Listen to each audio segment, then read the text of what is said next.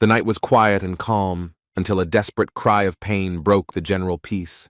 Running through the dimly lit streets of the town, the girl tried to find the one who so badly needed help. When she finally saw the man who had made the noise, she anxiously asked what had happened. Sweating from the agony, the boy could barely utter that he needed a healer. Yes, reaping the fruits of his wrong choice was truly painful. The poison had already shown its effect, and processes had begun that brought unbearable suffering to the site of the lesion. There was no longer a living spot on Ras Tucker's leg.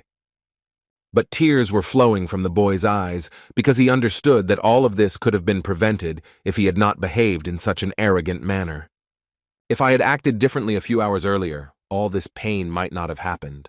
Then he walked through the streets and caught the last rays of sunlight. Feeling incredibly tired, Ras Tucker could barely drag his feet. Watching the lights come on in the nearby houses, the boy realized that despite all the pain he had to endure, there was still hope for salvation. The sight of the settlement brought tears to the face of the adventurer from the continent of Azul, because he realized that here they would not allow him to simply die from all the terrible wounds that covered his body. They appeared because of the black-maned wolves. Everyone, including Ras, knew that these creatures moved in groups, but this time the animals were able to surprise. The guy couldn't even imagine that there would be so many of them, so he barely fought them off, but they managed to cause him some damage. It was incredibly difficult to fight a pack of 30 individuals trying to tear you into small pieces. Not only were they stronger than the unfortunate adventurer, but they also attacked exclusively in a group, so he had no chance of dealing with them. After this fight, he understood perfectly well that he needed to get treatment, and this was only possible in some village. To begin with, it was decided to go to the Adventurers Guild building and borrow money there for treatment. Before getting what I wanted, I had to deal with a lot of paperwork, contracts, and only after that I received confirmation of payment. The guild employee explained that the amount Ras Tucker borrowed would be deducted from his next reward, but the interest would need to be paid separately. She noticed how bad the adventurer looked due to his injuries, so she advised him to recover before taking on a new job. A young man standing in the crowd also noticed that this poor guy could barely stand on his feet. It seemed like his head was starting to spin from pain. Now Ras needed to get to the church and try not to die on the way, because then nothing would help him. He felt so bad that it took him a long time to realize that someone was running after him and calling loudly. Turning around, it became clear that he was being followed by some stranger in a white coat, who was asking in a friendly manner if he needed a healer. The dark-haired man smiled and said that if the boy needed help, he didn't have to go all the way to the church, since it was quite far. Tucker immediately wondered who was standing in front of him and why this person was offering help for only a small reward. Everything indicated that this brunette was a healer, but a somewhat unconventional one, since he said that they could discuss the issue of payment after the healing. These words seemed very suspicious to the wounded man, so he first asked the stranger to show him his sign of belonging to the healers. After all, due to the fact that representatives of this type of activity earn a lot of money, many scammers have appeared. To combat the problem of unscrupulous representatives of healing, a special sign was approved, which was issued by the Adventurers Guild. That is why Ras Tucker decided not to trust the stranger's words and, in order to have peace of mind, asked to show the symbol. The brunette said something completely unexpected about how he told the guild that he couldn't aim, so in the end, they didn't give him any badge. Hearing these words, the boy considered this man a madman who was trying to pretend to be someone he was not. But the attention of the one who called himself a healer was not at all riveted to the words, but to the way his interlocutor moved, who so stubbornly walked forward. Following him through the dark streets of the town, the brunette quietly but confidently said that the wounds on Ras's body were inflicted by claws, and judging by the number and size of the cuts, he concluded that the creature was very strong if it was able to tear the adventurer to pieces like that. Also, the young man who was so persistently following Tucker suggested that everything happened somewhere nearby. The scratches look fresh. An uninformed person could not make these assumptions, but the most surprised thing for the injured guy was when his new acquaintance clearly determined that he had been attacked by black-maned wolves. After this, the man said that it must have been the wound on his ankle, which Ras had impaled himself on a branch, that was to blame, because the animals smelled the blood and went mad. Turning around, the boy looked closely at this strange man and tried to understand where he got such detailed information from. Smiling, the brunette explained that the lack of a sign does not prevent him from earning money by treating people. He also added that if Raz turned to the priest, he would spend 600,000 gold. The healer adventurer would take 300,000 from him, and he could offer something better. He said that he could help for only 150,000 zlotys. Hearing such a low amount, the guy wanted to laugh from yet another confirmation that he was dealing with a scammer. So Raz Tucker made a decision he would later regret. Calling the man a charlatan, he went to those who were supposed to help him by using holy power. The healer tried to convey to him the idea that this would not help, and that he would then be in unbearable pain, but no one listened to his words. Finally, the man said that if the wound hurt in his sleep, he could be found at the hotel, which was around the corner on the next street. After analyzing these words, the boy suddenly realized that he had managed to stay in the same hotel with this madman. He decided to stay away from him. After this, Ras finally came to church and felt the powerful healing power of a man who did this professionally. He felt his wounds healing and the pain disappearing as if it had never been there. The long-awaited relief washed over him in a pleasant wave. When the process was finished, the fair-haired priest said that the wounds were healed by the power of Lord Ivor, after which he demanded payment of 620,000. At that moment, Tucker realized that this cute Ivor would not allow his work to be unappreciated if he asked for such a high fee. When he left the church, he felt that it became much easier for him to move, and the pain went away. The priests, although expensive, but their services are definitely effective. The guy felt that he was absolutely healthy, but very soon he would understand how wrong he was, because the poison in his body had already begun to take root. That same night, his leg began to hurt and throb severely, and Raz woke up from these sensations. Getting out of bed, he noticed that his limb had darkened. A sharp attack of pain made him scream, his eyes clouded with tears. He tried to understand what was happening, because the treatment was successful. The boy rolled out of bed helplessly and started screaming for a healer. The hotel worker came running to the scream and didn't know how to help. Tucker's head was empty from agony. The only thought that haunted him was that this couldn't be happening, because the priest had healed him. When he felt really bad and started to feel sick, he suddenly remembered how he met an unfamiliar healer without a sign, who said that holy power would not help. But there was something else. That scoundrel said that if the wound suddenly hurts in his sleep, the guy can find him and ask for help. At that moment, he realized that other healers would not work, and he needed to find that strange person who could help him. But he ran into a problem. He didn't even know how to explain who exactly he was looking for, since the dark-haired man didn't give his name. When despair was about to swallow Ras Tucker, he suddenly heard a familiar voice that spoke of a warning about severe pain that the priest would not take away. This was the same healer who told the guild that he could not heal, after which he was not given a badge and was not allowed to work officially. Looking at the victim trembling in pain, the brunette said with a slight smile that he was glad to see him again. Looking at the girl named Julia, the doctor kindly said that she could rest and let him deal with this problem. Sitting down next to the sick man, the healer asked if he had really gotten worse after such an expensive treatment. Barely holding on to keep from falling face down on the floor, Ras said that his condition spoke for itself. After shouting that the guy was in terrible pain and his legs simply wouldn't let him sit still, the doctor suppressed a weak smile. He then said that he was ready to provide his services for 300,000 gold, and the treatment would begin only after payment was made. Upon hearing the price, Tucker shouted indignantly, to which the doctor replied that he could ignore his offer if he did not want to be cured. Realizing that he was in no condition to negotiate, the patient began to say that before this, the price had been half as much. But now, for some reason, it had increased sharply. After looking closely at the patient, the doctor said that this was indeed the case, but now the situation was 3 times worse than before. The answer to this was silence, so the brunette said that if the price was too high, then it was worth asking someone else for help. But the victim began to scream in panic that he would give his sword as payment. That was all the wounded adventurer could offer now. He claimed that his weapon could be worth at least 200,000 gold. After examining the sword, the doctor noticed that it had been handled rather roughly, but despite this, it was truly valued. When the man finally decided to help for such a non-standard payment, the weapon suddenly began to literally disappear into space. Ras couldn't believe what he saw, but his thoughts were too scattered right now to think about it seriously. Once the money issue was settled, the doctor announced that it was time to look at the injury. The boy's leg was in such a terrible state that he wondered if it was possible to die from it.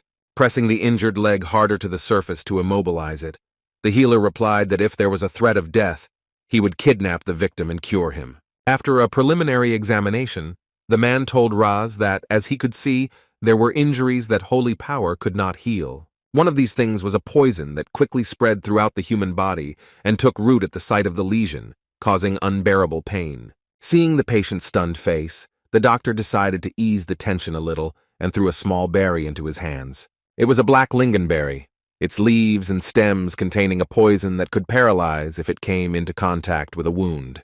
While the boy examined the berry and listened attentively, the healer explained that its properties were one of the reasons why black-maned wolves lived near it.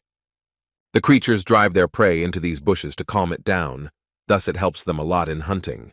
These words raised panic inside Raz. He began to beg for help, because there was a possibility that the guy would not be able to walk anymore. After listening carefully to the patient's cries, the man said nothing but materialized in his hand a bottle with some strange dark purple liquid. Placing it before the surprised boy, the doctor said that there was one way to avoid the outcome he so feared. The young adventurer's mind began to wonder what was in front of him, and he became even more nervous. Sweating profusely, he asked the healer where he wanted to apply the liquid, and instead of answering, he took out a knife and slowly ran his finger along its blade. The black lingonberry antidote had one interesting feature. It had to be applied to an open wound. The doctor himself would not have been against treating without cutting, but whoever treated Tucker did a good job of healing him, so the poison was out of reach. So there was no other way but to open the place where the poison's actions spread along the leg. Showing his knife, the healer repeated that he could not heal the way the priests did, but he had other methods. Smiling, he added that he didn't have any painkillers either, so the patient could scream as much as he wanted. As soon as the knife approached the patient's leg, he screamed with all his might and began to say that he was not yet ready to begin the operation. But no one listened to these screams. The cut was made, and the contents of the bottle hissed as they filled the open wound. One bottle of antidote wasn't enough, so the brunette quickly uncorked another one to have time to pour it on the fresh cut. One day, a healer from the Azul continent named Kang Sung-hyun decided that since he couldn't use healing, he could try alternative methods of treatment. The most interesting thing began 3 years ago, when he opened his eyes and discovered that he was inside an unfamiliar cave. Sun Hyun watched in surprise as a bunch of monsters appeared from everywhere and quickly spread across the area. They brutally attacked people and tried to tear them apart with their sharp teeth and deadly claws. At that moment, a notification suddenly appeared in front of the guy that he was classified as a healer. At that time, he did not yet understand what this meant. In this strange cave that was clearly in another world, Sun Hyun was trying hard to figure out where he was and what it meant for him to suddenly become a healer. It was lucky that he was not alone in this place. It seemed that some people were also dragged here from Earth and thrown to be eaten by monsters. Some people were shouting that they needed to return home urgently, while others were becoming curious and wanted to find out where they were. Listening attentively to these squabbles, the guy suddenly realized that he was in a situation that was more reminiscent of the plot of a fantasy book. After looking at his statistics window, the young man realized that he was completely confused because there was a question mark next to the healer class, so it was unclear who he was. He was pulled out of his thoughts by the girl, who suddenly stood up from her seat and declared that she agreed that they needed to figure out how to survive. She was confident that no matter how terrifying these monsters were, if we worked together, it would be entirely possible to defeat them. This stranger asked if each of them had received their class and skill, Sun Hyun thought. If the class was at least a little clear to him, then the presence of skills was still questionable. After all, he discovered that he had the ability to cut anything, had the ability to automatically translate any language, and nothing could escape his gaze. This was very strange, because in the guy's understanding, the healer should have had other skills, for example, healing, which was not in his arsenal. Well, memories of getting into this world can be put off until later, because reality was no less interesting. Wiping his hands, which were stained with the patient's blood, the doctor announced the end of the operation and asked the patient not to move for a couple of days. He could barely hold back tears of joy, because he was very afraid that the poison would kill him and he would not see the next day. To Kang Sung-hyun's surprise, Ross Tucker began to sincerely thank him for saving him, but he only said that he had guaranteed that everything would be okay. Turning his attention to the leg, the healer realized that the wound looked better, which meant that he was able to treat it without the healing skill. Now the red-haired adventurer was very ashamed of his behavior and also of the fact that he had cursed the doctor, calling him a charlatan. But Sun Hyun just laughed and said that he was already used to such words, because who would believe a healer who didn't have the most important skill? This reaction to offensive words surprised Ras. At that moment he realized that this man had not only talent, but also a broad soul. In fact, the doctor was pleased to see how people who doubted him came running and begged him for salvation. These thoughts remained unspoken, so as not to destroy the patient's thoughts about the broad soul of his doctor. After the operation, the man wanted to relax a little, so he decided to visit the Bitspal restaurant, which was located in the hotel building. There he called Miss Julia, the girl who worked there, and asked her for one hotel set. While waiting for his order, the doctor decided to fill out a journal. After arriving in this world, he developed a new habit. After all, the place he was transported to was full of monsters, and danger lurked around every corner. It was everywhere infected with various diseases, and the creatures carried disgusting diseases. The continent of Azul was a place where it was incredibly difficult to survive, because all sorts of evil spirits were drawn there like a magnet. Therefore, in order to find a way to return to Earth, Kang Sung-hyun began to keep records of daily events, from putting his thoughts down on paper by a sharp female scream that came from the staff rooms. It was young Miss Julia, who had hurt her finger and was trying to somehow relieve the pain so she could continue working. The doctor approached her so quickly and unnoticed that the girl screamed again, but now from fear, because she did not know who had crept up on her. Sun Hyun just wanted to examine her wound, but Julia began to convince him that there was no need for that since she was completely fine. Such disputes were a very common occurrence in the doctor's life, and he was very tired of them. So instead of persuading, he simply used his observational gaze skill, which helped him see the damage and physical condition of the target. One abnormal condition was found on Mrs. Body, namely a small amount of bleeding due to a knife cut on the index finger of her left hand.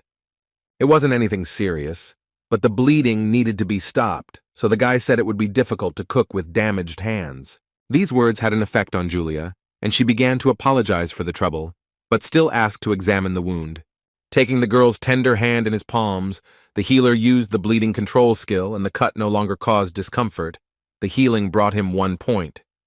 Sun Hyun had already accumulated a total of 103 points and could afford to spin the roulette wheel for 5 consecutive rounds. Suddenly, a bright light appeared in front of him and the roulette wheel began to spin, but only the guy saw this action.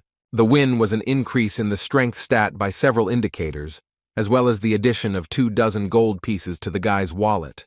But the most interesting thing was not this at all, but the fact that a new skill was obtained that converted the absorbed potion into energy and distributed it. Holding a bottle of healing potion in his hands, the boy thought about whether he should try to use this skill. Sung Hyun crushed the glass bottle in his hands and activated the absorption skill. Following this, the distribution ability was used, so that the physical strength of the target in the skill's application area was restored. Looking at how his hand was healing quickly, the healer thought that he could use this on patients as well, because it was much better than pouring potions. Closing his eyes, Sun Hyun enjoyed the feeling of power filling his hand and spreading inside like a warm stream. At that moment, out of nowhere, a stranger appeared, literally crashed into him, and part of the power passed into his body. The unfamiliar guy jumped up and began waving his weapon and asking the doctor who he was and why he was getting in the way of his feat. Hearing the accusations of a surprise attack, the doctor almost rolled his eyes in irritation, but then said that he had accidentally restored all of the man's physical strength, so they were even. He listened to his feelings and realized that he felt much better, which made these words true. So now the stranger jumped up to Sun Hyun with a smile and began to ask if it was really a healer standing in front of him. The boy said that he was from a village, so he didn't know about the existence of such a skill. The healer kept silent, saying that it was only available to aliens from another world, like him. Taking advantage of the opportunity, this man offered to join the ranks of their band of adventurers. He believed that their meeting was fate, since they were looking for a healer, so if Sung Hyun joined them, they would have a team of 4. The offer was unexpected, but quite interesting, so the doctor asked what mission this detachment had. The stranger said that they would hunt rare monsters that harm people. The reward for the mission was also quite good. It amounted to 1,200,000 gold. This information made Kang Sung-hyun seriously consider joining these guys, because they had a worthy goal and a good reward. Meanwhile, the Adventurers Guild was selecting a healer for the group, and one of the guys asked the candidate to demonstrate his abilities. He was a capable physician who believed that he was sufficient for the detachment to have one physician. The team members were convinced of this when he demonstrated his excellent abilities. At the moment when the newcomer was already accepted into the squad, Rick came to the guild building, bringing with him Sun Hyun. After looking around at those present, the man in the white coat turned to his new acquaintance and reminded him that he had spoken about 4 participants, including him. He nervously rubbed his forehead and told his comrade that there had been an embarrassment, and they had brought several healers at the same time. Looking at each other, the doctors realized that one of them would have to leave the squad, or they would have to share the reward. The team leader asked the guys if they were okay with the fact that the more people they had, the less each of them would receive. The 2 guys unanimously answered that they would not mind sharing the money they earned. Sun Hyun realized that this seemingly harmless stranger would not back down. Perhaps their desires and aspirations were the same. Shaking his head, the leader of the squad said that they would work together then. Holding out his hand, he introduced himself as Ferial. It was at this moment that the healer in the cloak looked at this young man very strangely for some reason. His eyes were not at all friendly. Nobody paid any attention to this, and everyone happily set off to carry out the mission, walking along the forest path, the guys chatting cheerfully. After examining the team members, the girl said that she felt very calm because there were 2 healers with them. But the doctors themselves were not very happy about this state of affairs. If Sun Hyun was simply irritated, then his colleague literally hated him. To attract attention and remind people of his importance, the priest began to list all his divine skills. He basked in everyone's admiration until Rick asked what their second healer could do. Sun Hyun wasn't one to brag about his skills or talk about them, so he simply waved his hand, and flashes of light danced around him. As all attention turned to the brunette, his colleague gritted his teeth and wondered what kind of trick this was that he had never heard of. The talent show was over, and now Sung Hyun was wondering what kind of monster they were all hunting for. Ferial added a sinister tone to his voice and explained that their target was the sewer rat, which inhabited all over the continent of Azul. After that, he and all his team members laughed lightheartedly and started saying that the tasks couldn't be easier, and the price was a nice bonus. At that moment, the boy realized that he had fallen into the company of experienced adventurers who had not encountered rare monsters. This is exactly what he asked the boys, who were a little embarrassed by the question, but then answered that they had never seen any rare monsters. Looking at his dissatisfied colleague, he learned that he too was not very experienced and had been a healer for less than a year. Suppressing an exasperated sigh, the healer said that they needed a lot more potions to fight the rare monster, so he suggested that they prepare as soon as they returned to the settlement. But Ferial thought it was foolish to turn back after they had traveled such a long distance, so he said that there was no need to worry about an ordinary rat. A young man in a cloak intervened in the conversation, saying that if his colleague had not taken enough potions, then it was his problem, and he could always leave the group.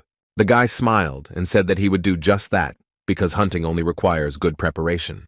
These words greatly surprised and worried the entire team, because losing one healer was quite unpleasant and dangerous. While the boy in the cloak was jumping with happiness, Ferial tried to persuade Son Hyun to stay. He was sure that the squad would be defeated, but he could help. The help, of course, cost a lot of money. The doctor named a price of 300,000 per person right then and there. The guys were so outraged that the guy had to leave them. Even after walking a few meters, he could still hear their indignation. Only one priest joyfully waved his hand goodbye and mocked the fact that his colleague was running away from some rat. Now he could not share the reward and take the amazing and very rare thing for himself. Time passed and tension among the squad grew, but finally Ferial announced that he had found what they had been looking for so long. In front of them was the very rat for which they were ready to give 1,200,000 gold. The priest stepped forward and said that his teammates did not need to worry about their stats being reduced.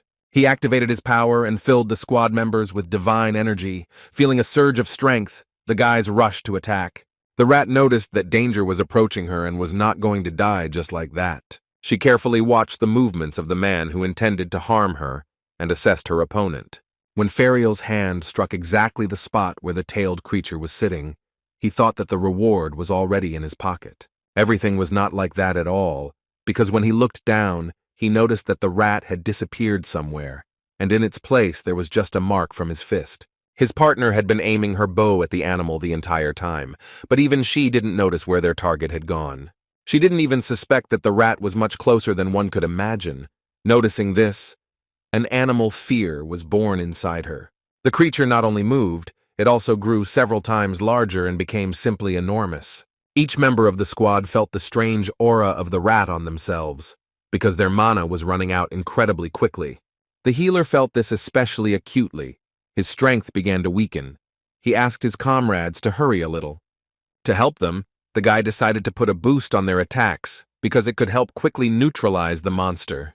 But what happened next was something no one expected to see, so now the priest was almost certain that his powers were useless. The huge rat went on the offensive. It literally began to multiply before our eyes, giving birth to hundreds of small monsters similar to itself. The creatures moved very quickly, and the squad members did not even have time to blink before they were surrounded, and some of them were even wounded by these creatures. It was simply incomprehensible that the guys lost so quickly, because when Sun Hyun warned about it, no one believed it.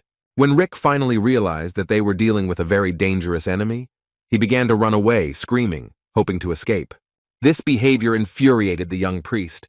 He was angry that one of the squad members was running alone, and on top of everything else, his mana had run out. Leaving his comrades to fight, Rick ran towards the portal that was supposed to take him away from this place. Running into the portal, he struggled with shame and made a deal with his conscience, saying that he was saving his friends in the next life. But the boy found himself in a far from safe place. The magical passage threw him right next to the priest. The shocked young man suddenly realized that there was no way out of here because they were locked in, so it was stupid to expect salvation. The same thoughts were wandering in the head of the healer, who screamed in despair and did not know what to do in such a hopeless situation. The last bottle of potion was irretrievably used up, and now the only hope was luck. And then that very hope appeared. Sun Hyun examined the place of the massacre and said that he warned about something like this. Now even the priest was not against seeing this impudent brunette, if his presence meant greater security. Activating his power, the boy asked if anyone could really believe that such a valuable reward was given for one rat. Sun Hyun was not against helping to deal with this situation, but if he was paid, he would agree to 500,000 gold per person. Seeing the strange green light, the rats suddenly became nervous. Even these small creatures could figure out when they were in danger, but the adventurers failed in this. The young doctor's hood even fell off in surprise. He could not believe that his colleague had not only returned, but was also demanding fabulous money. But the brunette was not at all embarrassed by such looks. He knew for sure that the squad needed him now, and not the other way around. So he noticed that the rats would soon attack again. While preparing for battle, the boy asked a priest named Mart Bello if he really knew how to use the shield of God. The guy hysterically clutched his head and began to act like a madman, but still managed to say that he had no mana left for such tricks. Taking out the necessary potion from his arsenal, Sun Hyun mysteriously said that all they needed was just mana. After that, he consumed the mana potion and activated the distribution skill, then directed the extracted power straight at Mart Bello. This action was simply amazing. The priest could not believe that such an effect could be achieved with just one skill. A nearby squad member said that such skills were complete nonsense, as it was an easy path that was not worth taking. This man claimed that the only one who was capable of such a thing was the great god. But Mart Bello literally felt the power of this guy on himself, and the fact that his mana was restored was not a simple coincidence. The priest suddenly got goosebumps from looking at the brunette, and he simply had to find out who was standing in front of him. There were suggestions that this man was an Ivor, a Frico, the embodiment of evil Agri, or even a Shihul. Sun Hyun watched with apprehension as this strange priest began to bow to him and say that he had been too rude to him. He thought with a grin that if he told the boy who he really was, he might not be able to bear it, and would become so embarrassed that his consciousness would leave his mortal body. At that time, rats did not miss the opportunity to sink their small, sharp teeth into the bodies of those who so wanted to harm them. They bit the members of the squad so badly that they lay down and could no longer move. Only Mart Bello was still fighting, and trying to fight off the bloodthirsty rodents. He then put his hands forward and began to chant a prayer that activated the shield of God, which was able to protect them all. A powerful energy began to emanate from the boy, which grew and grew, and after a moment began to lift the animals into the air and throw them back. Seeing this, his colleague realized that the boy was not lying, but was really good at his job. When the priest finished, he reported this to Sun Hyun, who praised him and asked him not to distract him from further work. Having activated his abilities, the guy pushed away the rat, which was about to bite his throat. After carefully examining the situation, Sun Hyun was finally able to understand the reason why so much money was given for this task. It was all about a trap called domination, which was that rare monsters had a special skill that allowed them to collect and subjugate their kind. If an adventurer got scared and tried to escape, he would catch them in a mini dungeon with the Master of Space ability. So Sun Hyun also resorted to trickery and prepared the pesticide of his world. This miracle cure was a peppermint concentrate, also called tentrol. This elixir was lethal even to small animals, so she should have been able to deal with the rats quite well. Although the amount that the doctor had in stock was not enough to kill 100 rats. But that didn't mean that Sun Hyun wouldn't try to do it. The guy went to fight the deadly pests without any further ado. He activated the absorption, absorbing all the properties of the elixir, and with the help of distribution, directed this power directly at the tailed rodents. When the main monster's defense was weakened, a trick called showdown was used to help it win. The creature was simply furious that some mere mortal had managed to wound it. Despite the fact that the blow was not fatal, the healer did not stop trying to inflict more serious damage on his tailed opponent. But this rat not only did not give in, no, it seemed to only become stronger from these attacks. Being around her during her attacks was incredibly dangerous, and Sun Hyun realized that the reward would not come easy to him, especially considering the fact that the creature once again used the domination skill and began to call even more of its kind to itself. At this time, the priest was in prayer to Ivor. He remembered that his colleague asked not to distract him, so all that could be done now was to appeal to the saints. Excessively loud screams distracted him from this righteous deed. Raising his gaze to the battle site, the guy was dumbfounded. He saw that Song Hyun's body was covered with vile rats, which were trying to grab his flesh with their sharp teeth. This picture frightened the priest very much and forced him to act. He shouted that he would immediately apply the healing. His colleague strictly forbade him to do this, because he was able to take care of himself. By activating the distribution, the guy used the power of regeneration on himself. Now the healer's stats were normal, but he needed to finish the battle before the potion's effect wore off.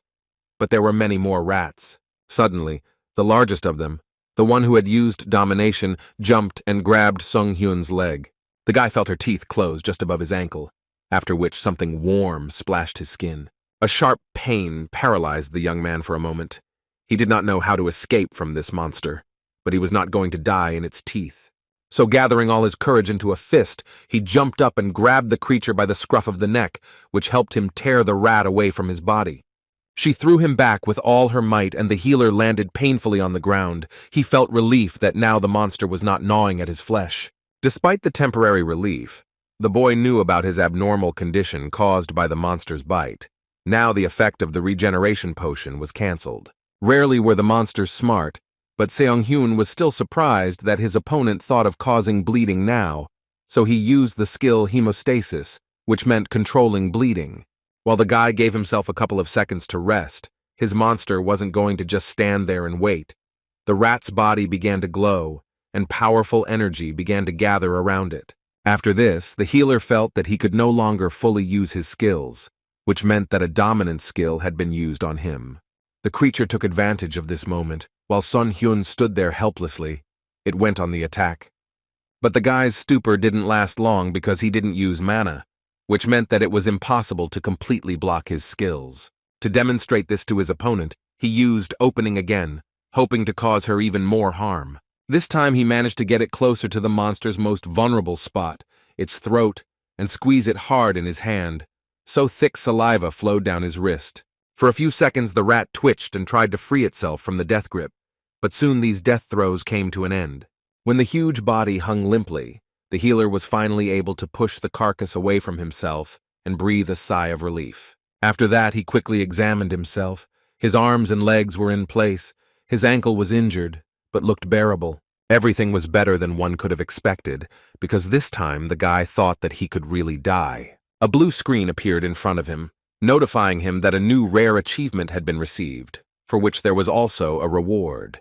Despite the pain and horror that Sung-hyun had gone through, he was now truly happy about this news. Seeing that his colleague was alive, the priest began to run towards him with shouts and tears of happiness. The healer didn't pay much attention to him, because he was much more interested in the reward for defeating the monster. When the roulette appeared in front of him, he was surprised, because he expected something more grandiose and unusual. As a reward, he received the throwing skill, which increased some of his characteristics. To be honest, the guy expected something more interesting. But there were some pretty good additional effects that allowed you to throw poison with a 1% chance of death, increasing the chance of damage by 25%. He was prevented from thinking things through properly by the annoying priest, Mart Bello, who was thirsty for his attention. In a blissful voice, he began to say that all the members of the squad survived only thanks to the strength of Kang Sung-hyun. Rolling his eyes, the brunette asked him to stop talking nonsense and finally wake up their comrades. The priest's power helped to heal and awaken them, and when the boys began to open their eyes, they could not understand what had happened to them. The first to be overwhelmed by memories was the leader of Ferial, who vividly recalled the huge, bloodthirsty rat. But instead, Sun-hyun leaned over him, asking with a slight grin how the squad leader was feeling. Stuttering, he began to ask if the healer had really killed the monster alone. The brunette laughed and said that the animal could not have died so quickly from old age. This joke didn't seem funny to Ferial, because to believe that some healer had defeated the monster single-handedly was even more absurd. Without giving the leader time to process everything, Sun-hyun immediately announced that he expected each of the team members to pay him 300,000 gold for saving him. After being promised that he would be paid, the guy decided to examine the body of the one who was the cause of all the mess. The boys looked with disgust at the huge, hairy body that lay a few meters away from them. They almost threw up when Sun-hyun took out a knife and began to cut open the stinking corpse of the monster, and they could only guess why he was doing this. Smiling as he looked at the stinking, bloody mess, the young doctor said that he would take something else, which is why he had actually gone with the detachment. It was a small round core that he had extracted from the body of a rat, such a rare item the guy simply could not miss. Having received a rather heavy bag with a reward, Sun-hyun said a little embarrassedly that he was now ashamed. Ferial assured that everything was fine, because they were all grateful for the rescue. Nodding, the healer offered to treat the squad to a drink, because thanks to them, he learned about the task. One of the group said that tomorrow they were leaving for their home village, so they needed to be clear-headed in the morning. Looking at Sung-hyun's interested look, Ferial explained that the three of them had come from the same village and were now on their way back. The leader lowered his head and said that they no longer had any desire to be adventurers, since their previous mission had almost signed their death warrant. It's a bit sad, but in fact the guys were right. Yes, adventurers could make a lot of money quickly, but it came with a lot of risk. So Ferial said that they would drink some other time, because now they needed to stay sober before the long journey. Not knowing what to answer, the doctor said that he was sorry and waved goodbye, but the priest standing next to him did not do even that. Looking at the young man, Sung-hyun asked if he wanted to have a drink with him, but holy boys like this one did not drink alcohol. Then the brunette suggested to his annoying acquaintance that from that moment on, they pretend that they didn't know each other at all. He began to behave like a real fanatic, saying that he would do everything for the master and would help hide his identity. The priest stepped aside and began to lament to himself that he was still not good enough to witness the rise of the great god, so he decided to train more. Watching this scene, Sun-hyun thought with horror that he was the reason that the boy turned into a crazy fanatic. Then he decided not to take responsibility and not to worry, because he could not be responsible for the feelings and actions of other people. Right now, he had more important things to do, like assessing a rare item he'd obtained in a fight with a deadly rat. This led him to the building where they evaluated such artifacts. As soon as the door opened, the Adventurers Guild artifact appraisal shop employee immediately greeted the new customer. All the shelves were filled with items obtained from hunting monsters, sealed in crystals so that the powers could only be used after being unsealed. Placing the core cut from the monster in front of the employee, Sung-hyun said that he wanted to know its value. It was very small, shimmered in the light with a deep purple hue and emanated powerful energy. It seemed the employee felt it too, because his eyes instantly widened. The healer realized that everything was better than he expected. The man banged on the table and announced the start of the test. Suddenly the whole room glowed and light began to pour directly onto the small core. This light helped to see the true power and all the imperfections of the object. If there were any, the worker carefully looked at every glare. Upon completion of the inspection, the specialist gave his verdict. The item was of rank C and was an amulet of low life. Its price was about 80,000 gold, but the worker added that if they were sold to the store, they could fetch as much as 120,000. After looking at the man carefully, Sun Hyun didn't say a word, but began to take out some kind of potion from his pocket. He then poured a few drops onto the core, prompting a stream of concerned questions from the store employee.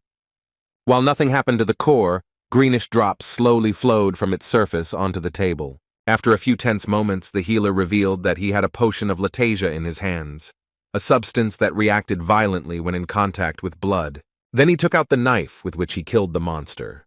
The store employee listened attentively, but did not understand why he needed this information. Ignoring the worker's strange looks, Song Hyun continued to explain that the potion could be used to see blood even after the item had been purified. To keep the conversation going, the man suggested that if the core came out of the monster's body, it should react even more strongly than the knife. Smiling, the guy confirmed this guess, saying that this is exactly what should happen, unless someone cheated and replaced the object.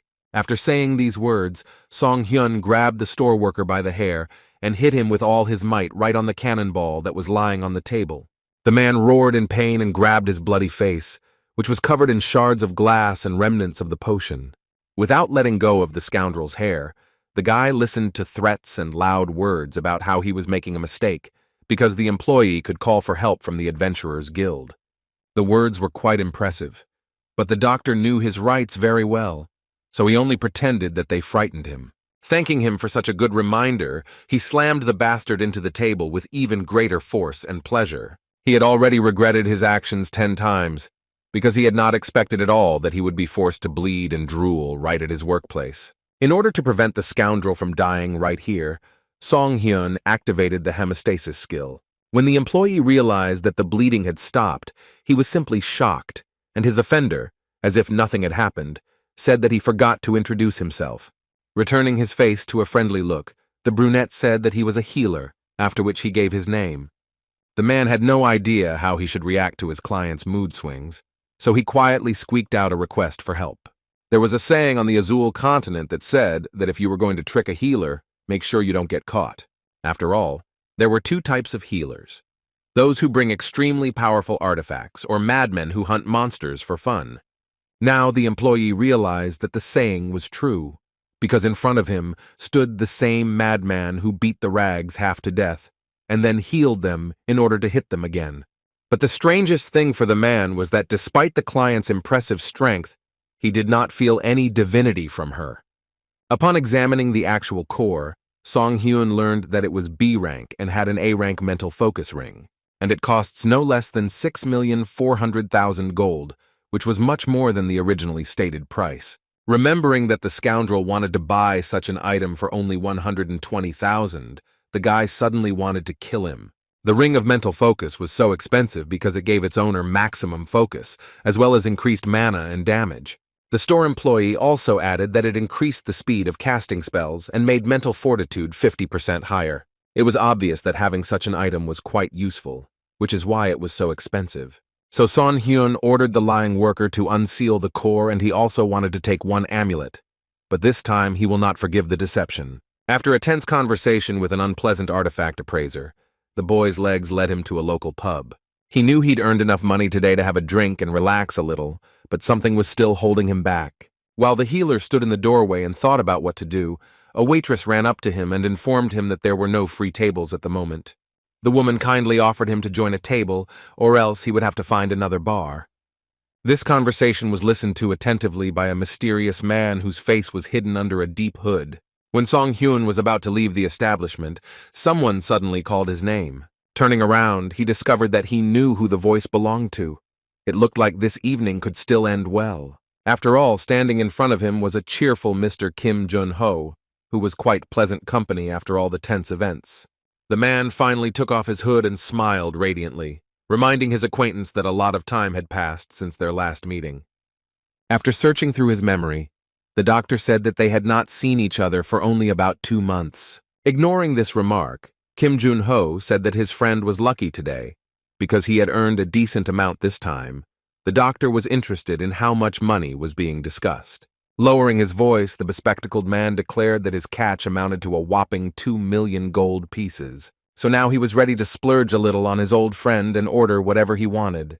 The guy chuckled and said that in that case, Jun-ho should try Balato's raspberry mead, which cost almost 2 million. Seeing his friend's frightened eyes, the healer laughed and said that he only ordered such expensive drinks at his own expense. The table gradually filled with various delicacies and very expensive drinks. During dinner, Sun Hyun told about the difficult task he had completed the day before. Having finished his story, he asked if anything good had happened to his friend today. But instead of answering, he anxiously asked if he really needed to drink this stamina potion. Nodding his head, Sun Hyun added it to the decanter of mead as well. It was quite tiring to keep thinking about the characteristics. Endurance was different from strength. A healer could restore it simply by resting, but he could not use skills without it. From the beginning, Seong Hyun had no mana. He thought it was because he was not from the Azul continent. But then this assumption turned out to be false, because other travelers between worlds, such as Kim Jun-ho, had it. The guy's friend thought that he even had his advantages because mana restoration potions were very expensive.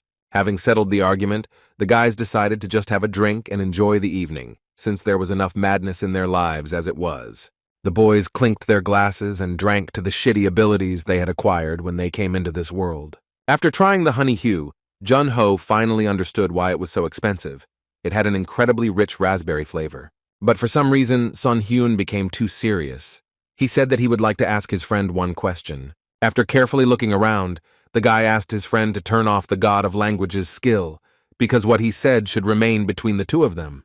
Jun-ho did so, and then asked if the healer had finally figured out how to return home, and he replied that he was expecting too much. He told his friend that he had acquired a new skill, but something strange was happening to him, because a black star appeared next to his description. It seemed strange to both guys, because neither of them had ever encountered anything like this and didn't know what it meant.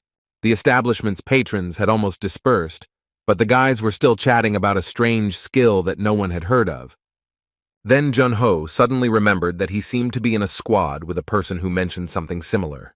According to a friend, this stranger was so strong that the difference in strength was immediately obvious. This man destroyed everything on his own. It turns out that this man had the ability with the Black Star. On the last day of their mission together, he suddenly began to scream with an inhuman scream. The stranger looked at his trembling hands and muttered that he had finally acquired the fourth skill. Approaching his friend, Jun-ho whispered that perhaps this was their way of returning to where they came from. This conclusion made sense, so Sun Hyun thought about it seriously. It was late at night, and the boys left the pub to finally say goodbye and head to where they would be spending the night. Jun-ho was so impressed by the mead that he even took the bottle and promised his friend to buy him 2 copies as soon as he earned enough for them. At this point, their paths diverged, because the healer was going to go buy some potions, and his friend was already dreaming of plunging into the world of dreams. They said goodbye and each went off to spend the night as they pleased. Left alone, Sung Hyun began to think that if his comrade's words were true, then obtaining 4-star skills might change something. While still sitting at the table and sipping a glass of cloying mead, the guy decided that he simply had to get these abilities and return home. Most likely, it was in these skills that the clue was hidden on how to find the way to your world. All that remained was to understand how to obtain such serious skills without saying goodbye to life. Yes, his friend forgot to tell him exactly this extremely important detail: how not to lose his own life in the pursuit of power. Sighing, the doctor thought that maybe he should do something good tomorrow to earn a few points. Morning came and the settlement of Hind came to life, especially noticeable in the street market. People crowded around some sign and looked at it in surprise, trying to understand if it was a joke. A leaflet was nailed to a wooden pole, announcing that a healer was ready to cure them for next to nothing. This do-gooder was Sun Hyun, who suddenly decided to do good deeds and earn points at the same time. Little by little, people began to crowd around his place and ask if he could really help them. A red-haired girl approached him, mocking him, and saying that she knew the guy because he was the one who couldn't get the healer's mark because he didn't know how to use healing. Hearing this, people began to doubt his abilities, saying that they had thought that some kind of charlatan stood before them. Well, Song Hyun wasn't very surprised that the place he had taken was now empty since people didn't trust such benefactors. When he was already disappointed and was about to leave, a local resident suddenly came to visit him, who clearly did not come to make fun of him. These were exactly the kind of people Sun Hyun's real clients were, ordinary people in need of help, not spoiled adventurers. The young girl asked if the healer accepted trades as advertised. She had some potatoes that she had brought with her as a gift, but she was not sure that they were enough. But the brunette smiled broadly and said that it was a decent payment and asked what was bothering her. Untying the dirty bandage on her hand, she revealed a large cut, explaining that she had injured herself while working in the fields. The girl said in fear that she had heard about a man who had cut his finger with a garden hoe, after which he became very ill and died. This was possible, because it is not so difficult to catch tetanus, and without a vaccine, people were defenseless against this terrible disease. So he called the patient closer and said that now he would examine her wound and understand how serious it was. Skill-observant glance showed that the abrasion from the hoe was not deep, but due to the use of old bandages, infection was possible. Having carefully studied the information, the healer thought with relief that the young miss had not caught tetanus. He told the girl this with a smile, after which her face literally lit up with happiness. Taking a small jar from the table, Song Hyun handed it to the miss and said that this medicine should cure her. She examined it and said that she had never seen such a potion before and that it looked rather strange. The guy corrected her, saying that it was a balm. The doctor recommended applying it after breakfast and dinner, but the most important thing was to use clean bandages. Then he suddenly frowned and realized that he had said something stupid, because the poor village woman would hardly have that many new bandages. Leaving her and running to the side, he decided to help her solve this problem, since today he was the epitome of nobility. He took 10 bunches of grass and began to separate them into individual fibers. If there were no bandages, the guy could make them himself. A skill called fabric creation helped him with this, so now instead of grass, a new white fabric appeared in his hands. The healer decided that he needed to make more bandages, because it was not easy for an ordinary person to get them since the price for them was quite high. When the miss realized where the doctor had gone and what he had done for her, she began to thank him for his help with tears in her eyes. Now he let the girl go with a clear conscience, because now she definitely won't bring any infection into her body. It was a very good start to the day. After the patient left the yard, the guy went to his statistics and happily noted that he had received points. After people saw that the healer was really helping and not just talking, they began to go to him in droves. The real excitement began when the villagers learned that the doctor was not charging money for the examination, but something in exchange. Now Sun Hyun realized that those who really needed help were starting to come to him, and not those who were simply stingy about paying. There were so many patients that the guy stopped counting how many points he earned, because now he enjoyed the process, not the result. Hunting monsters was also a good way to spend your free time, but it was much more enjoyable to save lives than to take them. So calmly treating people in the settlement turned out not to be so bad. It was quite possible to repeat today's action. Just as he was thinking that he hoped to see only patients like today, something suddenly knocked the box with his potions to the ground. Slowly turning around, the guy noticed that some of the contents were damaged. Then he heard a voice saying that everything he was doing was nonsense. An unfamiliar blonde man entered the yard, who looked like a rich man who got lost in the village. He asked if this dirty tent could really be called a healer's shop. The blonde looked around arrogantly, including Sun Hyun himself, and then ordered in a commanding tone to give him some potions. Looking again at the box of potions that had been brazenly thrown to the ground, he could barely suppress the anger inside him. Of course, the first question that came to the healer's mind was who this vile freak was, but out loud he only asked what potions the client was interested in. Sitting down on the chair as if it was his personal throne, the blonde said that he needed any of the potions that Sun Hyun had prepared. All signs indicated that this strange guest was from a noble family, but it was unclear what he was doing in this small shop. Taking out one of the balms, similar to the one he had given to his first patient, who had injured her hand, he showed it to the buyer. At the moment, this medicine was the only one in the doctor's arsenal, so he suggested it. Having carefully examined the guy and his goods, the mysterious guest muttered in a strange voice that this was indeed done by this healer. Saying that the potion maker was incredibly lucky, the blonde introduced himself as Richard Yarev. He was one of 3 sons in his noble family. Sun Hyun immediately understood who they were talking about, because the Yarev family was quite influential in this area. When the healer asked what brought the nobleman there, his guard replied that there was no special reason. The head of the family simply wanted to hire a simple but capable doctor like him. The guy didn't show any sign of surprise, but that didn't mean that inside him, there wasn't a question as to why someone from such a proud family had come to him. The head of the house's son spoke up and told his guard that they could have carried out this troublesome task themselves, but he reminded them that it was their father's order. Without further ado, a small bag with unknown contents flew toward Sun Hyun, followed by an order for him to accept it as a gift. When the guy asked a logical question about what was inside, the blonde squealed, saying that he could have figured it out himself. A guard entered the conversation and explained that inside was an ingredient needed to make a cure for Tejes. As he fingered the dry twigs in the bag, the healer remembered that Tejes was the name for the infected area in the west. Tejes used to be a very picturesque place, but now the land here oozed poison. The ruler of those lands fights the monsters with his army in order to stop the spread of the infection, but a misfortune happens. Sun Hyun suggested that the gentleman came into contact with the infection during the process. That's exactly how it was.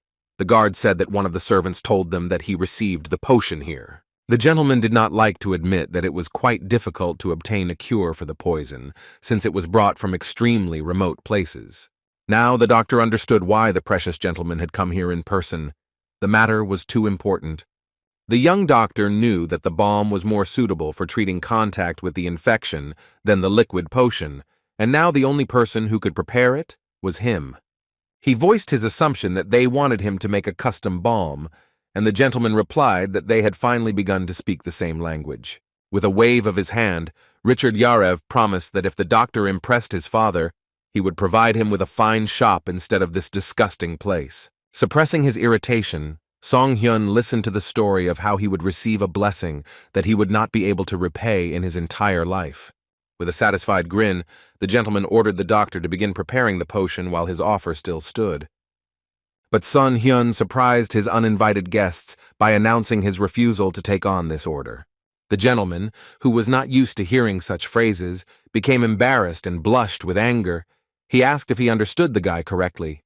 He repeated once more, louder and more clearly, that he refused to fulfill their request, and asked the guests to leave. Richard began to come threateningly close, and say that it was impossible to just take and refuse the privileges given by his father.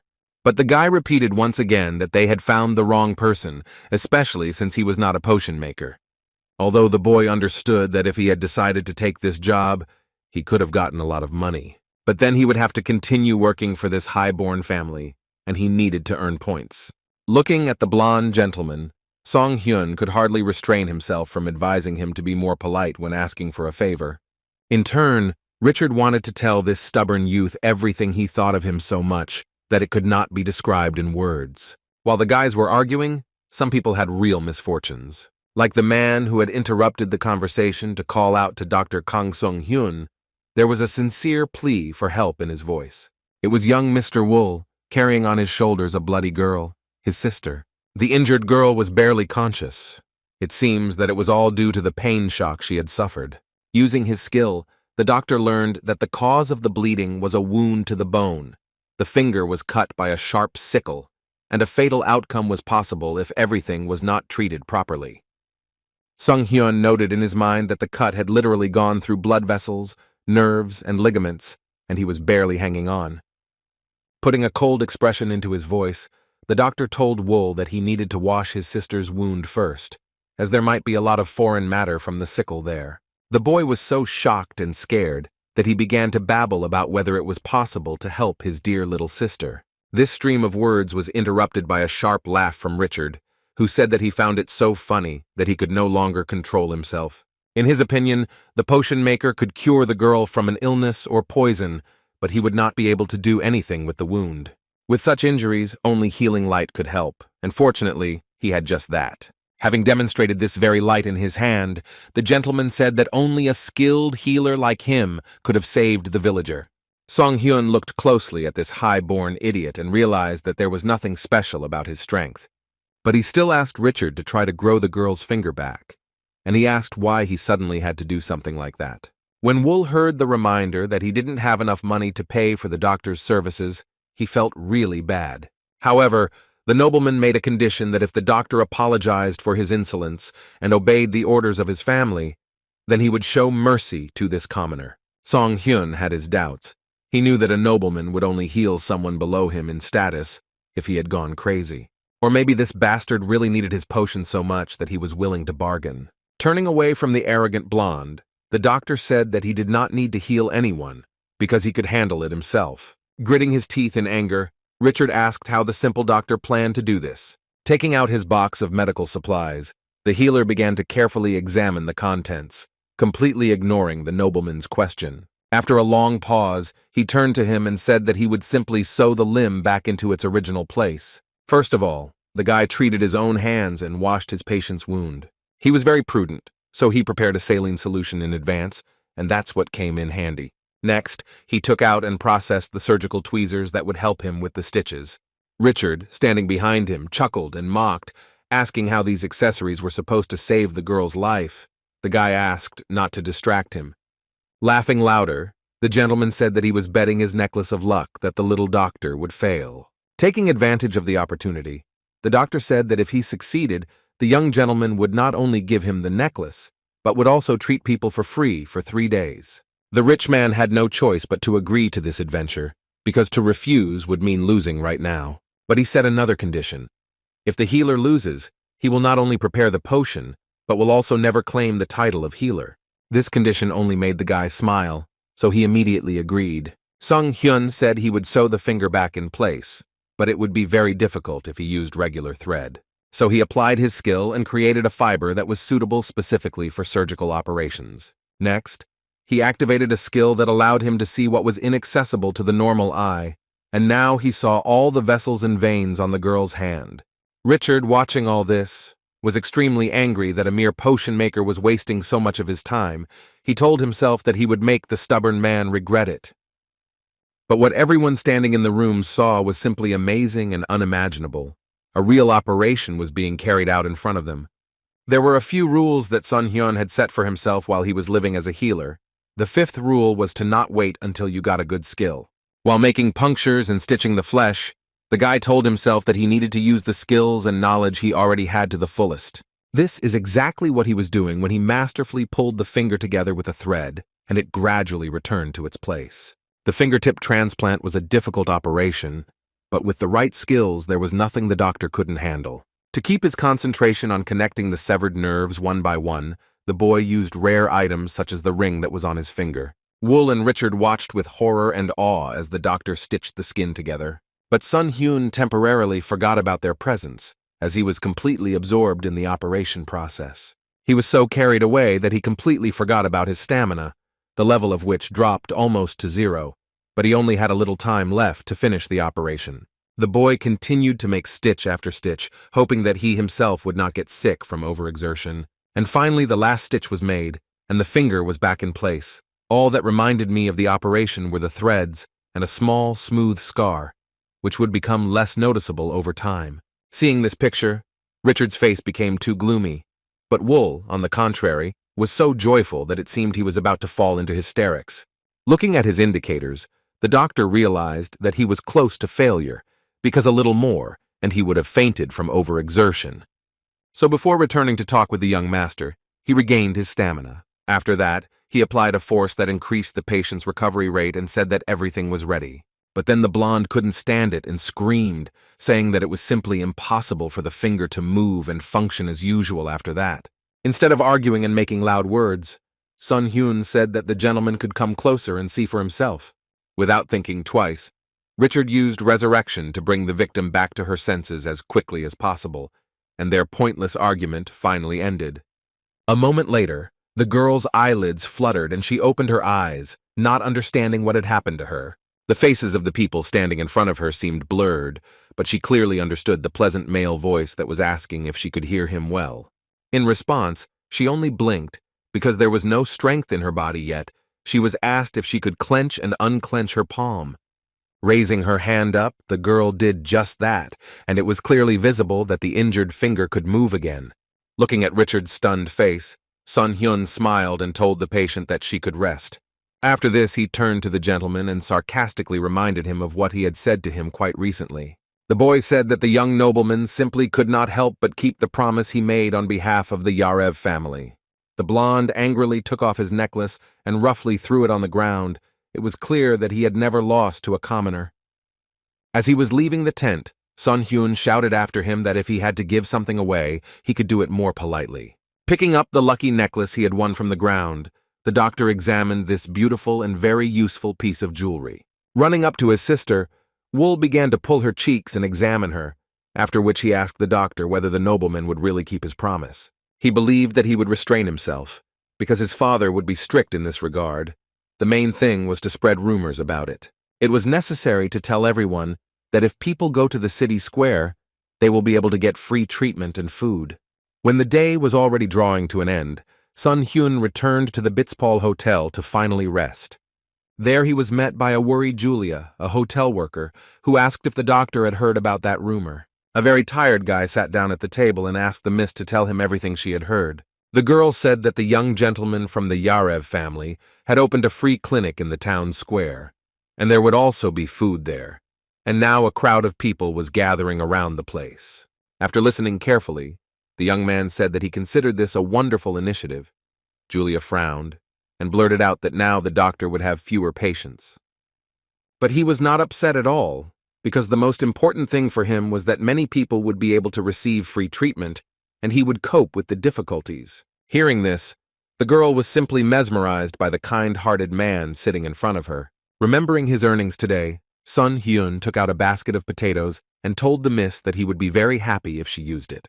Inspired, Julia said that she would be happy to cook something tasty and help the healer restore energy after a hard day. He was, of course, grateful, but it was absolutely clear that he would definitely not be energetic today. Moreover, the roulette let him down today because when he wanted to spend points on acquiring a rare skill, he only got a couple of gold coins. Well, it would be much stranger if he came across useful skills as often as he did last time, but nevertheless, he still managed to get something worthwhile, for example, a crystal of life force. To fit it into the inventory, he had to expand the space there, but that wasn't a problem for the guy. Looking at the crystal, Seong Hyun realized that this ingredient was meant for endurance equipment, so it was quite useful. Suddenly, the familiar voice of Kim Jun-ho was heard. It was surprising that he also stopped here. He explained that the establishment had the most delicious food. Seeing the crystal in his friend's hand, the man in glasses rummaged in his pocket and pulled out a card for enhancing such items. Jun-ho generously offered that his comrade take her for himself, since he had no use for her. The doctor reminded him that his friend could have made a lot of money if he had sold this little thing, but he still took the card for himself. When Sun Hyun extended his hand, an interesting little thing caught his interlocutor's eye. The ring, it was still on the healer's hand. He said that he would not continue to use it. It was just necessary to use its power in a certain situation. Moreover, it was quite expensive, and it was clear to everyone that difficulties could arise when selling it. To Sun Hyun's surprise, his friend recommended him a very good store that would solve this problem. Jun-ho thought that the gun shop could help deal with this ring. When he got there, the healer found that the place wasn't that bad, especially considering that it was recommended by a friend. There was a strong man there, most likely a local blacksmith who was engaged in the manufacture and sale of weapons, which he himself made. After greeting the worker, the guy placed a necklace of luck in front of him, wanting to sell it, but the crystal inside was cracked. This vile Richard did one last dirty trick.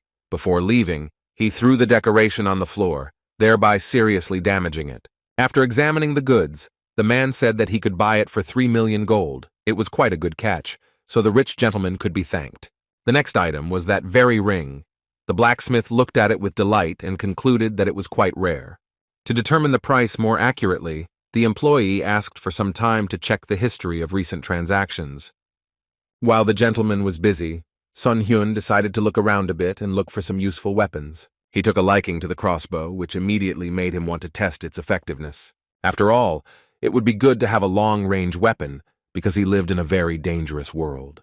When the guy wanted to touch the object, suddenly the space around him began to glow, and the crossbow seemed to beckon him. Everything inside him screamed that he needed to get this weapon at any cost. The light indicated that he needed to pick it up from its place and take it for himself, because it would be useful later. All these messages were strange, because the healer had never received anything like them before.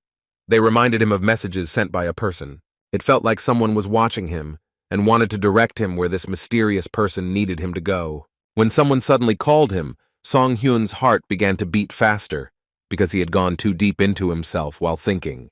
But it was just a store employee who decided to ask if everything was okay with his customer. Having said that everything was fine, the guy asked if this crossbow was some kind of special weapon. The man's voice became reverent as he spoke of Fricky's crossbow, a precious weapon found among the ancient relics.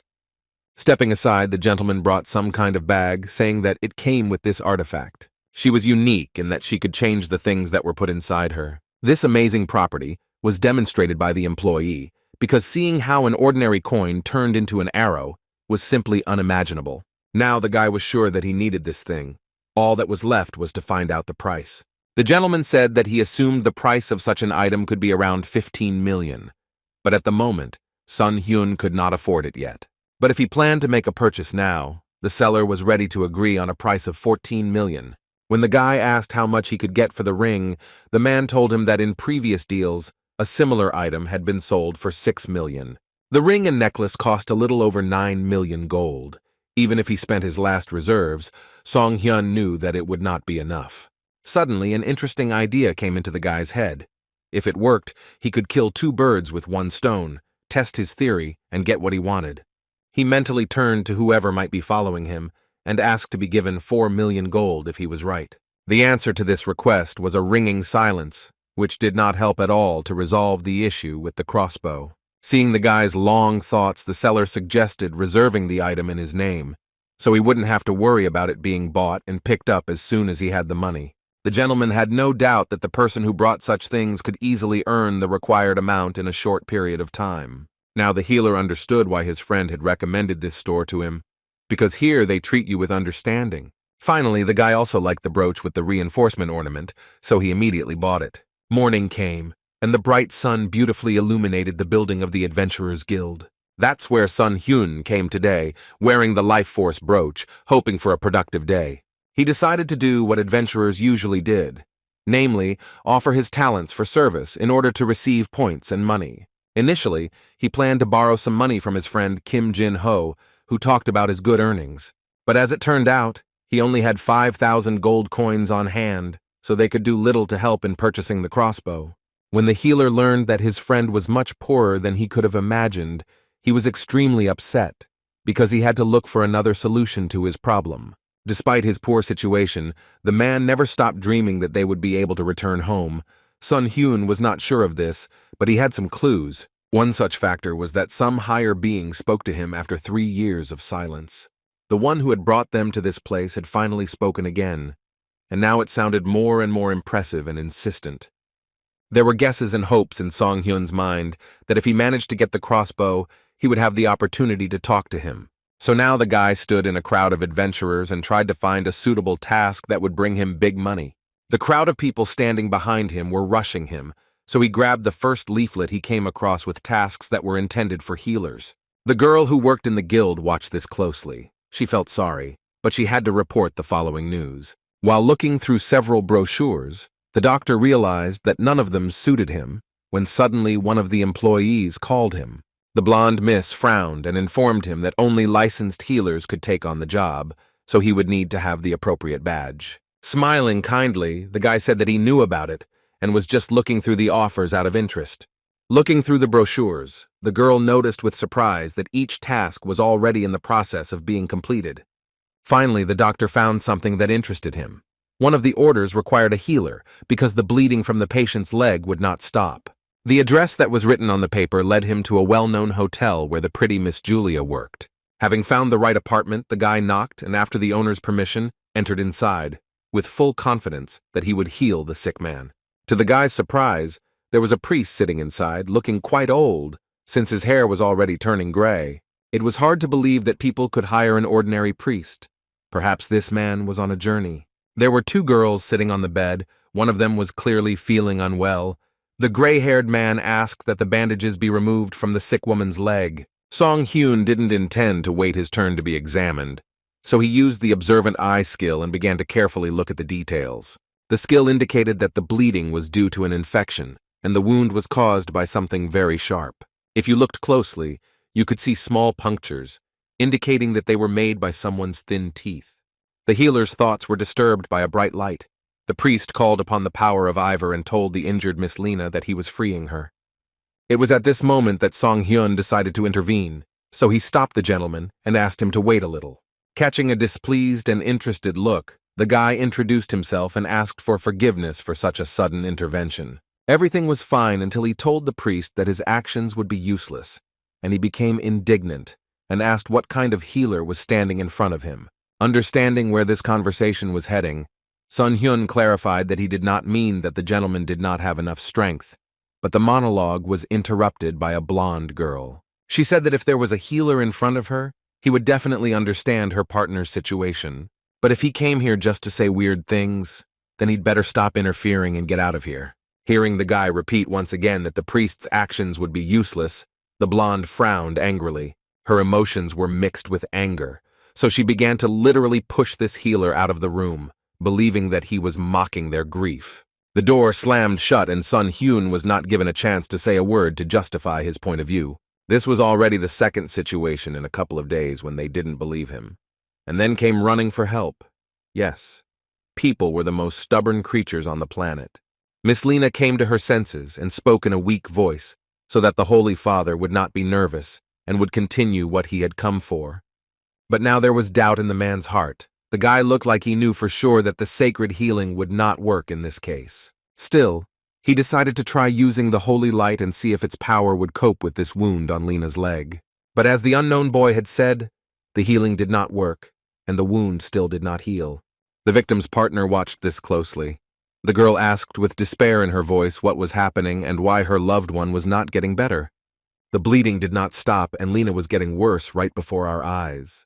Her friend understood that everything was exactly the same as with the previous healer, but she thought that the priest of the Ivor Church would be different. The blonde's eyes were clouded with tears. She didn't want to believe that no matter what doctor she brought, no one would be able to heal Lena. Suddenly, the victim began to whisper something quietly. It was the name Lizzie, which belonged to her friend. Barely finding the strength in herself, the wounded woman reminded that the healer who had been here earlier knew that healing her would be useless. Based on this, one could assume that this person knew how to help her and could do it personally. After thinking for a moment, Lizzie replied that the doctor was very suspicious, especially considering the fact that he told the priest not to heal. Taking the girl by the hand, Lena could barely say that she wouldn't last long on the potions. Her partner was convinced by how cold her hands were. Now Lizzie was determined to bring that strange man into their room and ask for an examination. The noise on the upper floors distracted Julia from her work. Then she heard someone hurrying down the stairs. Suddenly, a blonde customer flew up to her and asked about the person who had just left the hotel. She described the man as being quite tall and dark-haired. After thinking for a moment, the hotel worker realized that she was talking about Mr. Kane, the doctor, who was sitting nearby. Noticing the blonde's approach, the young doctor asked with a grin if Mrs. Lena's treatment was going well. Clenching her hands in anger at having to swallow her pride, Lizzie admitted that Father Huvis's healing had not worked. She was almost certain that the guy knew what was going on and could help with this matter. These guesses were confirmed by Sun Hyun himself, because he said that he understands what needs to be done in such a situation.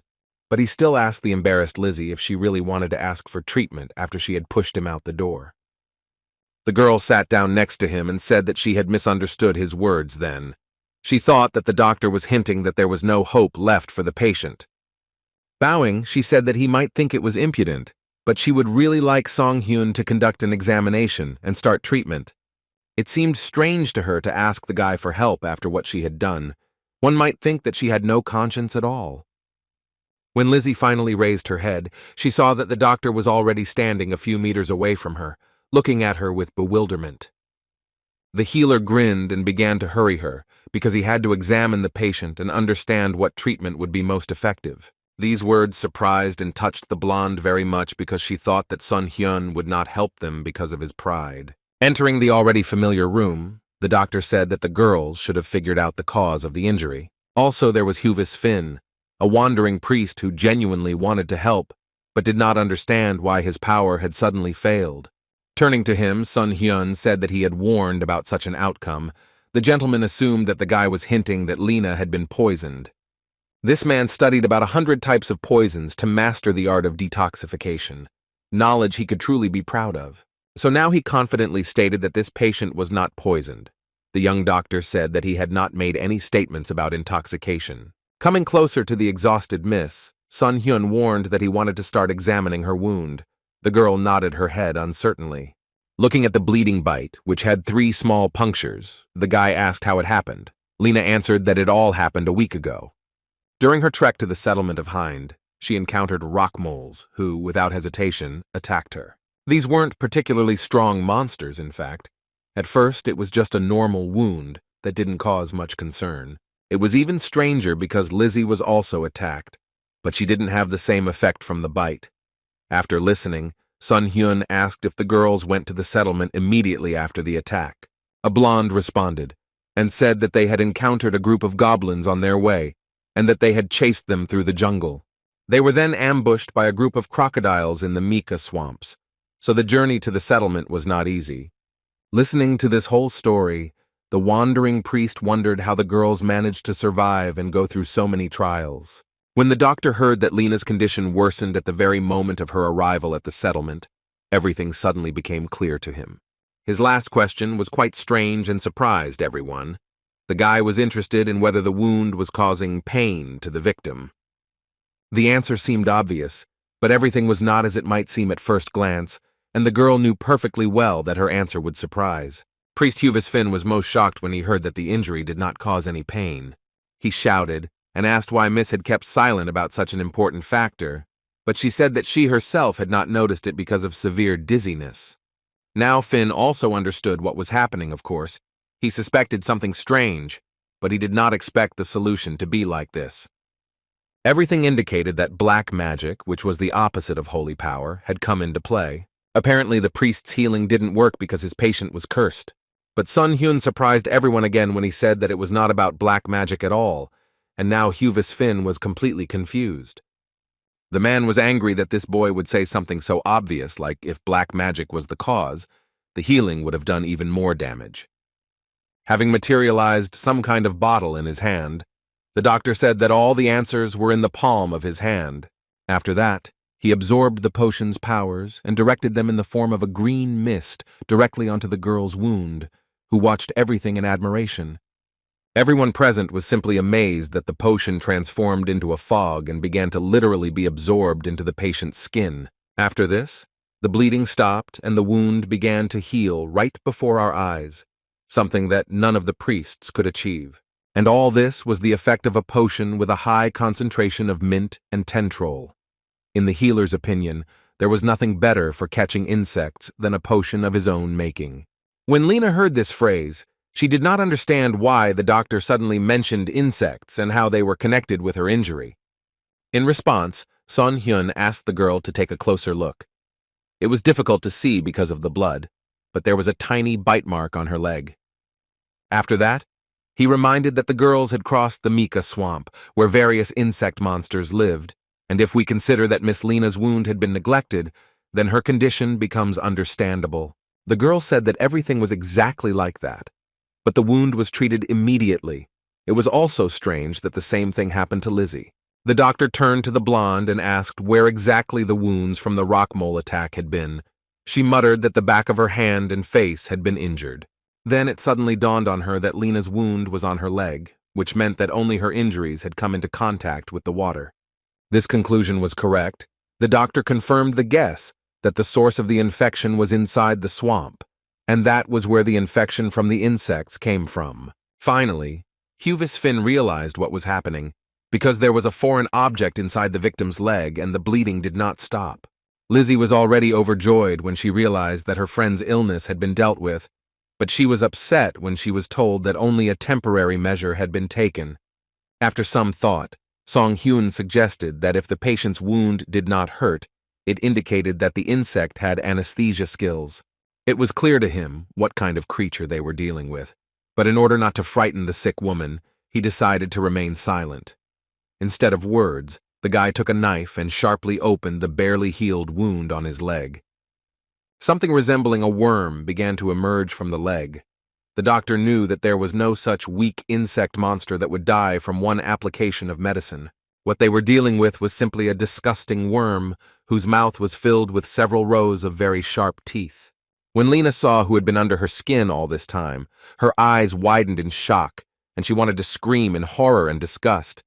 She and her friend couldn't help but scream when Sun Hyun used his knife to pull the creature right out of the girl's flesh. Everyone present in the room was very interested in what kind of creature had settled in Lena's leg because it was so massive and frightening. All of Sun Hyun's attention was focused on this monster, which was the most dangerous right now, as it would be looking for a new victim, so it needed to be destroyed immediately.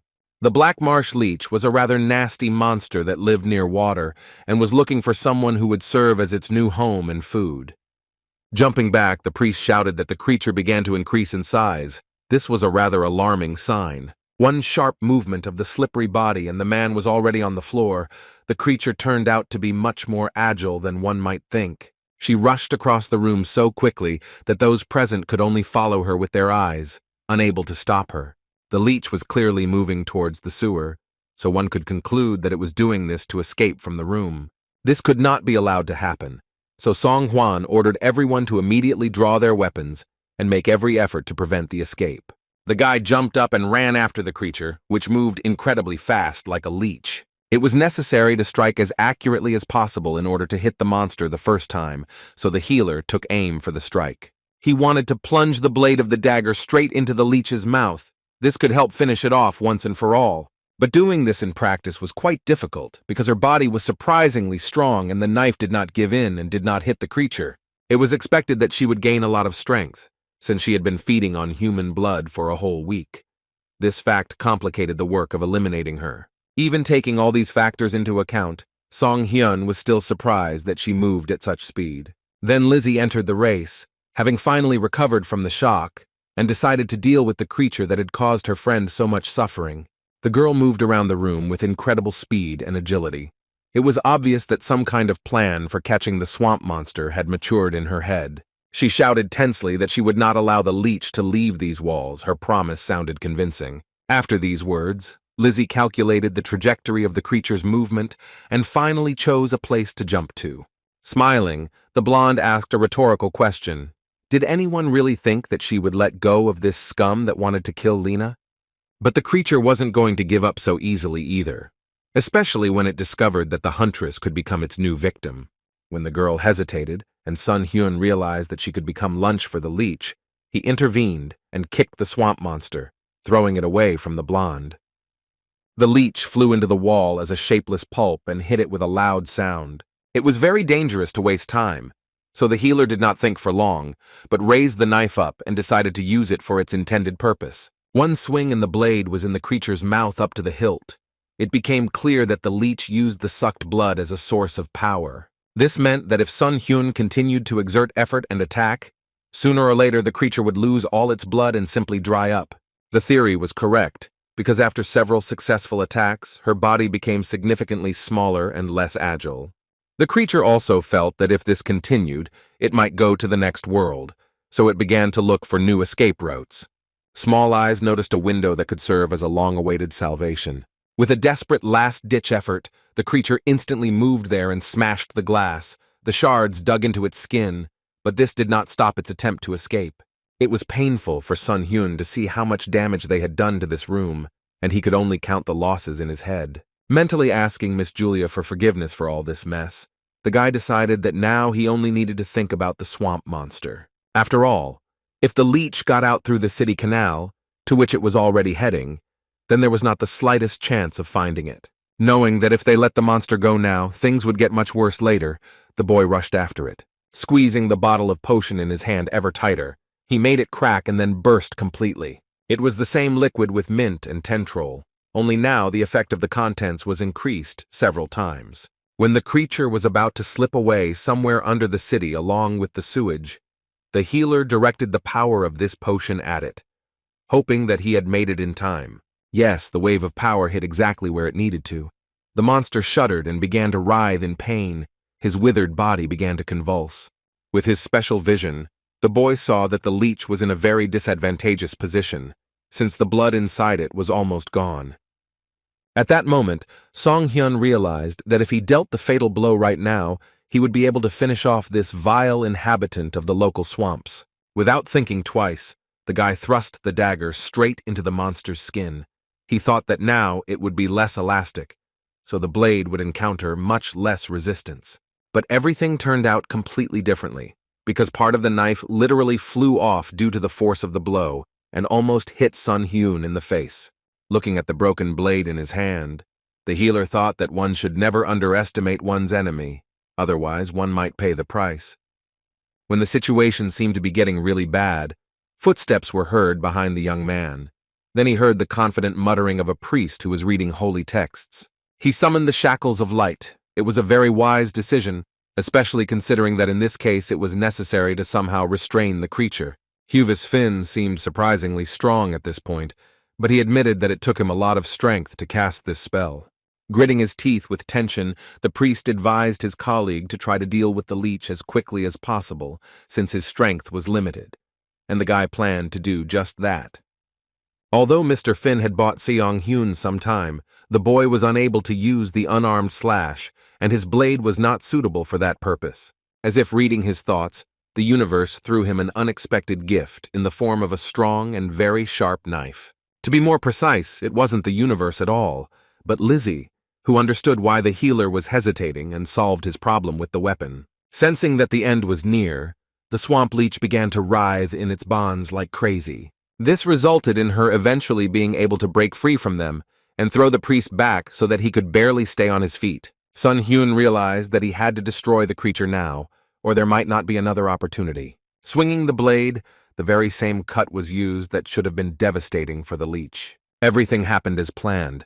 The body of the swamp monster disintegrated into many stinking parts, which now will not cause any harm. Now the leech was dead, and one could rejoice that no one would have to be saved anymore because of its invasion of the body. Picking up a piece of the fallen monster's flesh, Sun Hyun offered the priest to take it for himself, since it was thanks to him that the enemy was defeated, but he did not want to touch such a filthy creature.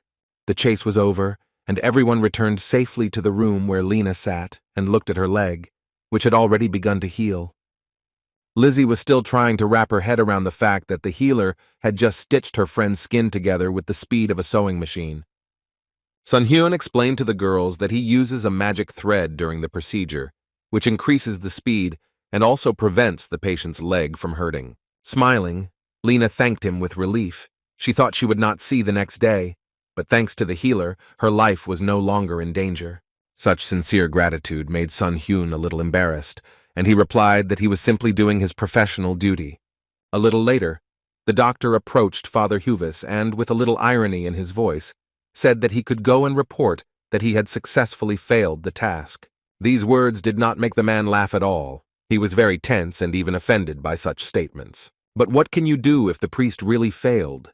Sun Hyun planned to get a reward, and for that Finn must admit that he failed.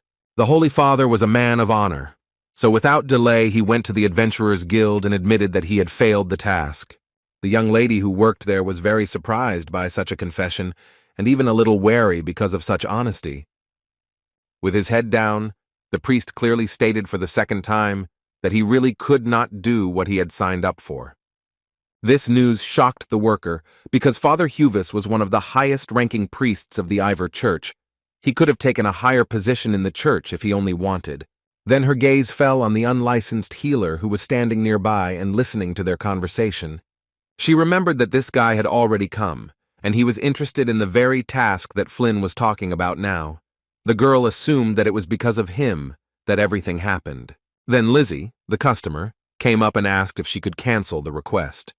The employee mentally counted the losses in the form of lost reputation and budget cuts, but she could not refuse to cancel, because the reason was acceptable and the client was very insistent on her own.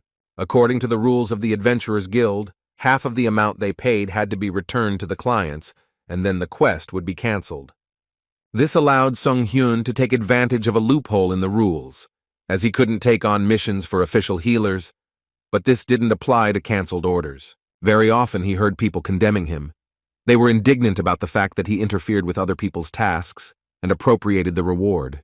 They kept pointing out to him that he didn't know how to use healing, and that he used controversial and unconventional methods of treatment. Of course, he understood people's indignation perfectly well, but on the other hand, they could always start treating patients correctly, and then he would have nothing to interfere with. Having taken the money from the guild, Lizzie approached the healer and presented him with payment for his help. The guy thanked her because he really needed the money.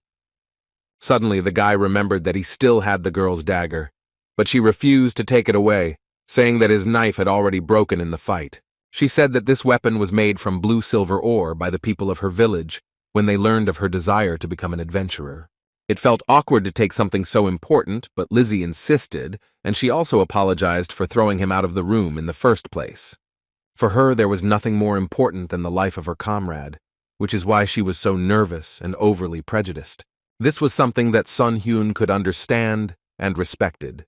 So he thanked the blonde again for the reward she had given him and promised to give her a discount if his help was needed.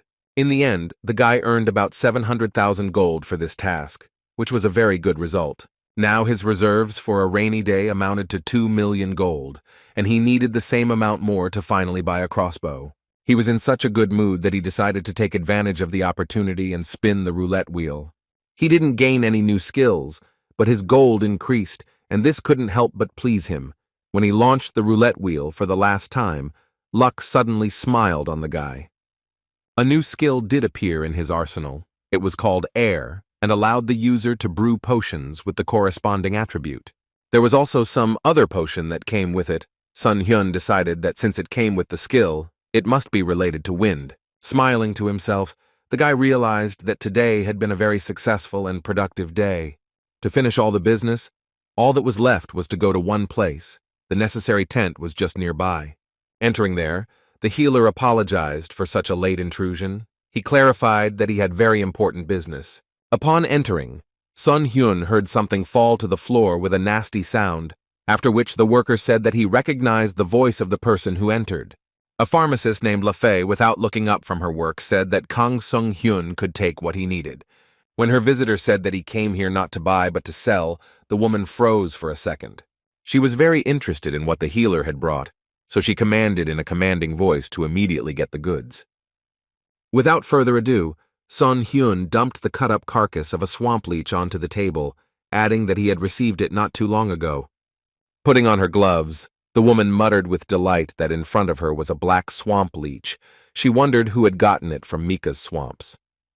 After examining the body, LaFei found multiple wounds on it, in addition to the obvious cut in half, which was difficult to give a good price for. But despite the damage, what she saw was impressive, especially the mouth, which was full of razor-sharp teeth. While playing with a small bloodthirsty plant that stood on the table, the boy asked how much he could get for the leech. When the woman said the price of 3 million, the healer became silent, because he did not expect to hear such an impressive sum. He didn't even notice that the plant's teeth had snapped shut around his finger when he asked again about the offered money. The lady pharmacist explained that this was due to the color of the teeth of this individual, because usually swamp leeches had black fangs, so this specimen was rare. The rare specimens were a kind of mutated monsters. They were clearly stronger than the usual ones, and their abilities were significantly different. Song Hyun didn't fully understand it, so he asked again if the leech was just a rare monster. LaFei replied that there were important differences. She explained that the remains of a rare monster without a relic were useless as an ingredient, but on the other hand, they could be used to create artifacts. The special species were rare, and because of this, they had not yet been properly studied, and for these reasons they were so expensive. Looking at the guy, the lady pharmacist asked what his decision would be, and he said without hesitation that he would sell the ill-fated leech. By shaking hands, they sealed the deal, leaving everyone happy. Not wanting to wait until the morning, the guy headed to the gun shop, the goods from which he had been raving about for more than one day. He walked straight up to the salesman and threw a bag full of money on his table. He looked up in shock, and Song Hyun only said that it was the full amount. The worker was surprised at how quickly the required amount was collected. The guy emphasized that he urgently needed a crossbow. It took the man only a few seconds to bring this amazing weapon. When the healer saw it, a strange shiver ran through his skin. Finally, it was in his hands, the weapon that the boy's very guts called for. Knowing that it now belonged to him was very pleasant. Now the crossbow was his property, and the guy mentally turned to the one who had pushed him into this purchase. He wanted this someone to show himself. The salesman watched with embarrassment as his customer stared into the air. He was already beginning to worry that he had done something wrong. When all the formalities of the purchase were observed, the doctor went to spend the night at the Bitspal Hotel. As he entered the room, he thought hard about how simply buying a crossbow wasn't enough to force the mysterious puppeteer to show himself. So the guy decided to put the purchase in his inventory until he figured out what to do with it. Suddenly, a mysterious screen informed him that he had finally done it. What exactly he did was unclear to Sun Hyun himself. He just stood and waited for what would happen next. The blue rectangle in front of him began to sparkle brightly, and the guy did not understand what was happening at all. Then a message appeared, the meaning of which was unclear. The doctor only understood that he had completed some task. Since the system was behaving so strangely, it could be assumed that it had malfunctioned. Since this seemed the only logical explanation, it all seemed like a cruel joke. Sun Hyun felt like a pawn in someone else's game. He bought a crossbow on someone's orders and didn't even know who forced him. He irritably ordered this mysterious creature to stop watching and show its essence so that they could finally have a conversation. The answer was a blinding light that poured out of the screen, and it was unclear whether this was a good sign or rather an alarming one. Then the boy saw a black star and realized that it was a symbol of the one who was watching him. Then came a message that the mysterious someone agreed to show his mercy and answer the guy's 5 questions. There were many questions. Sun Hyun was interested in everything, starting from the very moment he got into this dimension. Everyone who got into the caves with the guy either survived or died on the spot. Among the survivors, there was a lot of debate about whether they should stay here or find a way to return to Earth. Then Sun Hyun decided to remind them that no matter what they did, they would all need money to survive in this world for some time. He suggested that his fellow sufferers evaluate their skills and find a high-paying job that would match the capabilities of each of them. After that, they all separated and began to adapt to this world. Those who wanted to return to Earth looked for a way to do this until the very end. 3 years have passed since then, and now Sun Hyun finally has the opportunity to figure everything out and ask the 5 questions that interested him the most. The guy noticed that the mysterious interlocutor's messages became shorter, which indicated that there were some restrictions in communication. Therefore, before blurting out any question, the healer decided to think everything over carefully, because he did not know whether there would be another such opportunity. The first thing that interested Sun Hyun was whether he was now speaking with the very being that had transported the inhabitants of Earth to the continent of Azul. The answer was a short yes, which confirmed the guy's suspicions, and anger began to awaken inside him.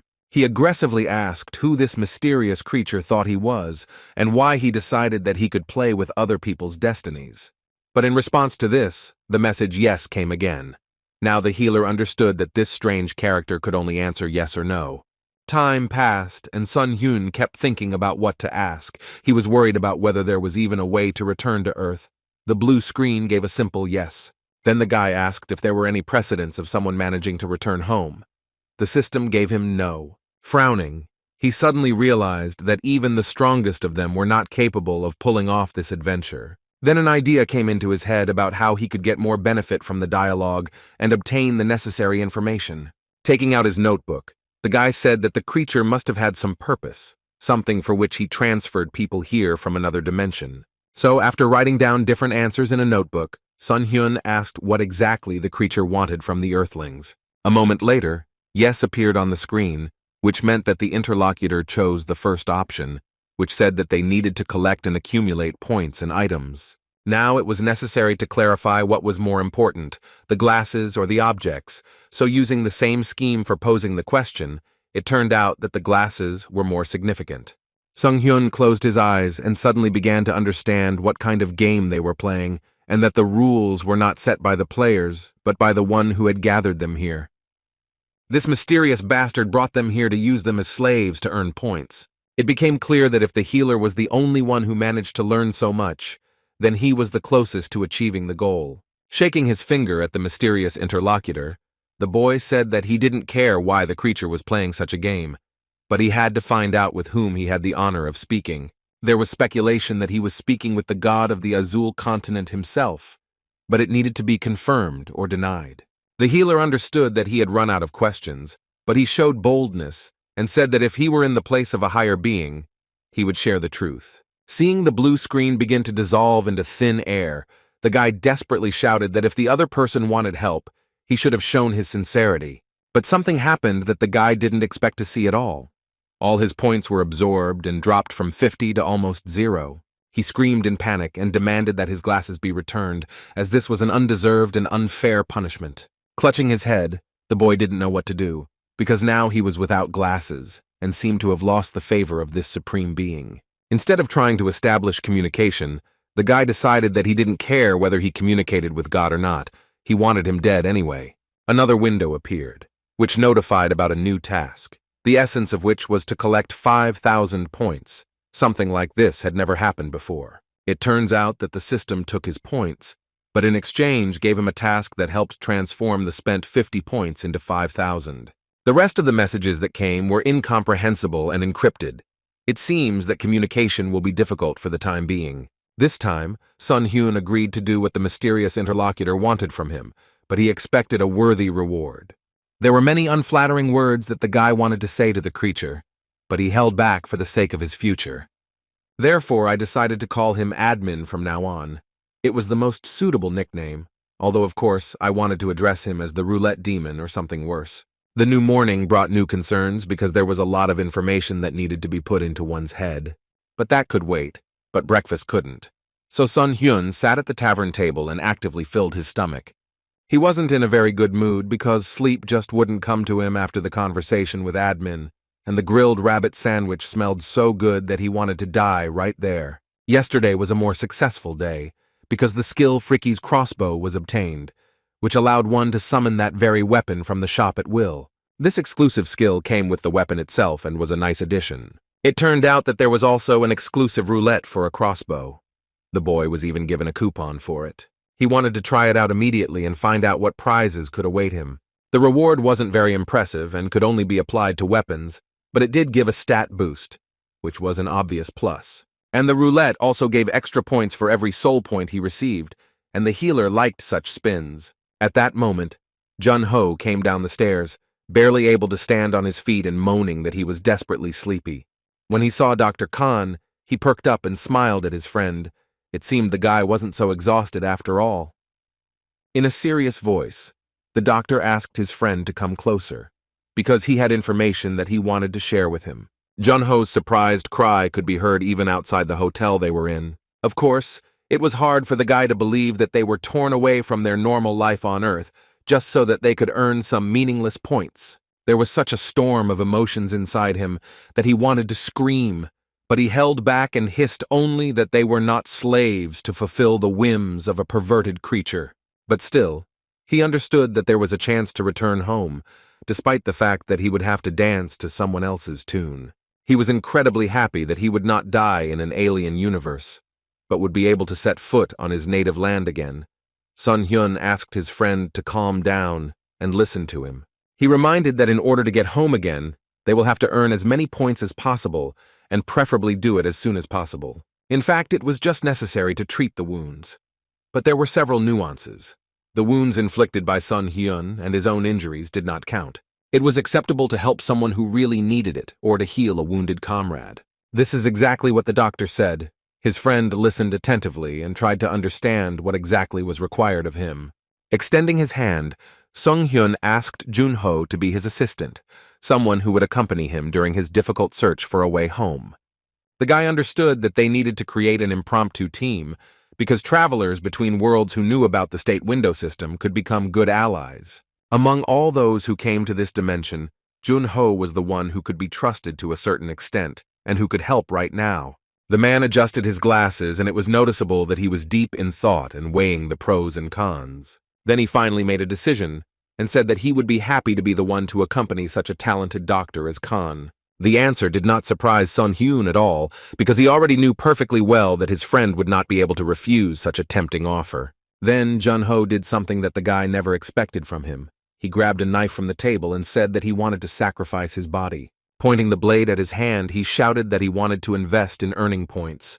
Perhaps it would help him get home faster. When the knife pierced his limb, Jun-ho screamed and begged the doctor to immediately treat him and relieve him of the pain. Looking at this victim, Song-hyun even felt a little embarrassed to mention that there was no point in all this if the injury was self-inflicted. The mistake was quite painful, but now Jun-ho came to the conclusion that they needed to hunt monsters. This should definitely work. This time he was right, and he felt that his ally had brought him to the Adventurers Guild too quickly to find a quest, but he said that they should be diligent. When the girl standing at the reception saw those who entered the door, she froze in place, looking at them with wide eyes. She immediately recognized the one they called the Mission Destroyer. It seemed to her that his face was excited just from the thought of him being able to destroy another mission. The blonde was in a very belligerent mood and decided that she would not allow him to ruin another task for the healer. Even Jun-ho noticed his hostility. But the guy didn't pay attention to this and went up to the posted ads to find one that they could fulfill. When he noticed something suitable, he turned to his ally and told him to take a look.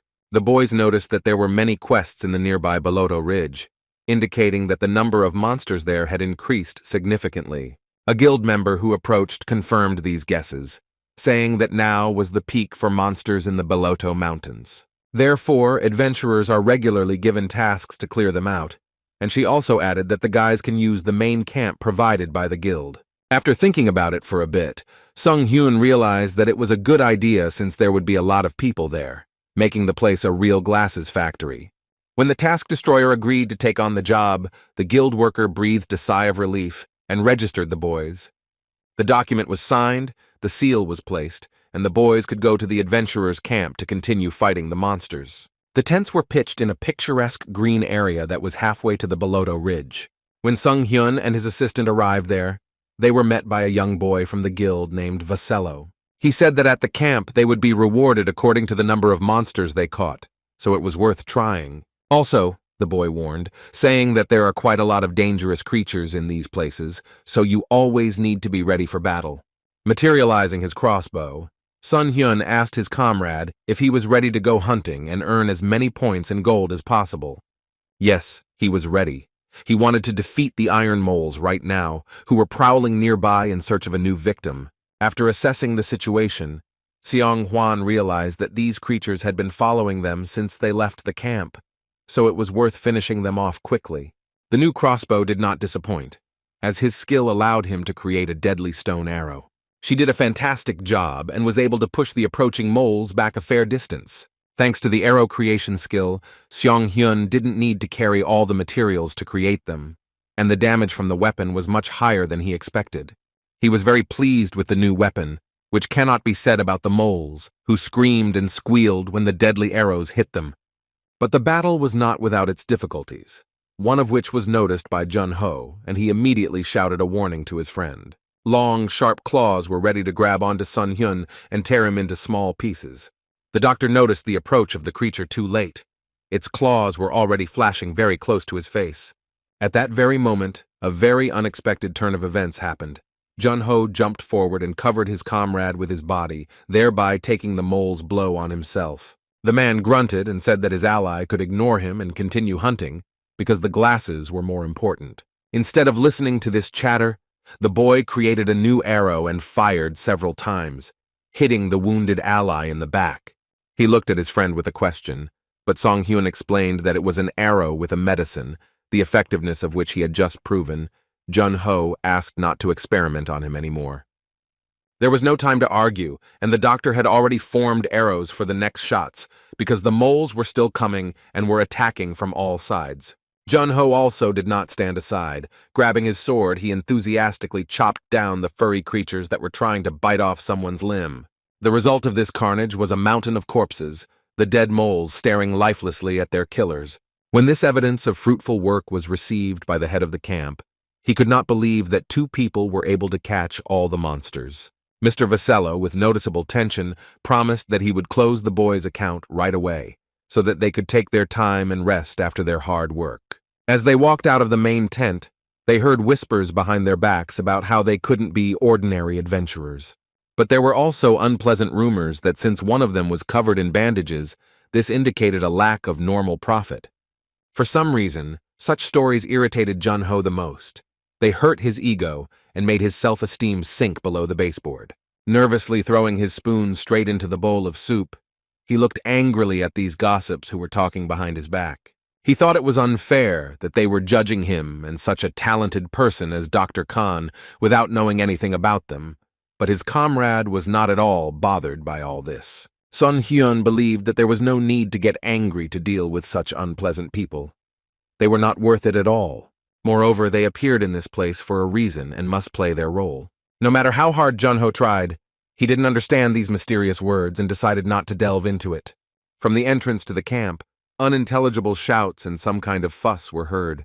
Everyone turned in that direction to understand the reason for the commotion. Now that people were calling out for the healer with concern, Junho understood what his friend meant and what role these adventurers were supposed to play. As night fell, the number of wounded increased significantly, and the priests simply did not have time to approach each victim and heal them.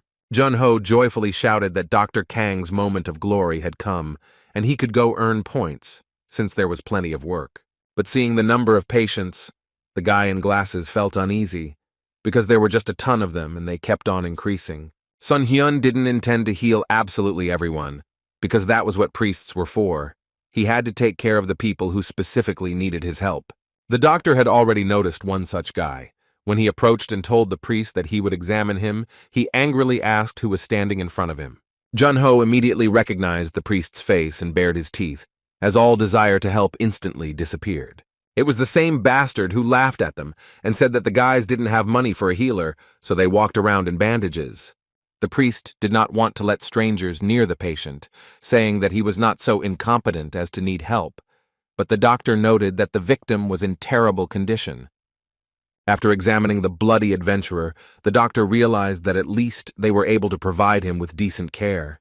It seemed that the attack was aimed at the arm and shoulder, but it was worth checking it for internal damage. So he activated a skill that allowed him to see much more than his normal vision allowed.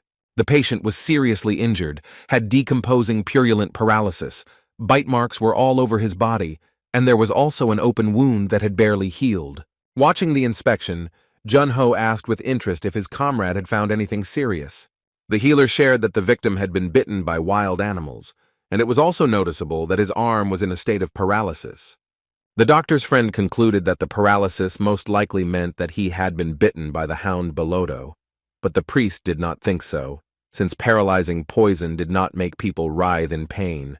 Continuing his examination, Sun Hyun noted that the hound's venom was indeed unique, but certain conditions had to be met. After this, he lifted the patient's flesh with a knife to see what condition the lower layer of skin was in. It turned out that the man's flesh had rotted, and his hand was on the verge of being completely dead. Such was the effect of the decomposition poison. Stuttering, the colleague asked Sun Hyun what they should do to save the boy's life, not to mention the integrity of his arm. Without answering, the healer began to go over the options in his head and found nothing better than to materialize a weapon in his hand. The crossbow was pointed straight at the man who was writhing on the ground in pain. The doctor said that they needed to put him out of his suffering. Seeing what Sun Hyun was doing, the crowd of people started to come closer to stop him. Junho understood what was happening, so he tried to stop them too. The doctor knew that if he wanted to deliver the potion to different parts of the patient's body quickly, then this method was the best. He created an arrow from the potion and added air abilities to it, so it became a 5-time wind arrow potion combo. People couldn't look at this atrocity, so they turned their heads away and closed their eyes, because they didn't know what exactly the healer was doing.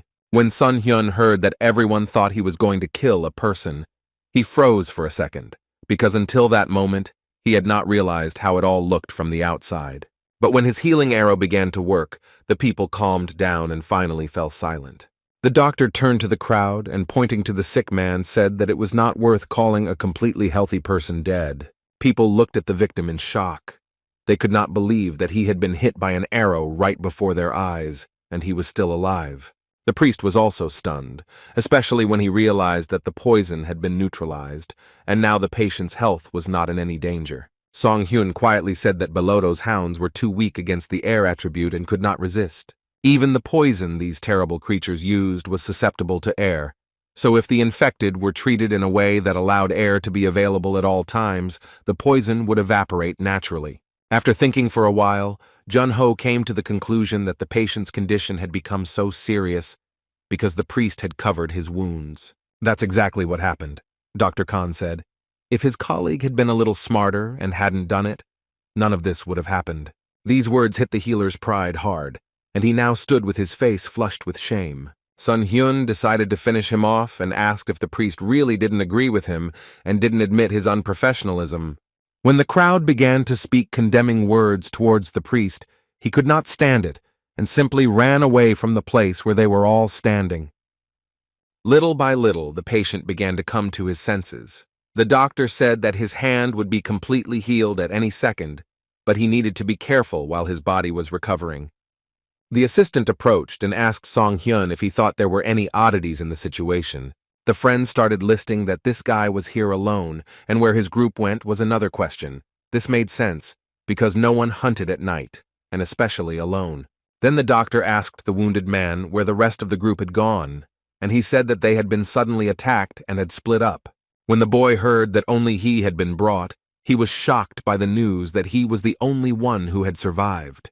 He told the boys that these Bolodo hounds just jumped out of nowhere and started tearing them with their razor-sharp teeth. It was strange, because according to Jun-ho's words, monsters of this kind usually didn't attack in such large groups. Now Sun Hyun also understood that something was wrong with this story. It seemed as if monsters had been set upon these unfortunate people. The sudden increase in the number of monsters and the disappearance of the group of adventurers could indicate the appearance of a rare monster. Only then would all this make sense. It could be assumed that there was a mini-dungeon and that the missing people were trapped in this trap. So the two daredevils couldn't think of anything better to do than go into the dark forest together to look for those members of the group who could survive. Thoughts about whether there was anyone alive among them were interrupted as soon as the guys heard a fairly loud rustle. Of course, these could only be vile dogs that are capable of killing without blinking an eye. The doctor asked his assistant to get a lamp. Jun-ho immediately understood what he had to do, so he swung the heavy lamp he was holding with all his might. The bright light allowed one to see a pack of hounds springing to attack a stranger who was most likely a member of the same lost group. Without thinking, Song Hyun created an air potion arrow and aimed it at where the creatures would be in the next second. The arrows found their targets and hit each bloodthirsty individual one by one. They howled in pain and did not take another step.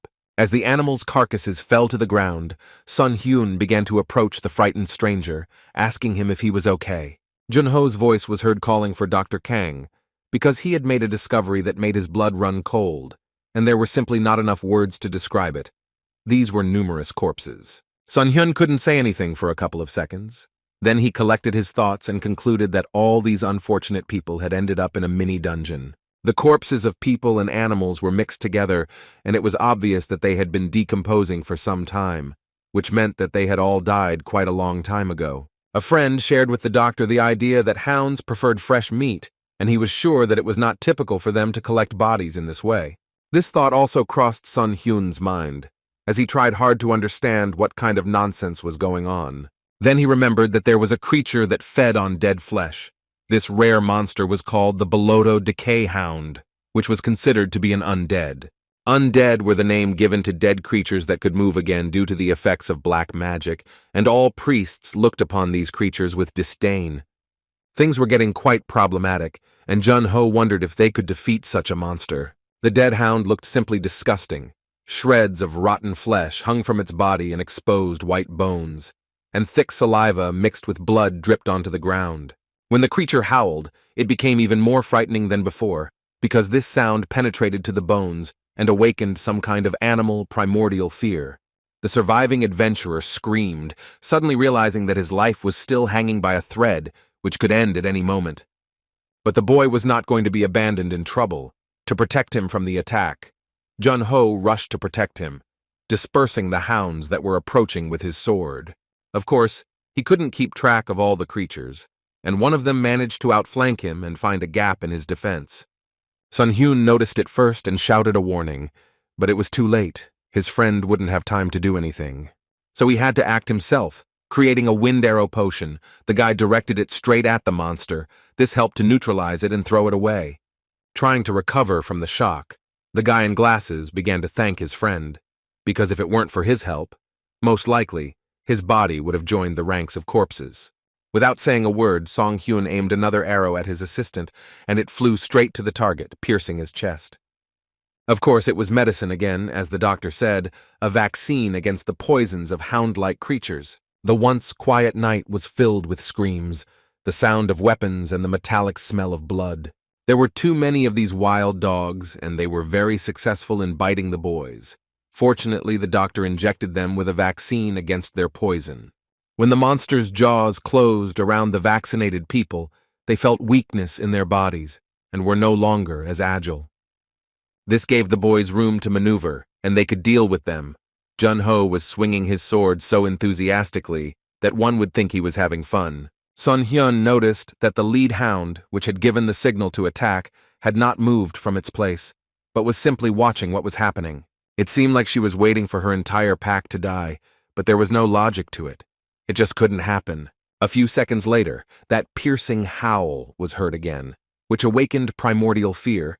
The bodies of the killed wolves began to tremble, and it became clear that necromancy had been used. It was obvious that this was a necromancer hound, but Jun-ho wondered if a dog could possibly possess such power. Sun Hyun understood that things were bad for them, because if this continued, there would be no end to the creatures, and in order for the necromancy to dissipate, it was necessary to kill a rare monster. But it was impossible to approach the main hound, because its lively relatives were spinning around underfoot, not giving them a break. Knowing that victory was only possible if they could get their hands on the rare beast, Jun-ho decided it was time to prove himself. At that moment, Song Hyun realized that although his friend looked like a pathetic wizard, he was not one, because his class was quite high. Smiling, Jun-ho used a skill called mass aggro and shouted that the speed of the attracted monsters would increase. It happened exactly as he said. The hounds came running as if they heard the call. The guy understood that there was a high probability that he would die. By distracting all these creatures, he opened the way for Dr. Khan to the main hound, shouting at the end that he believed in him. Watching his friend being devoured by a horde of enraged wild dogs, Sun Hyun felt both bitterness and immense gratitude for the sacrifice. After all, thanks to this act, it was now possible to deal with the main hound that was reviving its relatives. According to Miss LaFay, the source of the rare monster's power was its relic, which must be discovered and eliminated in time. And if it concerned particularly dangerous creatures, then this had to be done as quickly as possible, before something irreparable happened. This is exactly what Song Hyun was going to do. He activated his observation sight skill and began to look out for the monster, trying to find that very relic. It was located in the neck area, the weakest and at the same time well-protected place on the animal's body. Getting there would not be easy. Swinging his dagger, the boy realized that he had to complete this task at any cost, because he could not let down his friend who had made such a sacrifice. The blow hit exactly where the healer was aiming. The hound roared, blood flowed from the wound like a fountain, but the creature clearly had no intention of dying, so it was worth using more effort. While the monster was disoriented after the attack, the guy decided to take advantage of this and attack with his crossbow. Having created another arrow, he fired, and only then realized that in the place where literally a second ago there was a wild dog, there was now no one. She moved so fast that before Sun Hyun could even blink, her sharp teeth were already biting into his arm and tearing apart the tender flesh. Then the boy realized that it was not the main hound, but a resurrected dog that had been left in the ditch just for such an occasion had attacked him. The jaw clenched tighter, the teeth sank deeper, and the pain paralyzed the whole body. After which the crunch of bone and the sound of tearing flesh were heard, the guy's hand flew off along with the crossbow. The ancient relic lay at a distance from the battlefield while Sun Hyun tried to fight back and survive. All this was observed by the glittering eyes of the chief hound, who was beside herself with rage that a foolish man had dared to touch her relic. The huge monster began to slowly approach the impudent victim, who obviously would not run far, so it was possible to have fun with her. The creature's mouth opened, and Sun Hyun realized that it wanted to eat him alive, leaving not even a bone of him. The only thing that could somehow improve the situation was Freya's crossbow, so it was necessary to materialize it in his hands, moving it from the place where it was now. When the guy had a weapon in his hands, he could fight on equal terms, because now he did not feel defenseless in the face of danger. He was also very lucky that he was ambidextrous and had equal control over both hands, which allowed him to shoot without hesitation. It was this factor that became decisive, because if another second had passed, a crushing blow would have become impossible. But everything was done correctly, and the mangy mongrel was doomed to die, so that no one else would suffer from her necromancer abilities. Sun Hyun actually managed to do it, and only now noticed that one of his palms had disappeared somewhere. Fortunately, the bleeding had been stopped thanks to the hemostasis skill. The rescued group member carried the bitten-off limb in his hand, hoping that he was not too late, and that it could be returned to its place. This man's name was Keitel. It turned out that he was a healer and wanted to help the one who saved him, healing him after a difficult battle. Sung Hyun nodded gratefully, but said that he could take care of himself, instead asking his colleague to look where he pointed. A little further away from them, there were wounded and half-dead people who lay among the bones and groaned, asking for help. They really needed a healer. The doctor stepped aside and decided to look for the place where his friend had taken the hounds. Perhaps he was alive and needed help too. And so it was. Among the pile of dead animals, Kim Jun-ho stuck his head out. He seemed to be okay, but he said that he needed help. Sun Hyun helped him get out from under the hounds' carcasses, and he began to tell that he thought he would be crushed to death.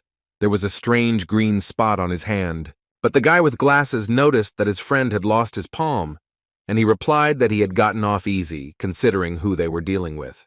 When Jun-ho came to his senses a little, the healer told him that they should return to the camp, because many people needed to be healed. His assistant asked if it was worth cleaning up here. Of course, the cleanup was necessary, but the guy wasn't going to do it on his own. Other people would help him with this. He called for help from Yarev's squad. The priests were to help with the wounded and inspect the surrounding area for escaped monsters.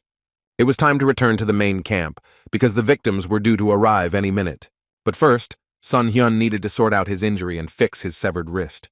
With the help of his mouth, he had to sew the two pieces of flesh together, even if the whole thing would dangle.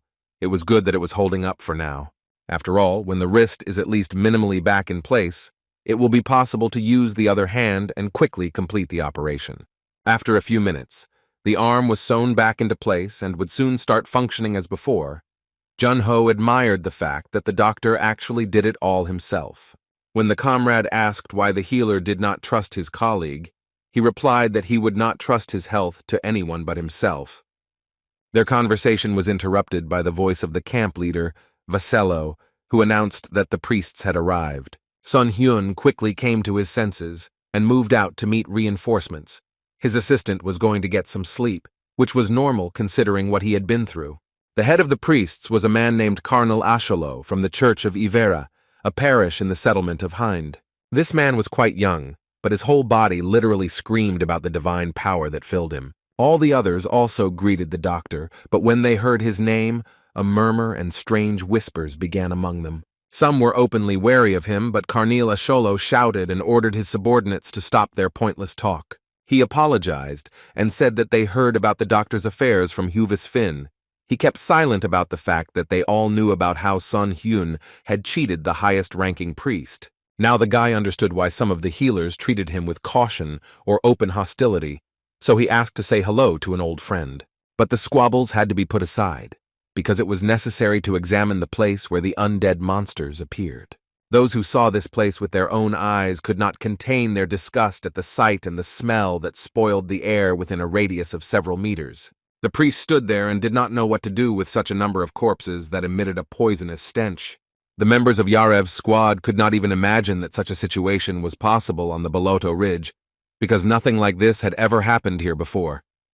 After assessing the situation, Cardinal Asholo ordered the first team to clear the area of Black Mana, the second to search the area, and the third to carry the bodies back to the camp. The fourth team was given the most unpleasant task, namely collecting and burning the infected bodies of the hounds, which were the cause of the terrible stench. By lighting the sacred flame, the priests wanted to get rid of this evil spirit, albeit dead, touched by necromancy as quickly as possible. A boy from the camp said that it was the first time he saw the burning of evil spirits. He was impressed. Sun Hyun explained that it was necessary, because the creatures can rise from the dead. The healer was approached by Cardinal Asholo, who wanted him to look at a rare hound that was the most important among its kind. This monster, even when dead, was frightening and awakened within a person the desire to escape from here as quickly as possible. But instead, The doctor and the priest stood and examined the corpse, noting to themselves that the terrible smell must indicate black mana. The following words greatly surprised Sun Hyun. Lord Asholo asked him to leave this creature to the church. He explained this desire by saying that he wanted to deliver this corpse to the church in order to discover the root cause of the undead. He noted that he had no intention of simply taking the body. In return, the man offered the boy holy water created by the Church of Ivor, which was called the Holy Water of Dawn. Seeing the reaction of the boy from the camp, who was ready to kiss the bottle that contained the liquid, Sun Hyun assumed that the offered gift was valuable. It was indeed so that in order to create such holy water, one had to place the pure liquid on the altar at dawn. The water itself was also unusual. They had to pray over it for a year. Such a ritual required a lot of effort and piety. Even in bottles, it exuded divine power, and just one small vial could purify hundreds, if not thousands, of undead. And one of these vials was promised to be given in exchange for the body of a dead hound. A boy from the camp, Vasello, whispered that this was not something that could be bought for money. Sun Hyun smiled. He thought that he would be at a loss because he destroyed the artifact that was in the hound's neck, but things turned out just miraculously.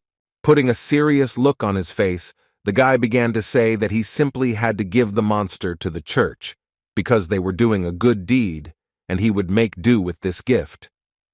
Also, Carnilla Sholo, on behalf of the Hind Settlement Parish of the Ivora Church, thanked Dr. Khan for his hard work in finding the corrupted creatures. It was also worth noting that Sun Hyun had succeeded in a personal battle with one of these creatures, so they would gladly give him the most valuable gift.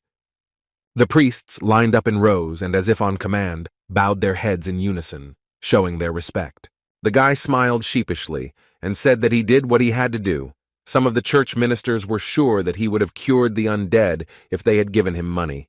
But Sun Hyun said that he was a simple healer who, just like them, could not stand this vile undead that contradicted all the laws of nature.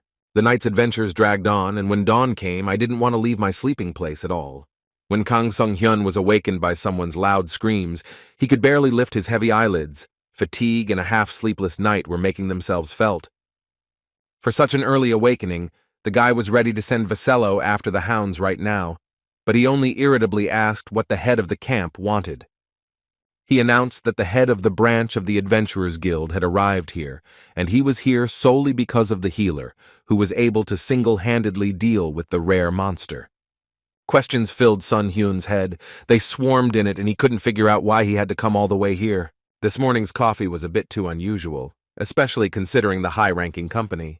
A man named Ryuin Hirsch folded his arms and said that he was very proud to sit at the same table with a man who had defeated a rare undead monster. Sun Hyun was pleased that the manager came to visit in person. He said that he couldn't help but come after the news that reached him.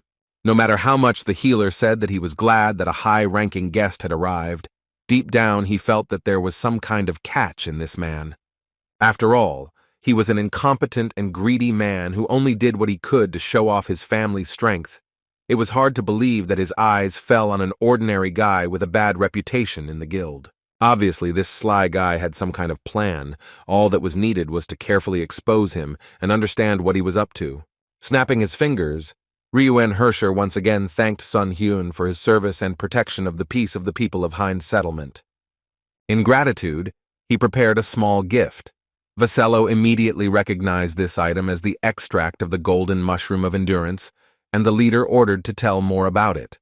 The boy enthusiastically explained that these mushrooms were used to create stamina potions, and that the ones with a golden hue were the rarest. The thing was that this particular type of mushroom increased stamina to the maximum. Sun Hyun immediately thought that it would be very nice to have such a mushroom in his arsenal. Therefore, when he received such a gift from the leader, he decided to immediately try its effect on himself and drank the potion that was prepared from this product. A pleasant warmth spread through his stomach that could not be compared to anything else. The boy thanked Ryuin Hirscher for such a gift.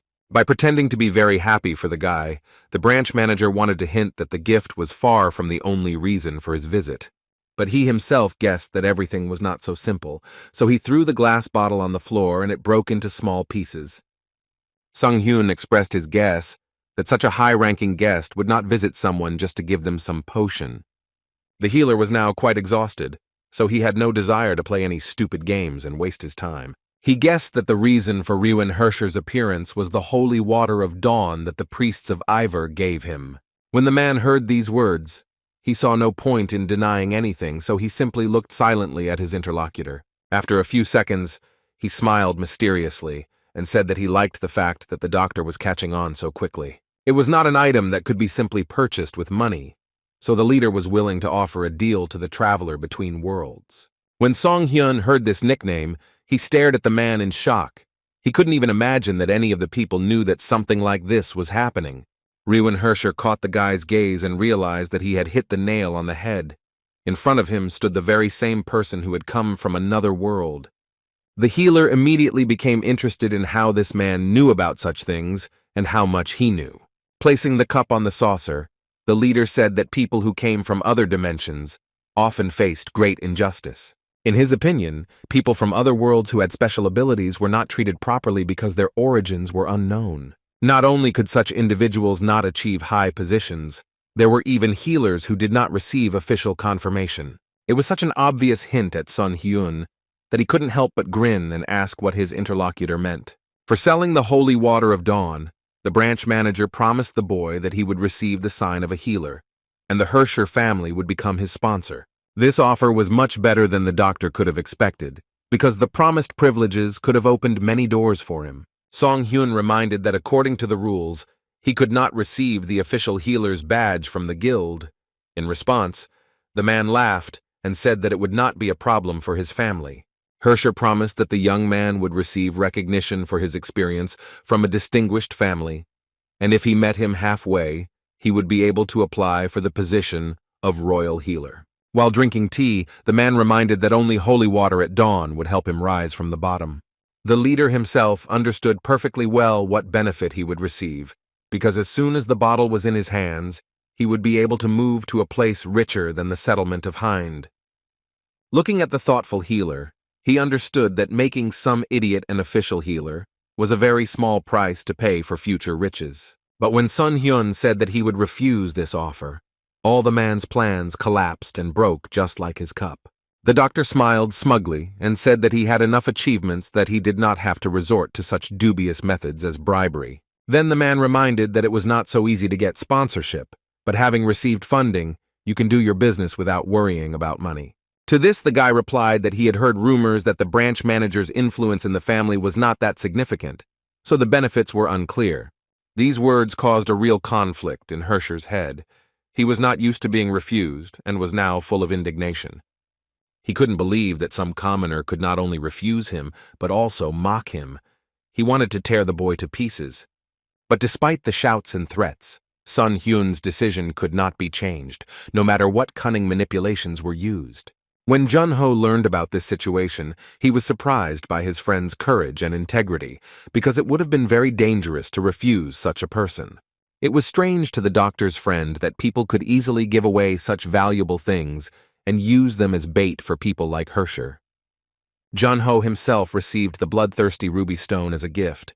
This item increased attack power. It was Sun Hyun who forced the gentleman to give the reward to the two guys, because together they dealt with a bunch of hounds and together they won that fight. So it was only fair that they both received good items that would be useful to them in the future. Suddenly, the boys' conversation was interrupted by the sound of a bell, which announced that an alarm had been declared due to the invasion of monsters from the east. The predatory creatures were getting closer and closer to the camp, and if they didn't mobilize their forces right now, something terrible could happen. People were running fast to join the defense of the camp. There was chaos and genuine panic all around, and of course the guys went into the thick of things. The first adventurers had already accepted the fight and encountered large monsters that resembled foxes, but were much larger and more dangerous. Their eyes shone with madness, and their sharp fangs were just itching to bite into human flesh and tear it into small pieces. Taking out his crossbow, Sun Hyun prepared to go into battle, but he hadn't even had time to rest from the invasion of the hounds, and now he had to deal with rabid foxes. Jun-ho decided to try out a new stone that activated the vampiric tendency skill and increased attack power. Scattering the monsters effortlessly, the boy declared that compared to yesterday's problems, this was all just nonsense. Those who suffered from the animal's huge clawed paws did not agree with this expression. Some were mortally wounded. Everyone was seized with real horror when the main monster appeared, resembling a bear, which was significantly larger in size than an ordinary animal. The other creatures were much easier to deal with, since they were more modest in size, but this one swept everything away with just one hairy paw. They shot at him with everything they could, but his thick skin didn't allow them to do too much harm to the monster. The numerous scratches just made him a little more irritable. Jun-ho pointed out that Song Hyun's stone arrows were also quite useless, and he replied that he had foreseen this, so he had prepared something else. It was a new arrow made from the claw of a steel mole. A weapon like this should do much more damage. And so it happened. Reality exceeded all expectations. When the weapon hit the bear, its skin could not withstand it and gave in. The monster screamed piercingly. When they finally managed to pierce the monster's skin, Sun Hyun's friend also did not stand aside, but hacked at the monster with all his might. Using himself as a distraction, Jun-ho shouted at his friend to act quickly so that they could succeed. Sun Hyun didn't need to be told twice. He eagerly rushed into the attack and was already calculating the possible trajectory of his opponent's movements. A critical hit was dealt, knocking the monster off its feet and reducing its chances of survival to 0, and now adventurers were running towards it to finish it off. The huge bear was defeated and could no longer harm anyone, so it was possible to celebrate a triumph because the camp was protected. Not much time had passed since these events, but people did not calm down and everyone was discussing Sun Hyun's last attack, which became decisive in the battle. Jun-ho winked at his friend and said that in the eyes of the others, they became real heroes who defeated the terrible monster. But Dr. Khan was interested in something else now. He had collected enough points to spin the roulette wheel, and despite his friend's dissuasion, he still planned to do it. Nothing good came out of it, because the reward was not at all what the guy was counting on. His friend reminded him that he had warned about this outcome. The doctor wanted to say something sarcastic in response, but someone's worried cry didn't let him do it. Vasello was calling him and his comrades for some reason, and he was already too excited. The head of the camp began to thank them for the help they had provided, and emphasized that it was thanks to the work of Sun Hyun and Jun-ho that they were able to stop a great disaster. Nodding his head in acknowledgement, the doctor asked if the camp was going to be dismantled. Vasello replied that this would not happen until the priests finished their investigation. But the young leader was not here to share news. He brought another gift. It was a voucher for a trip to the tavern. Yes, the bar was what the guys really needed to relieve some stress and relax after all the stressful events. Jun-ho seemed to be the happiest of all, because he had just been thinking about drinking to the victory, while Sun Hyun, on the contrary, didn't even expect that they would have such an opportunity. Their conversation about all the camp workers being from the Hind settlement was listened to attentively by one visitor to the tavern. The doctor's voice seemed very familiar to him. The healer thought that he would be able to relax normally and no one would bother him. But these thoughts were not entirely true, because he already heard someone calling his name. It was Mr. Raz Tucker, whom he had helped to cure not long ago. The red-haired guy was sincerely glad to see the one who had helped him to escape from the illness. Looking from one to the other, Jun-ho asked if the boys knew each other. His friend explained that he had cured the adventurer a couple of days ago. Clutching the bag of money confidently in his hands, Ras handed it to the doctor and said that it was payment for the treatment that he had been unable to provide at the time. Sun Hyun himself had already forgotten about it, so he was surprised at his own inattention. Taking out the sword that Tucker had given him in lieu of payment, he wished to return it to its true owner, especially since he had paid. The red-haired boy was simply amazed by this act, and was infinitely happy to be reunited with his sword Kiers, his beloved partner in battle, whom he missed very much. Sitting down next to the guys, Ras asked what they were doing there, and they told him in detail about fighting monsters and eliminating big problems. After hearing this, Tucker decided to make them one proposal and extended a request to assemble a squad. It turns out that a portal to the dungeon recently appeared near the settlement of Hind, and the members of this squad said that they were going to enter it in 3 days. However, the red-haired boy couldn't go there because he had a debt to pay back. Jun-ho pointed out that you shouldn't borrow money from the guild, even if you're starving. Turning to his friend, Sun Hyun asked what they should do since the dungeon's rewards were quite attractive, and he enthusiastically replied that he was willing to join in on the adventure. Hearing these words, Tucker literally beamed and began to thank the guys because he could definitely rely on them.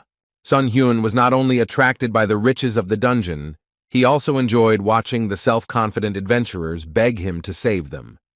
3 days had passed since that moment, and now the two friends were standing in the middle of the street and discussing the details of their preparations for their expedition. Fortunately, the healer's wrist had completely healed, and he was now ready to receive 100,000 gold. His comrade asked what he meant. When Junho realized what Dr. Kong meant, he couldn't believe it was even possible.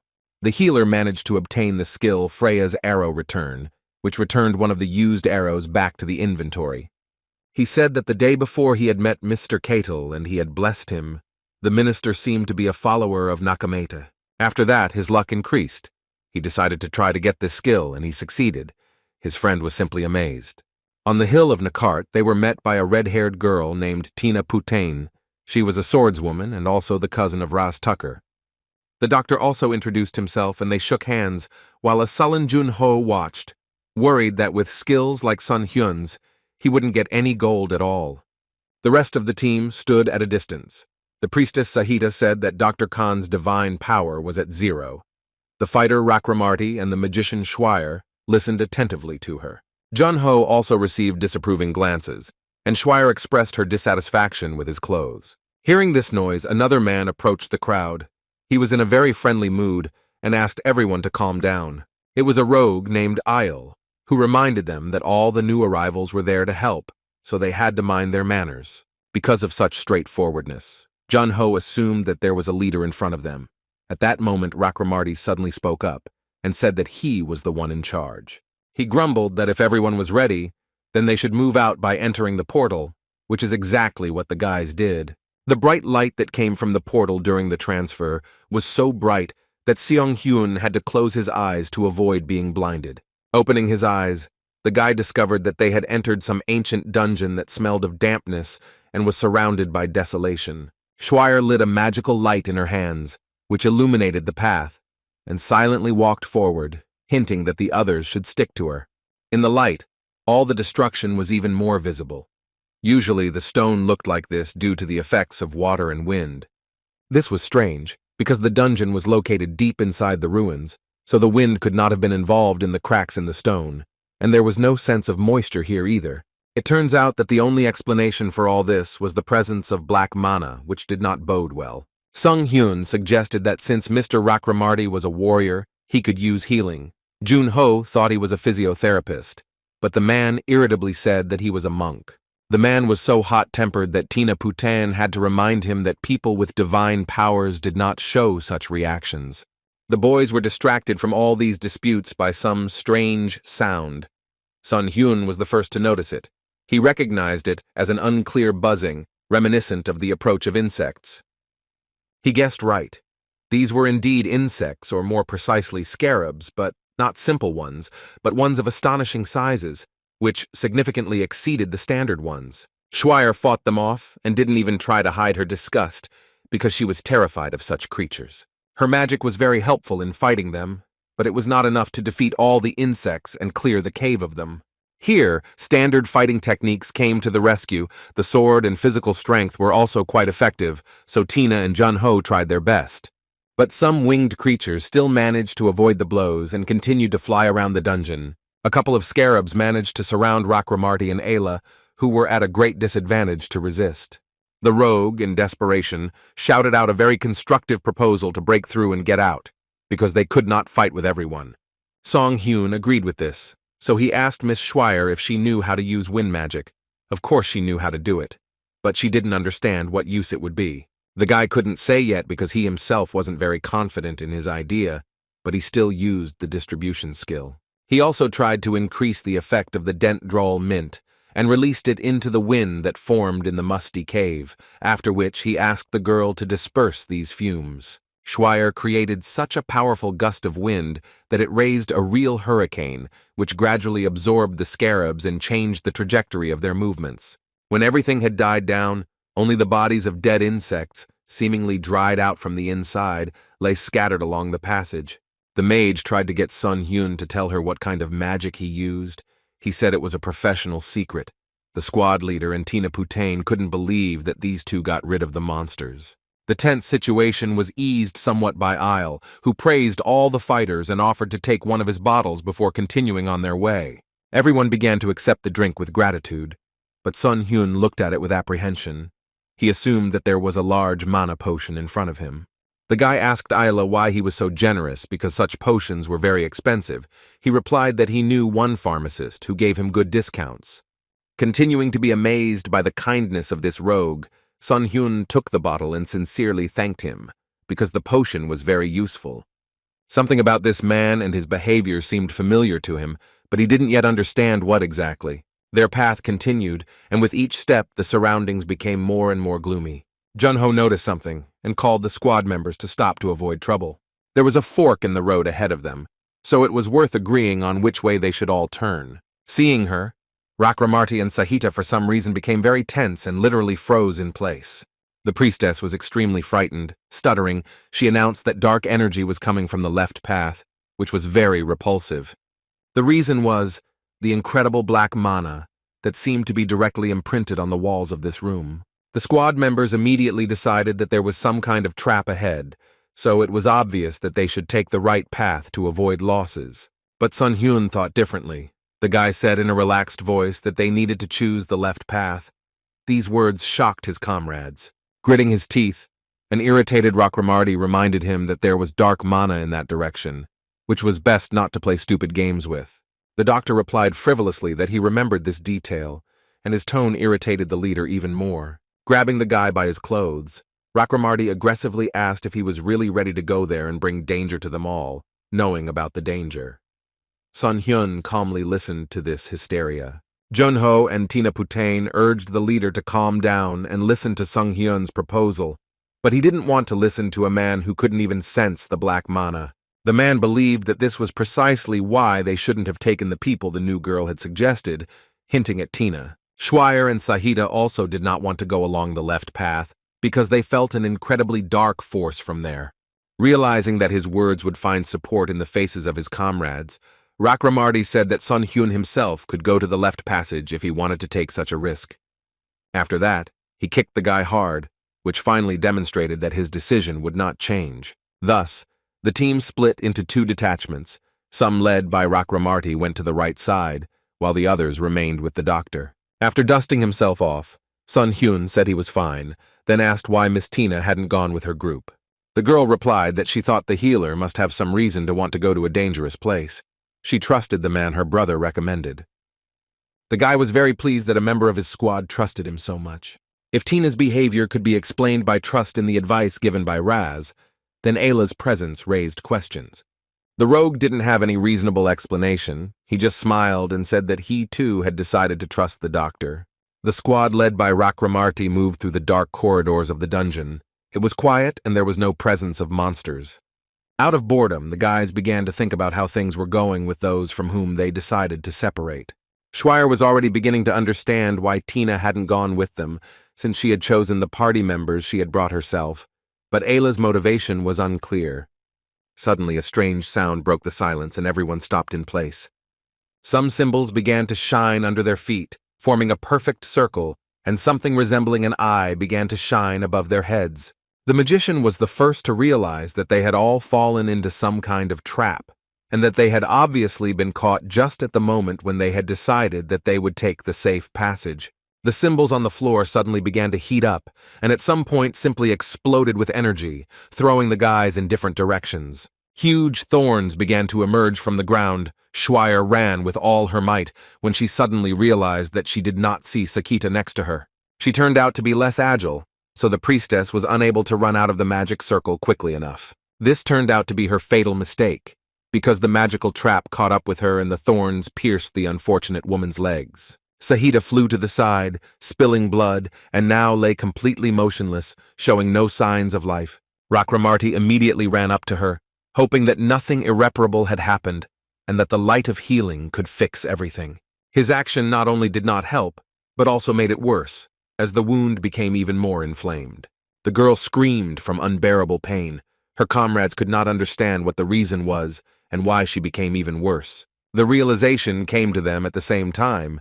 The guys understood that when the spears wounded the priestess, they sent a curse on her, and only the priests could help save her. At this time, Sun Hyun arrived, came closer, and said that exactly what he warned about had happened. In his opinion, all the problems of the group were due to the fact that at one time they chose the wrong path and were now reaping the fruits of their choice. The sudden appearance of the healer greatly surprised the leader of the group.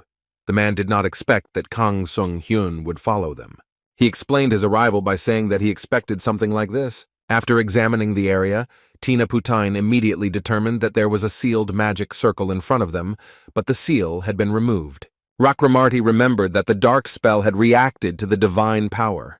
It seemed like there was a trap for the priests in front of them. Sun Hyun came to similar conclusions and decided that such a trap worked on someone like the leader of the squad. The boys became very curious about how the healer could have predicted something like this. He didn't want to share it right now. The leader again attacked the healer with complaints, saying that if he came here knowing about the risk in advance, then he should know how to heal Sahi too. When the boy asked why he should do this, since he was the one who had rejected a team member's opinion, Rakramarty became angry at how petty the remark was. His anger turned to regret and sympathy when Sahita groaned in pain and began to beg for help. The girl's suffering convinced the man to admit his wrongness and say that he had made a mistake. Kneeling down in front of Sun Hyun, he said that if they abandoned the priestess, she would die, so he asked the boy for help. This action stroked the healer's ego, and when he saw enough regret in Rakramarty's eyes, he decided that now he could help the victim. The first thing he did was cast hemostasis, after which came questions about how he planned to dispel the curse. Junho reminded his friend that they had nothing in their arsenal that resembled a holy spell in its effect. Yes, the guys really didn't have such skills, but they had another means, which was called powerful holy water. The fact that what was in front of them was the purest holy water could be understood simply by holding the bottle in one's hands. The healer believed that only one drop was needed to cast a curse like this. He was going to test this theory in practice, so without further ado, he used a powerful healing substance. Healing energy swirls around the girl's wound and covers her entire body, illuminating it with a purple glow. Everyone watched this closely and wondered whether the doctor would be able to save Sakita. Isle, who had recently approached, asked if this action would be too difficult, since curses were not removed just like that. Rakramarty asked himself the same question, because the healer did not have a high level of divine power, and the curse was powerful. Finally, Sun Hyun decided to approach the worried members of the squad to report the results of the treatment. Following him was Jun Ho, who carried on his shoulders a living and healthy Sahita, who was still weak after everything she had been through. Her wound was almost completely healed, and in place of the bloody mess there was now a neat stitch that would become invisible over time. When the group members saw her, they could not believe that she had been healed despite the severe curse that had been placed on her. Even Rakramarty reluctantly admitted that he had never seen a healer so skilled that he could cope with such an affliction. But the boys didn't have much time to rejoice. It was time to move on, and what awaited them ahead was not to Ailu's liking. They headed to the second fork in the dungeon, the so-called left passage. In front of them was a huge, heavy door with a magical seal. Obviously, this was the boss's room. Junho noted that there were even fewer monsters here than in other places. Schweier irritably reminded him that some of them almost died. Ignoring the arguments of his teammates, Rakramarty placed his hands on the door and said that everyone should be on guard because they would be coming inside. The heavy door creaked open and a bright light blinded the boys for a second. An ancient evil lurked within, waiting for its pathetic victims and ready to show its power. Once inside the boss room, all team members immediately felt a strong gust of magical wind that tried to knock them off their feet. The guys stood close to each other and could not understand how to proceed further, because they simply could not move from the spot. But even despite the chaos that reigned around, in the distance one could see the outline of some terrible creature with horns on its head, which stood and waited. Everyone immediately felt the overwhelming black mana that was emanating from the creature in waves, and it became clear that in front of them was none other than the main monster. Each of them understood that it was impossible to retreat, but the guys also wondered if they could even withstand something like this. Gathering strength in its clawed palms, the creature said in a creaky voice that the humans had committed a stupidity when they came here. Hearing that they would be honored to become a sacrifice for a great entity, the team members became even more frightened. One of the monster's eyes lit up with hellish flames, and he told the adventurers to listen to him carefully, because they must know the power of his name. But suddenly, his vile voice was interrupted, and the black waves of mana momentarily dissipated and became weaker. Rakramarty and his group were surprised that there was someone so strong among them that even this monstrous monster could not withstand the blow. The room began to glow with a purple light, and the body of the horned monster began to disintegrate right before our eyes, losing its shape and strength. It got to the point where the light completely engulfed the room and the monster's body. As the light began to fade, the first thing that caught everyone's eye was the glittering crossbow and the phrase that its effectiveness was even better than expected.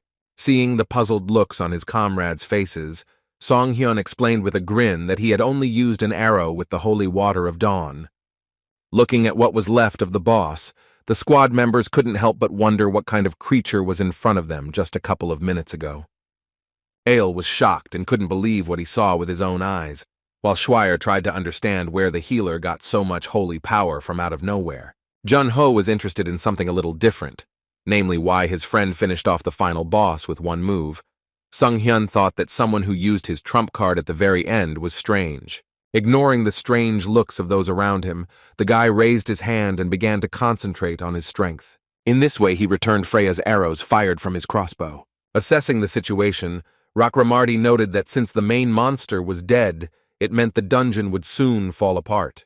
Tapping her magic staff, the mage asked if she should start drawing a magic circle to exit. No Ale suggested they investigate the boss's room while they had some time before everything started to fall apart. Also, the rogue suggested that maintaining the magic circle required a lot of mana, so it was not worth abusing its use. The squad leader reminded that everyone was personally responsible for finding their own items in the boss room, so they needed to hurry if they wanted to find anything valuable.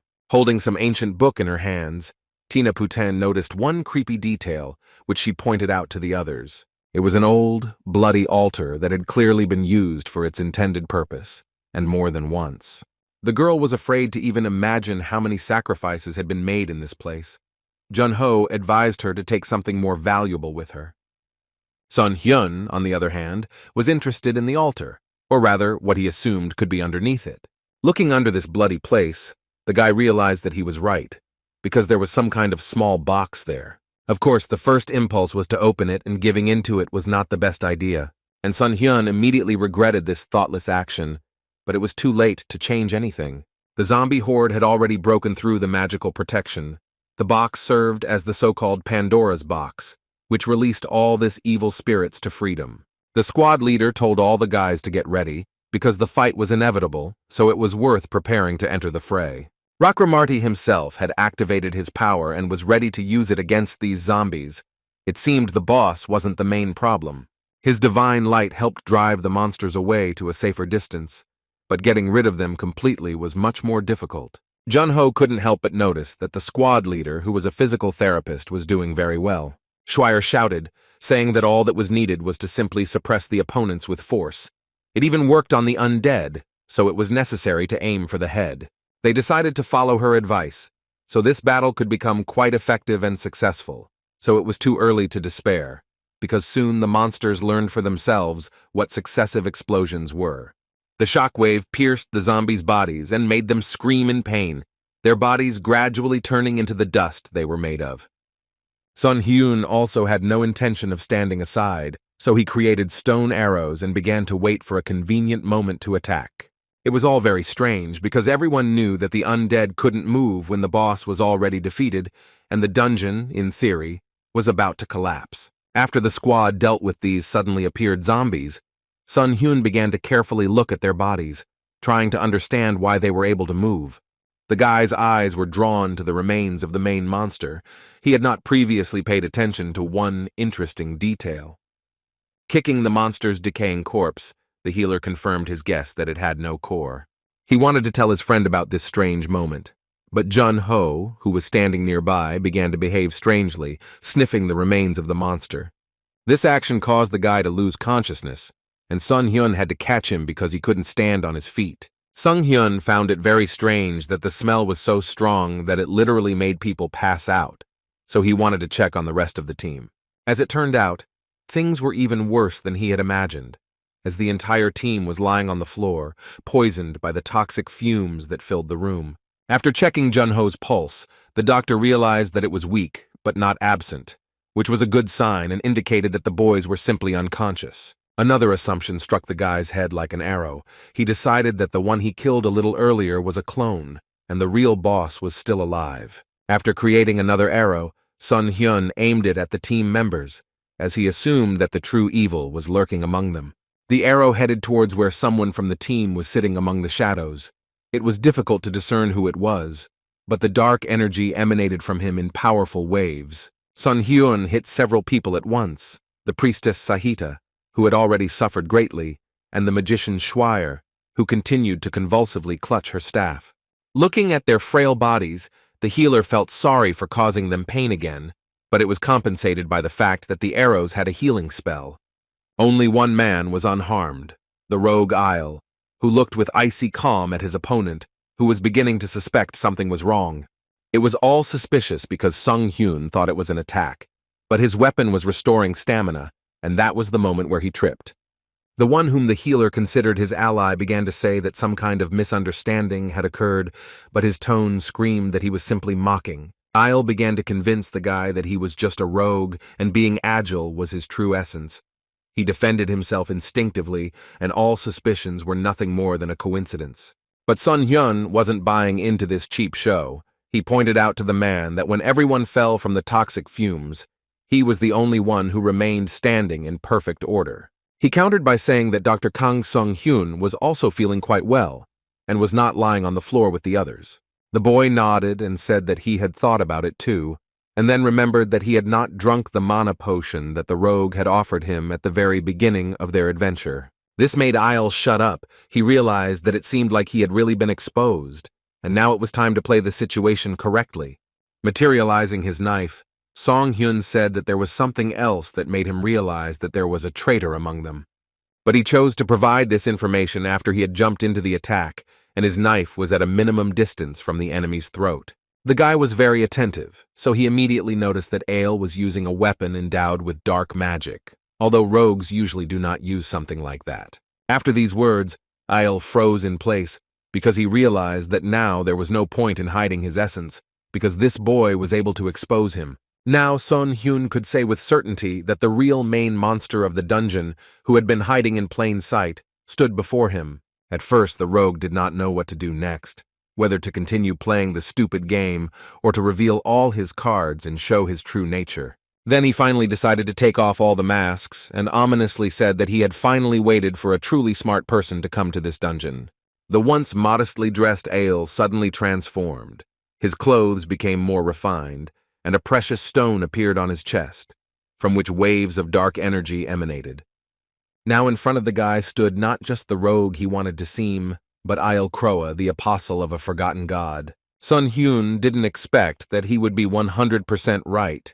He thought that the man in front of him was just a swindler, but the man actually turned out to be the boss. It was obvious that the apostle was tired of making excuses and pretending to be another person, whose true essence was a mystery to others. Pointing his knife at the guy, he said that until this moment, no one had been able to figure out who was in front of them, but the healer was much smarter than he seemed. But despite this, Isle Kroa was going to do the same with him as with everyone else, namely offer him as a living offering. After these words, he pierced his hand with a ritual knife and released a fountain of blood that sprinkled the floor. Continuing to pour scarlet liquid all around, the apostle smiled madly and said that he would shed even more blood in the name of his forgotten god. Thoughts began to swarm in the guy's head about how many people this bastard had killed in such a terrible way. The enemy was approaching, which meant that it was urgent to come up with some kind of plan. My head was boiling from this whole situation, so for now the only option was to defend myself and repel the enemy's attacks. Nothing helped in such a situation better than creating a stone arrow, which was supposed to help destroy the monster. The arrows flew towards Isla Croix's body, but despite the speed of their flight, he managed to dodge each of them. After that, he flew up to Sun Hyun and hit his crossbow, telling him that he used to be an ordinary rogue, but a forgotten god chose him and made him special.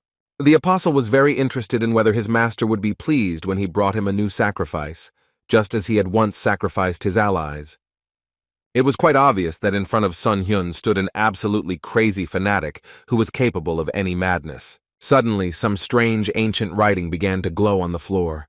They began to grow until they turned into something like a portal. The apostle of the forgotten god asked the guy to stand still and calmly accept his inevitable death. The healer came up with the idea that this madman had drawn the magic circles with blood. And now, in the center of one of them, stood Sun Hyun, who was being grabbed by huge clawed hands that emerged from the portal.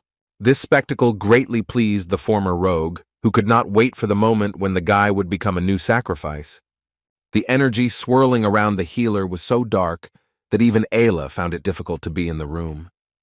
The space was filled with an otherworldly light that carried not warmth, but a deadly cold that sent shivers down one's spine. Even such a dark creature with a rotten inside as Croa could no longer withstand the onslaught of the dark power of the forgotten god. But when the light cleared, he saw that Song Hyun was safe and sound, and what's more, he still had the strength to mock the apostle by saying that he was using the dagger like a real rogue. It was hard to explain what happened, but the bloody hands simply couldn't touch the guy's body. It was as if it was burning them with its light. Ael's whole body trembled, and he almost dropped his blade. He couldn't believe that the black hands had disappeared and the sacrifice had not been made. It was impossible.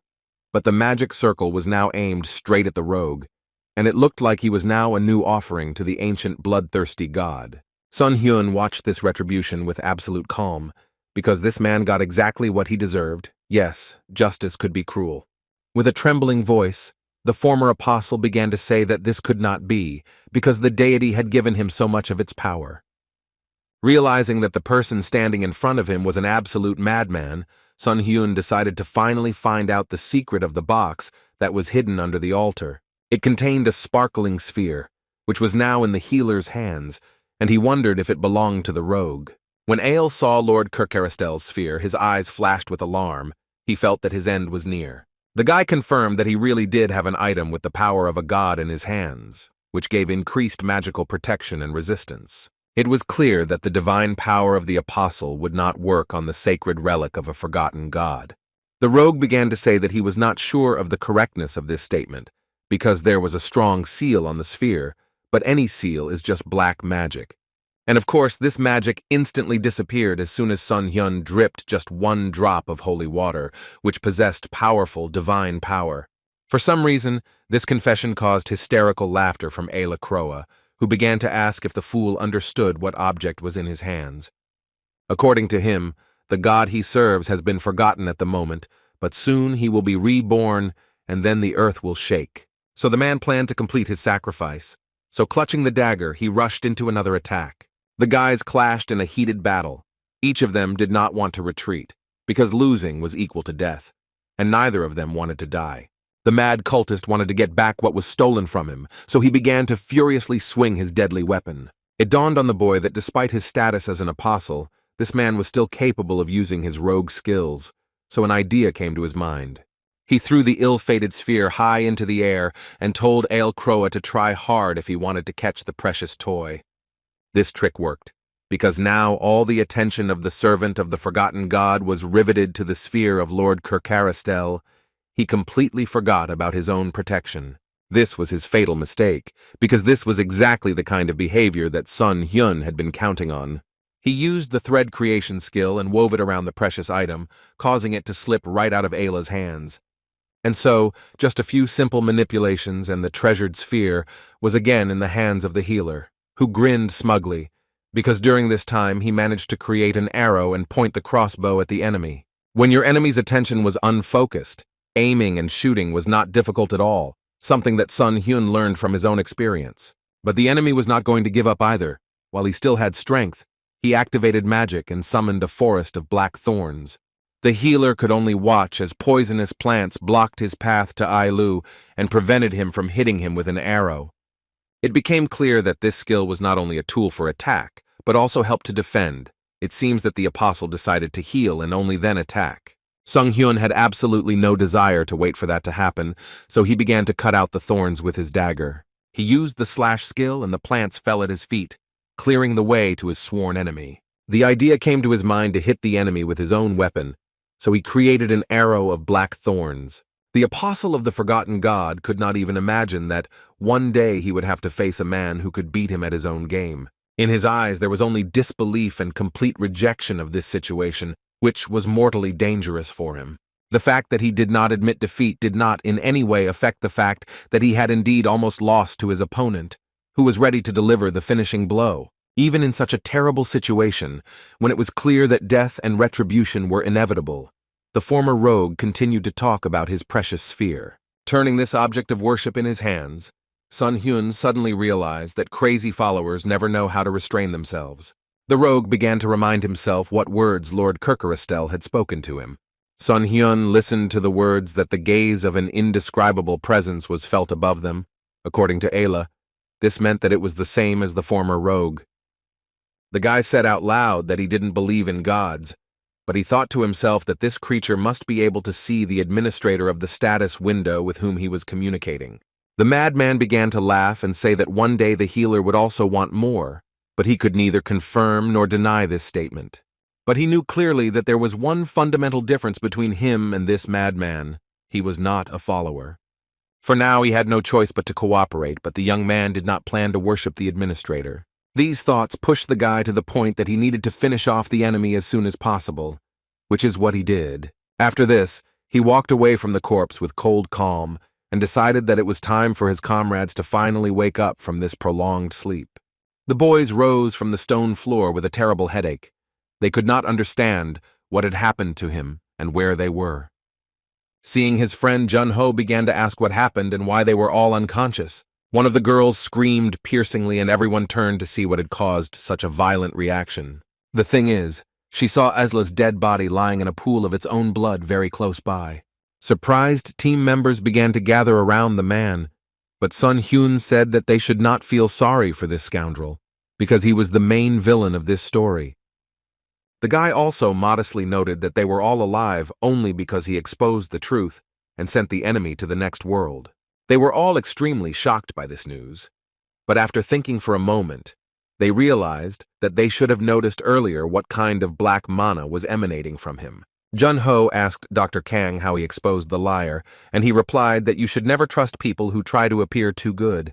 It's best to stay away from those who smile too much, show kindness for no apparent reason, and communicate too affectionately. Listening to all this, Jun-ho realized that the doctor was directly describing himself.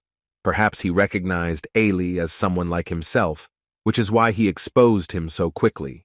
The healer asked Schweier to form a magic circle for the exit, paying attention to the fact that it should be as large as possible. Looking at Song Hyun, the girl could see in him a holy power comparable to that possessed by high-ranking priests, as well as an unimaginable determination. She didn't understand at all why the guy standing in front of her was hiding his holy power and not demonstrating its full depth. She was almost certain that the Inquisitor of the Order was standing in front of her, so she decided that it was worth showing her best side. Schweier said firmly that she would do everything in the best possible way, but Song Hyun didn't understand why she used such a formal tone.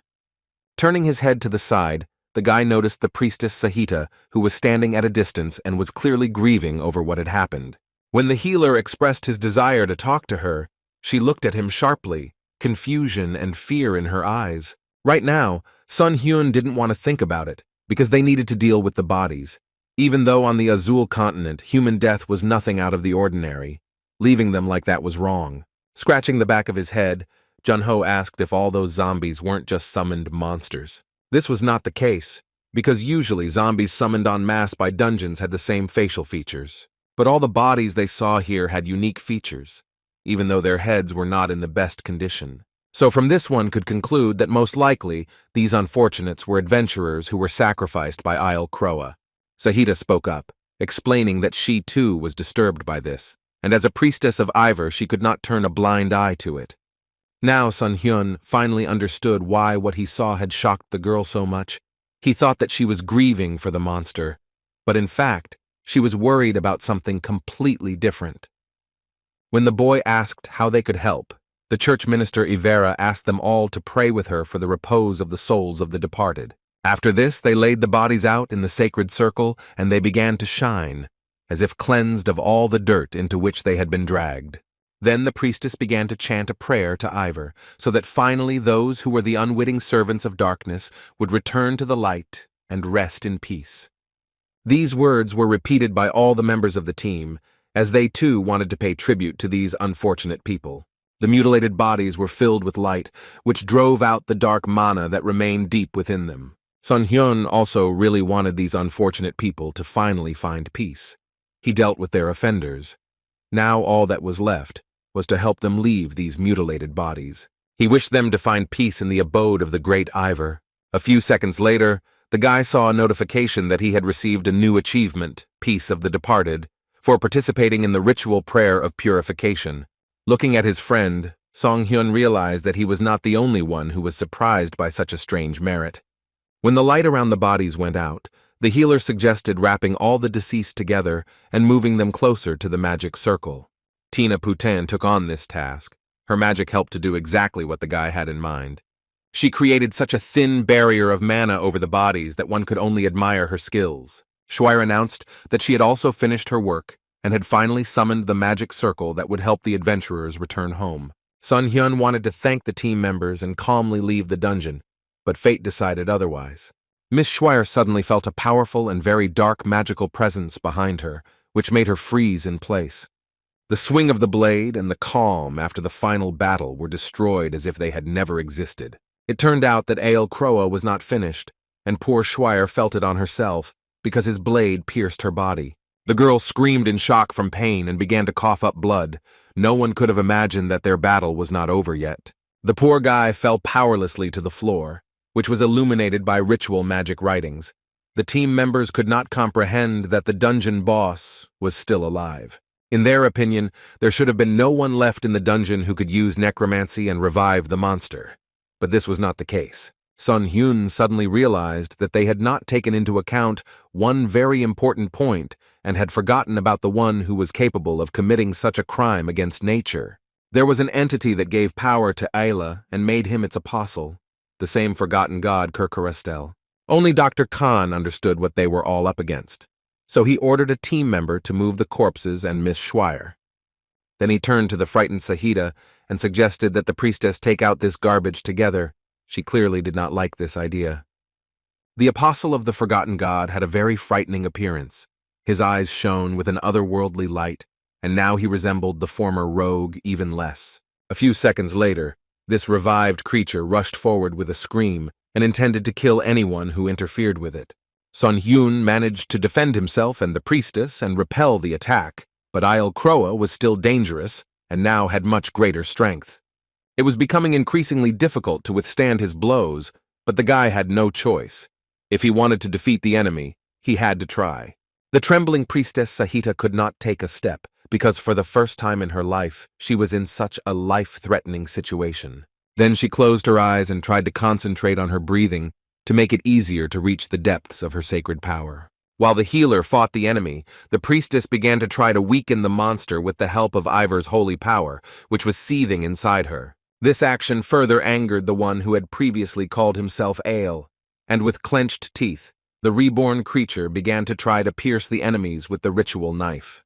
Sahita was simply dumbfounded as the blade was pointed at her, flashing menacingly right next to her throat.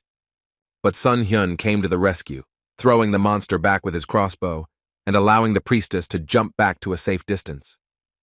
The guy said that the servant of Ivera did a good job and should continue to hit the enemy with rays of her light. Having calmed down, Sahita directed the warmth that was inside her into her palms, after which she released it outward and light flooded the dungeon. She used a skill called Undead Banishment, which was supposed to send the reborn to the next world. Ael Kroa screamed in pain as the rays of light hit his body. He tried to hide from them and closed his eyes. For a moment his vision cleared and the apostle began to resemble the man he once was. His wound began to bleed again, and he tried to plug the gaping hole with his hand, but it didn't help much. But the fact that he was trying to save himself seemed only at first glance, because in fact, the monster climbed inside his body and took out some kind of crystal, after which he began to call Kirkarestel. Crushing the object in his palms, Ael screamed that this was the last sacrifice he made to the forgotten god. Sung Hyun thought intensely that he would be in trouble if this bastard destroyed the core of the main monster. In an instant, everything around changed. The dungeon became even darker, and some of its parts were falling apart. It became clear that everything around would be destroyed. The healer began to shout to his ally that they should get out of here immediately because they could die. And he was absolutely right. because the walls began to crack and quickly collapse. In all this chaos, Ail Croa saw the arrival of his lord Carcaristel, who decided to condescend to his faithful servant. He raised his hands to the sky, despite the falling rocks and parts of the building, and said that this was done in the name of a nameless god, and in order to please him. These speeches continued until the moment when a huge slab fell directly on Ail Croa and crushed his fragile human body. At this time, the priestess and the healer ran with all their might, hoping to make it through the magic portal that led out of this terrible place. When they had already reached there, the doctor immediately asked what condition Schweier was in. He hoped that she could still be saved. He was informed that the healing was complete, but they were faced with a new problem. The magical power did not leave the girl. This was not the best news. The injured Schweier, who had lost her strength, would hardly be able to carry them home. Now it became clear to Sun Hyun what the rogue meant when he said that he had managed to make the last sacrifice.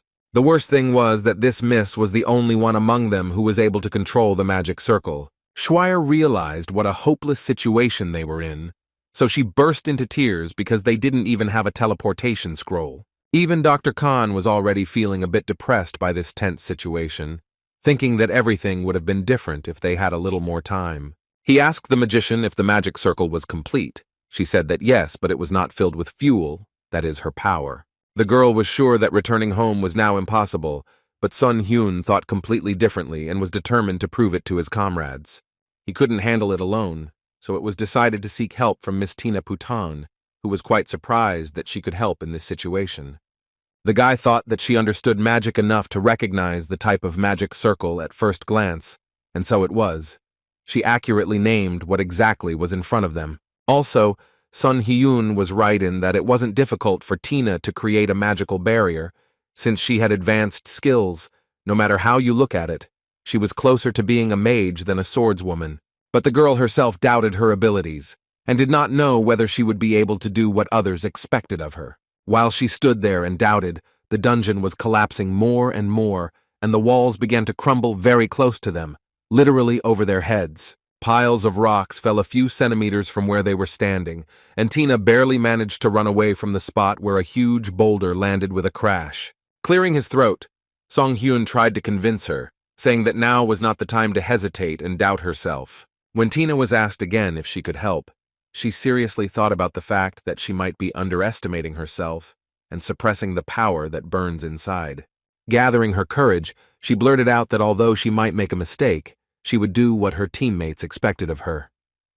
This answer completely satisfied Sun Hyun.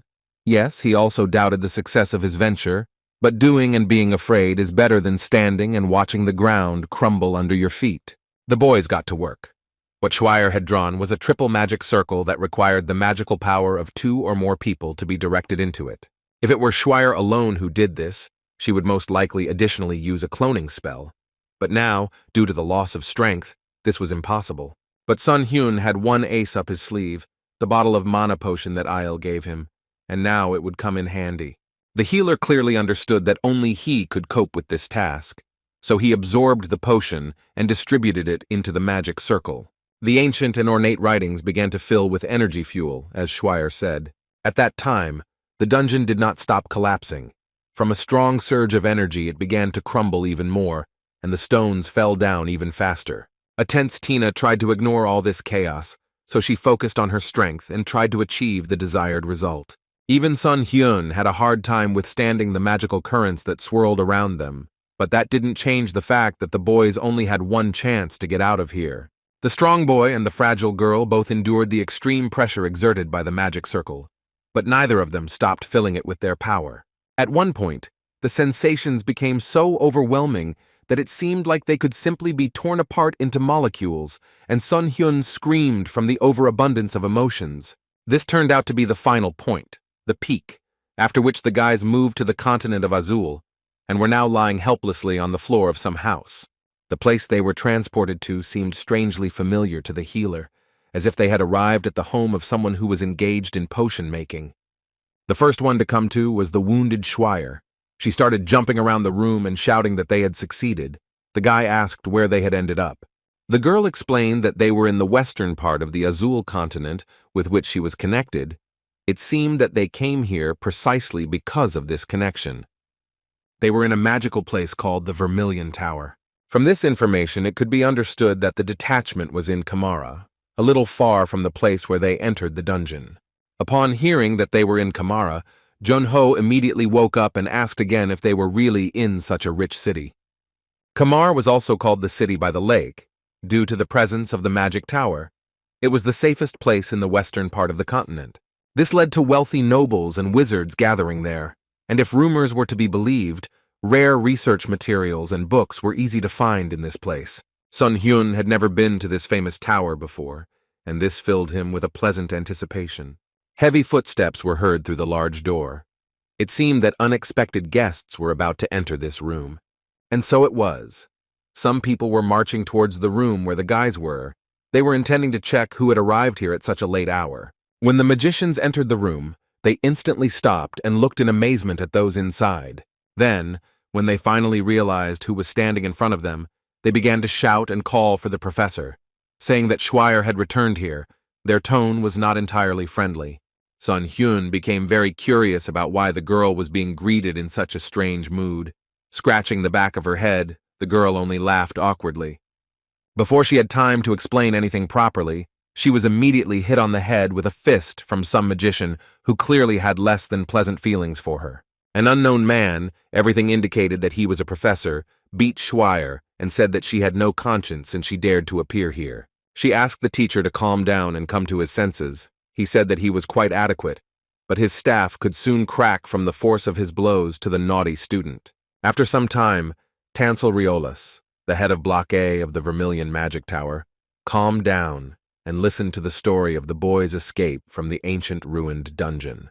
He reminded Schweier that she had talked so much about surpassing the tower wizards and becoming an adventurer, and now she had gone through a deadly experience.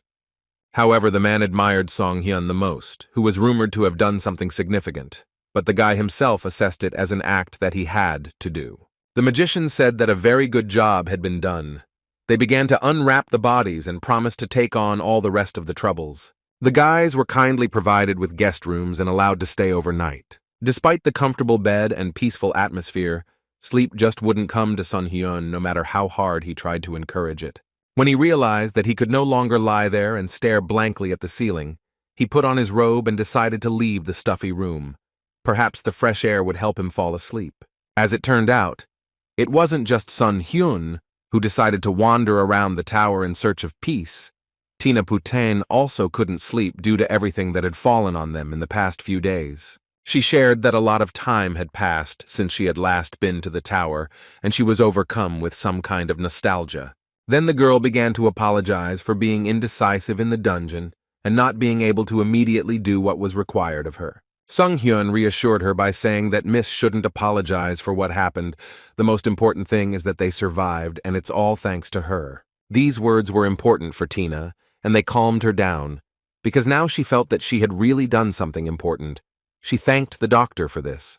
Tina Putain's story in this tower began in childhood. When she showed magical abilities quite early, she was forced to go to this place. But she was always more attracted to waving a sword and arranging training duels with Raz, which she really missed in the tower. It later turned out that her magical talent was not so outstanding, so she soon left the tower and did not come here again. Miss Tina said that she was very sorry that she remained ignorant of both magic and the blade. It seemed to her that she needed to choose one and develop in that direction. Sun Hyun realized that before him was a man who had not realized his potential, and therefore felt out of place among both adventurers and magicians. The guy himself did not know either martial art, but he expressed his opinion, saying that he considers it right to do what he likes the most. According to the doctor, such a trick can be used when you realize that you are less talented than others. Looking piercingly at the girl, he said that she needed to achieve her goals by any means available and make herself happy no matter what. These words echoed in Tina's chest as a flash of hope. She realized that her life could still be filled with success and be brighter than it was now. She realized that you can find yourself in this world in any way possible, even if you have to cheat a little. The next morning, the adventurers who had arrived at the tower began to disperse, not wanting to abuse the hospitality of the magicians. Mr. Rakramarty was eager to train, and Priestess Sahita was about to finish her job. It was the best option for them to disband the team. The guys were curious about what Miss Tina was planning to do next. Jun-ho said that if she was not sure about her plans for the future, she could go with them. This proposal made the girl lose her power of speech for a moment and think again about what she was going to do next. Having finally made her decision, Tina excitedly said that she wanted to become a magical swordsman and combine her two passions. She didn't care that people might laugh at her line of work because she enjoyed it, and Sun Hyun smiled and said that he had no doubt that she could do it. To help her at the beginning of this difficult path, the guy handed her an envelope with the contact information of a man named Choi Lee Han and advised her to visit the place whose address was listed inside. Leyen Pharaoh Village was the coldest part of the northern region. There was a madman there, but he was the strongest magic swordsman that Song Hyun knew. The healer could vouch for his abilities, and Tina simply beamed with happiness when she heard that it would be useful for her to observe this man. Waving goodbye to the guys, she promised to write often and tell them about her successes. As soon as the boys decided that it was time for them to set out on their journey, Schweier started running towards them, in a great hurry to talk to them. She had something to say to this couple, but this time she was just a messenger who carried out an assignment. Sun Hyun and Jun-ho were waiting at the Scarlet Tower. Professor Tansel was waiting for them in his room to talk about something important. The man apologized to the boys for calling them at a time when they were planning to leave the area, but he had invited them here for a reason. It seemed that some new acquaintance was in the works, because in addition to Tansel Rayalak, there was an unfamiliar smiling young man sitting in the room. The stranger enthusiastically said that his name was Si-soon. He was a professor at the Dark Tower and was quite an influential magician. The Dark Tower was a place better known as the Tower of Dark Wizards. The main goal of its servants was to find proper methods of using dark magic and mana. This was interesting information for Seong Hyun, as he knew very well that the church hated the use of such forces, but it seemed that it was partially legal. Tansel said with displeasure that his colleague had heard about what had happened in the dungeon and begged him to arrange this meeting. He wanted to know about the dark mage who was the boss. Si-soon was ready to buy any old things of the dark magician for the purposes of experiments and research. Such fervor slightly strained the healer. After thinking for a while, the boy decided that he didn't want to give up the Kirkaristel sphere that he still had, so he tried to remember what else he had taken out of the dungeon.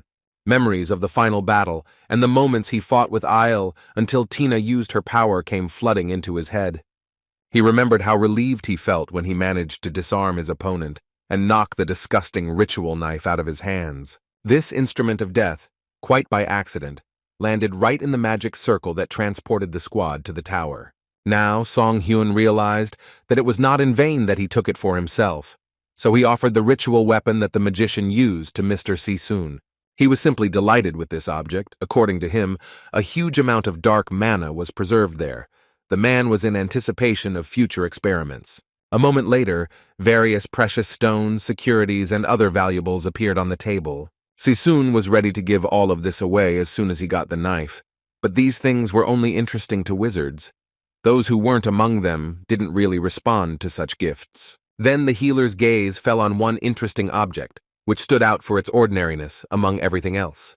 This thing resembled a children's wind-up toy that was supposed to make melodic sounds when you turned the key. Yes, it was that very toy. When the guy did the necessary manipulations, it sang in a slightly creaky voice.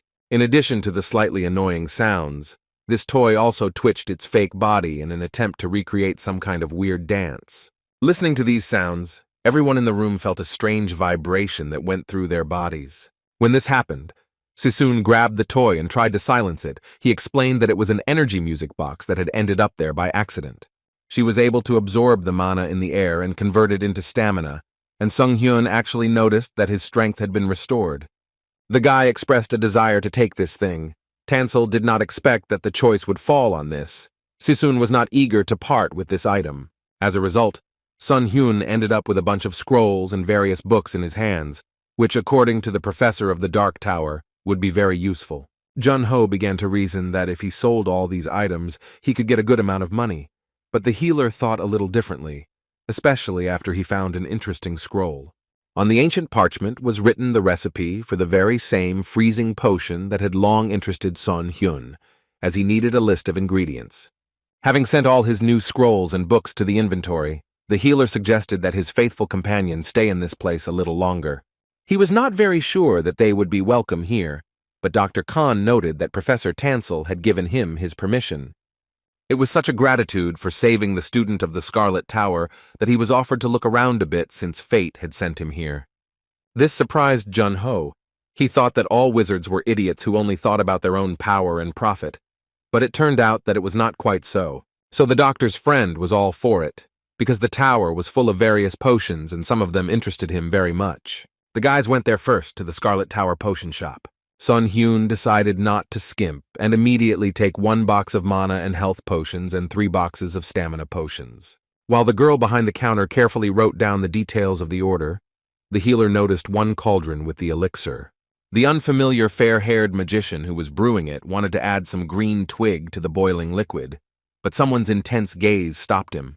The unsolicited advisor turned out to be Sun Hyun, who said with a smile that he would not recommend adding this ingredient there. Taking a quick glance at him, the blonde immediately realized that the person standing in front of him was someone who had absolutely no idea how to use mana.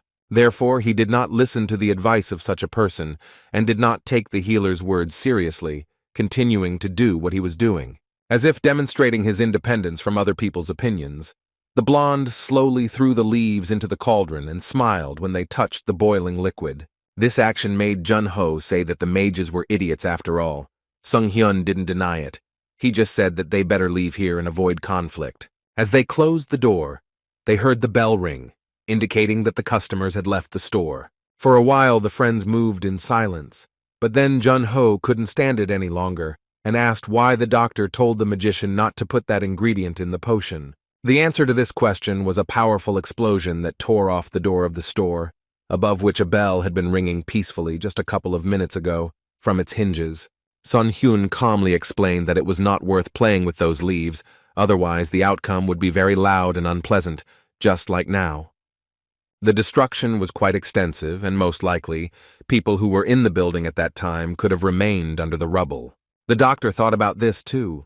Before the smoke and dust from the explosion had even cleared, he was already rushing there, because he understood that there could be seriously ill patients there. Inside the potion shop, things were going much better than expected, with the mages clearing their throats and asking which incompetent employee had caused this chaos. But what was more frightening than the explosion was that the cloud of smoke could carry toxic fumes, so it had to be blocked with a magic shield. This is exactly what the culprit of all this confusion began to do. He created a defense that slowly spread throughout the room. But then the blonde suddenly noticed that his shield began to melt.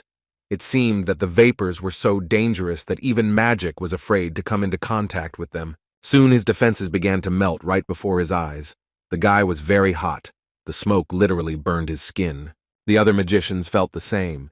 They didn't know how to deal with this problem, so they started running away. As they were already running towards the exit, the door suddenly swung open, and a smiling Sun Hyun stood in the doorway, frivolously asking where the magicians were going. He and his friend blocked the only path that led to salvation, and the boy's behavior caused puzzled looks. Then the guy said in a completely indifferent voice that none of them would leave the room or take a single step outside. Walking forward, the healer carefully walked through the room, which was no longer possible to be in.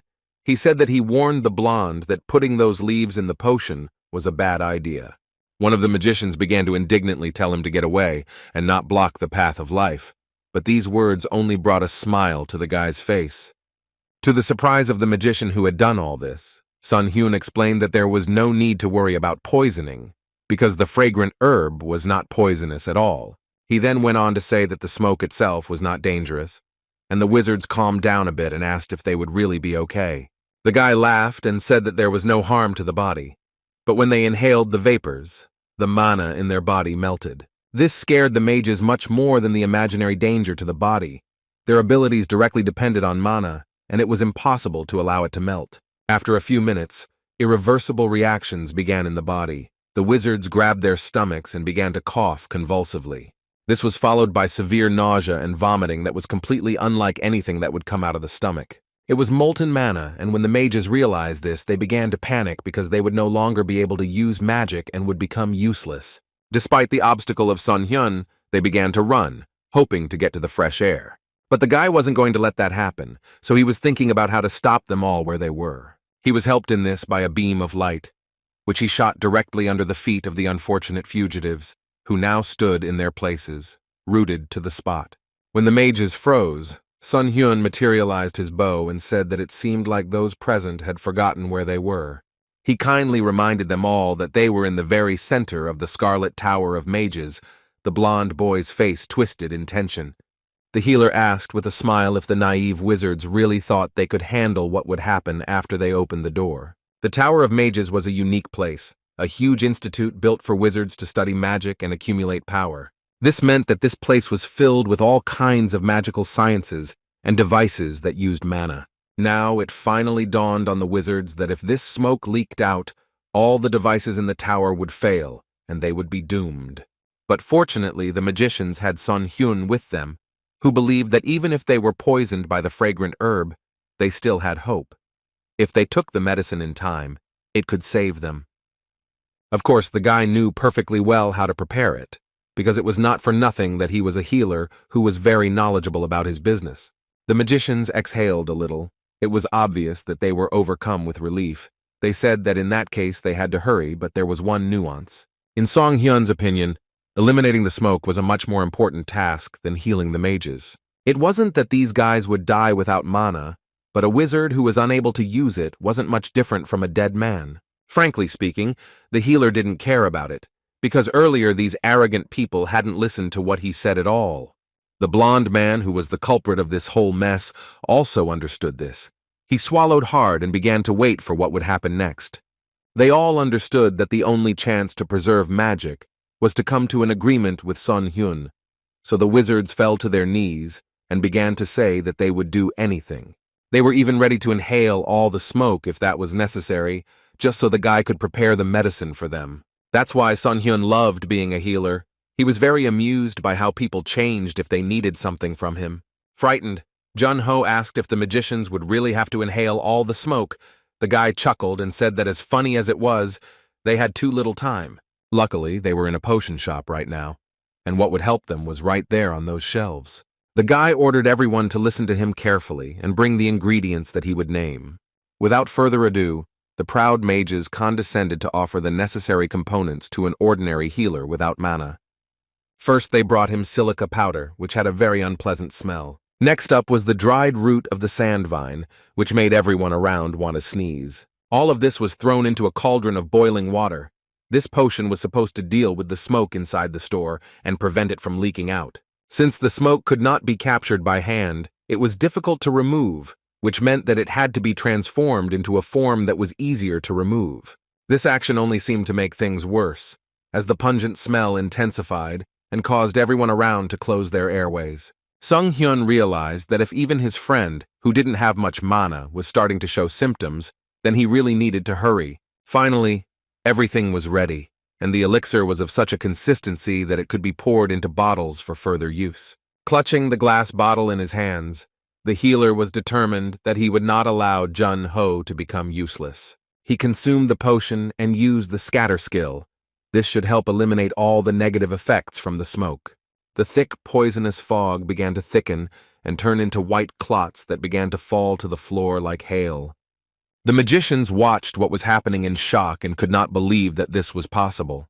They began to run away from these clots, fearing that they would harm them even more. When the white clots began not just to fall calmly, but to specifically hit those present, they all became very tense. The healer said they had observed the effect of a dissolving potion that turns smoke or gas into a gel-like form.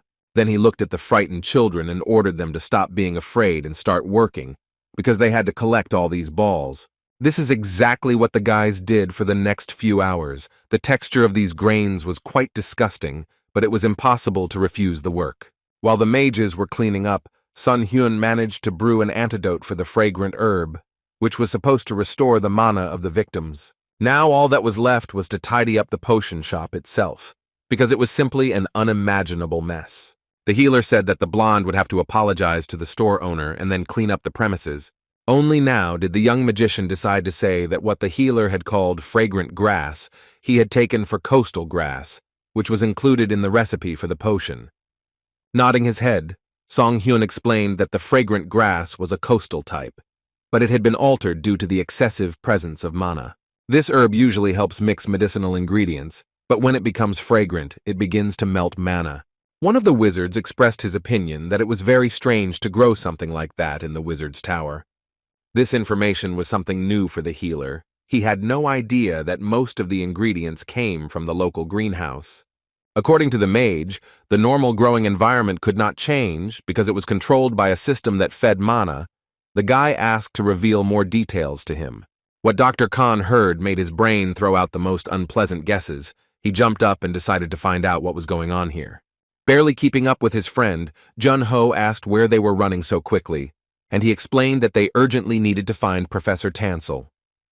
After all, in his opinion, the situation was much worse than he could have imagined, and it needed to be dealt with immediately. As it turned out, the head of one of the Vermilion Towers already knew about what happened in the potion shop. The guys talked to him virtually. The man expressed a desire to go to the scene of the incident on his own, but he had an important meeting that he could not miss. But at least he gave the go-ahead for them to visit the greenhouse and promised to approve their pass into this area as soon as possible. It was very lucky that the boys met Miss Schweier on the way there. With her, they would find their way to where they needed to go much faster.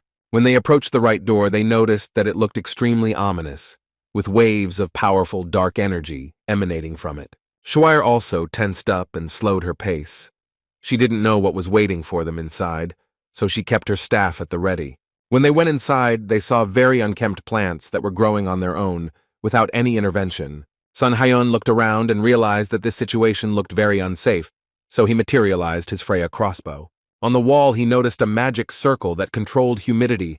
There were cracks in its center, and some negative energy was accumulating around it. The exact same situation was with the rest of the magic circles that controlled the climate and temperature. Their work was disrupted. Schweier also noticed this. She concluded that the mana inside was surprisingly high, meaning that the problem was with the main magic circle. All that was left was to find him, which wasn't difficult, because given the entire structure of the room, everything screamed that he was very close. Suddenly, something moved to the side and a huge stem, like a snake, rushed towards the place where the boys were standing. Sun Hyun didn't immediately notice that they were in danger, but he still had time to come up with some kind of maneuver. This maneuver was the move that helped pull Jun-Ho away from the spot where the overgrown flower was about to hit. It was lucky that the doctor had very good reflexes, which once again helped his friend save his life. An astonished Jun-Ho began to ask what happened and what kind of creature was capable of moving so fast. The healer explained that they were dealing with a plant monster that was created by absorbing a huge amount of mana. Its name was Martin's Ivy. Schweier entered the game, using her wind control power to send out cutting gusts. This sent the ivy into a real frenzy. It wriggled and tried to avoid the sharp gusts that could damage its body. The girl did not give up and sent more and more magic to this monster, using the principle that water wears away stone and sooner or later the creature will fall. This made sense, because Martin's ivy was feeling worse and worse and even began to ooze some kind of greenish poison. But the creature didn't plan to die just like that.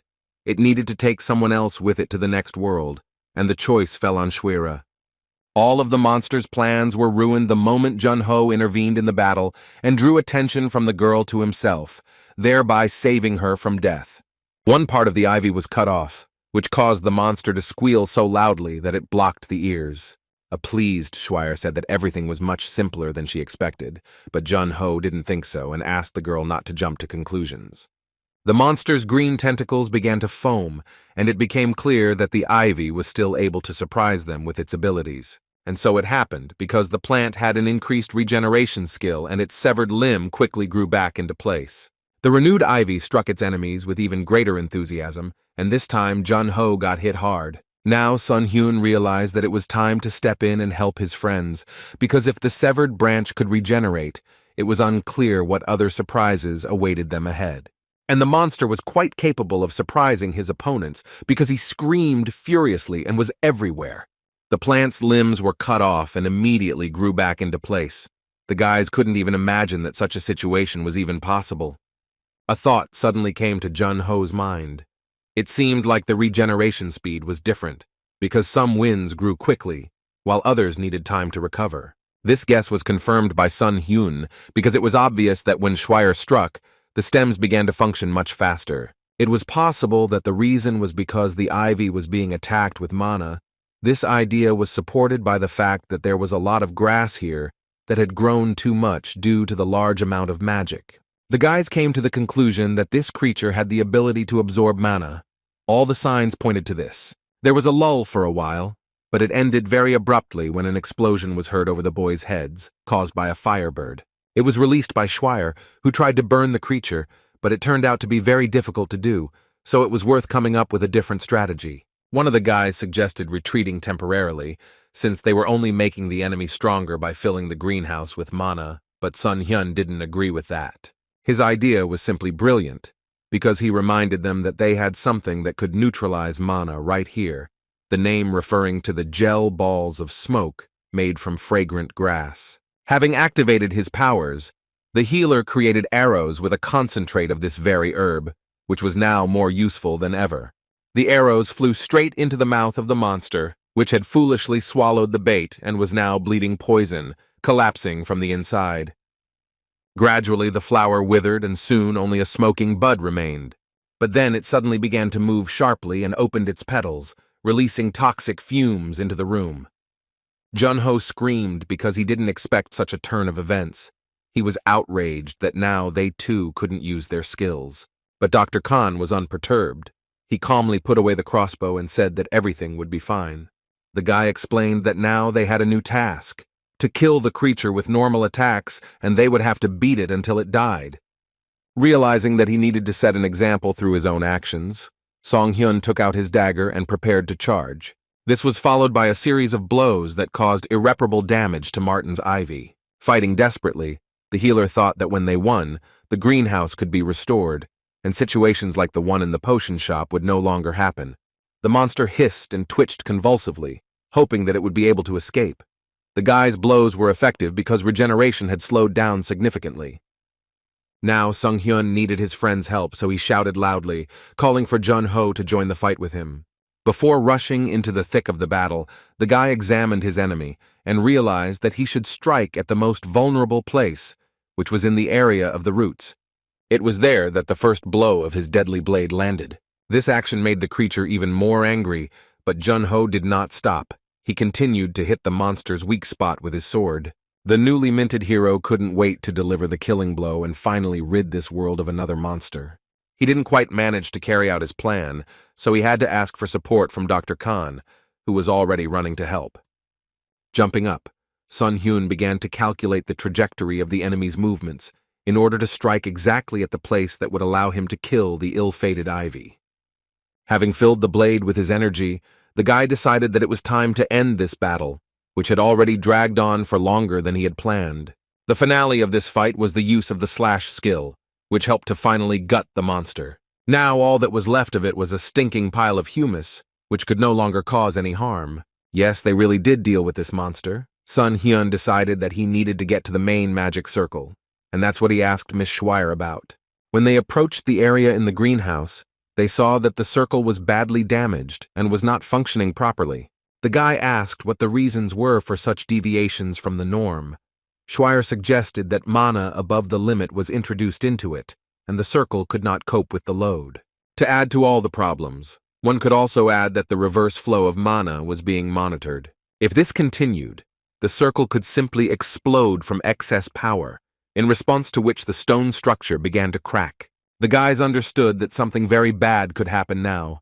It seemed that Martin's ivy was not the biggest problem, because an explosion of mana was waiting for them ahead. Jun-ho began to scream and panic, saying that if an explosion occurred, they could all say goodbye to their lives. When Sung Hyun asked if there was any way to stop the mana surge, Schweier replied that there was none, as a low-ranking mage couldn't do anything about it. Moreover, if the circle is subjected to any impact, it will immediately explode. Sun Hyun listened to the proposal to just run away and couldn't let things go as they were. It all made no sense. If the spell was really that powerful, then its destructive power would be enormous. Not only the team, but also the people around could be hit. It was necessary to find some solution, to look deeper. So the guy decided to use the observant look skill, because it was worth finding the mana connection diagrams. At first the lines didn't seem to want to come together to form a structured drawing, but then everything changed. Soon Sun Hyun discovered the secret of those very schemes that the low-ranking magicians did not know about. Everyone was extremely surprised that the healer managed to reveal such details, especially Shwira, because she knew that such information was classified. Full of determination and confidence, Sun Hyun began to approach the central magic circle, which was about to explode. This accumulation of pure mana was transformed into a large bomb. The guy understood that standard attacks would not work in this case. When conventional solutions were not suitable, it was worth thinking more creatively and expanding the boundaries of what was permitted. And this is exactly what the healer decided to do. The idea came to his mind that he could use the Kirkaristel sphere, an item with increased magical defense and resistance. Holding it in his hand, the guy felt the energy of the magic circle swirling around him, but the sphere did not let her get too close and protected her from negative influences. Shwire couldn't bear to watch her comrade commit suicide, and Jun-ho also began to shout warnings in alarm. Sun Hyun didn't pay any attention to all these shouts. He had a clear goal, to hit the connection point of the chain, and he was determined to do it. The hand squeezed the sphere tighter and tighter, and the guy could only hope that the object would protect him from the powerful explosion. But this item had not only a defensive function. Sun Hyun decided to use this item in a very original way. With one throw, he hurled the sphere, aiming straight at the center of that ill-fated magic circle. Having hit the nail on the head, he clenched his teeth tensely, waiting for what might happen next, because they were not insured against an explosion, and all that was left was to hope for luck. While nothing critical had happened, the mana in the chain began to block, which meant that there was still hope for success. Soon the blindingly bright light went out, and the sphere fell into the grass, which seemed to be reaching out to this object. When there was no explosion, Shwire dared to open her eyes and look at what was happening near the magic circle. All this riot stopped, and now one could see only a damaged stone pedestal and a small bright ball lying next to it. Sun Hyun heard the girl stutter as she tried to ask what had happened and why there had been no explosion. This question made the guy smile. It was so strange that people didn't immediately believe that something good could happen. A second later, the boys rushed to hug Dr. Khan, thanking him for saving them and saying that they were very glad that the doctor survived this crazy adventure. Without answering his friends, the boy only thought that it was a very good idea to test the abilities of the sacred sphere in advance. When everything was over, the boys contacted Professor Tazel again and told him about everything that happened in the greenhouse. The man suggested that there was a problem with the power supply system. Shwire added that even the Tower of the Mages would not survive if something like this happened again. The girl also noted that if the tower fell, the protective barrier guarding the city would collapse, so she asked to allow them to explore the mana center. Frowning sadly, Tansel said that the mana cent was essentially the source of the mage tower. It was beyond his power. Jun-ho found it strange that even the professor couldn't get to where he wanted, and Sun Hyun in turn asked who was the administrator of the mana center. Tansel Riolas' gaze became even more thoughtful and sullen, as he said that the man was one of the masters of the Scarlet Tower. Elderly Mr. Hive was the man who had virtually unlimited access to every corner of the tower. The guys immediately went to meet him. The man was surprised by such a rush, so he asked why they bothered him. It took a long time to explain to Mr. Hive what had happened in the greenhouse and what consequences it had for the tower and the city. The gentleman pressed his lips together and asked if the tower's guests really wanted to head to the center of the mana. To be honest, the healer had no plans to go there at all. He hoped that the people in power would sort out the problem themselves once he spoke about it. This is exactly what Sun Hyun tried to say, but he was rudely interrupted and not allowed to finish his sentence. The grumpy old man showed his nasty character and said that the guy was talking nonsense and there were no problems in the tower. He slammed his hand roughly on the table and began shouting that the entire system in this place was built simply perfectly and had no flaws. Hive emphasized that the devices in the Mana Center were created using the best technology of the Tower of Magicians. In his opinion, this place will never fall. The man glared angrily at Sun Hyun and asked what kind of problems there could be in such a place. But he didn't answer, because he didn't understand what all this lie was about. Next, everyone was surprised by Shwire's courage, who asked if the professor really didn't know what condition the greenhouse was in, and Jun-ho supported her. The girl wanted to say that the magic circle was completely destroyed, but she was not allowed to finish, being told to shut her mouth. Reminding her that Shwire had once already escaped from the tower, Hive asked how she dared to mock the Tower of Magicians now. Song Hyun listened tensely as the Scarlet Tower Master said that he would never let them into the center of the mana. In a completely calm voice, the guy said that he wanted to give the old man a little advice, which was to start evacuating people and take urgent measures. Hive didn't plan on listening to some talentless kid who thought he was in charge, so he said he wasn't going to waste his time on it. He pushed the boys out into the corridor and slammed the doors loudly, saying that they should get out of there immediately. Furious, Schwer simply wanted to kill the arrogant and stubborn old man who listened to no one but himself. But Sun Hyun noticed that the man seemed strangely worried. Perhaps not all was lost yet. It wasn't that important, because the guy had his own plans and views on this situation. After all, this Hive was not an ordinary person at all. Sun Hyun realized this as soon as he activated the piercing gaze skill. Everything about the Magister's Scarlet Tower screamed that he was a danger to the society he was in, and that his life promised death to everything he touched. This was the pure truth, because as soon as the uninvited guests left his office, the head of the tower began to angrily reflect on how these strangers had learned so much information. He suggested that they might have unearthed information that the mana energy supply system was broken. The blame rested entirely on the old man's shoulders, for it was he who had neglected to watch over the mana center while he was preparing for the next Magister ceremony. The villain knew he had to hide it at least until the ceremony, otherwise he would be excluded from the list of candidates. His hopes were that he thought he could quietly fix everything after he took over as a master and gained more power. A bright light distracted him from these ambitious thoughts. Grimacing, the man tried to understand where the source of the glow was. He didn't have time to do this, because the next second there was a loud explosion. Standing in the rubble of his own office, Hive tried to get to his feet and figure out what had happened. His feet were pinned down by heavy boulders that were impossible to move with physical force, so he used magic.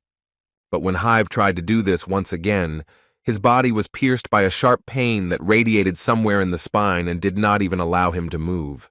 It was clear that this was all the negative impact of such a phenomenon as the reverse flow of mana. Realizing that it was simply impossible to get out on his own, the master began to call for help, but his voice was so weak that it was unlikely that anyone would hear this call. But no, someone heard. A guy stepped into the destroyed room, who asked with an evil grin if the master had finally realized he was wrong. It was Sun Hyun, and of course he didn't forget to remind the gentleman that he had warned him about this outcome, but no one wanted to listen to him. Realizing that his life depended on the actions of this impudent man, Hive began to say that he regretted his words, and if he could, he would have acted differently. Sun Hyun was in no hurry to answer the call for help and do something to free the master. Instead, he asked why he did not listen to other people's advice. After all, he was well aware that the tower's mana system was releasing too much power, and all the places where the circuit passes were most likely in the same condition. There was no compassion in Song Hyun's heart for this man, who didn't even try to listen to warnings and only changed because of his imminent death. When the old man realized that they were in no hurry to help him, he began to desperately ask for help in freeing himself. This call also went unanswered, as the guy quoted Hive as saying that he had no time to waste on meaningless talk. He agreed to help only if the master had something that might interest him. He angrily clenched his teeth, realizing that this youth was openly mocking him and wanted profit. Not receiving an answer, Sun Hyun began to leave, but the old bastard shouted a request to stop, and he froze in place with curiosity. Hive actually had something that would interest the healer, and it was none other than the key to the mana center, which would be in the guy's hands if he helped.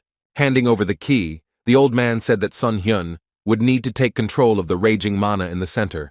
Only that would help save the people. A chill ran down the guy's skin. Without turning his head, he asked if Hive would really hold other people hostage. He said that his proposal needed to be thought through carefully. From the fact that such a bastard was a candidate for a master, the healer guy concluded that the Scarlet Tower was indeed in decline. Turning to his interlocutor, Dr. Khan decided to finish him off with the news that after the explosion, all the seals in the center were destroyed. Hearing that the precious key no longer had any value, the old man dropped it from his hands, and now the hope of salvation was slipping away like sand through his fingers. Hive began to beg him to stop and say that he would find something more valuable in exchange for help. The guy said that in that case he would visit later. He said that he might return to Hive when he had saved all the other people who had suffered from his wrongdoings. Tears came to the eyes of the desperate old man. Now no one would help him for sure. He screamed even louder, either from anger or from helplessness, after which another explosion was heard. When Sun Hyun found himself in the epicenter of the disaster, he began to deal with what was left of the energy circuits, after which he wanted to look at the situation from the outside. His attention was drawn to a muffled scream that came from nearby, in one of the rooms that was next to the Mana Center. In the middle of the half-destroyed room stood two children who, apparently, were unable to evacuate and were therefore doomed to remain there. When Sun Hyun came closer and asked the boys why they were still there, the girl pointed her finger at the ruins and muttered something incomprehensible about her friend. After that, she started crying even harder, and it was impossible to listen to this hysteria because her heart was simply breaking into pieces. The guy didn't understand what exactly the little girl meant, because in her hysterics she was saying some nonsense. Perhaps if he used the soothing voice skill, he would be able to understand her. By placing his hands on the children's heads, the doctor hoped that this would help them come to their senses a little and explain to him what had happened. As Dr. Khan picked his way through the rubble, he analyzed the story of how 3 children had been in the room doing their homework when the ceiling and walls suddenly collapsed. One of them, Lee Jae, made a barrier to get her friends out of the rubble, but the bookcases fell while they were running and she was left there. Sun Hyun could only hope that he wasn't too late, because if such a young soul died because of Old Man Haiva, he would finish him off with his own hands. The outline of a person appeared under a pile of stones, and soon the guy saw the baby lying on the ground, not moving at all. A few minutes later, the girl turned her head towards the loud call and asked in a thin voice who was there. Rejoicing that Lee Jae was alive, the healer said that he had come here to save her. The attentive sorceress immediately noticed that the man standing in front of her was a traveler, because he was not wearing a robe. He was taken aback when the little child told him that she was finished, and her last request was for her friends to be taken to safety. The baby was in a severe abnormal condition. A close look showed that she had internal bleeding, mana backflow, and a broken ankle. And in this state she still tried to save the others. The young sorceress was completely different from a person whose death was already knocking at the door. When the guy wanted to free her body from the captivity of the stones, she forbade him to do so, saying that if he touched it, his mana would also flow in the opposite direction. But these warnings did not stop the guy, because there was almost no mana inside him, so there was no reason to worry either. Laying his hands on Lee Jae, Sun Hyun activated the healing. He couldn't do anything about the pain, but he could stop the bleeding. When the little girl asked how he ignored the backflow and used magic, the healer smiled, because in front of him was a very smart and curious sorceress. To distract her from the pain a little, he shared that he was not an ordinary healer. People like him were called defective, because their mana was at 0. Dr. Khan simply could not allow this little girl to die, so he grabbed her in his arms and quickly carried her out of the danger zone. While they were running, another explosion thundered. Lee Jae didn't even flinch from this sound. She was so busy fighting for her own life. But when the explosions began to sound closer, the little girl woke up and anxiously asked her savior to be more careful. The guy clearly realized that they were already on the 12th floor, and their chances of salvation would appear if they managed to get down to at least the 9th. But a new problem arose before him. The stairs that led down were not just damaged, they were completely missing, and in their place there was a gaping abyss. He had not expected this at all, and there was no other way out, unless he decided to take a completely crazy step that bordered on certain death. If Lee Jae had ever wanted to learn to fly, she no longer had that desire, and she didn't want to believe that the only way was through a hole in the wall of the tower. To be honest, the guy himself didn't know how successful this idea was, but he still decided to try, so he told the girl to just close her eyes and trust him. He was determined to save his ward, because her life was a priority, so it was worth trying even such a crazy method. Lee Jae was clearly not one to be timid, so she boldly said that she was ready, and then Sun Hyun allowed himself to go to the edge and look down. One step and they surrendered to the power of gravity. Loud explosions were heard behind the boys, but they flew down like 2 birds. Even though the young sorceress was incredibly scared, she did not let out a single scream. This was all because she trusted the man who saved her. Sun Hyun never ceased to be amazed at the courage of this girl, because an ordinary child in her place would have long since passed out from fear, or at least screamed. He suddenly realized that if such a unique child died, the future of the Azul continent would become darker. Continuing to hover in the air, the guy managed to materialize his crossbow and squeeze it with his jaws. He then created an arrow out of the bandages and fired it, hoping that it would catch on something and save their lives. The arrow pierced the wall of the tower, and now Sun Hyun could breathe a sigh of relief, because their lives, although they depended on a flimsy bandage, were at least saved. All that was left was to pray that the homemade grappling hook made from a bent metal rod and the temporary rope made from bandages would hold up under the strain. Professors and masters were gathering downstairs. None of them understood what had happened, because in their opinion, nothing bad could have happened in the Scarlet Tower of Mages. Finally, Sun Hyun and little Lee Jae were helped down to the ground. The guy was thanked for saving the children. He said to immediately bring a healer to the girl. Instead of worrying about herself, the brave young sorceress asked if the healer would go to the Mana Center, and he nodded affirmatively, saying that there were those there who needed to be saved. Then the girl handed the guy a parchment and muttered that it was her homework, which might somehow help the doctor. The guy was surprised by the recordings he saw.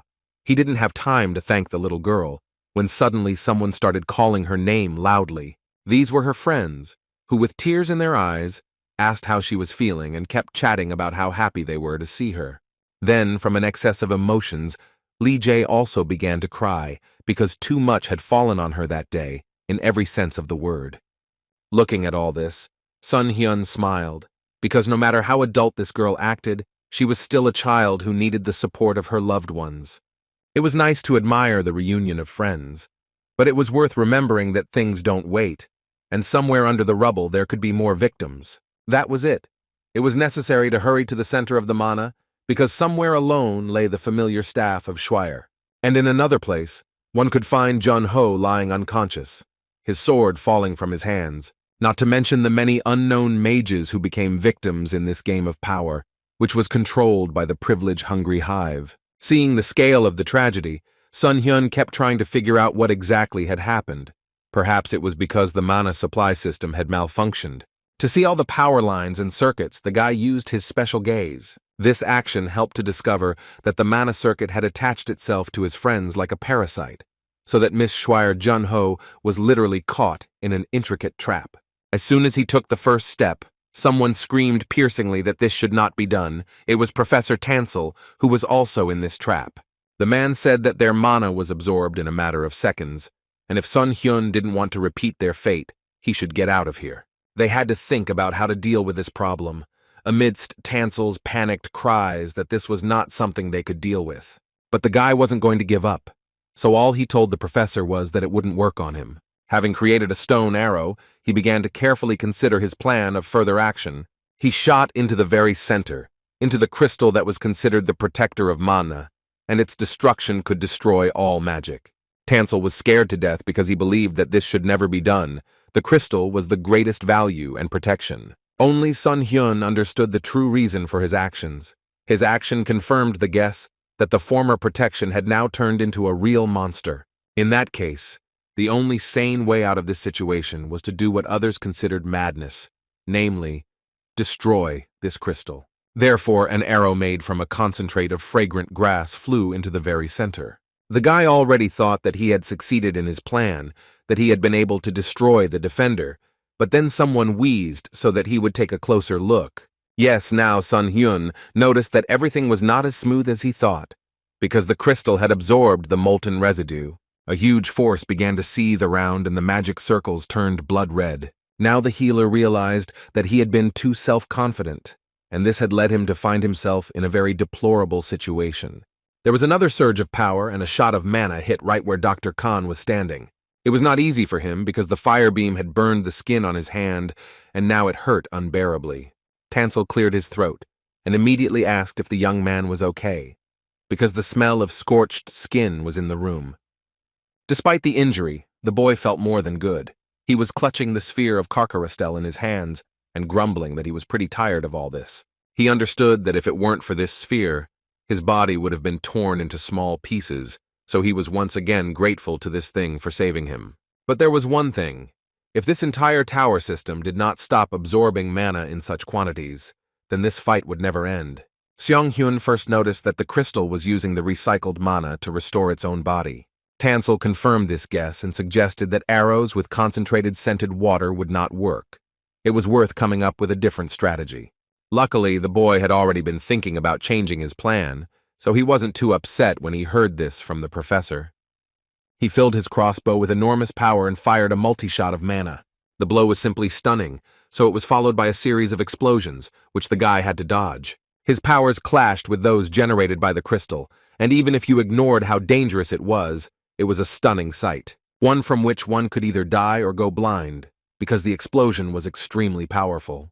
Tansel was very worried that the mana remaining after the shot would be absorbed by the circuit, and this would only strengthen the crystal structure. So far, the professor could not understand what exactly Dr. Khan was trying to do, because his actions were very ambiguous. Throwing the crossbow aside, Song-hyun suddenly realized that the mass forming the crystal was the remnant of mana that did not follow the circuit path. This meant that his sphere should work against this sinister object. It was worth a try, because the guy had no other ideas. Clutching the item he had taken from Kirkaristel's servant, the healer hoped he had not been mistaken. Then he struck, and from the force of it, the earth shook, and the floor of the Scarlet Tower became covered in numerous cracks. When Tansel Riola saw this, he screamed in horror. He understood that hitting the shield with bare hands was just madness, which could be fatal. All these screams only provoked Sun-hyun, who decided that he would not stop until he broke the crystal's protection. Soon he managed to make a breach in the defense, and from there a huge stream of force spilled out, which was impossible to cope with. The power swirled around the healer, and in one moment it completely absorbed him, hiding him from sight. But the guy managed to get out and jump back to a relatively safe distance. Tansel shouted that the monster was raging and that its body was currently undergoing a transformation. All who witnessed this horror found it hard to believe that the tower, their safe home, had given birth to such a terrible monster. But that is exactly what happened.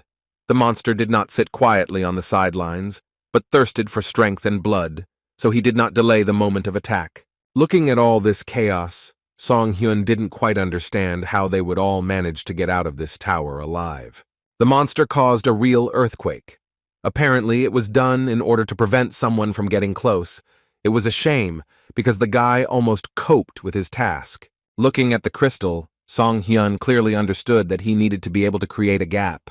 When he once again asked himself how to do this, he suddenly remembered the young sorceress he had saved.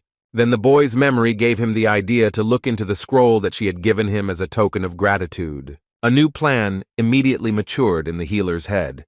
He decided that since the monster was going so crazy from mana, he would do something that he would not be able to defend himself from.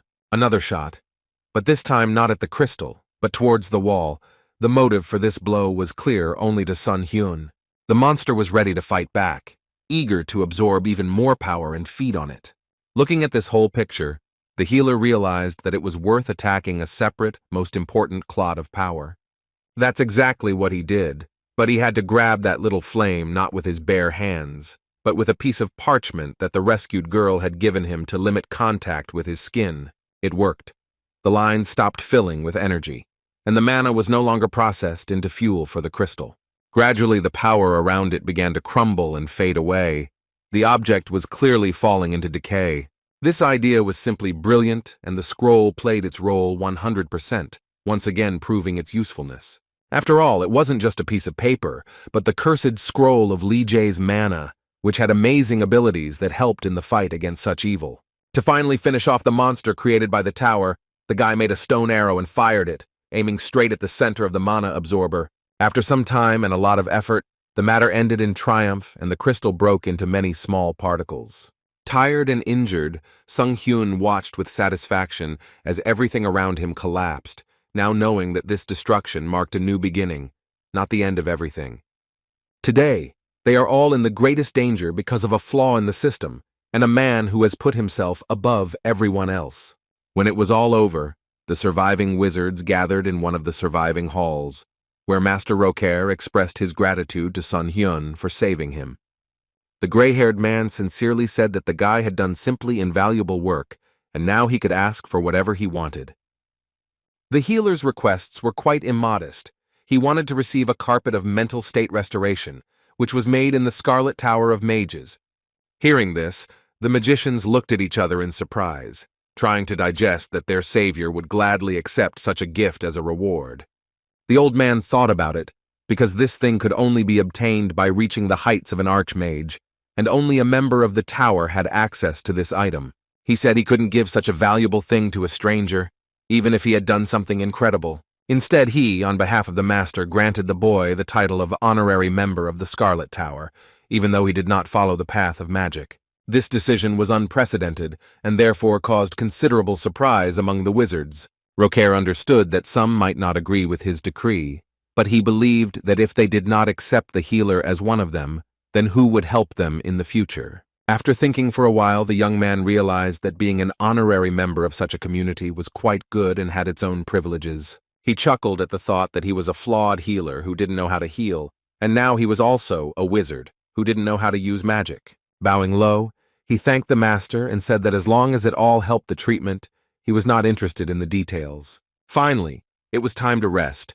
Junho immediately took advantage of the free minutes and began to doze off, saying that he was very tired.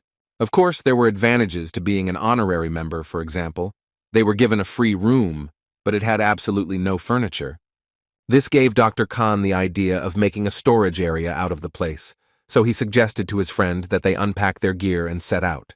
But before all of this, Sun Hyun sat down on the floor and breathed a sigh of relief, finally having time to at least check the status window. He scored a fair amount of points for healing the wounded in the tower and received the next quest. It all made him remember what Ayla had said about how he couldn't deny that he had unnatural powers and would eventually want more. Words were running through his mind about how there was nothing good in messing with gods, so he decided to avoid direct interaction until he knew who he was dealing with. Also, the guy received 3 rare items. Freya's crossbow and Kirk-Aristel's sphere were already familiar to him, but the carpet of mental state restoration was not yet. Another new feature was that he could now use the slot system in the status window, meaning he could place an item and get its effects without equipping it. Also, an achievement was received for the fact that the healer became a member of the Scarlet Tower. He was distracted from his thoughts by a question from his friend, who was interested in why the doctor didn't put on a robe. He replied that he would stop looking like a healer if he started wearing one. Moreover, he believed that a doctor looked best in white clothes. It seemed to distinguish him from the crowd and spoke of his profession. But all these discussions could wait, because the guy was eager to try out a new skill called the Scarlet Crest. It was through this that Song Hyun's white robe was changed into a beautiful red robe that indicated his membership in the tower. Even though he didn't have any magic, these regalia made him feel like a real wizard. Morning came. The warm rays of sunlight almost drove away the gloomy memories of days gone by. The guys were busy cleaning up the mess that had formed in the inventory. The most unexpected things could be found there. This was explained by the fact that Jun-ho ended up in the Azul dimension while watching TV at home. He had just poured boiling water over his noodles when he immediately found himself in some kind of cave. Unlike Song Hyun, he managed to take some mementos of home with him, even if it was some useless stuff. But for the guy, it was not useless at all. He said that among those things was his favorite pillow, which was with him when he slept on the cold and dirty floor. He even offered to lend it to his friend, but he said that he didn't need such a nasty thing that smelled like some old man. Among these things, Sun Hun found a photograph that reminded him of the times he spent on Earth with his loved ones. He put it on the nightstand and sadly realized that so much had changed since then that he had literally become a different person.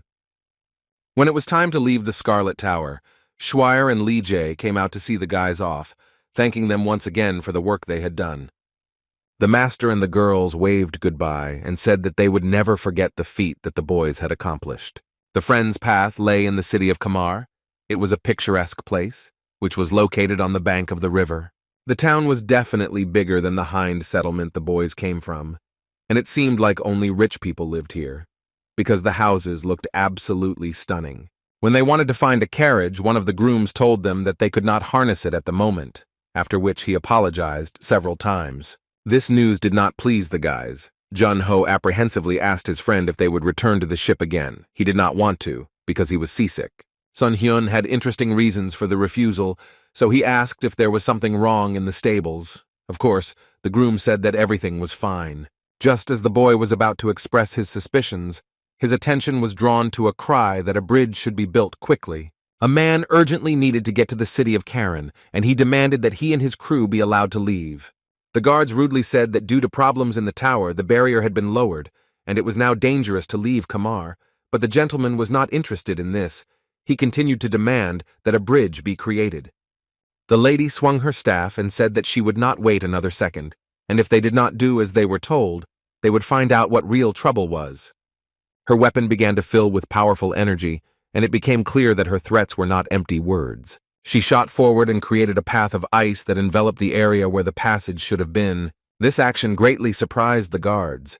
They could not even imagine that a woman was capable of doing such a thing. The guys who were watching this looked at each other in bewilderment. Apparently similar thoughts flashed through their heads about who was standing in front of them. Suddenly, the water beneath the icy passage began to bubble, as if some magical force had caused it to boil despite the cold. Then, terrible creatures that resembled half man, half fish began to crawl out of the river. The monsters clicked their teeth and approached the shore. Even the lady did not expect such a turn of events. No one thought that her power could summon the mermaids of Pitsat. The soldiers prepared to accept the battle because they had to prevent the monsters from entering the city. It wasn't easy because there were a huge number of mermaids. Like some kind of parasites, they crawled into the city gates and made their way past the guards. Their powerful jaws accepted the fight and repelled attacks, biting through even the strongest weapons. They attacked people without further ado, and everything indicated that they were ready to devour them. Even the bravest warriors trembled with fear when they saw such a picture. But even these creatures could not resist the magical arrows that flew from Sun Hyun's crossbow. No matter how strong the mermaids were, they knew what vulnerability was, and the arrows helped the guards realize that there was hope for victory. After what Song Hyun had experienced in the Scarlet Tower, he was now afraid of absolutely nothing, even such terrifying creatures as mermaids. He stood fearlessly in the path of the monsters and fired arrows one after another, pushing the creatures away from the entrance to the city. Turning to his friend, the boy said that they must not let these creatures get into the city. He squeezed the bloodstone and said that he would do everything possible. After that, grabbing his sword, he rushed into the attack because he understood that if even one mermaid got into the settlement, real chaos would begin. In the end, people still turned out to be stronger than such terrifying creatures. Looking at the mutilated corpses of the mermaids, one could say that they had dealt with this unpleasant situation. But Sun Hyun believed that the real difficulties would begin now, when the residents realized what had threatened them and began to reap the consequences. One of the guards noticed that his comrade's arm was not all right, and the blood from his wound continued to flow. He said that there was nothing wrong with him, but when he looked at his hand, he noticed that there was something around his wound that looked like ice flows. At that moment, he felt unbearable pain, and after that his hand went numb and seemed to freeze in the extreme cold. Now it was clear what the healer was talking about. It seemed that the mermaids carried some rare poison, which they introduced into the bodies of their victims so that they would mutate. This is exactly what was happening to the unfortunate guard, whose hand was gradually covered in ice, and he felt it less and less as a part of his body. He began to scream hysterically and fell to his knees. His comrades did not know what to do and how to help ease the suffering due to the mermaid mutation. This mutation transformed the human body into a mermaid. It was caused by blood poisoning from contact with the blood of such a monster. After this, the mermaid, who was once a human, looks for a new victim. Thus the creatures multiplied and made their population more numerous. The men began to fuss and say that the wound needed to be treated and healed, but the healer said that this would not help. He claimed that the infection in the wound would not disappear after healing, and his words were listened to because he helped deal with the mermaids. The warriors assumed that they should cut off the victim's arm, but the problem was that the infected area was too large, and the infection was spreading quickly. That amputation couldn't help either. Sun Hyun was very sorry to say it, but it seemed that the warrior was doomed to become what he fought against. He himself realized that he was becoming a member of the mermaid people, and this news did not please him at all. Trying not to cry from the pain, the man said that if this stopped now, then at least he would have the chance to die as a human being. His comrades began to shout that they would not do this, and then the guard decided to take a desperate action. A swing of a sword, a splash of blood, and the one whose heart was beating just a couple of minutes ago could be gone. His hand was intercepted just in time by the physician Khan, who told Mr. Fiu not to rush into such desperate actions. Tears were streaming down the cheeks of this unfortunate man. He was ready to commit suicide, but now he is again given hope for salvation. The doctor said that he did not say that the medicine did not exist, and even if it was not available now, he could prepare it. The boys and the guards went closer to the river, because that was where the ingredients needed to prepare the potion were. Sun Hyun dove in to try to get a mermaid's liver, which was a cure. Monsters that died on land decomposed too quickly, so they had to find one underwater. With the potion taking care of his oxygen supply, the boy could calmly search for what he needed, without worrying about choking. Entering an underwater battle with the skills he had was too difficult, so he decided to level up his skills a little. He was helped in this by Roulette, which was capable of providing the most amazing abilities. He decided that he would spin it until, in addition to points, he received something that would help him cope with the task. Lack of air was not Sun Hyun's biggest problem. That niche was occupied by underwater creatures that were just itching to strike the unexpected guest. It was strange that such primitive creatures had weapons, because the guy was shot with a water cannon and almost hit the target. A whole crowd of monsters had already gathered, who really wanted to feast on the fresh flesh that had come to their aquatic abode. It wasn't that the healer was surprised that he would be hunted. He was too lazy to fight them all, so he decided to use his long-range crossbow. He created an arrow that acted as a hook and fired it. It dispersed the monsters a little, but did not make them leave. One of the mermaid people was wounded, and the water filled with disgusting green blood, which quickly spread around. This is exactly what Sun Hyun needed, to catch the one who considered himself a predator as a victim, and take what he was looking for the potion. Pulling the mermaid closer to him, he realized that he had a good catch today. All that was left was to finish off this creature and remove its liver. The other creatures watched closely what Dr. Khan was doing and were now wary of swimming too close to him. But fear did not stop them for long, because now they wanted to avenge their relative, so they all swam in the direction of the guy. This was their mistake, because Sun Hyun easily destroyed them with his weapon. He didn't even need to get close to them to deal a fatal blow. In the guy's opinion, everything was happening too easily. He was sorry that there was not even a reason to try his new power, received in the lottery. The only question that bothered the guy was why there were so many of these creatures here, as if something had called them. He almost guessed there was something that made the mermaids gather together, and very soon Sun Hyun would personally meet this reason. When he turned his head and finally noticed the huge monster behind him, the healer's mouth opened in surprise and fear. It seemed that it was some kind of main creature that these small minions served. Yes, it was the rarest mermaid Pitsata. The creature was furious that her children were so hurt and abused, so she attacked the boy with a pulse wave. To avoid a direct hit from this powerful force, Sun Hyun covered his body with a dead mermaid that he had hooked onto his hook. He miraculously managed to escape death, and he understood this perfectly well, because looking at what was left of the corpse of his captive, the prognosis was not the most rosy.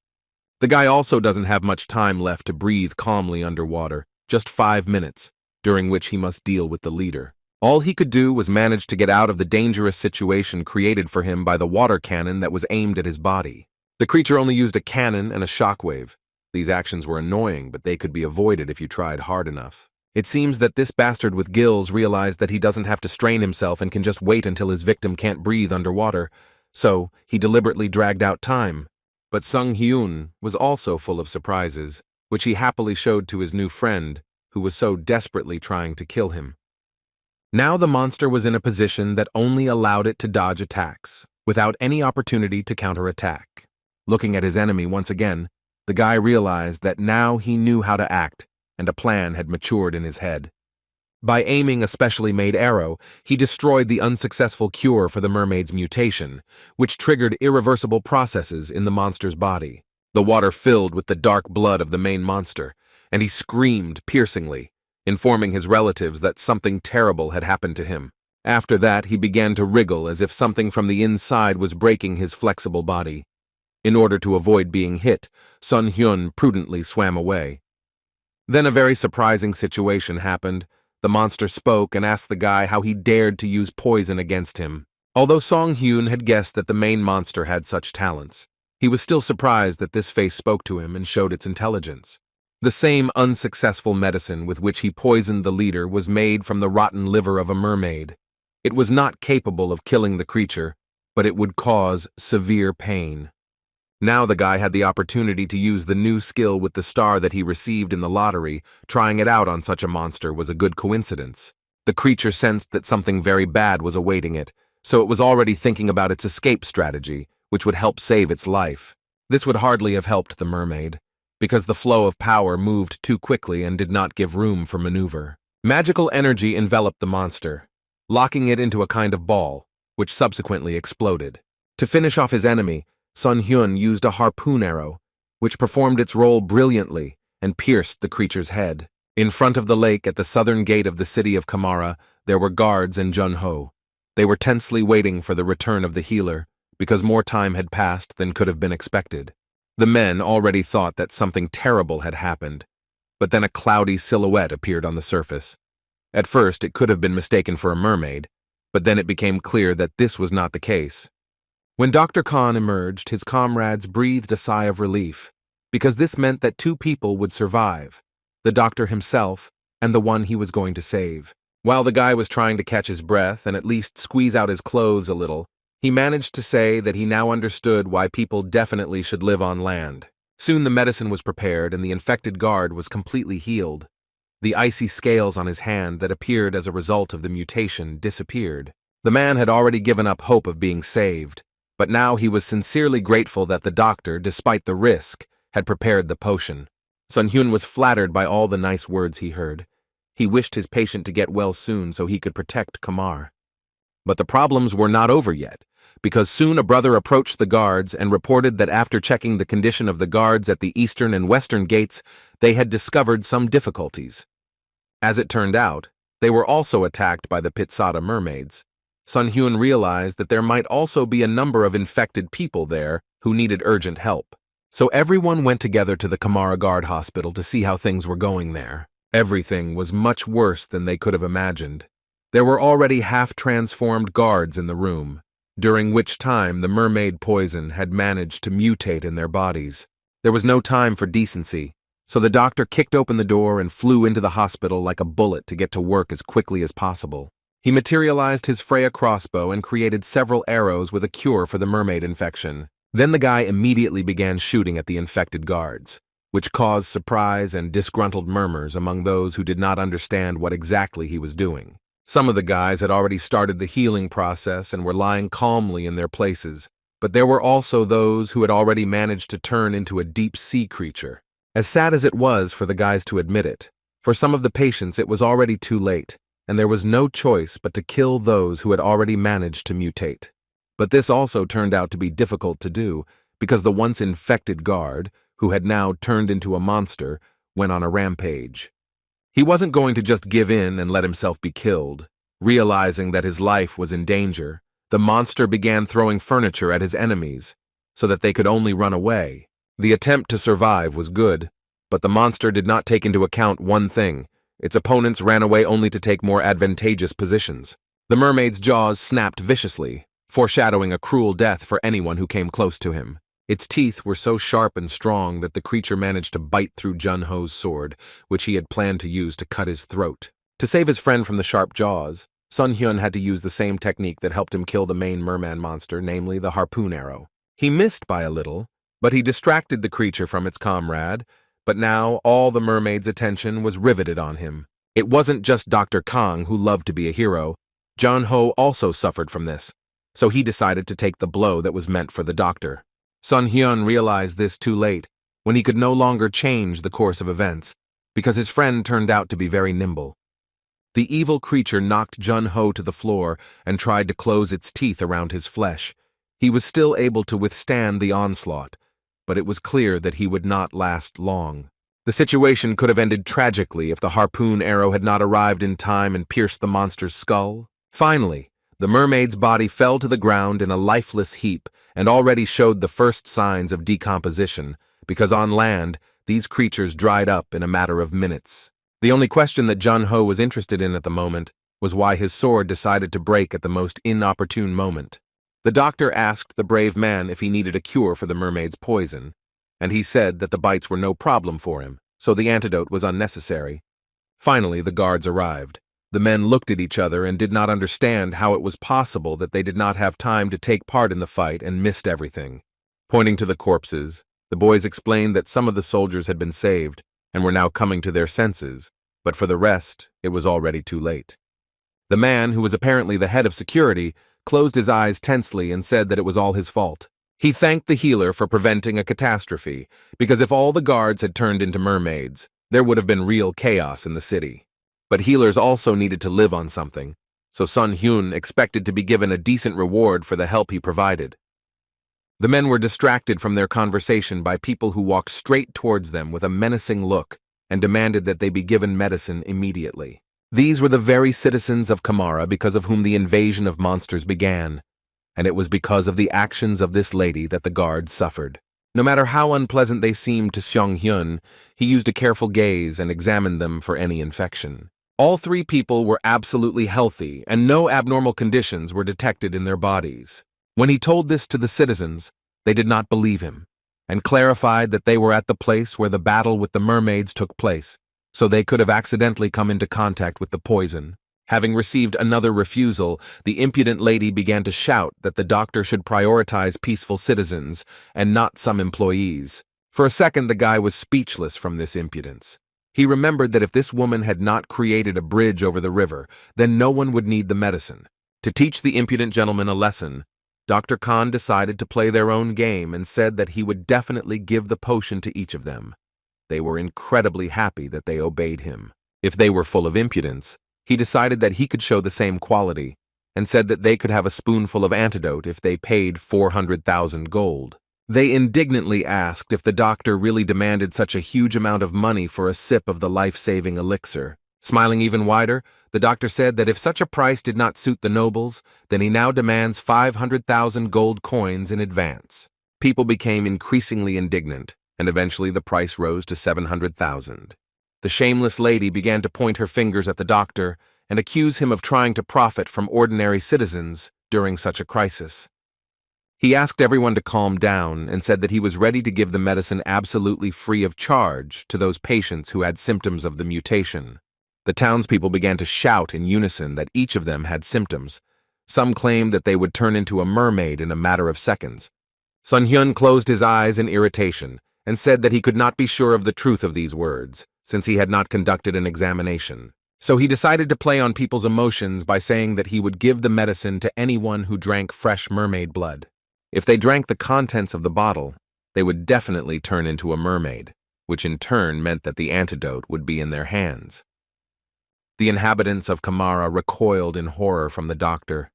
They could not believe that he had actually offered them to drink the blood of a mermaid and turn into a monster. Seeing such a reaction from people, he smiled calmly and asked who would be first in line to carry out such an adventure. As he expected, there were no takers. The townspeople argued among themselves, saying that they might not get the medicine at all, or that it simply wouldn't work. After a couple of minutes of thinking, people started running away, saying that they would never agree to do such a horror to their bodies. The head of the guard was amazed at how resourceful the healer was, because with the help of simple manipulations, he made these impudent fellows not just go away, but run away. The guy said that he simply had experience dealing with difficult clients, especially since he was going to leave Kamar today, so he had nothing to worry about. He asked the commander if there really was no transport left that could help them leave the city, and he apologized and said that he couldn't help in any way. Jun-ho asked what they should do in that case, since they weren't planning on staying in this place for long and had to leave soon. After thinking for a bit, the healer said that they would stay in the city for the night, so that he could replenish his supply of potions and they could have a normal rest. But first, Seong-hyun had to deal with the rare artifact that appeared in his possession after he defeated the rare monster, so the guy decided that he needed to visit the Kamara artifact evaluation point. There he was met by an overly smiling salesman who kindly asked how he could help his client. This behavior made Sun Hyun think that the person in front of him was a fraud, but he still said that he would like to get an appraisal of the artifact. When the employee of the assessment point saw the item that the guy brought, gold coins were already shining in his eyes, because in front of him was an expensive thing. This unscrupulous man immediately decided that he had to cheat his client, but his thoughts were too obvious for Dr. Khan. The employee began to tell him that in front of him was a rather mediocre artifact, for which it was impossible to get too much money, when suddenly a girl entered the shop. The stranger watched this whole deceitful performance, and although she didn't know what was going on in Sun Hyun's head, she guessed that he wouldn't mind breaking the deceiver's arm. She decided that workers who cheated their customers deserved to be beaten, because they needed to be taught at least somehow, especially since this liar often did this. When the girl put the salesman in a chokehold, he realized that he had serious problems because his reputation in front of the new client was definitely ruined. The young but very feisty miss turned to Sung Hyun, saying that she was very sorry that this guy tried to deceive him. Throwing the seller aside, the lady asked to look at the artifact for which the unknown guest had come to this shop. When the small sphere was opened, the mermaid Pitsata's cuffs appeared from it. They gave a bunch of new skills, improved vision underwater, and increased stats. Miss congratulated Sun Hyun on the fact that he had a magnificent item in his hands, and when he put it on, he would also receive a bonus effect, but the cuffs had to be worn in pairs. Listening attentively to the girl, Jun-ho whispered to ask what cuffs were. The doctor explained that they were something like earrings, only they did not require piercing. The lady said that if the travelers wanted to sell this item, the store could buy it for good money, but the guy preferred to take it for himself. These decorations were created specifically for underwater combat. Dr. Khan believed that such things were useful to keep in stock. Deciding that one cuff would be enough for him, Sun Hyun gave the second one to his friend, saying that he too should have something that would help him fight underwater. This act was a pure act of caring, and Jun-ho was so touched that he almost cried. The doctor said that he just didn't want to do everything alone. Jun-ho now had 3 rare items in his possession, which meant he had an item slot available to him as well. In order for this function to be revealed to his friend, Sung Hyun lent him his mental state restoration carpet, and now he has it back. With all these things going on, the guys didn't even notice that it was already dark, which meant that they urgently needed to find a place to spend the night. Jun-ho suggested returning to the tower. Sun Hyun thought this was a strange move, since it hadn't even been a day since they had said goodbye to everyone. Then the boy said desperately that it looked like they would have to sleep outside. These words were heard by the stranger, who stopped the next moment. The man called out to the healer Khan, asking him to wait a little and not to get upset ahead of time, because he knew how to help them. It was already late evening, and some workers were just returning to their cozy homes after a hard day's work. The feisty girl, who recently taught a lying artifact appraiser a good lesson, finally finished her work and informed her family that she had returned home. When she walked into the room, she noticed that they had guests sitting at the table. These were the same people she saw in the artifact store. But what interested her most was not today's clients, but the fact that her brother was at home. She was already afraid that he had been fired, but he said that he had simply taken sick leave. Sun Hyun spoke first. He said that the girl seemed familiar to him, but he never thought that she was Cyril's sister. The woman sitting next to him said that their guest had once saved her brother, and now he would stay here until the gates were opened. At first glance, the Catalier family seemed quite ordinary and did not stand out in any way. But in fact, this was the oldest and most revered family of guardians of Kamara. Cyril Catalier was the same guard whom the healer saved from the mermaid's curse. Now he decided to repay the favor with kindness and provide lodging for the night.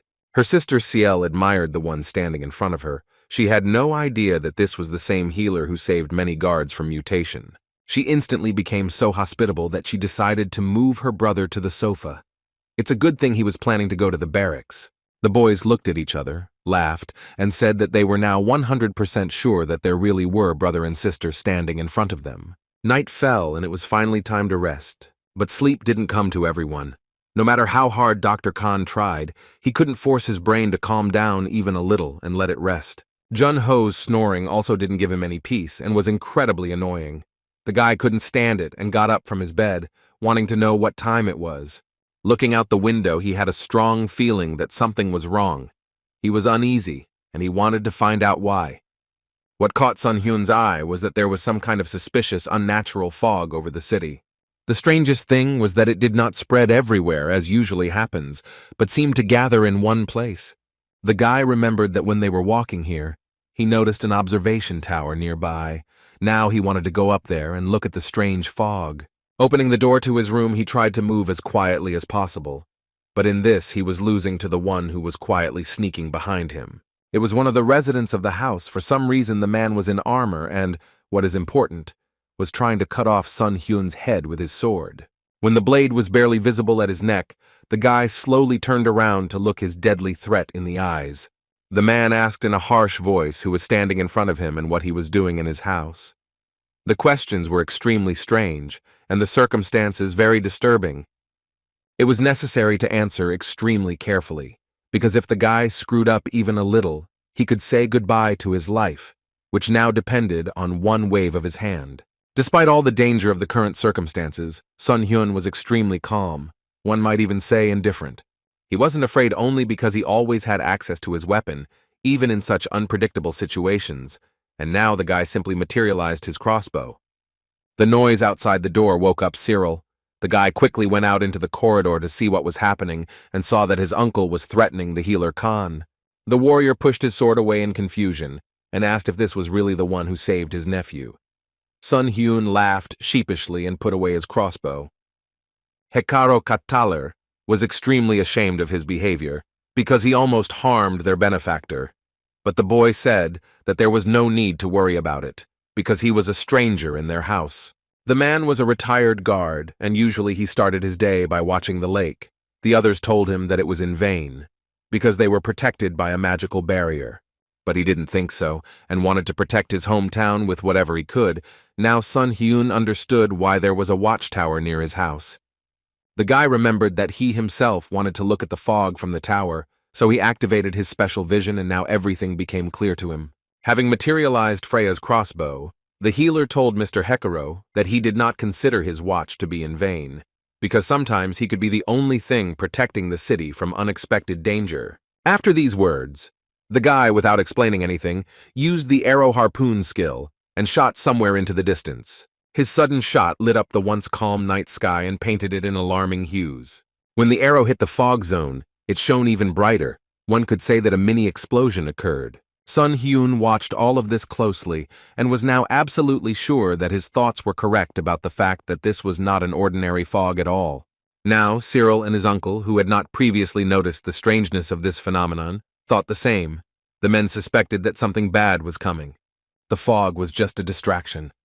A horde of monsters in the form of huge toothy fish were approaching Kamar, wanting to invade the city. The monsters were hybrids of different animals, so in addition to fins, they also had wings, which helped them quickly reach the city limits and attack. The guards began to panic because unknown creatures were trying to enter the city.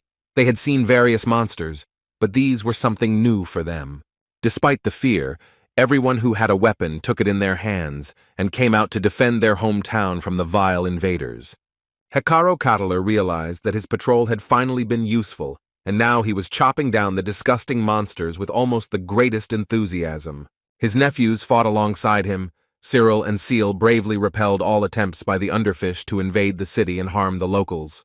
Sun Hyun and Jun Ho watched the carnage and were pleasantly surprised that everyone who lived in the house came out to fight, although this was expected from a family of guardians. Ciel also didn't forget about the guests. She gave them weapons. This served as an unobtrusive hint to help against the monsters. Jun Ho was given the golden glory of Kamar, a weapon that looked exactly like a shovel, only more refined and decorated with a golden pattern. For Sun Hyun, the gift was the silver glory of Kamar. The item looked like a beautiful and rather large dagger. The guy would not stand aside when there was a battle, even without all this. You couldn't abandon those who were kind to you in trouble. And if these people were threatened by monsters, then you had to help defeat them. Rushing forward with a shout, Jun Ho muttered that the fish should stay in the water and began swinging his shovel in all directions. In battle, this item was simply amazing, so the guy decided that it would be a good idea to keep this miracle for himself after the battle. It seemed like the monsters would never end. Only the Katalers were killing one group, when suddenly a second one was already climbing out of the water. What was strange to Song Hyun was that the monsters were able to crawl out onto the surface. Since they were usually unable to do so, it seemed like they had been given a breathing spell on the ground. Soon a magic circle appeared in the middle of the reservoir, and it became clear that the creatures were swimming out of it, using it as a portal. The fish weren't the only problem that existed at the moment. New monsters began to appear from the portal, namely the mermaids that had attacked Kamar just recently. Now it became clear that the reason for the strange behavior of the fish was the mermaid sorcerers, capable of casting various spells. After examining his dagger, which had received the moonlight boost, an interesting thought came to the guy's head. He decided that it would be a good idea to throw the weapon at his enemies, since it was much more effective than just standing and waiting for the enemy to get closer. Sun Hyun knew that if he could deal with the mermaid sorcerers who were controlling the attack, the rest of the monsters would go away. Noticing that the monsters had become quiet, Hekaro decided that they had weakened and that it was time to attack again, as he believed that this was the best moment to attack. This was not entirely true. The mermaids grinned as if anticipating that their deceived opponents would fall for such a trick and become easy prey. They swam closer to the magic circle, pointed their magic wands at it, and began to mutter some incomprehensible words. As it turned out, the creatures summoned an even more dangerous monster, which would be very difficult to defeat, because the monster was of colossal size. The creature was called the giant crab pizzata, which was much stronger than either mermaids or fish. While Ciel Kater was thinking about how they could defeat this creature, the boys were discussing how much delicious meat was inside this crab. As if hearing these words, the creature showed its powerful claws, but the problem was that these claws were approaching the boys too quickly. It was necessary to stop him immediately, because the crab's actions indicated that he was aiming to get as close to the house as possible. But then Jun-ho stood in his way. It was very difficult to penetrate the crab's body, because it was so hard that the guy's weapon threatened to break from the force applied. To understand the reason for such a strong body, Sun Hyun used his observational gaze, and it turned out that the creature was using an outstanding scarlet exoskeleton. The crab's powerful body protection allowed him to attack without fear of being injured by his opponents, and to defeat him, he had to find a weak spot with his stylus. The huge claws had already managed to cause damage, and Cyril, who was lying on the coast and could not even move due to the injury, was injured. His sister continued to fight desperately. She tried to stop the crab and not let it get to Kamaru. The girl screamed for her brother to get away from the dangerous place. Her plan was doomed to failure from the start. But now, as she fell onto the wet sand and looked at the creature's approaching limb, Ciel realized this. She was very scared, because no one would want to die from having their body pierced by the claw of a huge crab that appeared out of nowhere. The girl's saviors were Sun Hyun and Jun-ho, who together rushed at the monster and cut off its huge claw with which it wanted to harm Ciel. The guys looked at each other and realized that they weren't imagining things. It seemed like they had found what would help them put an end to the monster once and for all. They warned each fighter that if they wanted to defeat the creature, they had to aim for the limbs, as they say, where the legs grew from. Armed with this information, the guards of Kamar rushed back into the fray, vowing that they would not allow the vile abomination to enter their city. A series of blows followed, and the crab's claws flew apart like little cuties. When morning came and the sun rose over the coast, its rays illuminated the numerous corpses of representatives of the mermaid people. The entire Catalair family was happy that they were able to protect their home from the horde of monsters that crawled out of the magical portal. Mr. Hekaro approached Sung Hyun and Jun-ho and thanked them for their assistance, as they acted like true heroes. The doctor said they were just doing what they had to do, but when he was told about the reward, he smiled more sincerely. Then Ciel came up to the guys. They looked tired, so she asked if everything was okay with them. They said that they just didn't get enough sleep. The city was saved, and it was time to celebrate. The girl promised to prepare a banquet with the most tender crab meat. Sung Hyun didn't even remember how he fell asleep. But when he woke up, he found himself lying in bed in the guest room, his head foggy and unsure of how long he had been asleep.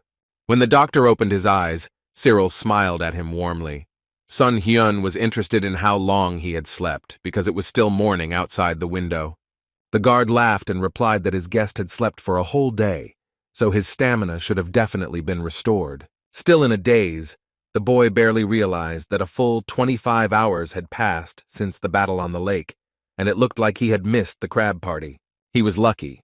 His friends had a conscience and did not start the feast without him, so now their festivities were officially open. Having tasted the most tender crab meat, the guy understood why all the nobility went crazy over it.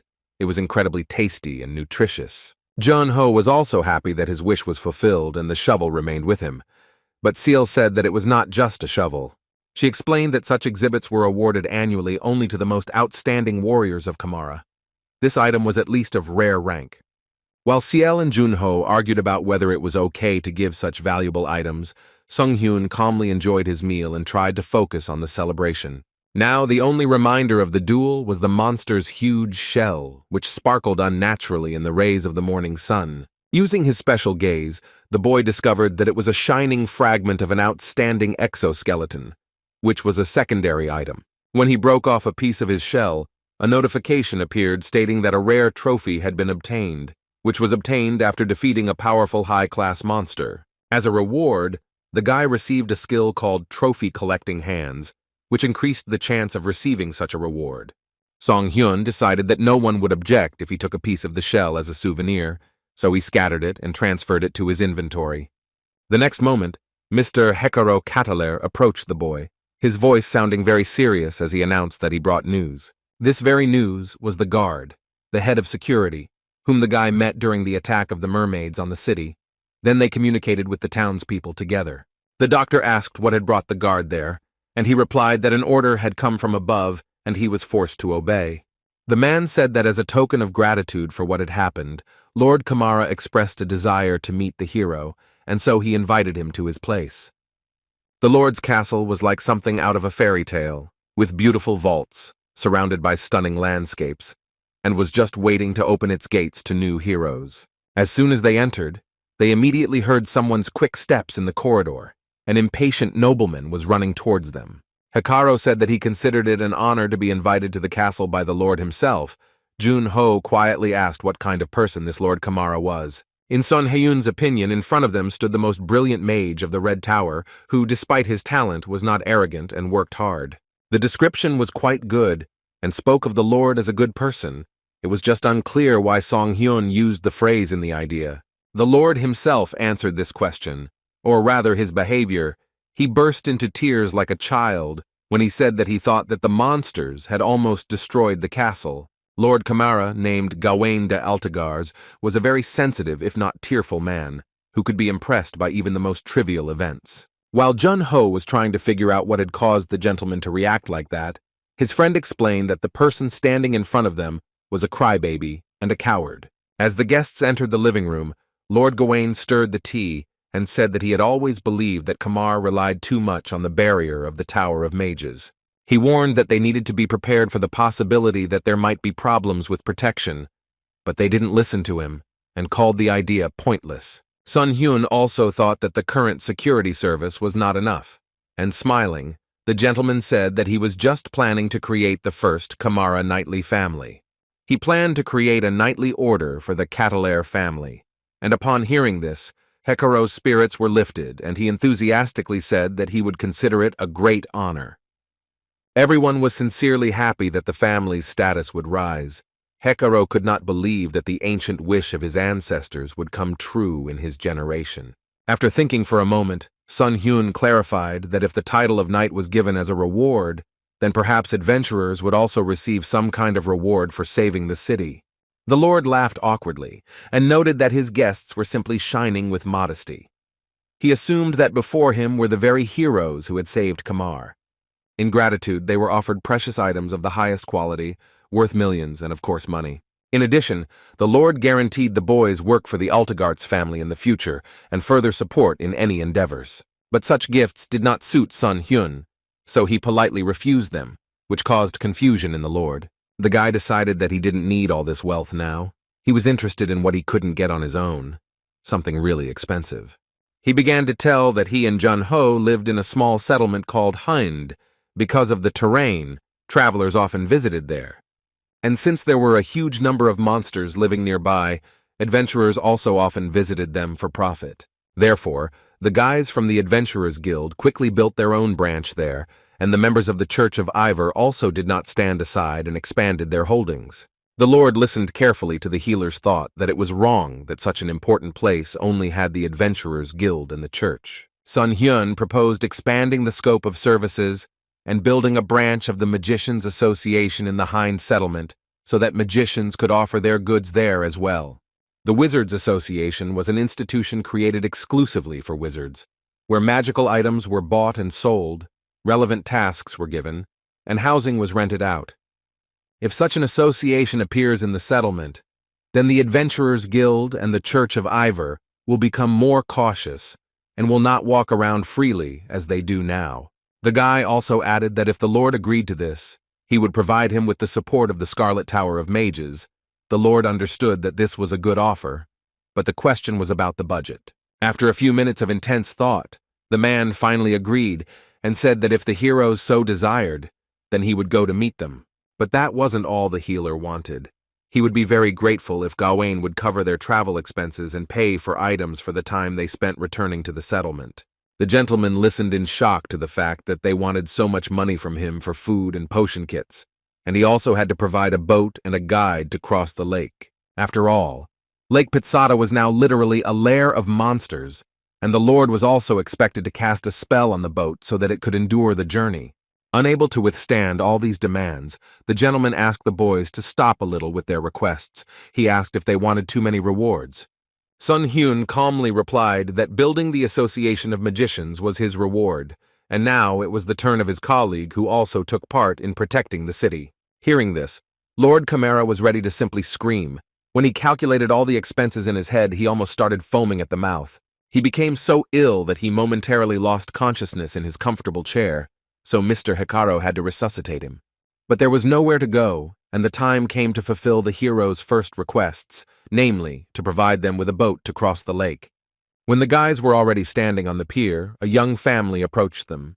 It turned out that it was their guide who was ferrying them to the other side. The oars sank into the crystal-clear water and the travelers set off on a new journey.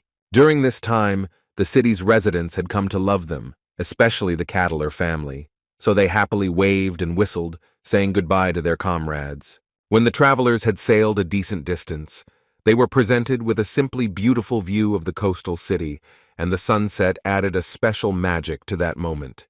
But soon all this peace evaporated, as if it had never existed. The underwater depths concealed a danger that awaited the boys. Soon they found themselves at the mercy of the elements, and the creatures living in the depths had the opportunity to get to know the brave adventurers better. Just an hour ago, Sun Hyun was calmly looking at the map and thinking about where they would rent transport in the Tracoti settlement on the other side of the lake. He reflected that they would have to go through the Red Forest to get to this village, and it was known for getting strangers lost there quickly. It turns out that their carrier, named Barlik, was from Tracoti, and his daughter Rudy was sick, so they were going to Kamar to cure her. Daisy, Barlik's wife, was also traveling with them, holding their little daughter in her arms. They could not return earlier because all crossings were prohibited. The boys realized that Lord Gawain had found a guide through the Red Forest at the perfect time. He had indeed helped them find a wonderful companion. The good news was that the anti-seasickness charm worked and Jun-ho hardly felt any nausea, so they could rest peacefully. While his comrade was sleeping, Sun Hyun was looking through his stats. Now he had access to the membership list. He was improving his stats. This happened due to the organizations he was a part of. His first achievement was gaining the title of Wizard of the Scarlet Tower. Now there was a second one. He and Mr. Kim were accepted into the ranks of the Knights of Cavalier. Although they were not part of this family, they fought together with them in the same battle and received the titles of knights. The guy's attention was drawn to the fact that he received a new quest that was worth a whole 10,000 points. If he accepted it, he would have nothing left. The system was asking for too much, but the healer didn't want to give up because he could get a skill with a star. He was distracted from these thoughts by Barlik's voice, which announced that the forest they had to pass through was already visible on the horizon. It was so red that it fully lived up to its name, although the guys had previously thought it was just a metaphor. Stretching, Jun-ho noticed that everything was too calm, and they didn't even encounter a single monster on their way, although this place had a bad reputation.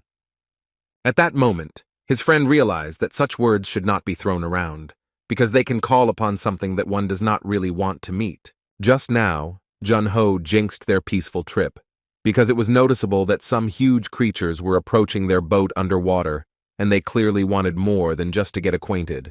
The once calm surface of the water seemed to have gone mad. It was seething, and soon toothy fish began to jump out of it, loudly clicking their jaws. The creatures jumped high enough to reach Barlik and start shaking the boat, and there was absolute chaos all around. Of course, the guys immediately began to fight this invasion of predatory fish, but it didn't help much because there were a huge number of them. Sun Hyun realized that the only solution was to swim away, so he told Barlik to row and ignore the creatures, because they would take care of them themselves. But then Daisy screamed. She said that something huge was approaching them, not like the little fish they had previously had the honor of meeting. The whole team turned their heads in the direction the woman was pointing, and they saw a huge silhouette of some kind of monster moving under the water. When the creature emerged, everyone realized what kind of creature they were dealing with. Yes, they were in serious trouble. Having materialized his Freya crossbow, the guy shouted that the Camafan fish was right ahead, but it was unclear what she was doing in these waters. This huge, flexible creature, usually found in the seas rather than the calm waters of lakes, seemed to be very lucky to have encountered it. Then the creature suddenly disappeared, leaving only circles in the water. The team could not understand why the monster suddenly began to swim away. After a couple of seconds, everyone understood everything, because their boat began to rock. It seemed that the Camafan fish decided to first turn over what its victims were floating on. When the creature emerged again, the boat flew up several meters, scattering its passengers in different directions. The fish could only catch them with its mouth. Only Sun Hyun did not despair. He grabbed his crossbow and created arrows from ice potions, after which he aimed straight at the fish's face. The attack was so powerful that the creature stopped moving for a second and froze above the surface with its mouth open. As time passed and the fish still didn't move, Jun-ho finally voiced the general thought that the creature was frozen. The healer shouted to his friend that he had to break the ice while it was possible. He did not wait a second, and grabbing the shovel he had given him, began to act. He used a technique called lightning strike, and the space shook with a powerful explosion. When the danger had passed, the boys began to examine the frozen fish. The ferryman's family sat down on the ice floe and tried to warm up their little daughter. Sun Hyun told his comrade that there was something that was bothering him, and he asked what was the matter, since it seemed like they had defeated the monster and were no longer in any danger. The guy explained that Camafan fish usually live in great depths and avoid sunlight. They never showed up so close to the surface of the water. It was strange that this creature appeared here, although the sun had not yet set, so it was decided to examine it with an observant eye. Analysis showed that the fish was partially frozen, its head was crushed, and it had been dead for 3 days. Sun Hyun couldn't believe what he saw, so he grabbed his dagger and slashed at the monster's dead body. When the cut became large enough, something strange and very terrifying emerged from the fish's body, something the boys did not expect to find there. Looking at the creature that came out, Jun-ho asked what it was. His friend explained that it was a plant monster parasite. This parasitic creature called the wavy Calliopeus was controlling the Camafan fish, all due to exposure to excessive amounts of mana. The functions of this parasite ceased as soon as its host died, which is what actually happened. The boys waited tensely. They both had a premonition that something extremely bad was about to happen. And so it happened. The water rose above them again in large waves, and a new battle was just around the corner. But for Sun Hyun, this was not something surprising, because he expected something like this. He had a clear feeling that there was still a final boss left, and now it was finally in front of them. The guy wanted to make some kind of plan of action with Jun-ho, but he suddenly felt very ill. Seasickness made itself known and he threw up. Enormous tentacles, similar to those of octopuses or squids, appeared above the surface of the water. The creature's first targets were a defenseless family who sat in fear on an ice floe and did not know what to do to save their lives. The monster didn't think too long. Its tentacles grabbed the parents and their little daughter and began to drag them under the water. Dr. Khan wasn't about to let that happen, so he fired a harpoon arrow right at the spot where the monster's tentacles had wrapped around the unfortunate humans. He managed to free Daisy and Barlik, but there was still little Rudy left, who was screaming desperately. The creature was about to drag her under the water. Jun-ho had just recovered from a bout of seasickness when a huge tentacle flew over his head and squeezed the baby's body. Her cry reminded him of his past life on Earth, where an almost identical little girl called him Daddy and laughed joyfully when he took her hand. These memories became a catalyst for the man. He decided that at any cost, he would save the innocent Rudy from such a terrible death. He rushed after the little girl without looking back, hugging her. He was ready to dive into the water abyss with her, even if it meant certain death. The monster went under the water, dragging Rudy and the daredevil who tried to save her at the cost of his own life. The girl's parents and Dr. Kang could not believe that Junho was willing to sacrifice his life in an attempt to save the unfortunate little girl. It was a dark night, and it was made even darker by the sadness and pitiful cries of the parents who had lost their only daughter a few minutes ago. Daisy completely lost her composure. She tore herself out of her husband's arms and tried to dive after the monster to try to pull out at least the dead body. Realizing that they could lose another person, Sung Hyun used the skill Calming Voice, which helped bring Daisy back to her senses. When the woman stopped crying, the guy said that he would definitely save her daughter, so there was no need to bury her ahead of time. The only thing she needed now was to calm down. Looking at the now calm surface of the water, the healer thought that the thought would never have entered his head, that his friend would go to the bottom along with the child.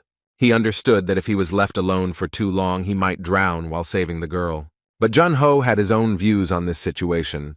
When he went underwater, he did not stop fighting even though his opponent was very strong. As the man struck one blow after another, he realized with irritation that the creature continued to regenerate over and over again. If he had been alone, he could have easily gotten to the surface.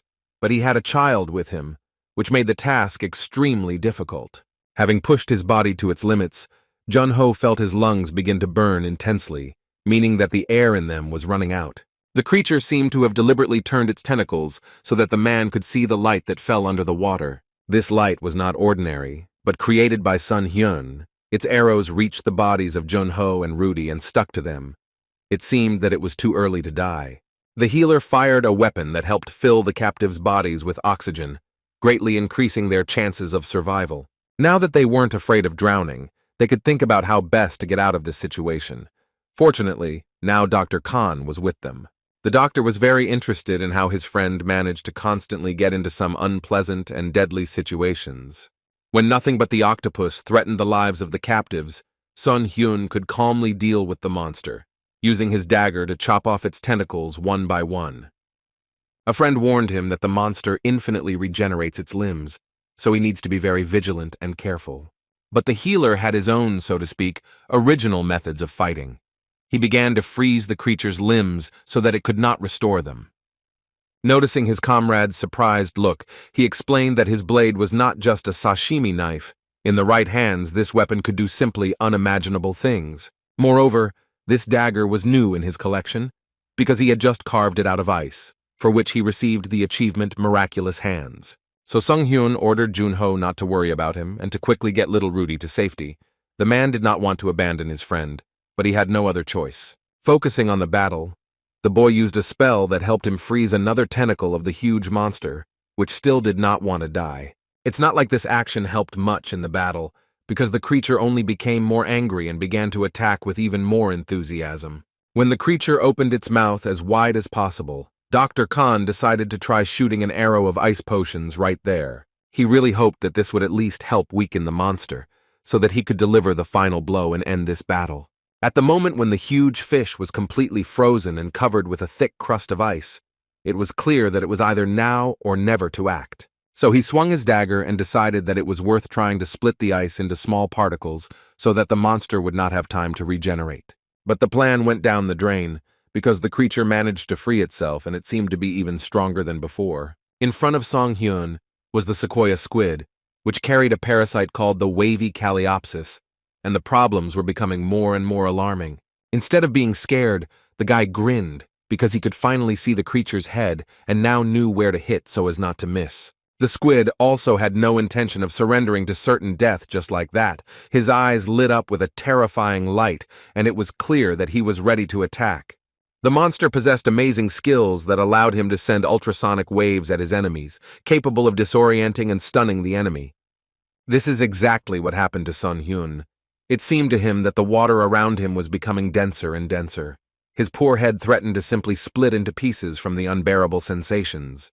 When he was able to overcome the pain and open his eyes, he saw that the squid was not alone. There were more and more of its kind, and it seemed that they were all infected. Their leader used the smaller individuals as a human shield, which did not allow the guy to get close enough. But this did not cause even a shadow of fear inside the doctor.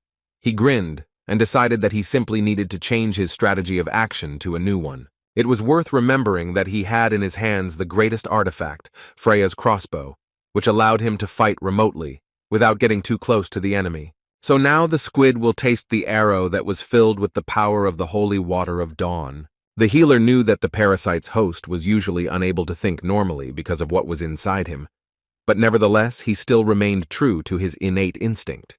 The main feature of the sequoia squid was its attraction to light, which could be used to its advantage. So having created an alternative light source with his arrows, all that was left for Seong-hyun to do was wait for his opponent to take up a position suitable for his attack. When this finally happened, the boy immediately fired an arrow created from the ice potion to finish off the creature once and for all. Now that Dr. Khan had a clear view of the enemy he had previously immobilized, he could now attack his weak spot, which would be a guaranteed success. With a final grin at his enemy, Song-hyun said goodbye and said that it was not the most pleasant meeting in his life. After that, he delivered one clear blow, with which he managed to cut the monster in half, leaving no chance for regeneration. When the monster was finally dead, the healer realized that he had to go up, but before that he had to collect the holy water arrows. His attention was drawn to the huge number of notifications that informed him of the points he had scored during the fight with the squid. There were so many of them that at some point the guy thought that the admin had gone crazy, because he had never received points for killing monsters before. Also, the guy had the honor of watching the disgusting sight of all the parasites running away as their hosts died. He assumed that the points were counted for the treatment of the parasites. This was indeed the case, as reports followed that he was simply an amazing healer who had successfully removed foreign creatures. Finally, it was time to emerge from this terrible lake filled with parasites and monsters. The first breath was painful, but so beautiful and long-awaited. Having climbed out onto the ice floe, Sun-hyun immediately inquired about the condition of the Barlik family. But instead of an answer, he was met by Jun-ho. Suffering from seasickness and severe nausea, he began to say that he was very glad to see his friend alive and well. A few minutes later, the boys reached the shore on an ice floe, where they were met by the alarmed Barlik and Daisy. They began to ask the doctor to help Rudy immediately, because the baby was in a deplorable state after what happened.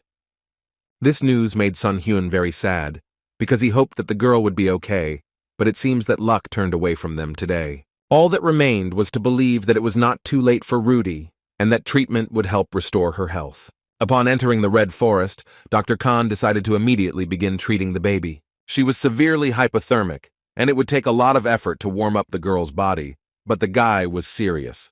The first thing that needed to be done was to make a fire and wrap Rudy in a blanket so that her body could begin to recover. But Jun-ho, as always, brought bad news when he asked to raise his head and look at the sky. Dark clouds were gathering, and it was obvious that it would rain very soon, so it was useless to make a fire. Then Sun-hyun asked how far the city of Trikoti was from here. Barlik replied that even the shortest road took about 2 hours. So it was obvious that the travelers would not make it in time, especially since fog was gathering, and this could knock them off course, so it was decided to take shelter from the rain in the forest. Walking along the forest path, Dr. Khan carefully examined the trees, which, without exaggeration, were red. Jun-ho was also surprised that the grass, leaves, and even the ground here were blood red. Moreover, according to Barlik, the animals here were also red in color, and even people living nearby were affected by this feature and were born with scarlet hair. This interesting conversation was interrupted by Daisy. She asked the travelers not to lag behind, because strangers were constantly getting lost in the forest. Jun-ho asked if the paths here were really so confusing. The woman shook her head and said that they had tried to put up signs and plot direct routes to the settlement, but nothing had worked. The only explanation that the wizards gave was that there were strange forces in the Red Forest that led people astray. After this terrible news, Sun-hyun ordered everyone to stop where they were and not move, because there was something strange ahead. Ignoring Daisy's puzzled looks, the boy pulled out his silver azure dagger and activated his attentive gaze. He pointed his weapon forward, pointed it at the bushes nearby, and spoke into the void for someone to stop hiding and show themselves. A stranger emerged from behind the foliage and said, laughing, that the travelers had finally noticed his presence. He was not alone. His accomplice was a young girl. The guys were as alike as 2 peas in a pod. Most likely they were relatives. Barlik pressed Rudy to himself and shouted in horror that in front of them stood members of the Red Road Gang, which was widely known in the area. These bandits stole items and bags from travelers in this forest. All of its members had fiery red hair, and they robbed only those whose hair was a different color. But they still accepted into their gang those who agreed to dye their hair red. The main bandit said that he knew that there was a healer among them. He didn't care about everyone else, because he was only interested in Dr. Khan. Without putting away the dagger, Sun Hyun asked if anyone among the criminals had been injured, but instead of answering, the attacker told him to shut up and do as he demanded. The doctor understood that they had little time, and their companions were of little help. They needed to quickly get rid of the bandits and find a safe place. He tried to explain to the criminals that among them there was someone who was seriously ill, hoping that this would somehow soften their hearts. Dr. Khan expressed a desire to use their shelter for one night, but they simply had no other option. When the villain was asked if the boy had gone crazy, he pointed to the sky and said that it was going to rain very soon, and that there was a sick child among them. Realizing that this conversation could end in a fight, Jun-ho took the Barlik family away from the scene. When Song Hyun said that if the bandits provided them with shelter, they would not be reported to the Adventurers Guild, these words brought tense smiles to the boys' faces. After this, they became even more angry and rushed to the attack, because in their opinion, this proposal was absurd and outrageous. The bandit girl pulled out her dual blades and said that the guy could try to hand them over, but he would have to survive first. The young criminal was a serious opponent. Because it was extremely difficult for Sun Hyun to dodge her knife strikes, she was agile and very fast. But he still wasn't going to give in to her, because it wasn't even his life that was at stake. Little Rudy, who had already experienced too many bad events, could suffer. Therefore, throwing decency aside, the guy rushed into the attack and struck the bandit right on the head with the handle of the knife, who clearly did not expect such an attack from a gentleman. The troublemakers began to strike at Dr. Khan together, but they were unable to overcome him or catch him in his inattention enough to strike. In the end, they were unable to even subdue him, let alone injure him, and the bandit asked how it was that the one who was supposed to heal could fight with such ease.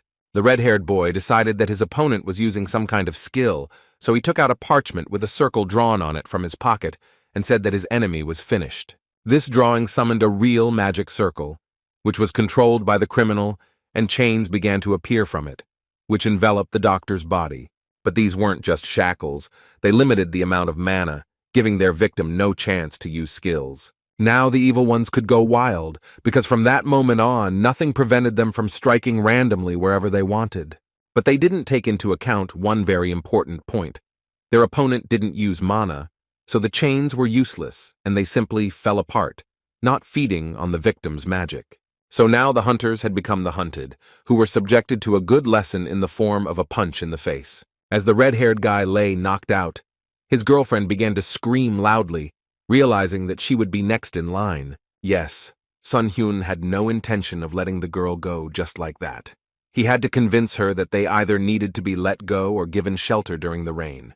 Beaten, with bumps on their heads, but with their brains back in place, the bandits stood before the travelers and offered to take them to the shelter as an apology. They followed the red-haired criminals, who eventually led them to the mountain and told them that they had arrived at the place. Everyone looked at them suspiciously, but the bandit walked up to the rock dispassionately and drew secret symbols on its surface, which lit up. After this, the heavy stone moved to the side, opening a passage into the depths of the cave for the travelers. Sun Hyun looked around and couldn't help but notice that the guys had thought out their shelter very well. But these thoughts immediately disappeared as soon as the guy saw what was happening in the cave. The gang members were lying on the cold floor and groaning in pain, screaming that their heads were about to explode. At that moment, Sun Hyun realized why the bandits had come out onto the road and were hunting for the healers. They wanted to help their friends. Looking away, the red-haired criminal said that suddenly, all the members of the group began to have headaches and no one could find the cause. The only hope was that they would come across a good doctor who could sort out all this chaos. Suddenly, someone called out to the bandit. It was Mr. Rosent. He asked who she had brought to their secret lair. Dr. Khan realized that it must be the leader of the Red Road gang himself standing before him. The man, accompanied by a couple of his henchmen, said that he gave the order to simply find the healer and not drag him to a secret place. All the new arrivals tensed as the leader muttered that he saw too many extra people who didn't belong here. The girl tried to come up with some kind of excuse for Mr. Rosent, but she had no idea how to tell him that they were beaten and forced to come here. Sung Hyun came to her aid, telling her the story of their shameful failure and how he forced them to give them shelter. The leader said that they couldn't shelter anyone because they were wanted in Kamara. The guy calmed him down, saying that he would under no circumstances report them. He also emphasized that he was a healer, which meant that he could find a way to help the gang members get rid of their terrible headaches. All they asked in return was to stay in this place for one night, because they could not spend the night in the rain because of the sick child in their arms. Mr. Rosent thought, in his opinion, only a powerful traveler could come to the rogue's refuge and dictate his terms. There was nowhere to go, so the bandit leader asked his guests not to create trouble either now or when they left the cave. This request did not correspond to the status of the criminal, so the doctor could not believe that in front of him stood the one who was wanted by all of Kamar. Perhaps this guy was just a front for the real leader, who was as evil and bloodthirsty as the rumors said. Little Rudy was placed as close to the fire as possible. The girl's body needed warmth more than ever. Meanwhile, the healer began to examine the bandits. He found out that they had no fever, nor any signs of physical injuries.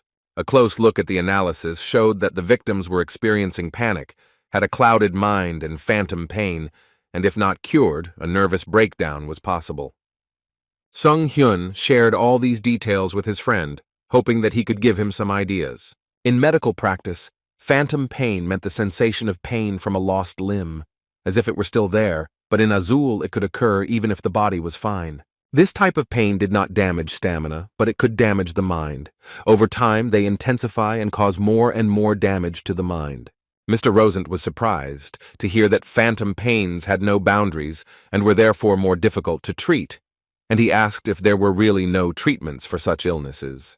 The healer explained that it was necessary to find and get rid of the cause of the pain. At the moment, the patients were suffering from mental damage, so they would need calming potions. Sun Hyun could easily make them, but finding the ingredients for them was quite a task. Finally, Jun Ho spoke up and said something smart. The guy pointed to a large cabinet with ingredients and suggested that there might be the necessary products there. Approaching this peculiar counter, the boy discovered that all the herbs were red in color, which meant that they grew in the red forest.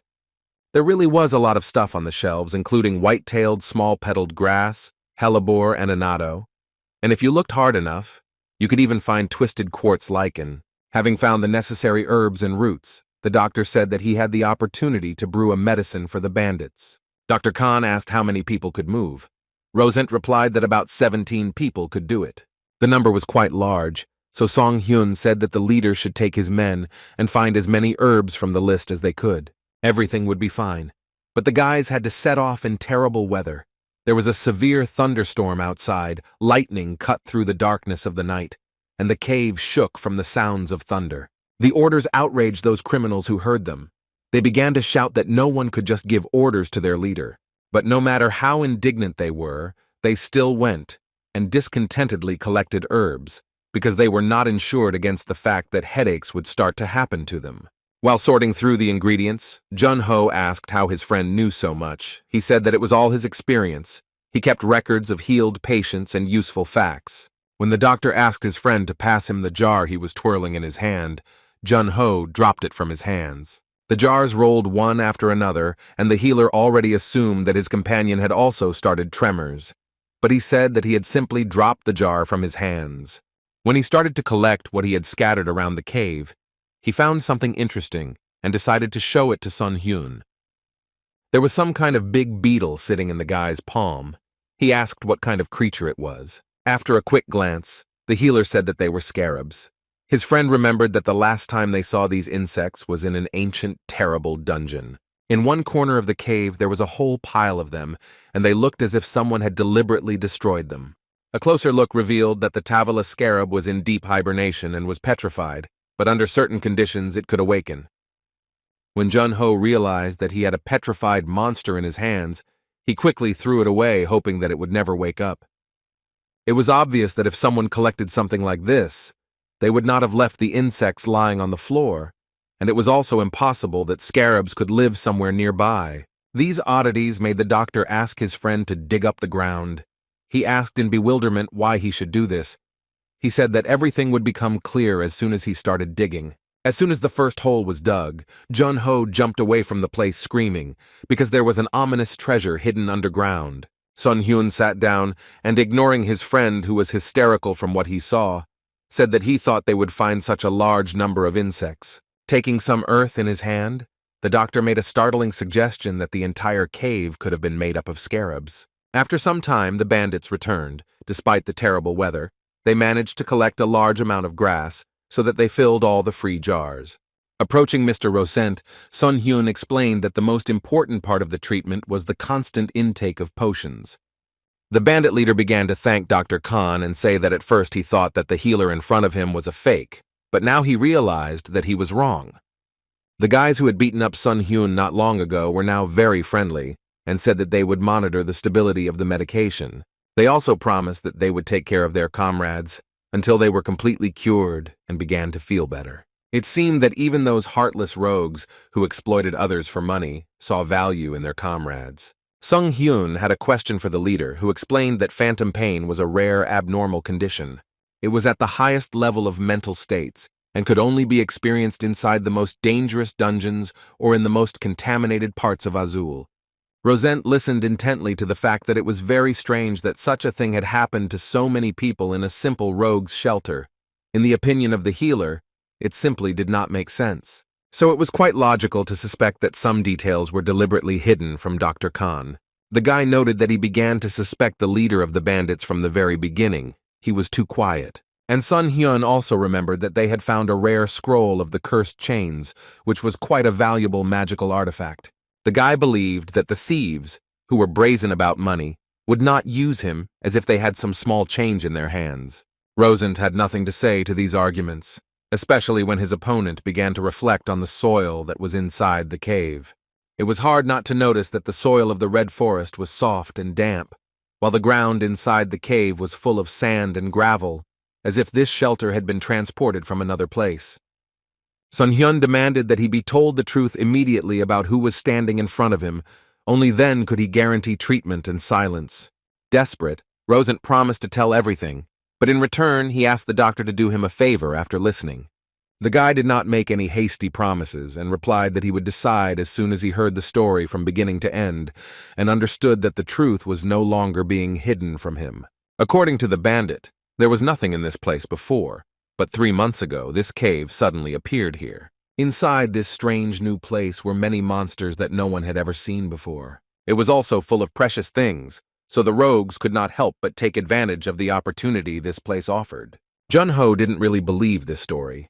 It was hard to imagine that a cave with jewels and monsters just appeared out of nowhere. Mr. Rosent understood this mistrust very well, because he himself would have questioned such words.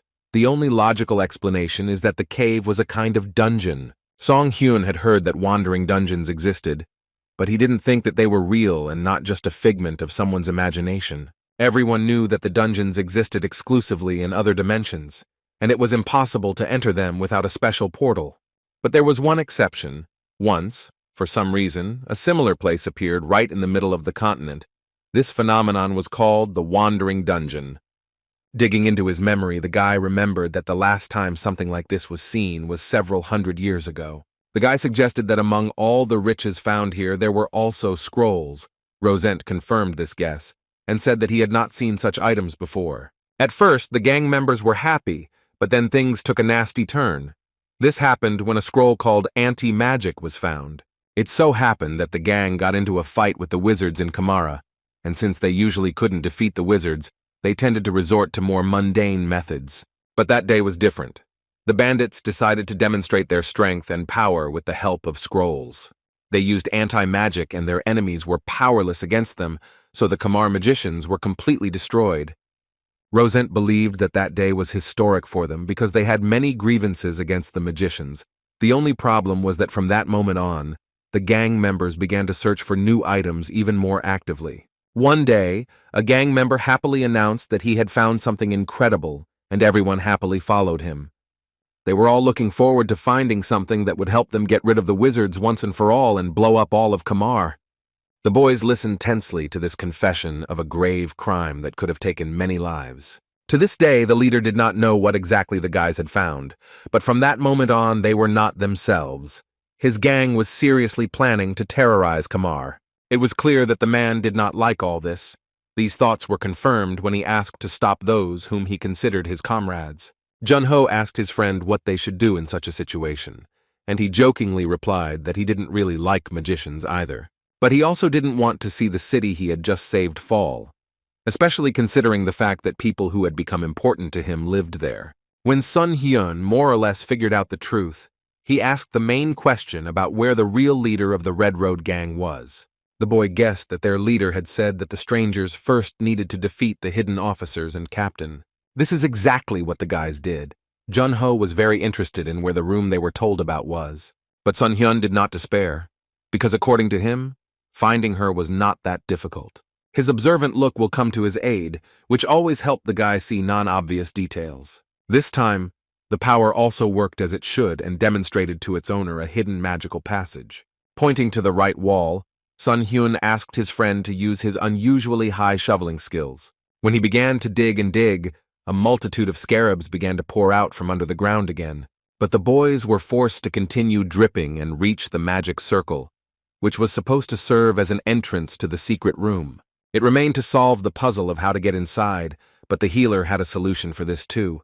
He took out the sphere of Kirkarastel and decided to use it. In the hidden hideout of the Red Road gang, 3 people were staying, looking after their belongings and enjoying freshly prepared delicacies. Suddenly they felt the ground beneath them shake, and a loud noise was heard, after which the wall began to crack and fall apart. This was the work of Sun Hyun, or rather his sphere, which had already been very useful in the implementation of his plans more than once. When the wall was completely destroyed and the doctor and his friend got inside, they calmly greeted each other and said that it was very nice to meet them. Those who were in the room were not very happy about such unexpected company, so with malice in their voices and daggers in their hands, they asked how they managed to find them. Sun Hyun expected that they would not be met with smiles, so without thinking twice he joined the fight, and throwing aside unnecessary thoughts, began to strike. He approached one of the team members and kindly asked him to help, because the guys really needed to know where their captain was. Footsteps were heard behind the doctor. Then some stranger asked if someone had really been looking for him and had put so much effort into the search. A man named Lefany Demouche stepped forward. He was the boss of the Red Road gang and the one everyone wanted to see. It was interesting to meet the real leader, but Sun Hyun decided not to show his curiosity and said that he had heard rumors about a dangerous discovery. These words made Lefany Demouche laugh, because his views were completely different. The boss guessed that only Rosent, who was a coward, could have blabbed something like that. The guy looked at the stranger carefully and couldn't understand why he had such a strange reaction. Coming closer, the leader asked Sun Hyun why the kind Mr. Rosent hadn't also told him that he could die if he meddled in something that wasn't his business. After these words, a serious fight broke out, which caused the walls of the cave to collapse, but Dr. Kanu managed to avoid the blows. Watching all this, Jun-ho decided that their opponent was a real madman because he knocked down all the supports, and because of this, a collapse could have occurred. Realizing that just talking wouldn't work, Song Hyun decided to use more drastic measures, so he took out his dagger and was ready to use it. Despite the agility of the enemy, the healer showed Lefany Demouche that he could not only heal, but also wound. The best demonstration was his blade, which was sticking out of the enemy's hand. After that, Sun Hyun decided to stay away from the enemy, because as we know, a wounded beast was the most dangerous, so he used Freya's crossbow. The arrow hit the leader right in the hand, causing the knife to fly out of his grip and leaving him unarmed in front of his enemy at the most crucial moment. Seeing that the man was not giving up, the doctor wanted to know whether he would go ahead, whether he would fight despite all the difficulties, because he was the leader of the gang, and this was expected of him. And he lived up to expectations. To his credit, despite the injury and lack of weapons, Lefany Demouche continued the battle. He deftly dodged the attacks, so catching him was not as easy as one might think for a wounded, unarmed man. At one point, he jumped out of his hiding place and ran. The leader moved so quickly that his opponent did not have time to blink an eye before he ran up almost right up to him. Although Seong Hyun did not approve of the man's actions or motives, he did appreciate his speed and fighting style. Finally, Jun-ho decided to join the fight, holding his shovel at the ready. He rushed straight at Lefany, apparently hoping to knock him down. While knocking the enemy down didn't work, Hitting him in the face with a shovel was very successful and quite effective. At some point, the gang leader recovered a little from the blow and noticed that the enemy's weapon was sparkling and crackling with small lightning bolts. After that, there was a burst of magical energy that was directed straight at the body of the stubborn boss. Sun Hyun stood nearby and held the enemy at gunpoint with his crossbow. But even he became nervous when he saw what was happening to his comrade. It was not the kind of energy that could be controlled. Jun-ho screamed in pain, and it was clear that he was unable to control the power that was spilling out of the weapon. It seemed like a reverse mana flow had been activated. This situation, of course, was taken advantage of by the opponent, who knocked the guy to the floor and told Sun Hyun to drop his weapon and surrender. The doctor would never even think of doing something like that, but if he didn't fulfill this bastard's demands, he would break his friend's neck. Having created an arrow from a potion of small mana, the boy told the enemy that he would make him regret everything he said and did. The retribution would come very soon. After that, he released the arrow and waited for what he had planned to happen. The gun hit its target. Lafani Damush's body shook and a scream escaped his mouth involuntarily. But the man was resistant to mana and could not use it. He had a strong resistance to it, and any contact with magical energy could cause an explosion. Sun Hyun had guessed about this ability of his opponent, but was still surprised when it was confirmed. People like Lafani were born with strong mana resistance. They took half the damage from normal skills. Now it was absolutely clear why this man had chosen to oppose the magicians. He was too different from them. Once the initial shock had passed, Lafani asked what his enemy had done, as he had not felt any pain at all from the arrow that had hit him. Sung Hyun chuckled and asked if such a smart boss didn't realize that the person standing in front of him was a wizard who used a magic arrow. Seeing the emblem of the Red Tower, the leader of the gang was amazed that the one they were fighting against was in the most secret place of their safe haven. Forgetting about Jun-ho, the man rushed towards his sworn enemy to fight him and win. When Lafani Damush learned that he was a mage, he simply went crazy. He wanted to see the man's blood spilled on the cave floor. But Sun Hyun, as always, managed to avoid the blow perfectly, so that the opponent's fist crashed straight into the stone wall of the cave.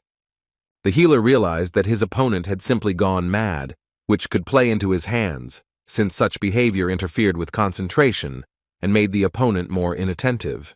When Lafani heard the mocking suggestion that he hated mages, he screamed and ordered the enemy to shut his filthy mouth. It was too easy to kill a man in such an inadequate state, because he had completely lost his vigilance, and Jun-ho took advantage of this by attacking from behind. The guy hit the leader on the head with a shovel and hoped that he would lose consciousness and cease to be a threat. But that didn't happen. So Lafani growled and asked if the fighter really called this action an attack, and he said that the most interesting thing was yet to come. Next, the skill Shell Break was used against the boss, which reduces the opponent's defense by 20% and helps destroy the biological shell. Jun-ho announced that his enemy had unknowingly fallen into a trap, and that his defense was now greatly weakened. While Lafani was pondering what all this meant, he did not notice how trouble was approaching him at a furious speed. They were in the person of Sun Hyun, who decided to throw the weapon aside and use his own fist, because it was much more pleasant. The blow was strong enough that the opponent flew back and crashed into a stone wall, knocked out. This was the perfect moment to deliver the finishing blow, so Sun Hyun summoned the power of the permafrost and was ready to direct it at the enemy. Lafani Damushe watched with fear as a clot of magic, which he hated so much, gathered around him. He did not want to die at the hands of a magician. But ordinary magic didn't work on him, and he hastened to smugly tell the guy about it. Tom didn't care about these words. He knew perfectly well that no matter what his enemy's abilities were, this technique would definitely work on him. That's exactly what happened. When Sun Hyun's hand touched the man's body, he immediately fell into an abnormal state and was frozen. As he fell to the floor, his mouth continued to move, saying that magic shouldn't work on him. But there was no denying that Dr. Khan's magic had worked like a charm. Jun-ho looked at his friend and asked why he had to come up with such a pretentious name like Freezing Strike when he had simply poured a freezing potion on his hand. Finally, the guys paid attention to something that represented a much greater danger to them than the local bandits with all their weapons. Sun Hyun kept wondering whose awakening the rogues were talking about, and now he realized that before them was something capable of destroying Kamar. It was the symbiote, a secret weapon that could be used to destroy the city and wipe out the mages. Jun-ho's eyes were full of unspoken questions, So his friend explained that they were dealing with a certain kind of parasitic monster. It allowed the one to become stronger, to whom it was attached, a kind of partnership, the one who wanted to exchange his life energy for colossal power. And apparently, the cocoon of the Gordius larva was ready to hatch. The creature had a strong ability to control the mind. For some reason, this news didn't really scare Jun-ho. He suggested using this parasite. Sun Hyun said that he wouldn't stop anyone, but before that, he needed to know something. This creature fed on the health of its victim, its energy, memory, and other resources. The symbiotes took from their companion everything they wanted. The guy's speech was interrupted because he felt that something very bad was about to happen. They needed to prepare for a new fight. But the danger came not from the monster in the cocoon, but from Lefani Demouche, who decided to try to defeat his hated opponents once again. The force of his blow was so powerful that the floor of the cave was covered with cracks, and his enemies were scattered to the sides. After recovering from the blow, Jun-ho grabbed a shovel and decided that he was tired of feeling sorry for this bastard. He was going to teach him a lesson. The Red Road gang boss somehow came to his senses too quickly and felt quite normal to lead the battle. His motivation was quite clear to Seong-hyun. The man wanted to gain power that could help him defeat all the mages that were so disgusting to him. Taking out a scroll from his secret pocket, Lefani activated the magic circle and called on his enemies to stop hindering him, because he would still do what he planned. The guys found themselves trapped in a magic circle. They were standing in the very center of it, and now, in order to get out, they had to try really hard. Jun-ho screamed loudly when he noticed his body starting to dissipate. He was afraid that this magic would make him disappear. Looking at his comrade, Dr. Khan realized that a teleportation scroll had been used against them, which could transport them to any point on the continent. Finally, Lefani saw the picture he had been dreaming about for some time. His opponent simply evaporated, and now nothing would stop him from awakening the monster. In the Red Forest, outside the cave, a magic circle was formed. It was he who transported the boys there. They appeared unexpectedly, and could not understand where they were. But the red trees and heavy rain helped to figure it out. Still, Lefani managed to trick them. It was clear that the bandit boss was trying to stall for time until the symbiote was fully grown. The solution to the problem, according to Sun Hyun, was to eliminate all those who advocated an attack on Kamar. Their deaths could save the lives of many citizens. But Jun-ho was categorically against murder. He believed that it was an extreme measure and asked if there were any other options. Dr. Khan had completely forgotten that his friend was a pacifist and was against unnecessary deaths, especially when it came to people. Sighing, Song-hyun said that if they were not going to kill, then they could only wait, after which he entered the cave and intended to head to the secret room. The guy believed that events would turn out in such a way that everything would end peacefully, but even he himself doubted the truth of these words. Lefani was sitting by the monster's cocoon, and he said with alarm that his wonderful plan had almost been ruined by some scumbags. Something fell next to him. When he looked down, he saw a bottle that was full of mana potion. It was unclear where she came from, but then the man had the idea to feed the monster with mana to speed up the birth process. He wanted to destroy Kamar so badly that he opened the bottle without thinking and poured the contents onto the cocoon. The potion slowly dripped down, and one could see how a large creature began to tremble inside the cocoon, not liking being disturbed. She began to beat inside, and Lefani was very scared because he realized that he could become not the owner, but the first victim of this monster. These thoughts faded into the background when he heard the loud cries of his men coming from somewhere nearby. He instantly jumped out of the hidden room and headed towards this eerie call. Sun Hyun was also heading there, wanting to find out the reason for that terrible scream that was shaking the walls of the cave. Having entered the same room, the two enemies looked at each other with hatred, but the state of the people was much more important than their personal war. Now, in addition to the sick members of the group, Rosent was also lying on the floor, clutching his head while tears involuntarily flowed down his face. This picture so shocked the leader of the bandits that he stood there and couldn't even move. The man's anger was so blinding that he rushed at Sun Hyun like a wild beast, asking what the scoundrel had done to his people. Having stopped the enemy's fist, the guy grinned maliciously. He said that it was not his fault that what happened, because she was lying on the stoves of Lefani. He froze and could not believe the words he had just heard.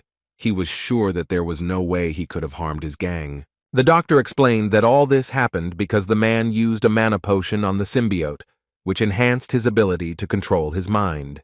Lafani himself did not feel it, because he could resist the mana, but the others were not well because of his actions. He exposed his comrades to mortal danger. Hearing this, the leader recoiled and asked again if all his men could really die. He could not even imagine what would cause their death. Sun Hyun looked closely at his interlocutor and confirmed this possibility, and also admitted that it was he who planted the potion. Coming close to the enemy, Dr. Khan said that he could help him, but this would only happen if the bloodthirsty leader forgot about the idea of destroying Kamar. The boss guessed that his opponent knew that everything would be exactly like this, and he was infuriated by the fact that he was a pawn in someone's cunning game. But this was not the most important news that the healer reported. In his opinion, there was something else. He believed that this symbiote was the main monster of the dungeon, which sooner or later they would have to fight and defeat if they wanted to survive. After all, if a monster capable of taking over the body and mind is released, then death will overtake not only Kamar but the entire continent of Azul.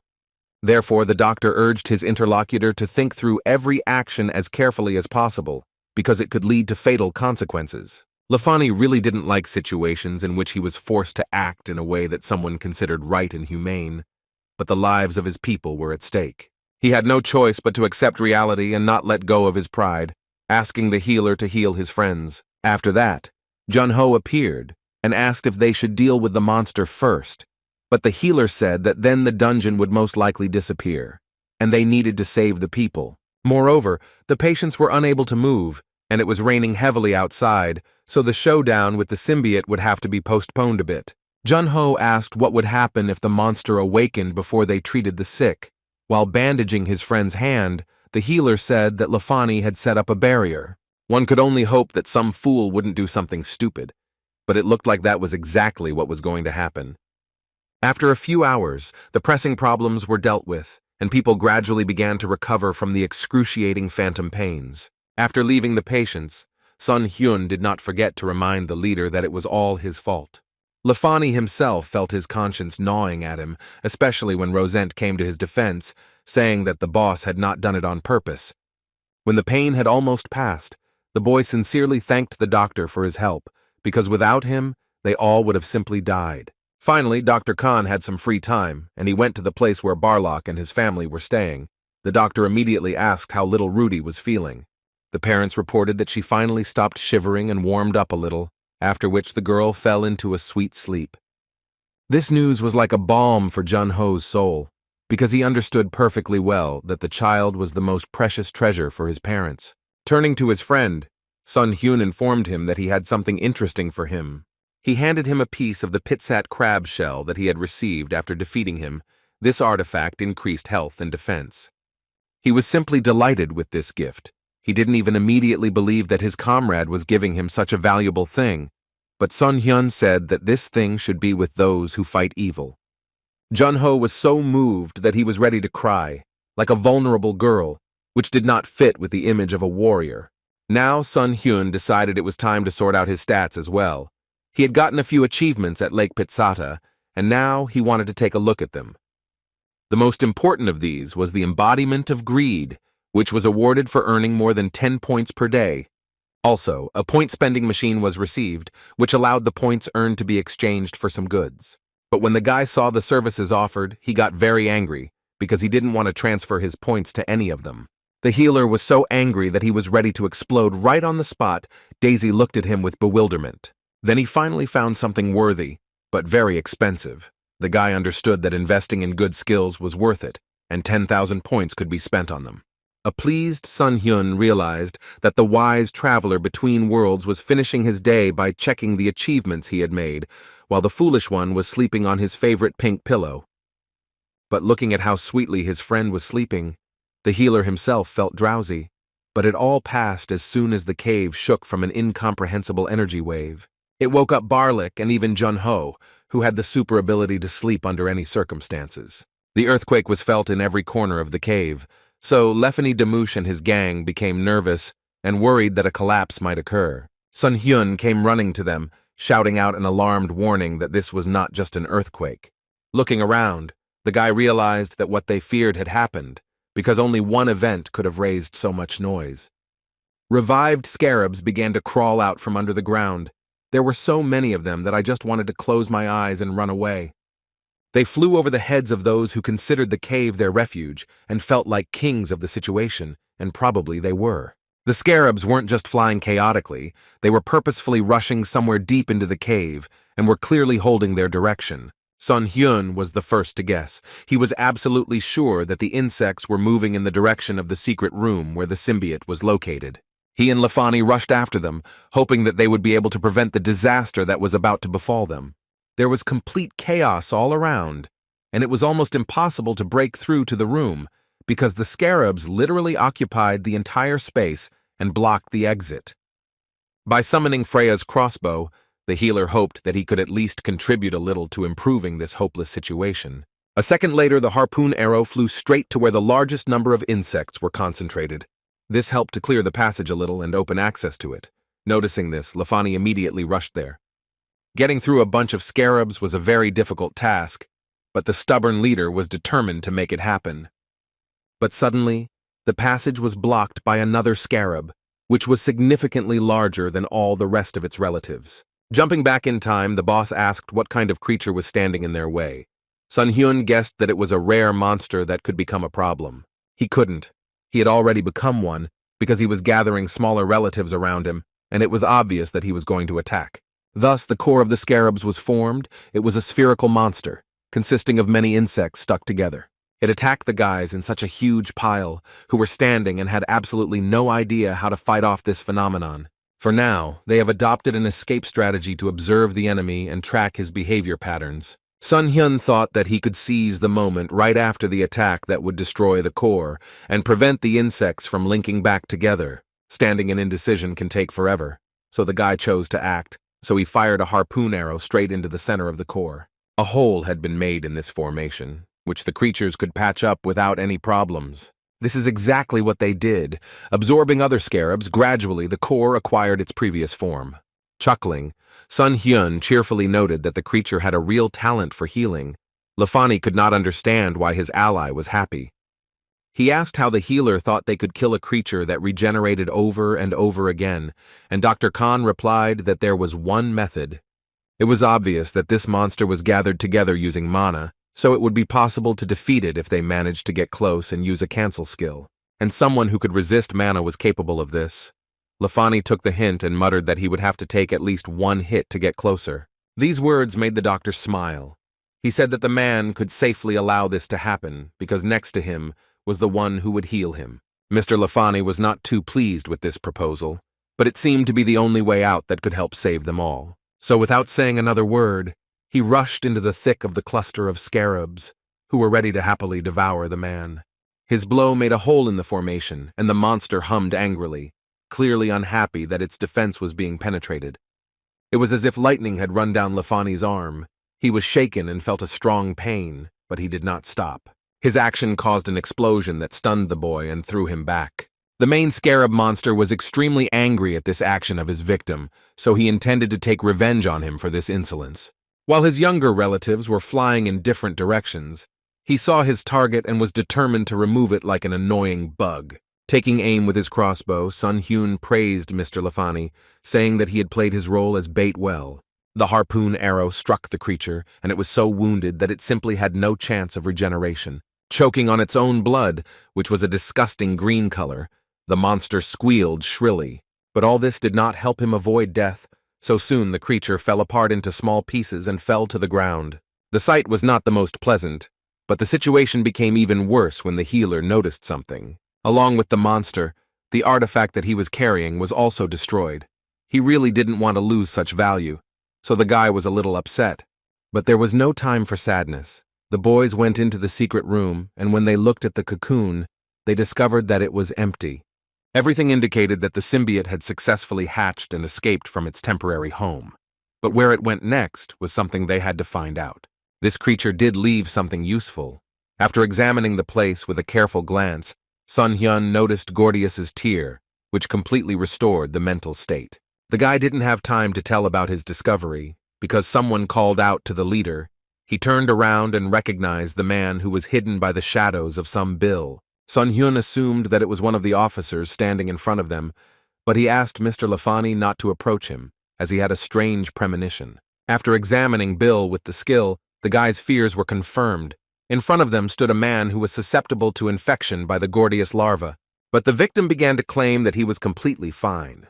He tried to smile and even joked to throw dust in the eyes and create the appearance of a normal state. Bill shared his memories of how when the creature lunged at him, it felt like his head was about to burst, but he endured the creature's influence on his mind. Upon hearing this news, Lafani was delighted. His eyes lit up, and he clearly began to think about his past plans regarding Kamar.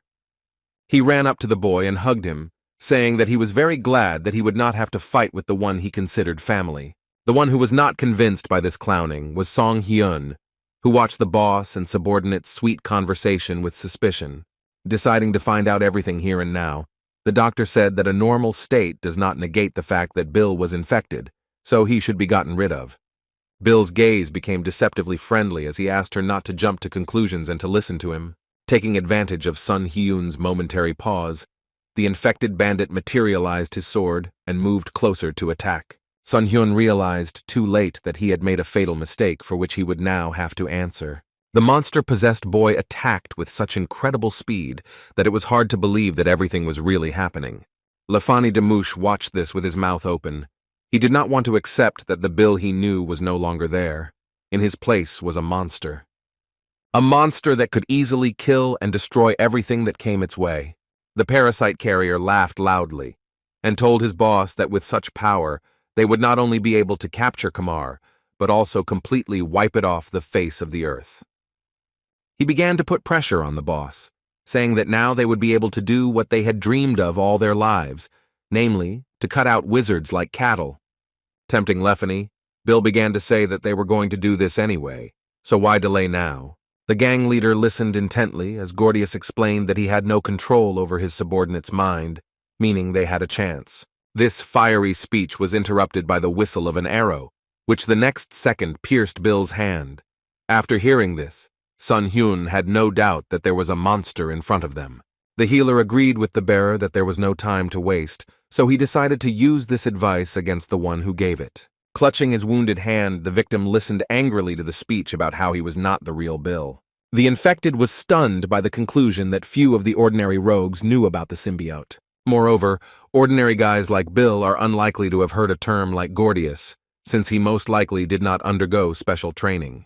At that moment, the monster got tired of hiding his insides, especially when he realized that there was no point in doing so, since he had already been exposed. He found it all tiresome. The enemy was getting on his nerves, so the monster threw off the guise of Sweet Bill and took on his true form, which completely reflected his essence. The winged creature that was once a rogue jumped on Sun Hyun and promised to finish him off right now, then swung its blade. But the guy managed to avoid the crushing blow. He crouched just in time, which allowed his head to remain on his shoulders. The enemy did not stop trying to kill him, striking one blow after another. They were so strong that the entire cave shook. Mr. Lefany entered the fray, rushing at the creature with his bare hands and screaming for it to leave the body of his comrade Bill. These words and actions caused waves of irritation inside the infected guy, who believed that he could kill each of them with just one move of his finger. In fact, that was the case, because the one occupying Bill's body did not make any special efforts to fight off the attacks of enemies. His blows were much more precise and powerful, and they affected the human body even more seriously than one might have expected. Mr. Lafani had first-hand experience of how much pain just one kick from this monster could cause. Sun Hyun understood that technically they were facing a dungeon boss, but the main difficulty was that visually, they had to kill a familiar person. It was also worth remembering that the creature had good intellect, since it stopped the activation of the skill right before hitting Lafani, which meant that it knew about the mana opposers. At this point, the right decision was to get away and regroup, because right now, they were not ready to fight such a creature. When the creature realized what its opponents were planning to do, it told them that it was all useless, and that it would get them in any corner of the cave. When the guys were already running out of the cave hall, the symbiote caused a collapse, and they were almost crushed under heavy stones. By shooting the fugitives in the back, the one formerly known as Bill hoped that these blows would kill the annoying bastards. He became angry when he realized that these little people were as tenacious as rats, and his efforts were in vain. Having hidden in a more or less safe place, the guys realized that they needed to discuss their plan of further actions. It was necessary to take into account the fact that their enemy was too fast. Looking at his worried comrade, Sun Hyun said that they can always pray and hope for the best. He did not appreciate such humor. Taking out a syringe, the doctor asked Mr. Lafani if he had ever donated blood. The man looked up with a little apprehension. The dungeon boss did not calm down and tried to find his escaped victims. Combing the dungeon, the first to notice him was Lafani, who did not show his presence. It was good that the enemy had not yet noticed the man, but he understood that if he attacked right now, it could be a fatal mistake. The plan was flawed, because it didn't take into account the fact that the monster would be able to so easily detect Lafani, who was now frozen in place with fear. The enemy hit him so hard that the poor guy flew back to the wall and literally broke through it with his back, sending stones flying in all directions. He was in such unbearable pain that he could not hold back the scream that echoed off the walls of the cave. But he still managed to pull himself together and do what he had to. Taking out some can from a secret pocket, he threw it in the direction of the enemy and shouted for him to receive a gift. The monster looked questioningly at the bottle that was quickly approaching him. He did not yet understand how dangerous the contents would be. Then the symbiote's attentive gaze noticed that there was a wound on Lafani's hand. It seemed like someone had sucked out some of his blood. He realized that the jar contained the blood of a mana opponent, which meant that it could greatly harm him and even deprive him of his abilities. The scarabs that were flying nearby began to turn into one huge pile again. It seemed that the potion had affected them too. Smiling, the symbiote asked if the boy really thought he could seal his skills this way. This kind of naivety made the monster laugh a lot. He even showed sympathy on his face and said that he was very sorry that the plan had initially failed. After that, he went on the attack, and swinging his sword, he decided that he would finish off at least one of the annoying people right now. But as it turned out, Lafani was playing the role of bait so that the real hunter could better spot the right angle and launch his arrows straight at the victim. Arrows began to pierce the body of the main boss of the dungeon. Pain enveloped his entire body and he could not even move. Then he realized that some special weapon had been used against him, one that could make his body not obey. Sun Hyun kindly explained that the bottle the monster had broken was filled with the blood of a defective healer, that is, his own. But the arrows did indeed contain the blood of someone who could resist mana, as Lafani Demouche reported. At first, Bill's body, in which the symbiote was contained, began to burn from the inside, and then it flared up with a bright light and caught fire for real, and not figuratively.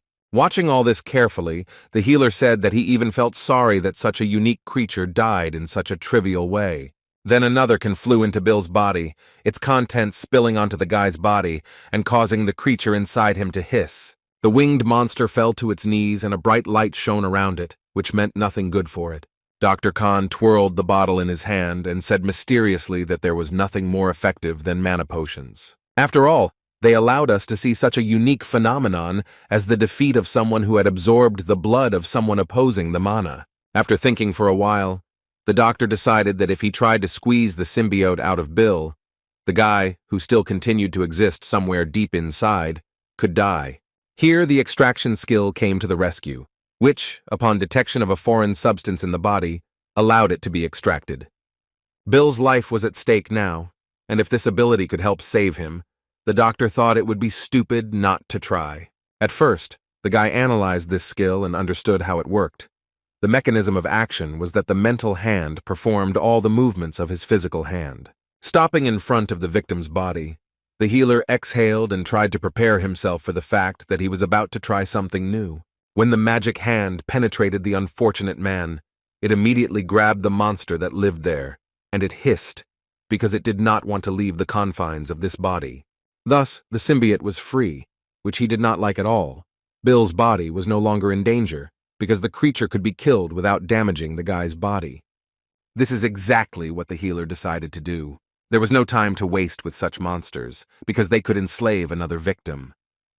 What surprised the guy most was that when the blade almost touched the symbiote's flesh, it spoke and asked to stop. Using telepathy, the creature began to promise to make Sun Hyun stronger, saying that with such abilities, he would become simply invincible. Although the offer was tempting, The guy was a healer, so the ambition to obtain all the power of this world did not interest him.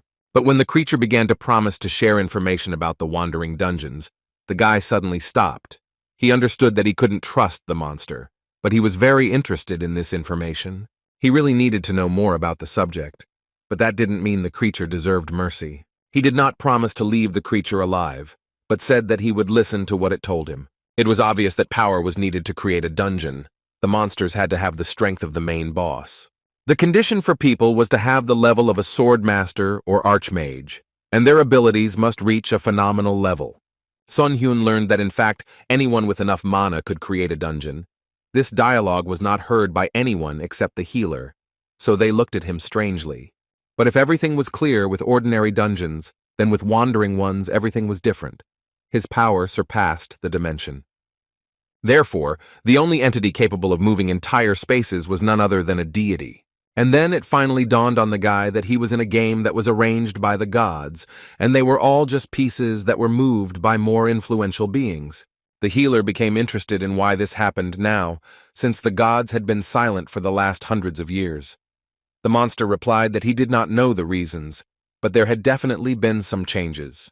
The symbiote explained that moving one dimension to another in this way caused some damage to the space. The conclusion that followed from this was that whoever it was playing with such things and was not doing so with good intentions. Listening to all this, the boy realized that if the wandering dungeons continued to appear, Azul might not be able to withstand so many collisions with other worlds. This continent could simply disappear, along with all the inhabitants who inhabited it. It would be a huge catastrophe, for which no one would bear responsibility. Everything indicated that some evil god wanted to destroy Azul. After removing his leg from the creature, Dr. Khan said that he did not expect much useful information, but received something valuable, for which he thanks the symbiote. When he let his guard down, the cunning creature attacked. It moved so fast that the guy barely had time to jump back. But this did not help him, because the monster had already begun the process of penetrating his body, which could not be stopped on his own. Seeing this, Lafan and Demouche screamed in fear. He could not even imagine that Dr. Kanu would be in such danger, because it seemed that he had everything under control. This was not the case at all. The implantation process was complete, and now Sun Hyun was enslaved by the symbiote monster that controlled his body and mind. Everything inside him urged him to submit to the monster. He simply didn't have the strength to rely on it, so the guy gave in to the onslaught. The gang leader screamed, trying to bring Sun Hyun back to consciousness.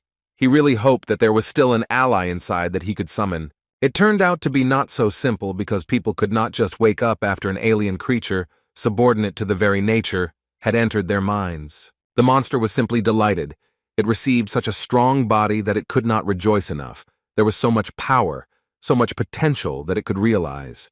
The creature understood that with such a body he could destroy the entire world without blinking an eye. But then the guy's personality spoke up and said that the monster was simply incorrigible and had not learned from his mistakes at all. After that, he used a skill that allowed him to pull the symbiote out of himself with his mental hand. It hissed, leaning on it.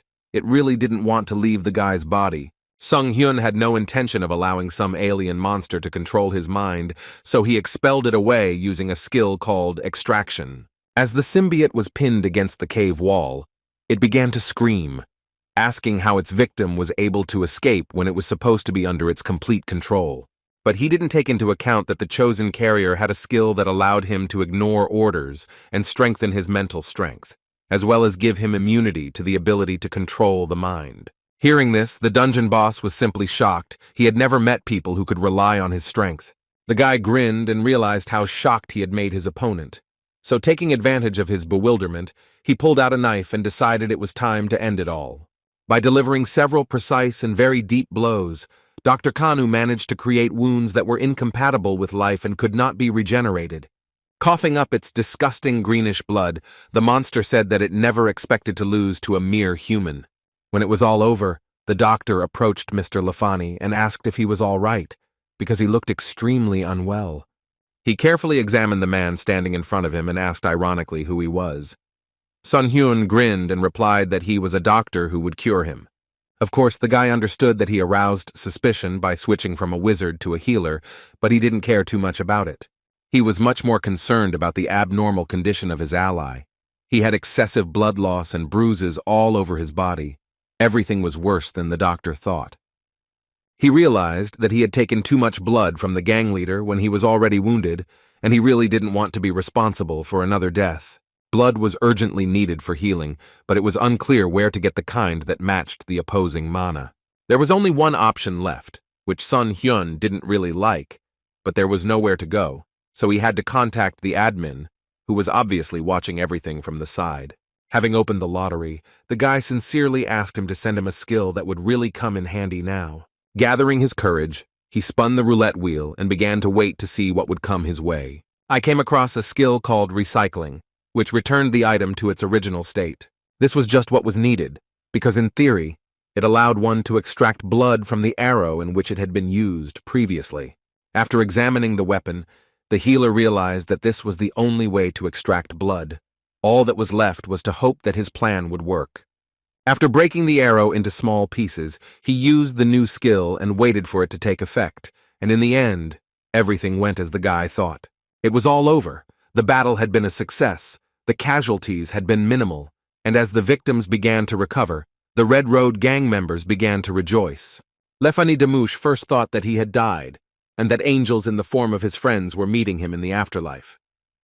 But this was not so.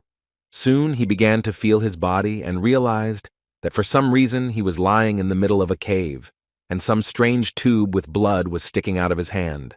Then Sun Hyun arrived and ordered his patient not to move for a while, as this could interfere with the treatment. Dr. Khan bluntly explained that his ally almost died, but then a brilliant idea came into his head that saved the unfortunate man's life. Frowning, the leader of the bandits asked with displeasure if he really owed them a debt now.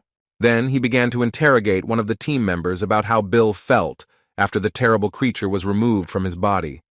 As it turned out, he was alive, but also needed treatment. Rosent was sincerely grateful to Mr. Khan for helping them, despite the difficulties, with both the monster and the treatment of the gang members. In response to the thanks, he smiled and said that they had all been through too much today, so they should rest and not worry about anything. But he couldn't help but worry. He kept wondering why. After he had talked to the admin, incidents kept happening around him one after another. Such terrible guesses came into his head that it was scary even to voice them. The problems weren't over yet. They all completely forgot that after the dungeon boss was killed, the cave would collapse. And that's exactly what started to happen. Everyone was already so tired that they simply could not believe the absurdity of the situation. That after what they had experienced, they were also finished off by an earthquake. The guy thought that the death of the boss would only result in the removal of the cave dungeon, but it turned out that the entire shelter was disappearing. He hastened to announce this to the gang members, saying that the dungeon was leaving, turning into a crack between dimensions. Hearing this, the guys were simply shocked. They asked if they would really end up in a place from which they would never be able to escape. But instead of answering, the healer Khan approached the symbiote's corpse, cut it open, and began to poke around inside it with his hands. Rosent asked in shock what was going on. Having found the core of the main boss, the guy explained that with the help of this artifact, they can create a portal to exit.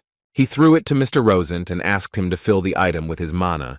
At first the man was confused, but then quickly began to do what he was asked to do. Concentrating on his energy, he directed a stream of pure power straight into the small stone the healer had given him. This caused a strong surge of energy, which caused a magic circle to open in the center of the room, which served as a portal.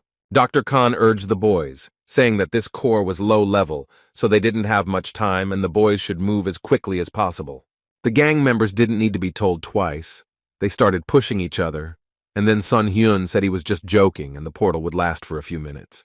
Worried, Lefani limped up to the boy and asked if the passage would break if a mana opponent like him passed through the magic gate. The man said that if necessary, he was ready to stay here, despite the fact that this doomed him to eternal wandering between dimensions. Hearing this, Song Hyun realized that despite all the mistakes, there was a good leader in front of him, and he told him not to worry about it. After all, the mana was used to split the core, so there was no mana in the portal itself and it was safe for him. As he approached the edge of the magical passage, Song Hyun suddenly realized that he had this strange feeling as if he had forgotten something important. When he realized what he had forgotten, He froze in place and the world stopped for a moment.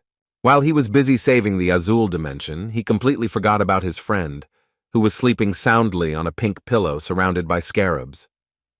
The insects managed to shit on him a little, but the main problem for Jun-ho was that he might not have time to pass through the portal. It was good that Sun-hyun remembered him and Barlick's family. Now they all quickly ran towards the magic circle, hoping that it was not too late. But the most offensive thing for Jun-ho was that his friend poured a whole jar of potion on his face, and in order to wake him up faster, said that it was scarab excrement. Daisy, who was running behind him, asked worriedly why they were running into the cave instead of towards the exit. The guy explained that the exit was blocked, so they couldn't get out that way. Dr. Khan said they had to hope the portal was still working and they wouldn't be stuck between dimensions forever. The magic circle was still glowing and emitting powerful energy, so the group rushed straight towards it. Then they noticed that the portal was starting to close. Sun-hyun became even more angry at this stupid bug who, despite being so strong, had the lowest ranking core. They were still running when the magical passage began to disintegrate right before their eyes. The guy decided that he had to do everything to prevent this from happening, so he used the recycling skill and tried to stop the irreversible process. He will have to reuse the core, which he will extract with the help of his skill from the portal. After some time of hard work, he finally managed to obtain the remains of the core. But his stamina was running out much faster than he expected, so he might not have enough strength to create an exit. As he continued to do his job, the boy was warned again and again that his stamina was almost at zero. He had almost finished creating a new portal when suddenly everything stopped and a notification came that his stamina was depleted. His comrades were doomed to watch the disturbing sight of him collapsing from exhaustion. On the other side of the magic circle stood the gang members, waiting for their allies to appear, but they only watched as the passage closed. They began to suspect that something had gone wrong, when suddenly another portal opened behind them. It was from this that Dr. Khan and those who were initially forgotten to be called to the exit of the cave jumped out. They were all breathing heavily, but Jun-ho was able to mutter in a weak voice that he really thought they were going to die there. This was not surprising, considering that they all saw Dr. Kanu become ill. He almost lost consciousness, but activated the item in the slot in time, which saved them all from certain death. The guy remembered that he had a brooch of life force in his arsenal. It was this that he called upon and absorbed the additional power that gave him the opportunity to finish what he started. When Sun-hyun's stamina reached 45%, he used his new strength to create an exit from the dungeon. Now the healer told his friend about this and thanked him for having the crystal enhancement card that belonged to Jun-ho in his inventory. He was so glad that he had helped in some way that he literally beamed and said that it was a great honor for him to help his friend. Finally, the rain stopped in the red forest, so now the boys sat in a crack in a large tree and got to know each other better. They were curious if Rosant and Lafani Demouche were related. The gang's deputy leader said he was the boss's uncle and raised the boy after his mother died. He said that his sister was a simple girl from Trikoti, but was able to marry an aristocrat from Kamara thanks to her outstanding mana. But in this noble family, Lafani was born, who had the ability to resist mana. Jun-ho asked in surprise if the young master standing in front of them was really him. He grimaced and said that he was more of a fool from a noble family, but not a gentleman at all. Now Song-hyun understood why the young man's character had deteriorated so much. It seemed that the reason for all this was because he was bullied by his entire family. He hit the nail on the head, because Lafani gritted his teeth and told him that after he was born, a stupid rumor started that if you had Trikoti blood in you, you would be born with the opposite mana. He was incredibly angry that because of such blatant lies, the villagers were being so discriminated against in Kamara, and he wanted to correct their thinking. But now this plan has been completely destroyed, and the shelter has disappeared without a trace. He didn't care what would happen next. He didn't make any plans, because he was counting on the fact that he would soon be executed for what he had done. Everyone who heard these words stared at the guy in bewilderment. He spoke very confidently and quite seriously, as if he had long since accepted this reality. His uncle asked in horror why his nephew was saying such terrible things, since the guards should have at least caught him first. The gang members began to ask in fear why their leader was allowing such terrible thoughts. They had not just joined him for no reason, which meant they were ready to fight for freedom. But Lafani merely dryly stated the fact that they were wanted criminals, and their capture was only a matter of time, since their hideout had disappeared. In his opinion, sooner or later the moment will come when they will all be caught, and the officers will be executed, while the rest will rot in the dungeons. After a short silence, the leader added that, in his opinion, there was only one way out of this situation. He said that he could buy some time for the guys, and during this time they should get the hell out of there, but no one in the gang liked this proposal. Lafani Damusha laughed and said that the guards could not really execute the son of a noble family, so there was no need to worry about his life as an aristocrat. It was better to take care of yourself. This cynicism greatly surprised Jun-ho, who could not believe that their interlocutor was speaking seriously. Sun-hyun also didn't quite believe this whole story. He suspected that most likely the gang leader was not telling him something. Lafani was abandoned by his family, as was the whole of Kamar. His relatives did everything possible to finish off the guy because it would help preserve their honor. This news made Jun-ho very upset. He believed that no matter how bad this man's actions were, he did not deserve such a terrible fate. He wanted to turn to his comrade so that they could somehow help this man, but he noticed that he was smiling ominously. Having known Song-hyun for a long time, his comrade could say with absolute certainty that he was already thinking about who to frame this time. When the boys started talking about how Lafani had no choice but to surrender, the doctor stepped in and said that there was another option. The escaped aristocrat looked up in bewilderment. He couldn't believe that there was a way to save himself and the Red Road gang. Everyone who heard these words immediately perked up and began asking what could be done to help the leader.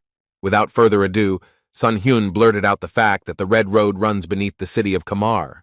This news simply stunned the bandits. They had never even heard of this and had no idea about the existence of such a transport route. The healer chuckled and said that the boys simply had to do as he said.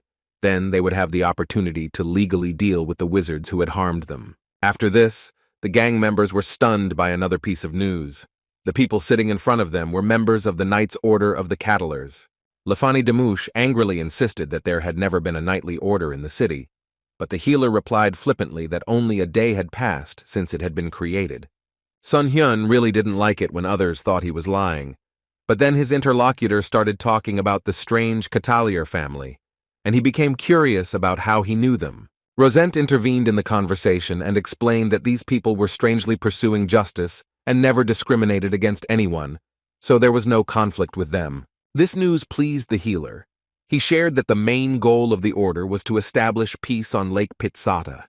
They wanted to save people from the hand of a criminal or the paw of a monster. For the order, it didn't matter who the villain was. Even an aristocrat or a wizard could be punished. This news was simply astounding for Lafani. It was hard for her to believe that there really was an opportunity to take revenge on the wizard, and even legally. The only problem was that the criminal group was not suitable for restoring justice, but still, the guys had not yet crossed the line. This meant that Sun-hyun could write a letter of recommendation, and they would be accepted back. Lafani shouted for the guy to start doing it right now. He was in such a hurry because he was very tired of worrying about the execution of his people every day. The bandits were so happy that they burst into tears from an excess of emotions. Some of them began to say that, in fact, since childhood, they dreamed of becoming knights. Song-hyun looked at the leader expectantly. His gaze seemed to ask if he had anything to say. Lafani was far from a stupid person, so he immediately understood the hint and stuttered a thank you. The healer said that he himself wanted to see how those wizards would be crushed. When morning came, the leader of the gang asked if his ally would go to Trikoti. He replied that they would stop there for a few days, after which they would hire transport. While they were walking through the Red Forest, the guy decided to check his stats, and it turned out that this time he scored 12,500 points and also received an additional reward. He now had 3-star skills in his arsenal called throwing, harpoon arrow, and recycling, but he wondered what would happen when he collected all 4. He still didn't understand what the conditions were for obtaining a skill with a star. Most likely it wasn't the difficulty of obtaining the achievement. Whatever it was, the guy decided that he would make the admin pay for the overtime. The travelers continued walking, and at some point little Rudy finally woke up and stretched in her father's arms. Opening her eyes, she laughed joyfully. It was clear that the girl was very happy that she had finally come to her senses and escaped from the captivity of dreams. Also, her good mood was helped by the fact that she finally saw her home in the Trikoti settlement. Daisy almost cried when she saw her native land, but Barlick said that if they had known what they would have to endure, they would have stayed in Kamara. Rudy started jumping around the boys and asking if they thought her village was beautiful. Tracoti was indeed a beautiful place, but it wasn't without its troubles. A huge stone monster was walking right in the center of the village. People were running away, and no one was planning to do anything. The two men tried to run away as quickly as possible, one of them asking where the golem came from in Trakti. Fear prevented these people from doing anything to keep themselves safe, so they were easy targets for the monster. At that moment, Sun Hyun and Jun Ho, who had not been afraid of anything for a long time, arrived. They rushed into the battle and began to fight off the monster that was creating a danger for the villagers. A few deft sword strikes and the stone limbs fell to the ground. Having dealt with the monster, the healer approached the townspeople and asked if they were okay. They were clearly shocked. And without further explanation, Sun Hyun noticed that the boys needed the help of a healer, one of them for sure. The guy's leg was badly pierced, blood was flowing from the wound like a stream, and of course walking in this position was forbidden in order to avoid even more bleeding. It was strange, because the healer knew that golems usually hit the torso. The victim's companion said that her friend Wilson got hurt while protecting her. She was desperate and didn't know what to do because finding a doctor in Tracoti was quite a task. Jun Ho cleared his throat and said that Miss need not worry about this, because the solution to the problem had found them. He pointed at Sun Hyun and said that in front of them stood a famous doctor who could cure absolutely everything. Dr. Khan was not too modest, so he said that everything he heard was true. He really did have talent. Meanwhile, the streets of Tracoti were bustling with life, and everyone had already forgotten about the golem. Having spread a carpet for restoring mental health on a wooden box, the guy ordered the patient to be placed there. A close look revealed that the victim's soft tissues were torn, causing severe bleeding, and his left tibia was exposed. It was a serious matter, because the skin was completely torn off, so it would not be possible to stitch it up for now. It was necessary to find another method of treatment. Having consumed a medium mana potion, the boy began to think over his plan of action with renewed vigor. Luckily, he had the skill Illusory Flesh in reserve, which recreated lost skin. The guy decided that he needed to return some meat and then stitch up the wound on his leg. Sun Hyun thought this skill was simply amazing and enjoyed watching it in action, but he rarely had the chance to use it. Watching the healing process closely, Jun Ho asked if the practical healing skill was being used now, to which the doctor replied that he was only creating false flesh. There was a chance that the victim's body would react badly to it because it was unnatural, in which case the wound would fester, which would lead to severe pain. To avoid this outcome, Song Hyun used a weakening potion to reduce the patient's stats. Then the chances of the operation being successful would be much higher. The victim's companion listened with her mouth open as they said that Wilson's wound would be stitched up. She had no idea how this was possible, since skin was not a tissue that could be stitched up. The girl was amazed by how masterfully Dr. Khan mastered his craft, because he did what she considered simply impossible. Even Jun Ho noticed how interested she was in watching Sung Hyun's work, and he whispered to his friend what was wrong with her. When the operation was finished, the girl ran up to the doctor and began to thank him for the work done. She wanted to pay for the service. The guy said that he had enough potions, if the miss had any left. She was so overwhelmed by Dr. Khan's generosity that she completely forgot to hold up the hood that hid her hair. When the piece of cloth fell from her head, it revealed a beautiful young girl who had fiery red hair. This color caught Sung Hyun's attention and made him wonder who was standing in front of him. The girl quickly pulled her hood up and turned away. It became obvious that the young miss was from Tracoti, and he had thought that she was an adventurer. She muttered her thanks again and said that she had some potions left over, so she would be happy to share them. Trying to defuse the situation, Jun Ho asked if there were many healers in Tracoti. The miss said that there were enough. Because of this, the church and the tower were always squabbling with each other. Everyone knew perfectly well that the church had always prioritized following God's will, while the tower took a completely opposite line and followed the path of studying magic. The two warring groups were hostile to each other, but the church did not allow itself to be overly aggressive, as the area was under the influence of Kamar and the Tower of Magi. Jun Ho asked how things were with the healer adventurers. Sun Hyun explained to him that they were unlikely to stay here for long, since the village was small. Nodding her head in agreement, the girl said that they were very lucky to find the boys, because it saved Wilson's life. Sun Hyun always liked to help those who knew how to sincerely show gratitude, and this beautiful girl was just like that. When the treatment was over, the boys said goodbye to the patient and his companion, and also waved to Barlick and Daisy. Rudy laughed and said that they should see each other again. Suddenly, Junho's face became gloomy, and he said that he wondered if he would ever be able to return home. Sung Hyun asked if he had any reason to want to return, but his friend replied that he didn't need any special reasons to want to return home, but in general, he had unfinished business. Dr. Khan understood this perfectly well, because he also had certain circumstances due to which he wanted to get to Earth. Then the boys went deeper into the village to find a decent place to spend the night.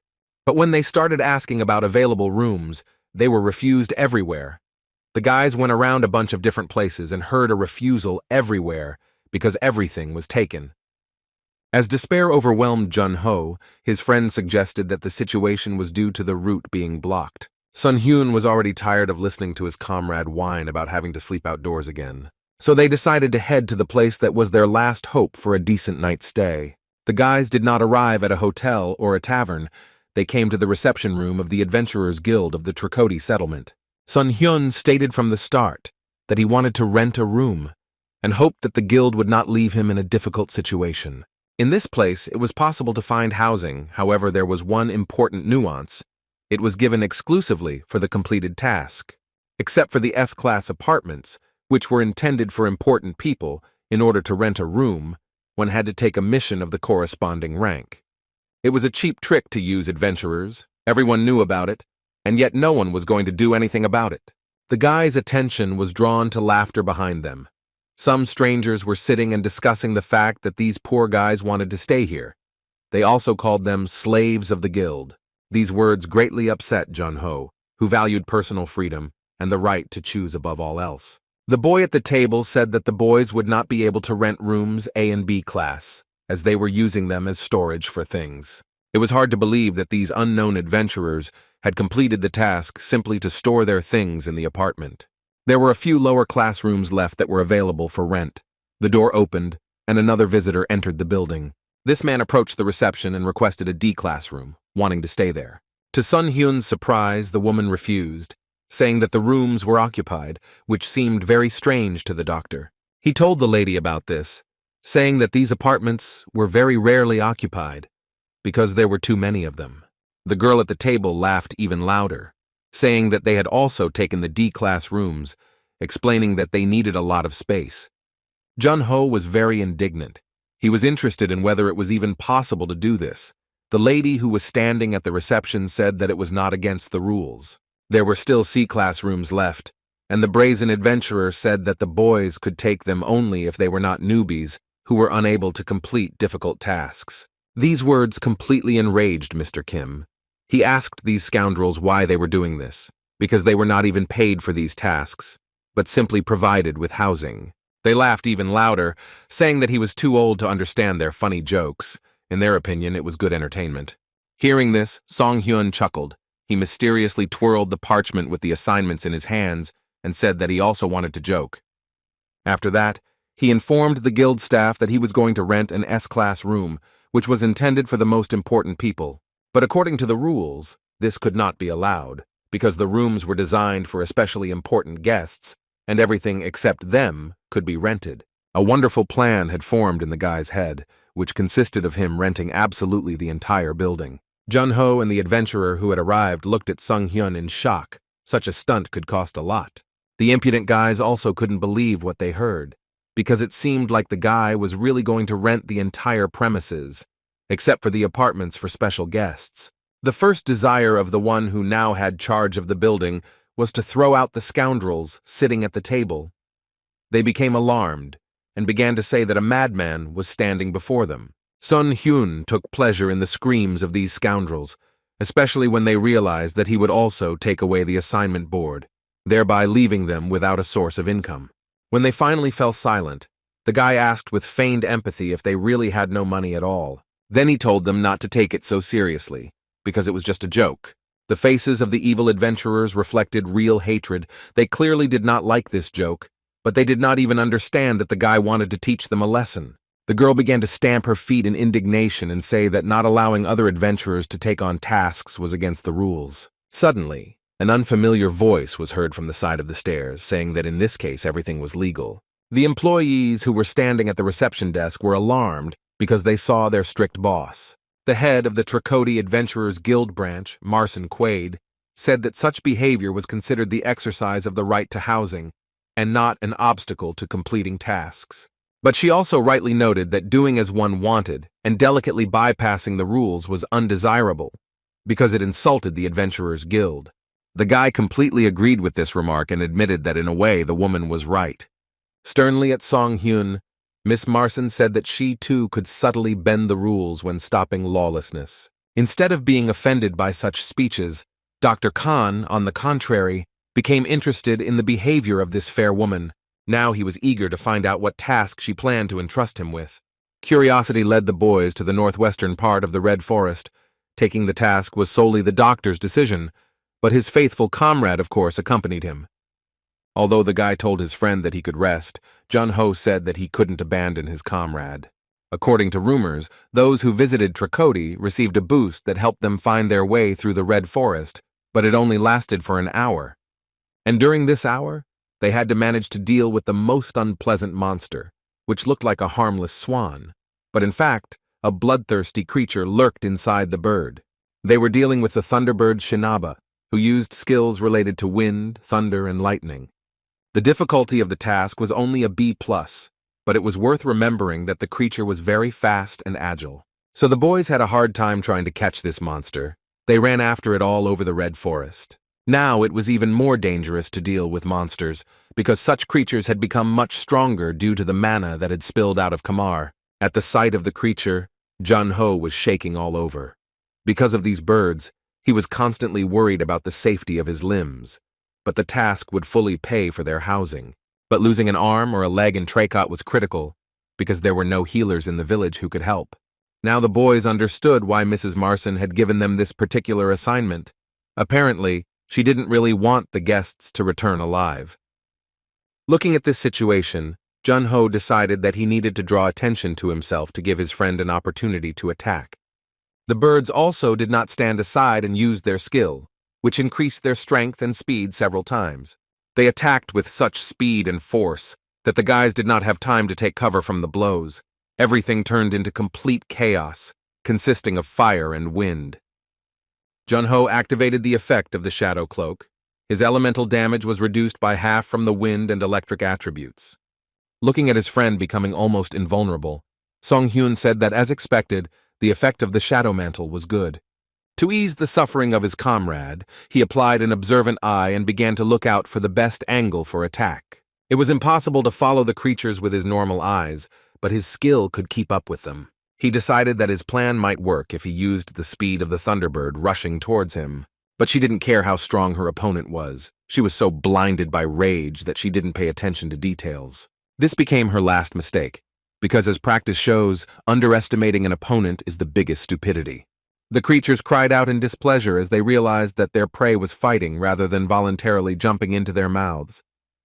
This disturbing picture seriously scared the guys who were sitting near the corpse of the Thunderbird. The next moment, everything around them started spinning. A huge hurricane formed, consisting of wind, stones, and electrical discharges. It was very difficult to endure this, but the guys held on, even though they were wounded. Jun-ho desperately screamed that the creatures had attacked the wrong people and would soon get what they deserved. They seemed to get the message Mr. Kim was trying to convey, because one of the birds shot straight at him. But when she flew close enough to attack, the guy positioned his weapon so that the animal flew beak first into the shovel. He laughed because it was obvious that the Thunderbird did not expect such a turn of events at all, because it felt its advantage in this situation. Even Sun Hyun appreciated this plan, saying that everything was very well planned and executed. Before the creature had time to come to its senses, he struck it with his power and sent it to the next world to its dead relative. The guys looked around and at the same time noticed that they had to defeat the last creature. Apparently, she also understood what kind of trouble she had gotten herself into, because her eyes flashed angrily. Obviously, she would not allow herself to be dealt with quickly. Opening her mouth, she screamed very loudly, summoning all her energy and pouring it out, causing a stream of fire. Jun-ho guessed that their opponent was trying to release all of her energy at once, which could make the situation extremely difficult. Sun Hyun was a very prudent man, so he chuckled and said that he had prepared for such a case, demonstrating some bottle. It was unclear what it contained, but Jun-ho didn't really care, because right now an angry thunderbird was flying towards them. Having prepared himself, Dr. Khan created arrows from the Great Isolation Potion that would help against the beast. The homemade electric gun was aimed directly at the body of the animal, which was flying closer and closer with each passing second. When the arrow finally hit its target, the surrounding world exploded with 1,000,000 electrical discharges. But despite such an incident, the creature was still alive. It was not just moving, but was whole and unharmed. And it was so evil that the previous attack seemed like child's play compared to what awaited the boys now. Sung Hyun knew that a very important skill was to recognize when the critical moment was coming and not let the bomb explode, and that is exactly what he did. Realizing that he had to finish with the bird immediately, he threw his dagger at it with such speed that it didn't have time to move before the blade cut through its body. She screamed piercingly, not understanding how she could have been wounded so unexpectedly. Reading this question in the animal's eyes, the guy said that he saw no point in pulling out his trump card too early. Ignoring the field strewn with dead birds, Sun Hyun turned to his friend and asked if he was okay. Jun-ho replied that he had ringing in his ears, but that was the only problem he had to deal with. As he sipped his next potion, Dr. Khan thought to himself that the mission had turned out to be much more dangerous than he had expected. His friend complained that he could of course take the creature's attacks, but it still hurt. The guy realized that without this person, it would be much more difficult for him. Then loud footsteps were heard from the forest thicket, after which a familiar voice said that these losers had really succeeded. These were the same scoundrels from the guild who came to the forest to see if the guys could cope with the task. The fact that they succeeded caused them genuine surprise. Seeing them, Song Hyun barely held back from rolling his eyes in annoyance. This team of idiots was really annoying him. The scum came closer and closer, saying that if their enemies returned safe and sound, they would have nowhere to live. So the guy ordered them to hand over the Thunderbird carcasses and forget about this battle. Everyone knew that without trophies that confirmed the completion of the task, the order would not be considered completed. Of course, Sun Hyun expected that these guys would come up with some kind of dirty trick, but he never thought that they would have such impudence. Taking out his weapon, one of the scoundrels said that their opponents were wounded, which could play into their hands. Without another second's delay, a bunch of scumbags attacked the guys, wanting to finish them off and take everything they had earned through honest work. But it wasn't as easy as they thought because the guys fought back and did it professionally. Sun Hyun got real pleasure from the feeling of his fist slamming his opponent's head into the ground. The girl who accompanied him couldn't believe that the guys who had just finished one battle were leading the second one. Goosebumps ran across her skin as Dr. Khan looked up at her with a furious gaze, and she knew that there was no escaping punishment. Having stitched up his wounded arm right in front of the shocked girl, the doctor said that his opponents were too annoying. After this, he grabbed her by the head and decided that she should repeat the fate of her comrade. But he still emphasized that there were ladies in front of him, so, like a true gentleman, he asked her how she wanted him to treat her. The girl began to beg him not to kill her. Jun-ho was surprised that his friend was even going to do it. Knowing full well that if they killed anyone here, they would be caught, the guy pushed aside thoughts of bloody retribution. But for the way they treated them, the scoundrels had to be punished according to their merits. Roughly throwing the girl to the ground, he said that he would let them go because he was a sweet and innocent healer. Because of fear, all her strength disappeared somewhere, so the girl could barely mutter a thank you. Her head could not grasp the fact that a healer was standing in front of her. After carefully examining his opponents, Sun Hyun noticed that they were injured. The girl muttered that it was all thanks to him. He chuckled and said that unfortunately there were no healers in the city, so they found themselves in a very dangerous situation. But Sung Hyun cooed softly that they shouldn't worry, because they had a real professional in front of them who would kindly help them, and then poured the contents of his bottle on them. Next, he used a skill called Illusory Flesh, a skill he had used just recently. It helped to create new skin, but if the damage was not serious, then you could also use a stamina potion. There were just reasons why this potion was used very rarely. When the new flesh began to form, it caused such severe pain that it was simply impossible to bear it without a stamina potion.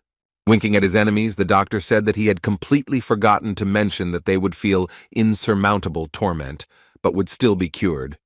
As payment for such a valiant step as treatment, he was ready to accept the keys to the rooms. Such hellish resourcefulness greatly surprised Jun-ho, and he was once again glad that they were not at odds with each other. The boys received a notification that the ability to move freely through the Red Forest was disappearing. They had 11 minutes left, which meant that they needed to go back. Turning around, Sun Hyun remembered that he hadn't picked up the weapon that had shot the bird, so he asked him to wait for a few minutes. Using the observant gaze skill, the boy discovered that his blade was somewhere in the nearby bushes. When his friend saw him walking into the forest and asked where he was going, Song Hyun explained that he was looking for daggers. Jun-ho raised his hands up and said that he had picked them up a long time ago, so now they could go to the city. The guy was of course happy, but he just didn't understand what he saw when he used his special vision. Approaching that place, he discovered some strange object on the ground that was glittering in the sun, but it was worth hurrying to return to the Adventurers Guild. Mrs. Marcinquaid was very surprised that her guests actually brought Thunderbird heads. She stated outright that she didn't expect the boys to be able to handle it, and with a chuckle, Song Hyun apologized for them not living up to her expectations. Frowning, the woman said that her guests had won and could now ask for whatever they wanted. She actually allowed them to rent the entire Adventurers Guild building, and to prove her point, she threw the keys to Dr. Khan. This act meant that Adventurer Khan had the same privileges as a branch manager. The young man did not expect at all that Madame Marcin would actually give him her key, but she was a woman of her word who always followed through on the deal and kept her promises. Shaking her hand, Sun Hyun said that he accepted this gift with great gratitude and respect. Now the guy was setting the rules here on his own, and the first thing he did was kick out those scoundrels and give the D-class rooms to the newbies. The day had been really productive, and he decided to rest a bit in his A-class room. It was also necessary to use free time correctly, so the guy decided to look at the box that he found in the forest. For some reason, she seemed very familiar to him, and this strange feeling did not leave him for a second. Since his friend was most likely already asleep, hugging his pillow, the guy decided that he would have to go to the artifact appraiser alone. He was very lucky because this building was located very close by. When he approached the employee and handed her the box, the object seemed to go crazy. It began to sparkle and the girl dropped it on the floor. Sun Hyun barely restrained himself from shouting at her. He asked what the worker was doing. She said that she failed to unseal the artifact. It was very strange that the guild artifact appraiser had failed to unseal the artifacts, since their abilities could usually be trusted. Watching as Miss went to lift the box, the guy asked what the difficulty was. The girl said that the box was sealed in a very tricky way. In professional circles, this method was called the Skein seal, and the process became even more confusing if you tried to remove it incorrectly. She also said that it appeared that the seal had been placed hundreds of years ago. After these words, Dr. Kanu became even more curious about what was inside. He asked if there were any other options to open this thing. Using his observant eye, he discovered that the first seal indicated that the box was broken, and there was a second seal present in another place. It seemed like the secret clue was at the bottom of the box, but it had to be found. The guy demanded that Miss use the skill of assessing the bottom of the box. She was very surprised, but did not argue with the client. Turning the box over, the girl ran her hand along its bottom, after which she discovered hidden writing on it. She was simply amazed by what she saw, because she had never seen anyone write out the order of seals in such a way before. The box spun in her hands and filled with energy, but Miss did not throw it away but looked at it carefully. After that, she happily announced that the box had been opened. Both the boy and the girl began to examine what was inside with great interest. Such a find simply could not fail to impress because inside lay a hand darkened by time, with a strange sign on the back of the palm. Jumping back in fear, the store worker said it didn't look like a human hand. Sun Hyun couldn't say a word, because he again felt a strange connection with the administrator, who was trying to tell him something.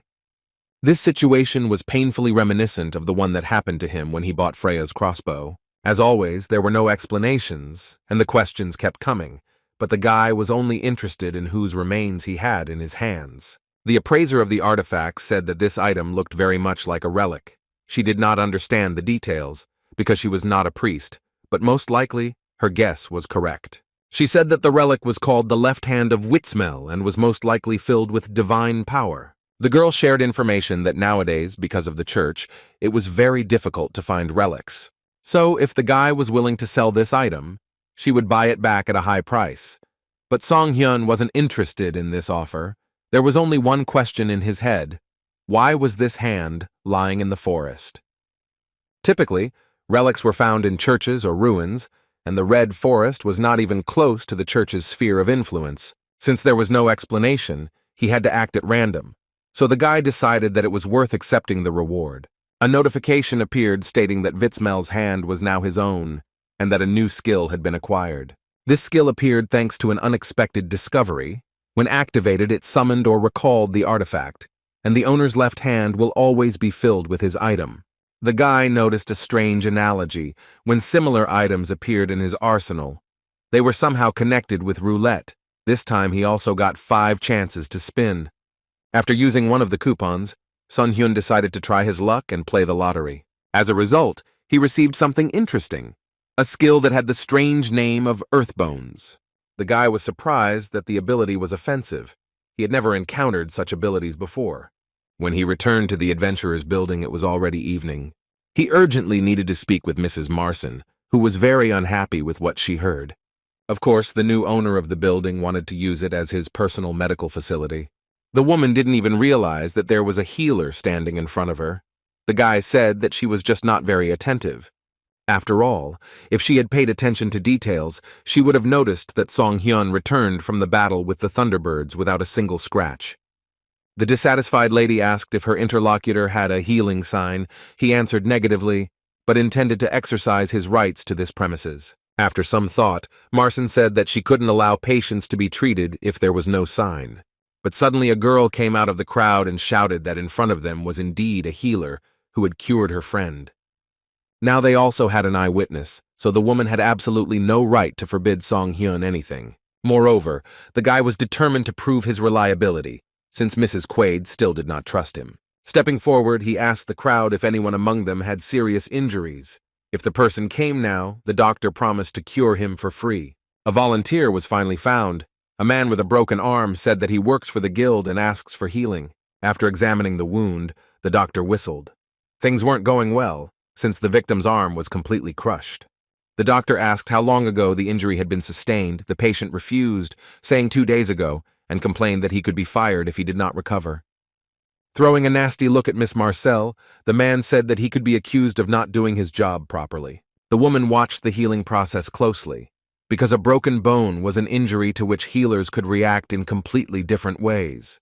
Such damage could be easily repaired if only part of the bone was broken, but if there was nothing to work with, the task became somewhat more difficult.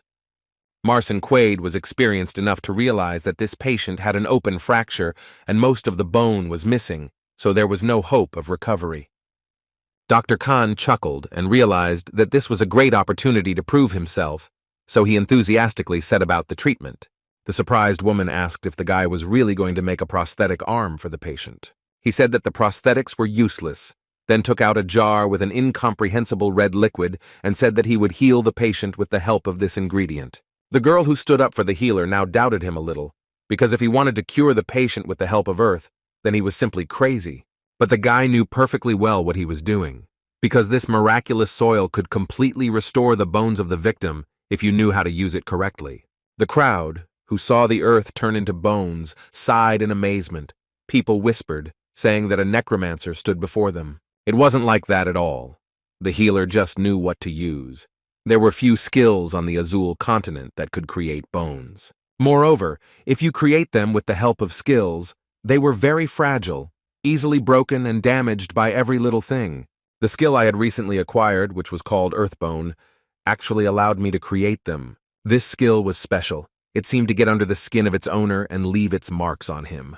The adult male hand consisted of 8 carpal bones, 5 metacarpal bones, and 14 phalanges. All this had to be taken into account when the process of treatment and restoration of the patient's hand took place.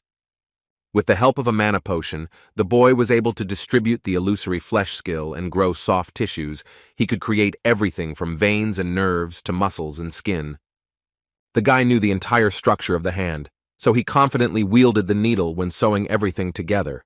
When the hand was ready, the healer examined it carefully and decided that for a first time it looked good. His patient could not utter a word from shock. The audience's mouths opened in delight. They couldn't believe what they had just seen with their own eyes. Having recovered from their initial surprise, they began to shout loudly, saying that an amazing healer was standing before them. After this, many people rushed to Sun Hyun asking him to examine them and cure them. Laughing, Mrs. Marcel realized that the guy had just given himself the best advertisement that could possibly be imagined. The guy knew that now the woman had no choice but to give him permission. She had fallen into his trap without realizing it. The doctor literally took over her building and intended to turn it into his own hospital, and now nothing can stop him. The next day, Sung Hyun was so tired from the abundance of patients that he began to wonder if he had done the right thing by showing off his skills so openly.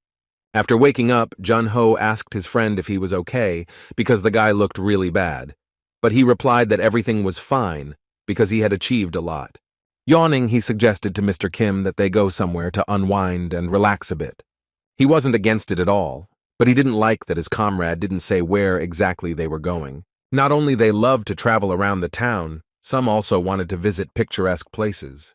So a good company was gathering for the new adventure, but now the guys would have a guide in the form of a red-haired girl.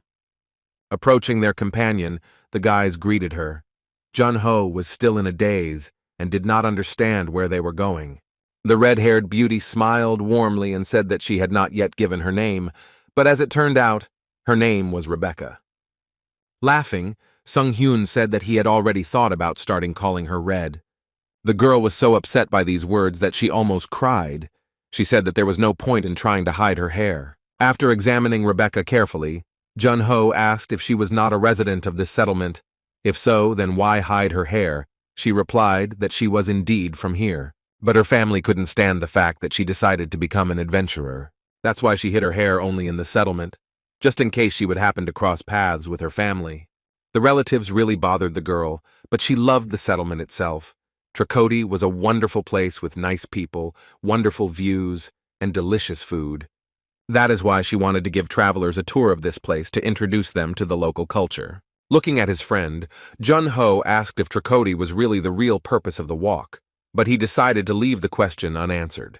Everything in the settlement was truly wonderful, including its female inhabitants. Walking between the shopping rows, the girl said that the town was not very big, so the walk would not take much time. The boys noticed that there was a lot of pottery around. Rebecca confirmed this, saying that the people of the village specialized in pottery.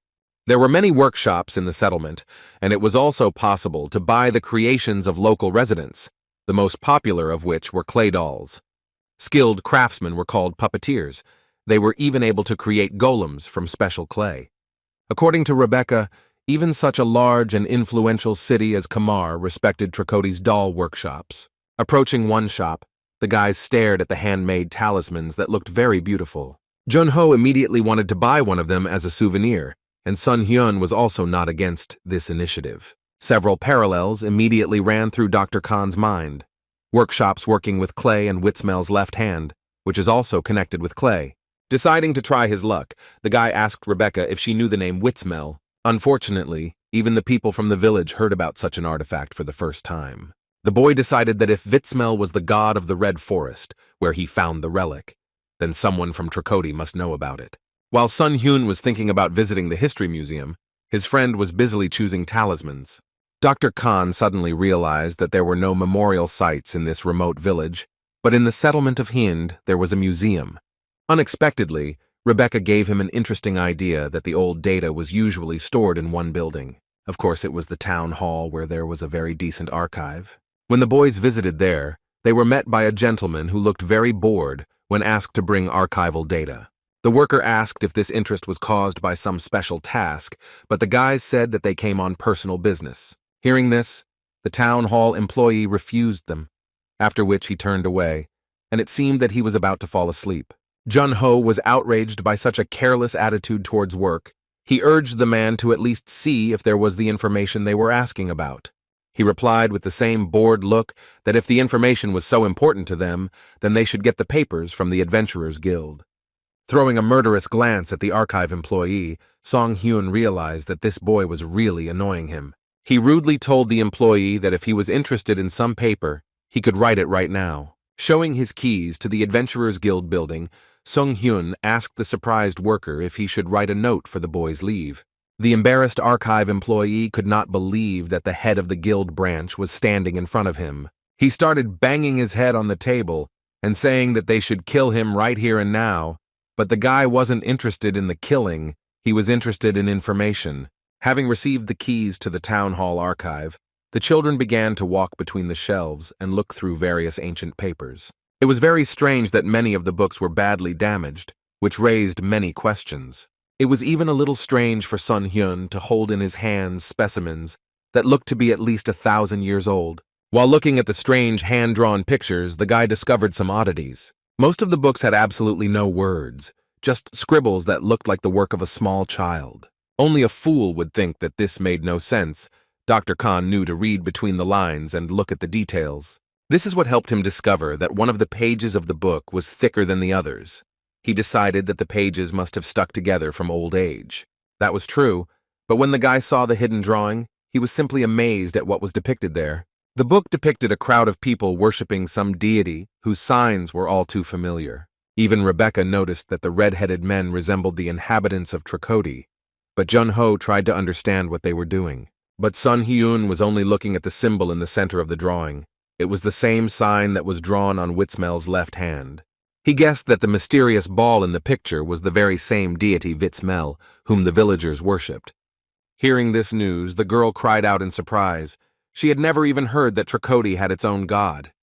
The book that was in Dr. Khan's hands was covered in sloppy scribbles, most likely done on purpose to avoid unnecessary attention. After all, this was the only way to pass on this information to future generations. And if we take into account the fact that most of the books from the archive were in terrible condition, then the conclusion was obvious that someone was deliberately hiding the existence of this god. This conversation was interrupted by a sharp sound that resembled someone's wet cough.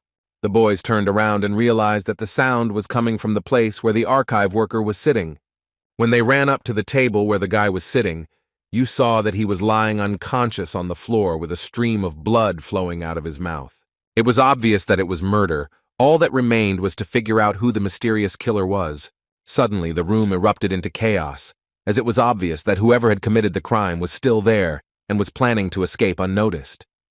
Taking out his dagger from its sheath, Song Hyun decided that he would not allow the criminal to simply escape without answering for what he had done. Seeing the man in the red cloak, the guy said that he could stop hiding and show his face because he had already been noticed anyway.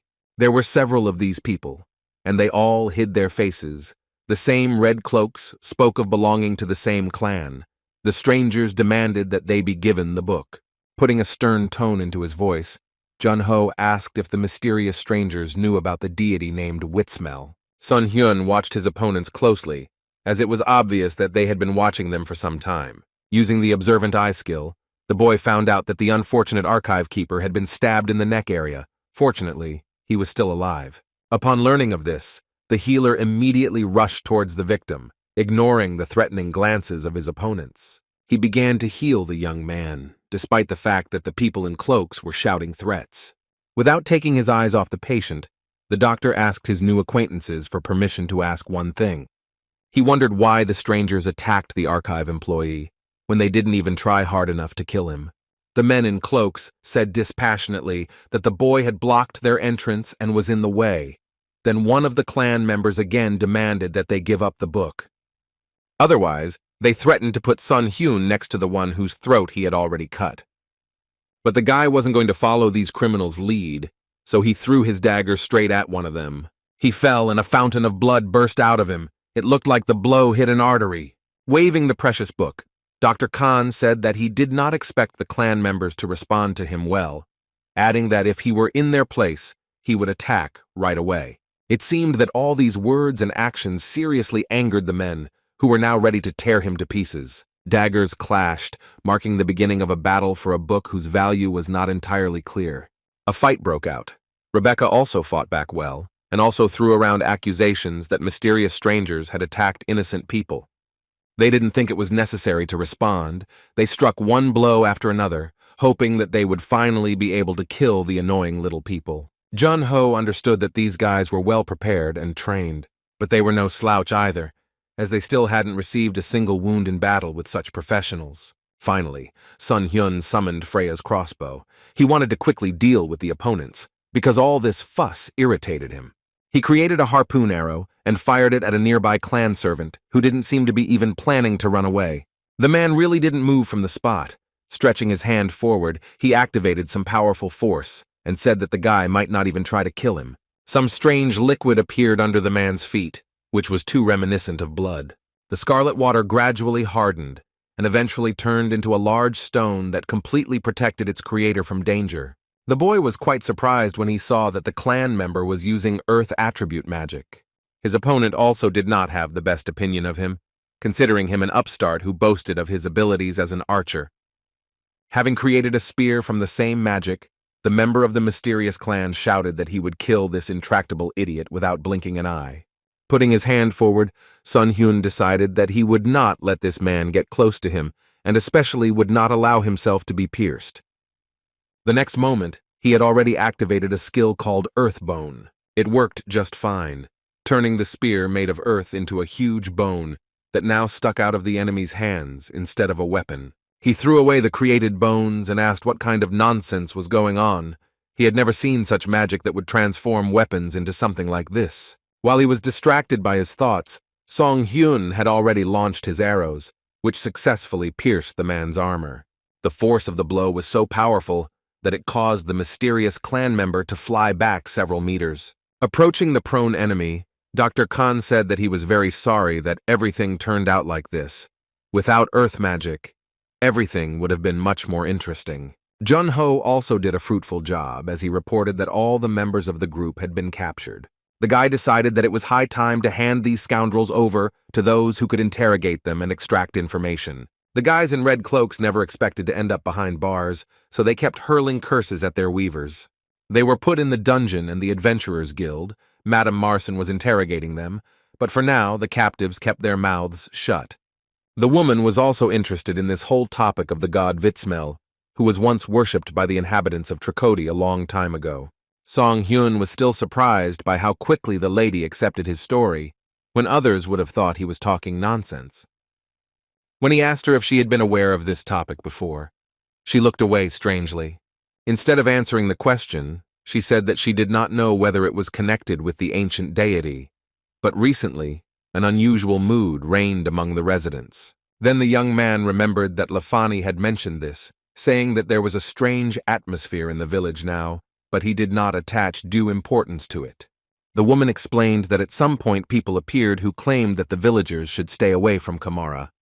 The mysterious strangers called themselves apostles sent by God, and they preached that Trikodi should become independent and break free from Kamara. After all, in their opinion, the powerful city would soon go down, and in order not to drown along with it, it was necessary to separate. Of course, most residents took all this as meaningless tales. No one listened to these pseudo-preachers. All of this was laughed at until the Red Tower of the Mages collapsed a few days ago, making the words of the apostles true.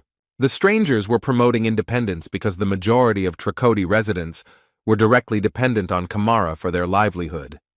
But then what they warned about happened. For the first time in a long time, a crisis arose in a major city, and in such a situation it was impossible to stop provocations. The boy understood perfectly well that the villagers were gripped by fear, and their minds were paralyzed, sweeping away common sense. Marson Quaid shared that she thought the city was just infested with cruel swindlers, but now it turns out that the forgotten old god may actually exist.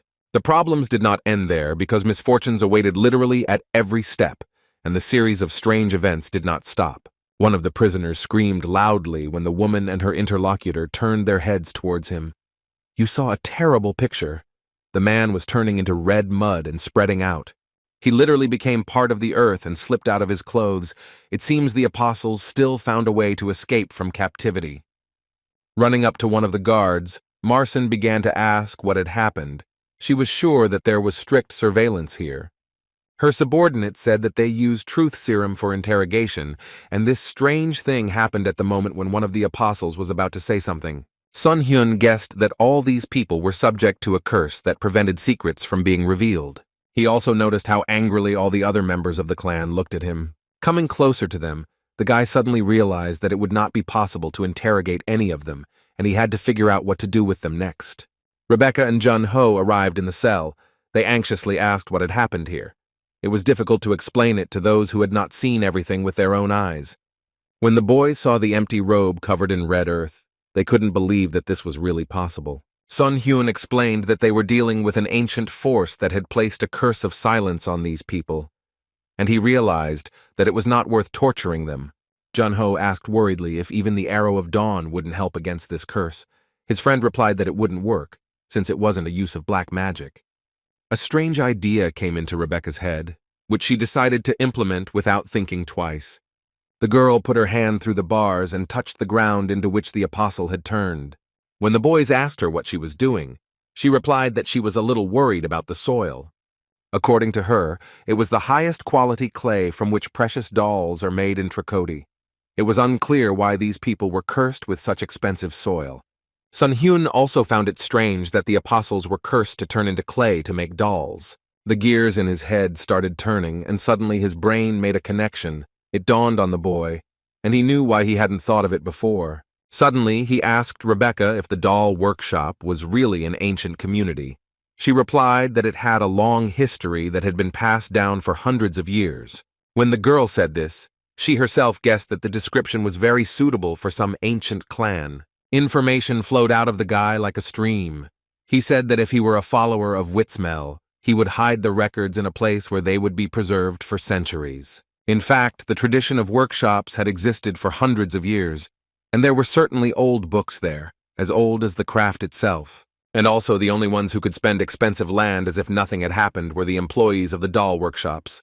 There were simply no other options. When the prisoners heard this theory, they instantly froze, which once again confirmed the correctness of Sun Hyun's words. The guy simply couldn't help but notice this, so he grinned and said that the guy's faces showed that he was right. Thoughtfully, Mrs. Marson said that she had never imagined that a doll workshop could be involved in something like this, especially considering the fact that many of the members were nobles. The woman emphasized that if they touched Tricoti's nobility in vain, the government would foam at the mouth. It turns out that the lady couldn't help with the investigation in any way, so Song Hyun said that she could entrust the investigation into their hands. But that was not all the woman wanted to share. She said that recently several people had disappeared in the Red Forest. At first, this information did not seem strange, because there were always strangers wandering in the Red Forest. But now the villagers themselves began to disappear. The news also came out that Rebecca was in charge of finding missing people, and Marson assumed that the fact that the boys were tracked down had something to do with these disappearances. Sung Hyun realized that the lady wanted them to investigate this matter while they dealt with the doll workshop. The business boys to the main workshop of Tricoti most often made dolls. Was the first to enter door and politely asked, "Come inside." When the girl was very surprised she saw, because usually full of people, but now the building closer to the service noticed a larger concentration of employees. It seemed lecturers in the building.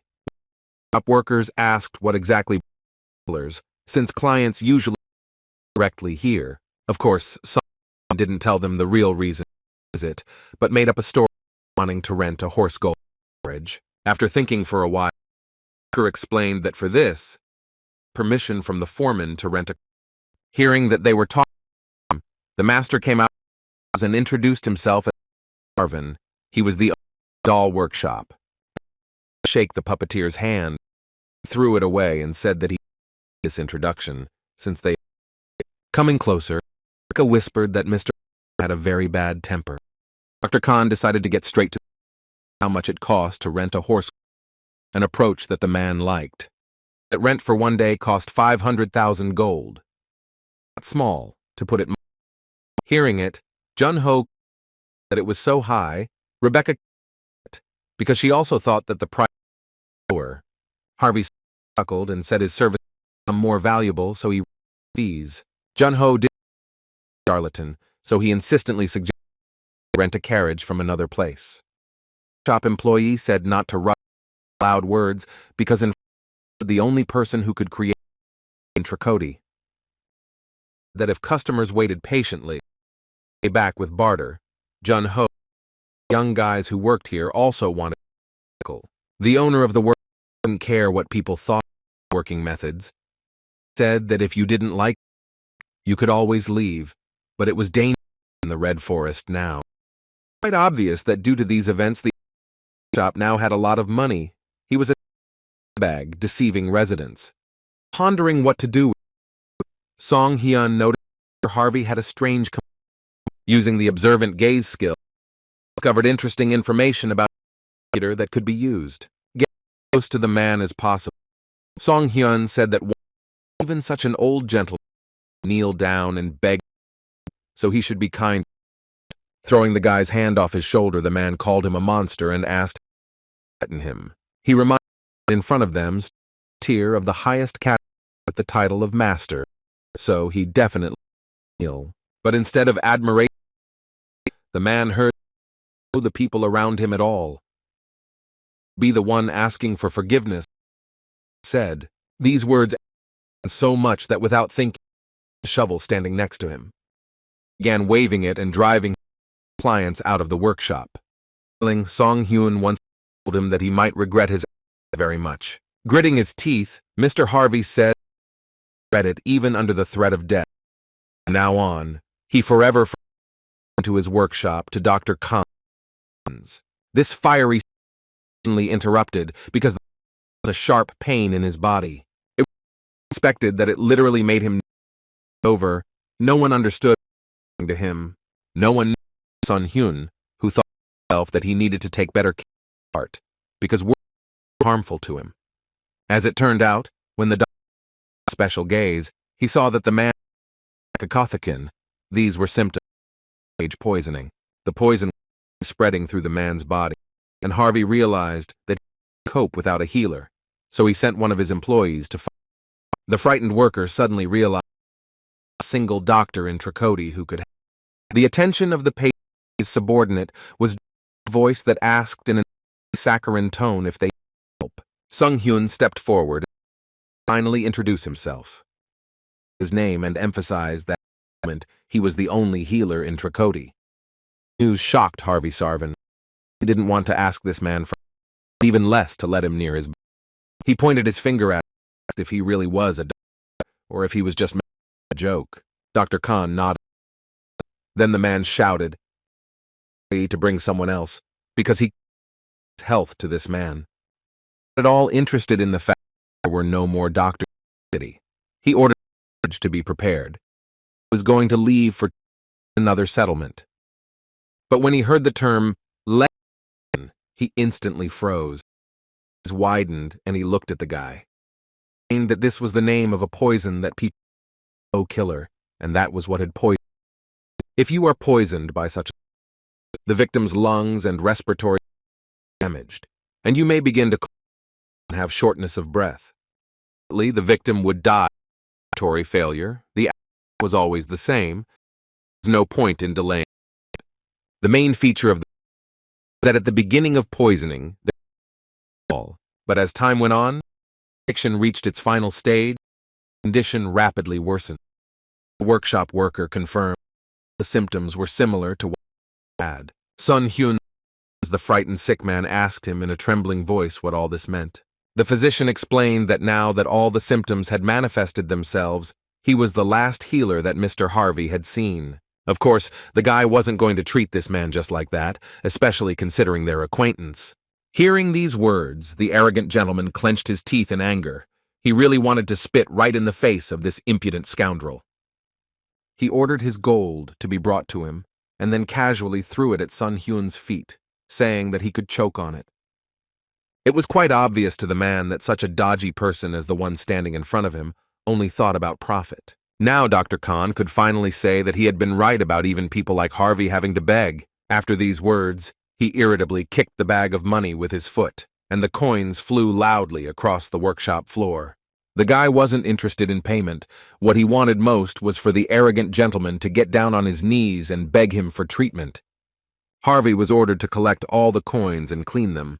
He replied that he had never touched anything dirty. He couldn't believe that there was someone standing in front of him who thought he was so important. But then he began to have another attack of bloody coughing, which took away his breath. Leaning over to the man on all fours, Sun Hyun said that if he didn't like the task, he didn't have to do anything, but he wouldn't get any treatment in that case. He reminded the man that he should not forget about the dangerous health situation he was in.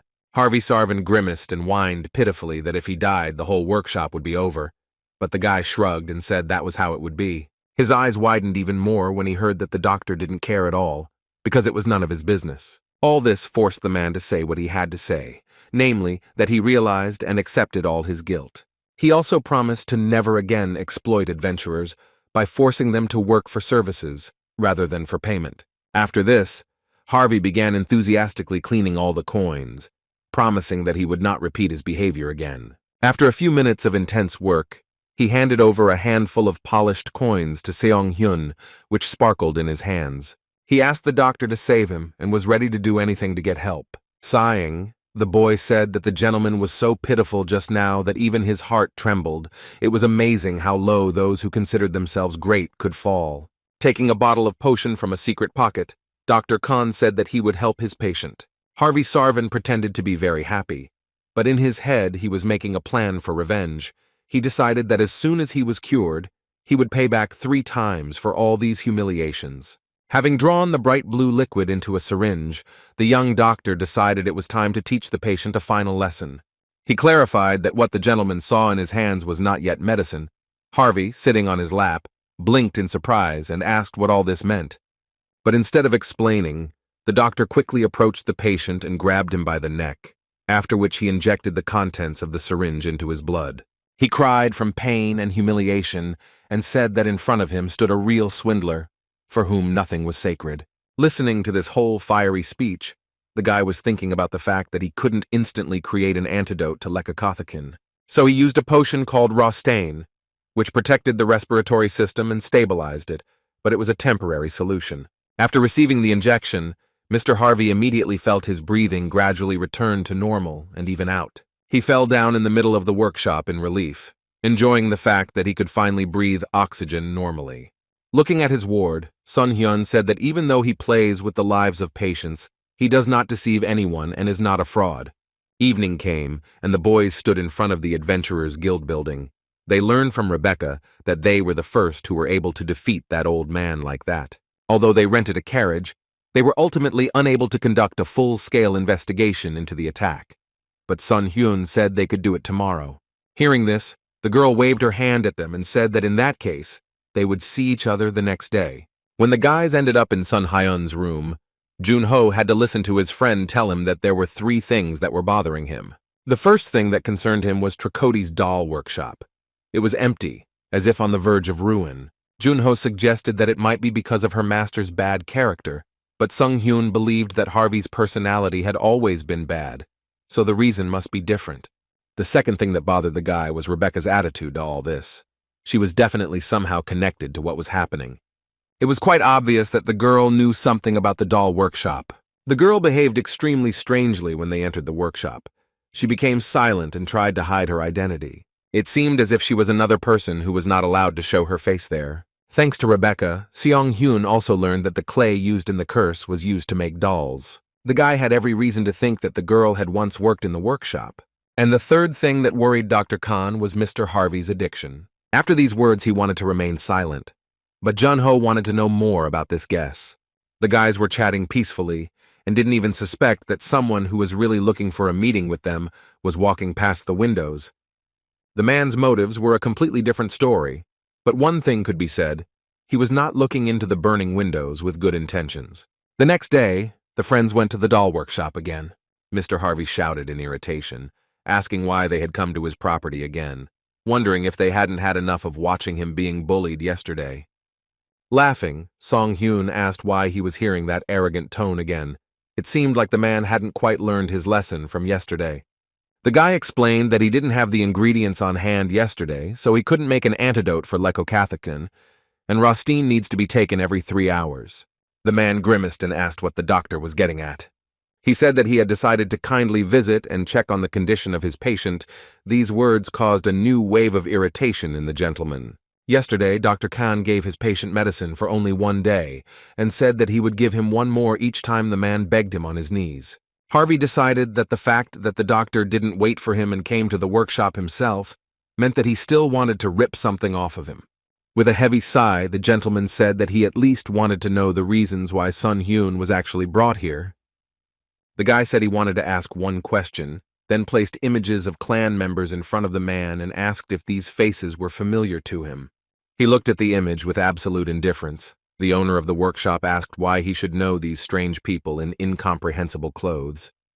Sun Hyun said the men were believed to be followers of an unknown religion that had spread among Trikoti residents in recent weeks. But this information did not influence the gentleman's words in any way. He said that it made no difference to him how the peasants lived.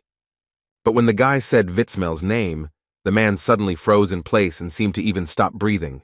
He began to behave strangely, twitch and stutter. He barely managed to say that he was hearing this name for the first time, which was an outright lie. This is what Sun Hyun wanted to achieve. It was important for him to understand that the city's nobility was aware of this ancient deity. The young man stunned the man when he caught him not saying that Vitzmel was a name. He blurted it out himself. Now, the owner of the doll workshop could not avoid a serious conversation because the doctor said that he would give him the vaccine only when he told him everything in order.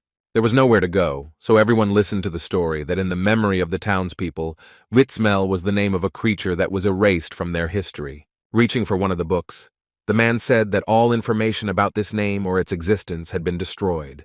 Pulling a book from the shelf, Harvey pressed a hidden button that was built into the cabinet. A secret passage opened up, which had previously been no different from an ordinary wall. The guys looked at each other and swallowed tensely, anticipating learning some terrible secret. They found themselves in a small library. Mr. Sarvan said that a small piece of information about the ancient deity was still stored there. It was nothing new to Songhyun that high-ranking people often created secret rooms. Opening one of the books, the boy read a few lines, after which he determined that it looked like the diary of a Trikoti resident. There, the author thanked the spirit of Vitzmel for a generous harvest and for the fact that the benevolent god of the earth protects their village. Also, because of these writings, it became known that in the Red Forest there was a temple of a deity. People sincerely believed that this god loved Trikoti, and they loved him in return. This information turned out to be very interesting, but it was unclear if people loved this higher being, then why did they begin to hide their religion? Sun Hyun's guess was correct. He guessed that Vitzmel was the guardian deity of the Red Forest. Rebecca also added that there was information that it was Vitzmel who taught the people of Trikoti to make clay dolls. What the girl read next, for some reason, made her very angry, and she simply went berserk on the spot. She wanted to throw herself at Harvey because she thought it was unfair that the doll shop was hiding the existence of the village deity. The man said tensely that there was one situation that contributed to the fact that they tried to hide all this information. He didn't know everything, since many of the records had been lost, but he could say for sure that Vitzmel was a woman and had disappeared for unknown reasons. Swallowing, Harvey added that the goddess's disappearance meant only one thing: she was dead. These events happened approximately 700 years ago. The sudden death of the goddess led all the inhabitants of Trikoti into confusion. The priests were unable to use their power, and the divine barrier protecting the village disappeared, making it clear to everyone that the settlement would be destroyed in an instant. After all, everything necessary for its maintenance depended on the power of Vitzmel, which had now disappeared without a trace. And then something terrible happened. The wizards of Kamara came to Trikoti.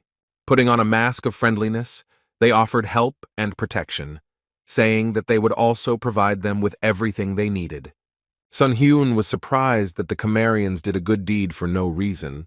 Harvey said that of course they asked for payment. Their demand was to give back the jewel given by the goddess, which was called Mercy of Vitzmel.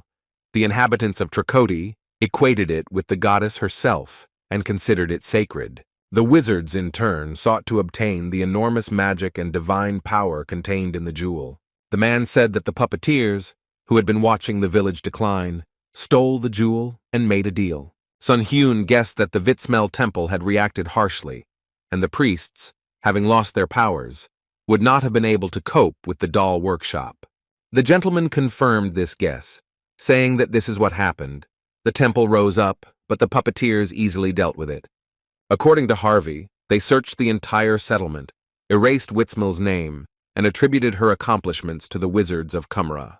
Rebecca, amazed, asked why these people were so cruel to the good goddess. The man explained this by saying that the puppeteers were simply afraid that Witzmel would return, and then she would send down heavenly punishment upon them. But this could only be avoided in one case. If people completely forgot the divine being, then it would never appear again. Pointing to his library, Harvey said that the doll makers had not gotten rid of everything, and that the records had been passed down from generation to generation, from workshop owner to workshop owner. It was clear why residents like him knew about this story, but the man could not figure out how a guy who was not even born in the village knew about Witzmel. After thinking for a while, the guy said that he and his friends thought that the doll workshop was trying to revive the Witzmel temple. This phrase made the man nervous. He asked why he would do something like this, because if the goddess came to life, their workshop would be punished. Sighing, Dr. Kan no longer knew what to think, because he was almost 100% sure that puppeteers were behind all of this. Jun-ho tried to cheer up his friend by saying that they were all human beings who made mistakes. Rebecca was also sad, because she really wanted to know what kind of church Witzmel was and what its purpose was. This whispering in the corners really bothered Mr. Harvey. He asked what they were secretly talking about. His question was answered by Rebecca, who said that all these days the city had been in turmoil because of the Witzmel church, although its ministers did not use this name openly. Now the man believed that someone was really going to revive the church. He realized that there really had been some kind of fuss in Tricoti in the last few days. The guys asked if something might have happened in the workshop, because if you think about it, the atmosphere there was strange, and clients rarely came in. Harvey Sarvin said sharply that it was all bullshit. Nothing had happened in his workshop. After listening to him, Dr. Khan wondered if anyone could really lie so stupidly. The guys looked closely at their interlocutor and asked him to speak to them as honestly as possible. But the conversation never took place, because an unfamiliar man walked through the workshop door, his fiery red hair shining in the sun. An unknown gentleman asked if the rumors were true that the owner of the workshop was planning to close his business in the near future. These words caused a fit of hatred in Harvey. He clenched his teeth and called the strangers the most unpleasant curses. The workshop owner's patience was at its limit, so he grabbed a hammer and intended to use it for other purposes. It seemed that this was not the first time this man had appeared, because Sarvin shouted that he had told him not to hang around here anymore. But these words did not prevent the stranger from coming close to the man and saying that he had heard that Harvey's health had deteriorated and that it was impossible to conduct business in such a state. The friends were ready to watch this squabble for an eternity, because its plot resembled a drama. Noticing the guys, the unexpected guest turned his attention to them, but Jun-ho said that he could ignore them and continue, because everyone was wondering if the quarrel would end in a fight. But the man stopped and asked for forgiveness, because he thought that no one else came to visit the master. Turning around, the gentleman said that he would not disturb the owner and advised him to serve the customers as best he could, since they did not come here often. Finally, the mysterious stranger said that he and Harvey would see each other very soon. The doll shop owner slammed his fist on the table and said that this bastard was really annoying him. At least the guys agreed with the man in some ways, because this unknown person was definitely not a good person. He clearly needed to learn to be polite when meeting for the first time. Looking at the furious Harvey, who was practically flashing sparks from his eyes, Sun Hyun decided that asking about what was going on was too stupid. Taking a look at Rebecca, Dr. Khan's attention now turned to her.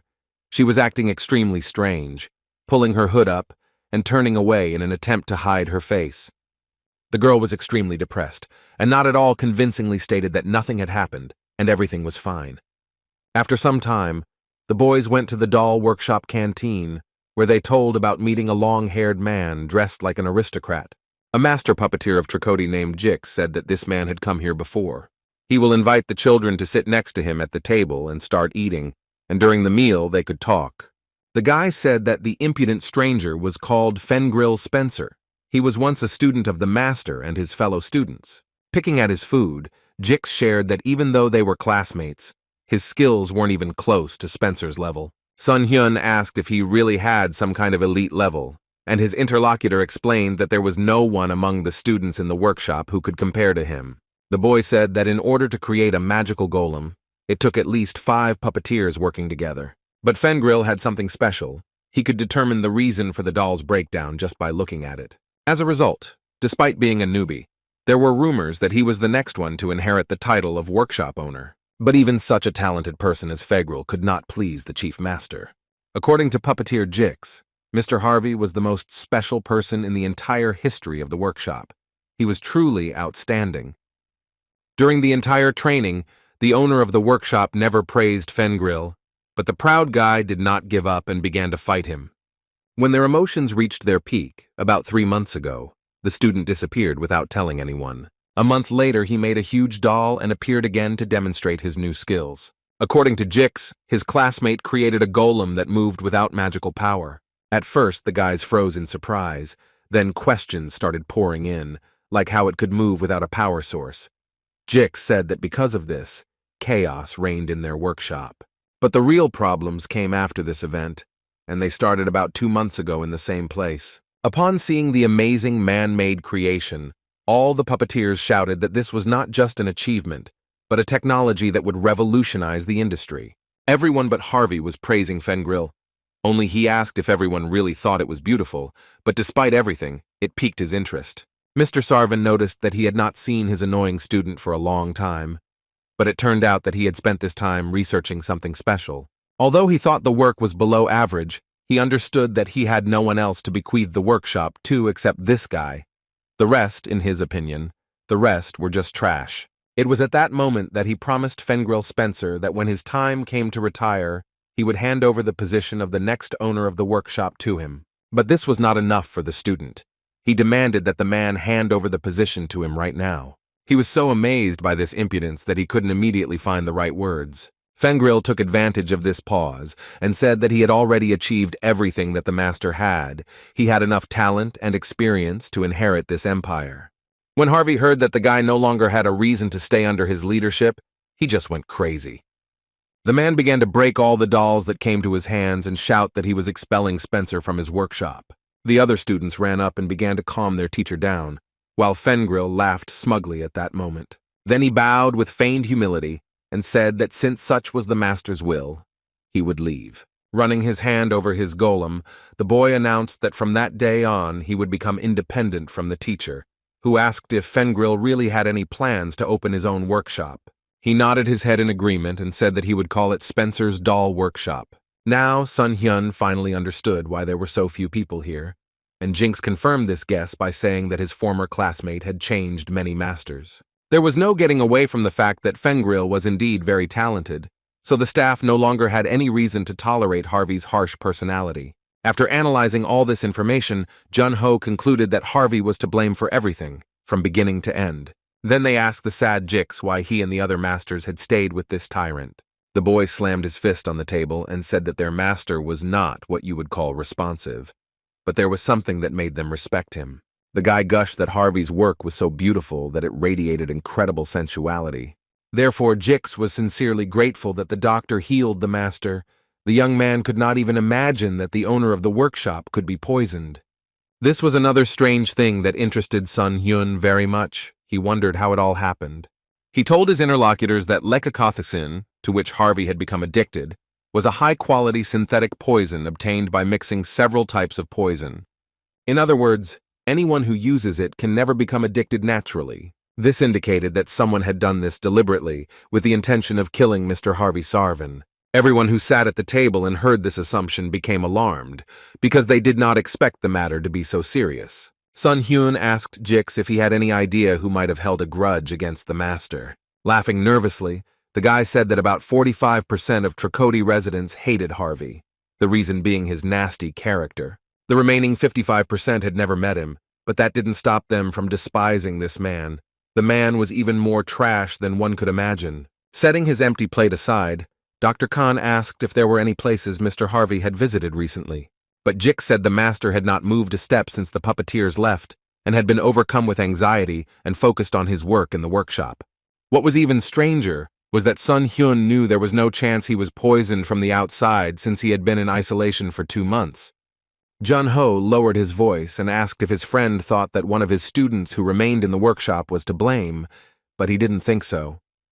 Sun-hyun personally witnessed the scene of how these guys took turns giving the man medicine yesterday and saved his life with the utmost sincerity. Finally, the silent Rebecca spoke up and asked if the boys thought that Fengril Spencer might be the culprit. After some thought, Dr. Khan said that although the boy seemed the most suspicious under the circumstances, he doubted that he was the perpetrator. Apparently, Harvey's body is exposed to a large amount of poison in a short period of time, so the antidote had to be administered over several days. From this, Song-hyun concluded that due to his relationship with the master, it would be difficult for Fengril to come here to give him poison for several days in a row. Then Jun-ho suggested that the former student could have ordered someone to poison the master. The guys asked Jix if anyone else had come to their workshop. He thought for a moment and said that apart from Fengril, there were only adventurers here. The gears in Sun Hyun's head started turning, and he jumped up from his seat and asked the boy if Mr. Harvey was the only one who made dolls from the soil brought by adventurers. Jix confirmed this guess, and now Dr. Khan asked to be taken to the place where this land was stored. When the healer's thoughts were confirmed, he could not stand it any longer and found the culprit of all this disgrace, after which he hit him hard in the face. The adventurer, who had just recently been working in the workshop, indignantly asked what was going on, but that was exactly what Song-hyun wanted to ask him. The doctor grabbed the boy by the head and said that today he discovered poison in the soil that he brought to the workshop, and after the investigation it became clear who exactly the criminal was. Realizing that Song-hyun would soon reveal a very crude side of himself, Jun-ho advised Rebecca to cover her ears. Dr. Khan, like a true gentleman, decided to hide the cruelty from the beautiful lady, so he dragged the attacker into the nearest gateway. And then a real nightmare began, which the guys had no intention of listening to. After the guy finished dealing with the person who delivered the poison, he came out to his friends and said that the man only cracked after he hit him. But the most important thing is that the guy's guess was confirmed. After turning the key in his hands, the guy said that it was from the warehouse of Spencer's workshop. Whoever let it slip probably didn't want to say anything else. The doctor and his friends went where the evidence led them, namely to Spencer's warehouse. Seeing the shiny lock, the guy took out the corresponding key and opened it. Entering inside, they saw a lot of red earth and various ceramic and clay products. In front of them, it looked like an ordinary workroom. After looking around for a bit, Jun-ho asked what Sung-hyun thought about all this. He was in no hurry to answer because at first he decided to look at everything carefully. His special look showed that the soil in the bags was contaminated with lekakotachin, and it could be poisonous. Now Jun-ho also had no doubt that Fengril Spencer was somehow involved in this dark matter. While the guys were busy inspecting the warehouse, Spencer himself quietly entered it and said that he didn't think that anyone would get to the bottom of the truth. He said that he had planned to visit Dr. Khan, but their current visit had spared him the need. "Bring your weapon!" Jun-ho decided that he would not let this bastard get even a centimeter closer to his friend, and he would not allow him to kill anyone. Hearing this, the red-haired man laughed. He said that this was not what he wanted to do at all. Instead of killing, he offered his uninvited guests tea, the offer sounding as if the cup would contain poison. But despite the bad feeling, the guys went into Spencer's salon workshop. There, the man said in a calm voice that apparently his guests had misunderstood something because he had no intention of killing the master. Then Sun-hyun asked if Mr. Spencer was going to deny the obvious, to which he replied that he was going to give Harvey the antidote at the right time. The question remained as to why Fengril had poisoned him in the first place. The young man tapped his graceful hand on the symbol on the book, and everything became clear. Sun-hyun immediately recognized the sign of the Vitsmel temple, which he had encountered too often on his path over the past few days.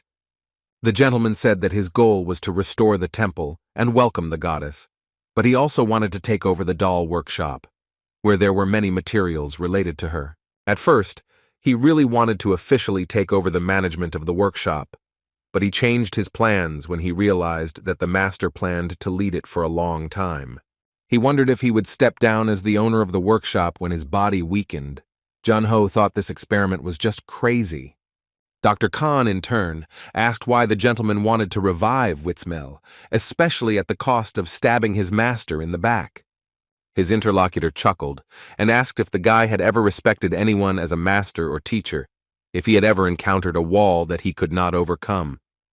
Unfortunately, Master Harvey was just such a wall for Spencer. He was clearly made to understand that even if he rose to his level, it would be after the teacher's death. He was acutely aware that no matter what he did, he would never reach Harvey's level, and that hurt him. And then he realized that if he couldn't surpass the master, then wouldn't it be right to find a way to bring him down? Even Sun Hyun found this thought insane. It was so disrespectful and hypocritical that it was disgusting.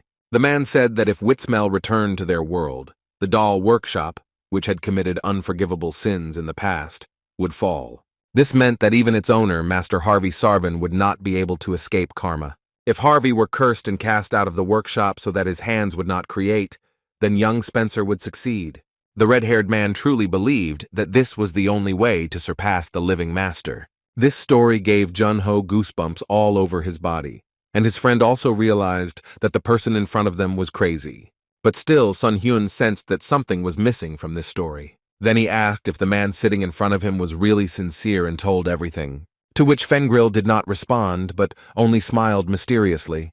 This once again proved that there was definitely something else hidden here. After a few seconds of tense silence, the gentleman laughed and said that his interlocutor was quick on the uptake, then added that all this was just his personal desire. He said that the real reason they wanted to start the Witsmel Church was because it was for Tricoti. The gentleman said that now the village was in decline, and there were not even simple healers, not to mention medical institutions.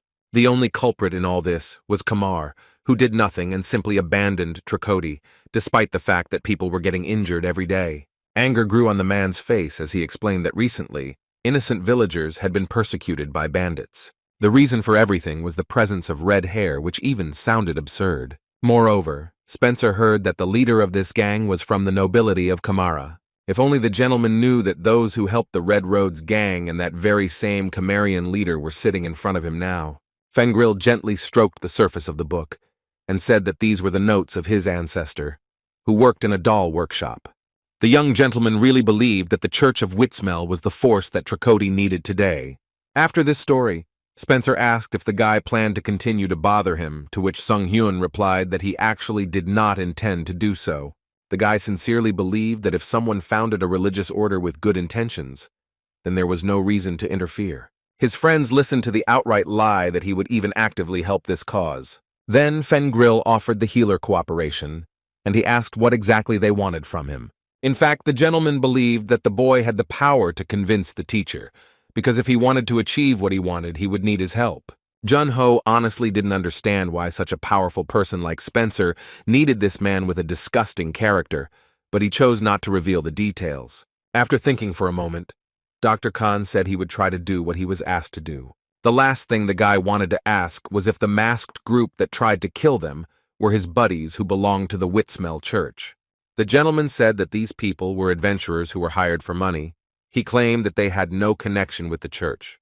Sun Hyun still didn't know whether to believe the words, that it was Spencer who sent them to deal with the man who was trying to find out about the goddess. The conversation came to its logical conclusion, and then the guest said that despite the delicious tea, it was time for them to go. However, the man did not plan to let them go just like that. He grabbed Rebecca by the hood and pulled it off, revealing her beautiful hair to everyone. The man said that even if they were going to leave, the girl should at least say hello before that. The boys looked at the couple in shock when they heard that it was her brother who was asking for this. Noticing the puzzled looks, Spencer said that the girl's real name was Ravina, and she was his younger sister. The young lady did not deny this, which only confirmed her brother's words. Fengril patted her on the shoulder and said that she was still wasting her time. Nothing had changed since the young rebel ran away from home in search of adventure. The brother whispered to his younger sister in a mentoring voice that he still thought the job was not right for her. Then a question was heard about what Ravina was doing while Fengril was doing things in the name of their house. These words greatly angered Jun-ho, who was against such communication with the girl. Fengril gave him a nasty look and told him that his sister was the only family he had left, so he was worried when she was involved in something dangerous. Jun-ho was embarrassed and said that he only wanted the gentleman to soften his tone. Spencer added that it was the same with puppeteers. He believed that if you don't have talent, you should at least try, but his sister didn't even try to do anything.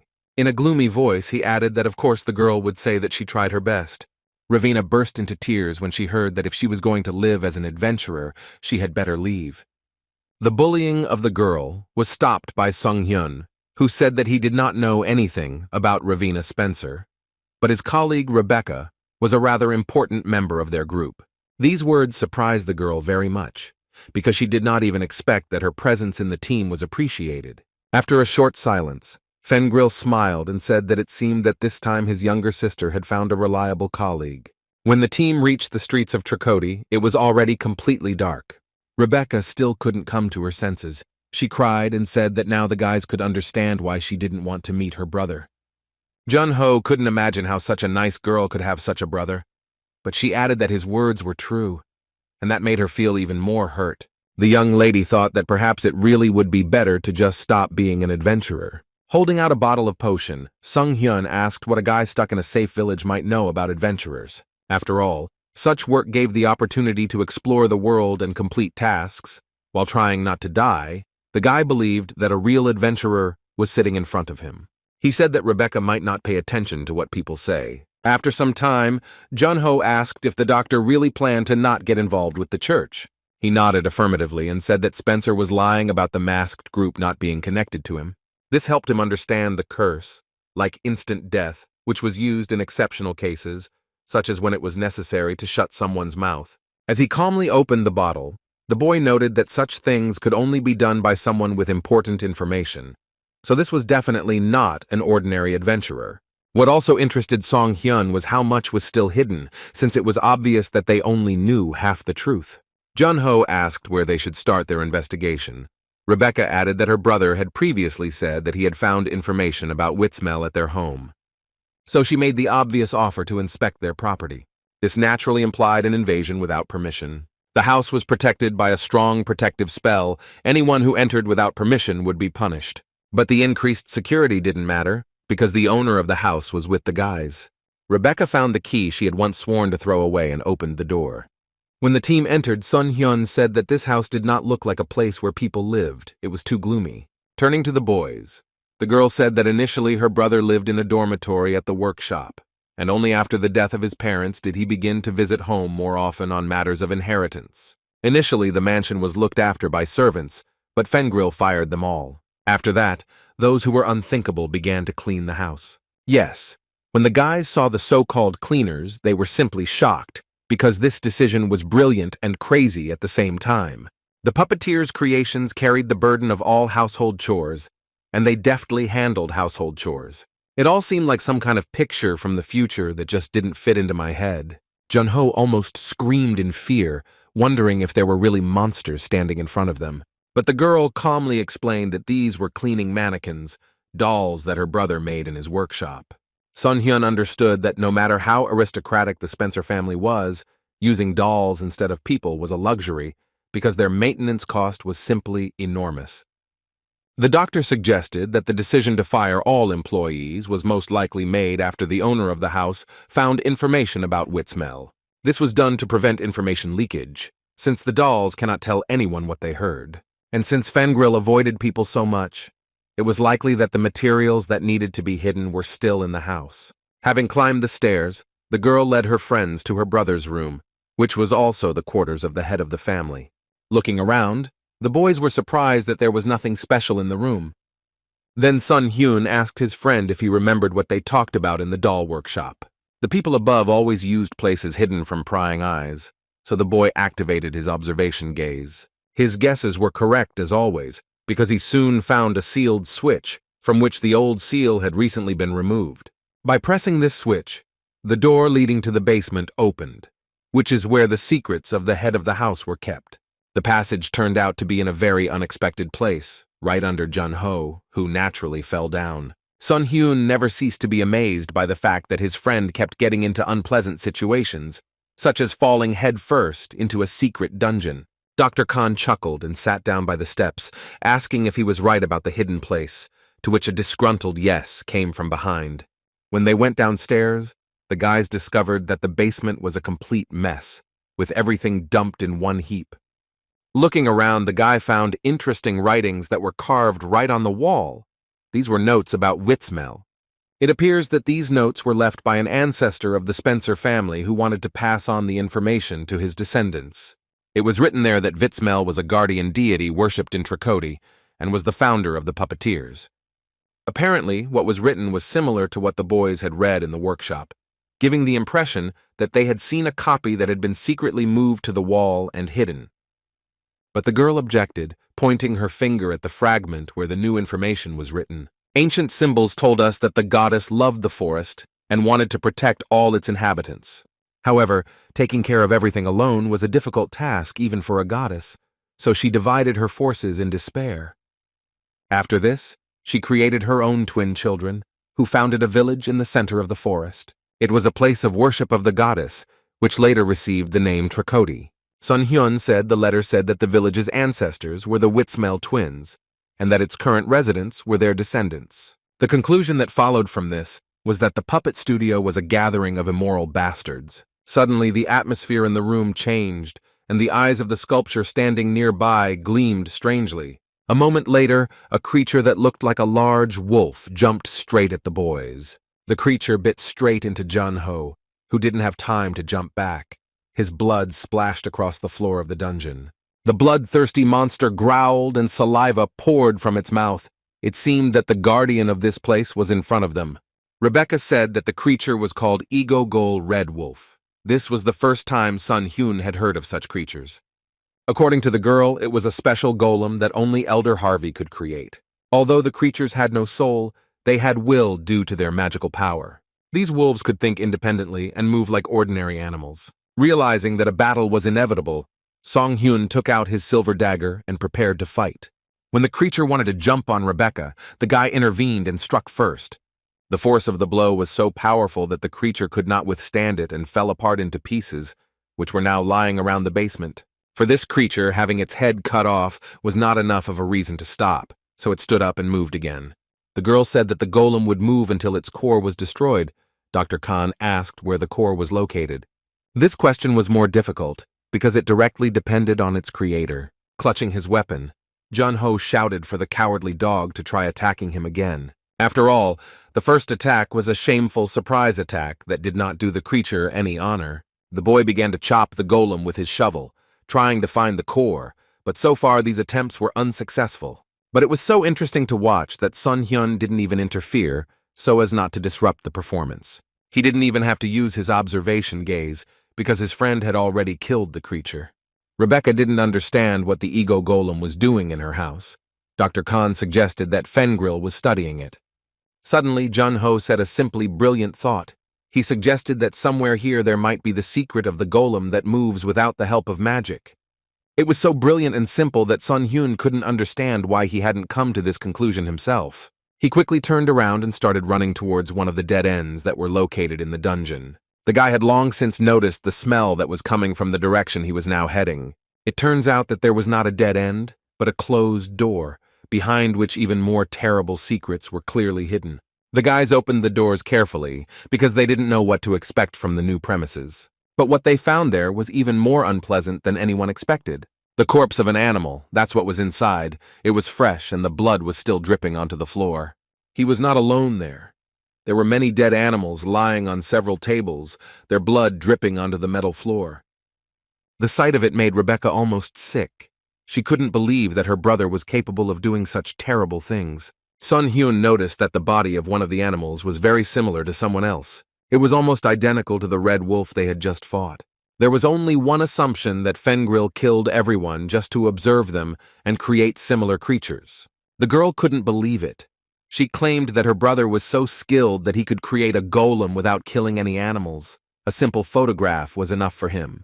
But the facts spoke for themselves. Otherwise, what were all these corpses for? Seeing a pile of red earth in the middle of the hall, the guy said to himself that he hoped it wasn't what he thought. Using the refining skill, he decided that he would do his best to get to the bottom of the truth. The skill showed information that there was a reworked red wolf golem in front of the guy. After this, a bright glow appeared above the pile of dirt, which resembled a small fireball. The boys began to ask in surprise what it was, because they had never seen such a phenomenon before. They were simply shocked when Song Hyun told them that in front of them was the soul of a living being. The doctor explained that the madman Spencer created dolls using the souls of living animals. The news hit Rebecca hard. Her world came crashing down when she found out what a monster her brother really was. She knew perfectly well that everything he was doing was definitely madness, because he was literally taking out souls to put them into dolls. While looking around the desk, Jun-ho said that if they could find anything, they would know his intentions. A few seconds later, he was holding a personal notebook in his hands and offering everyone else to read it. Rebecca immediately recognized her brother's handwriting, which made her feel uneasy. The record said that Vitzmel did not leave them. She spread all her power throughout the Red Forest and assimilated with it. As a divine being, she did disappear, but her power remained, and she continued to protect the villagers. According to the records left by the previous head of the family, it was impossible to contact the goddess who had assimilated into the forest. However, Fengril did not think so. He was going to make her doll, which would convey the will, strength, and religiosity of the goddess. Reading all this, the guys could not believe that the person who wrote this was in his right mind. Rebecca said she never even thought about the goddess turning into a red forest. Waving his arms, Jun-ho began to ask if all this was possible, since conveying the will and power of a deity was some kind of fairy tale task. But this could be read further in the diary that Sun Hyun pointed to. He read out loud that ordinary people cannot gather the power of Vitzmel, but it becomes possible if you use the remains of a god. After much thought, Fengril decided to find what was left after Vitzmel's disappearance. It turned out that he managed to find the right hand of the deity and use it for his own purposes. The reading was interrupted when the doctor discovered that their infiltration had not remained a secret and that they would now have to face a monster. When the monster spoke, Jun-ho immediately recognized its voice. It was very similar to the way Spencer spoke. It turned out that the owner of the house was spying on them with the help of a doll. Fengril confirmed these words using his creation. The madman said that by using the hand of the goddess, it was easy to gather the power scattered throughout the forest, but there was a side effect. The place lost its protection and became unstable. Now Rebecca and everyone else understood the reason why the monsters in the Red Forest became so cruel. Although the main cause of all this was the leakage of magical energy from Kamar, the second culprit was a crazy villager. The girl couldn't believe that her brother was capable of doing such a thing. He didn't even think about how many people suffered in the Red Forest. But Fengril said that if Vitzmel was restored, then Tracody would recover, because injuries were a very minor problem. Sun Hyun was simply amazed by the cynicism of this man. He was an arrogant, rich boy who decided to play a big game. Not wanting to remain silent, the boy said that the real problem was to gather the will of the goddess. The monster grinned and said in Spencer's voice that his interlocutor clearly understood these matters. The mad puppeteer revealed that there was only one will, left by the missing Vitzmel.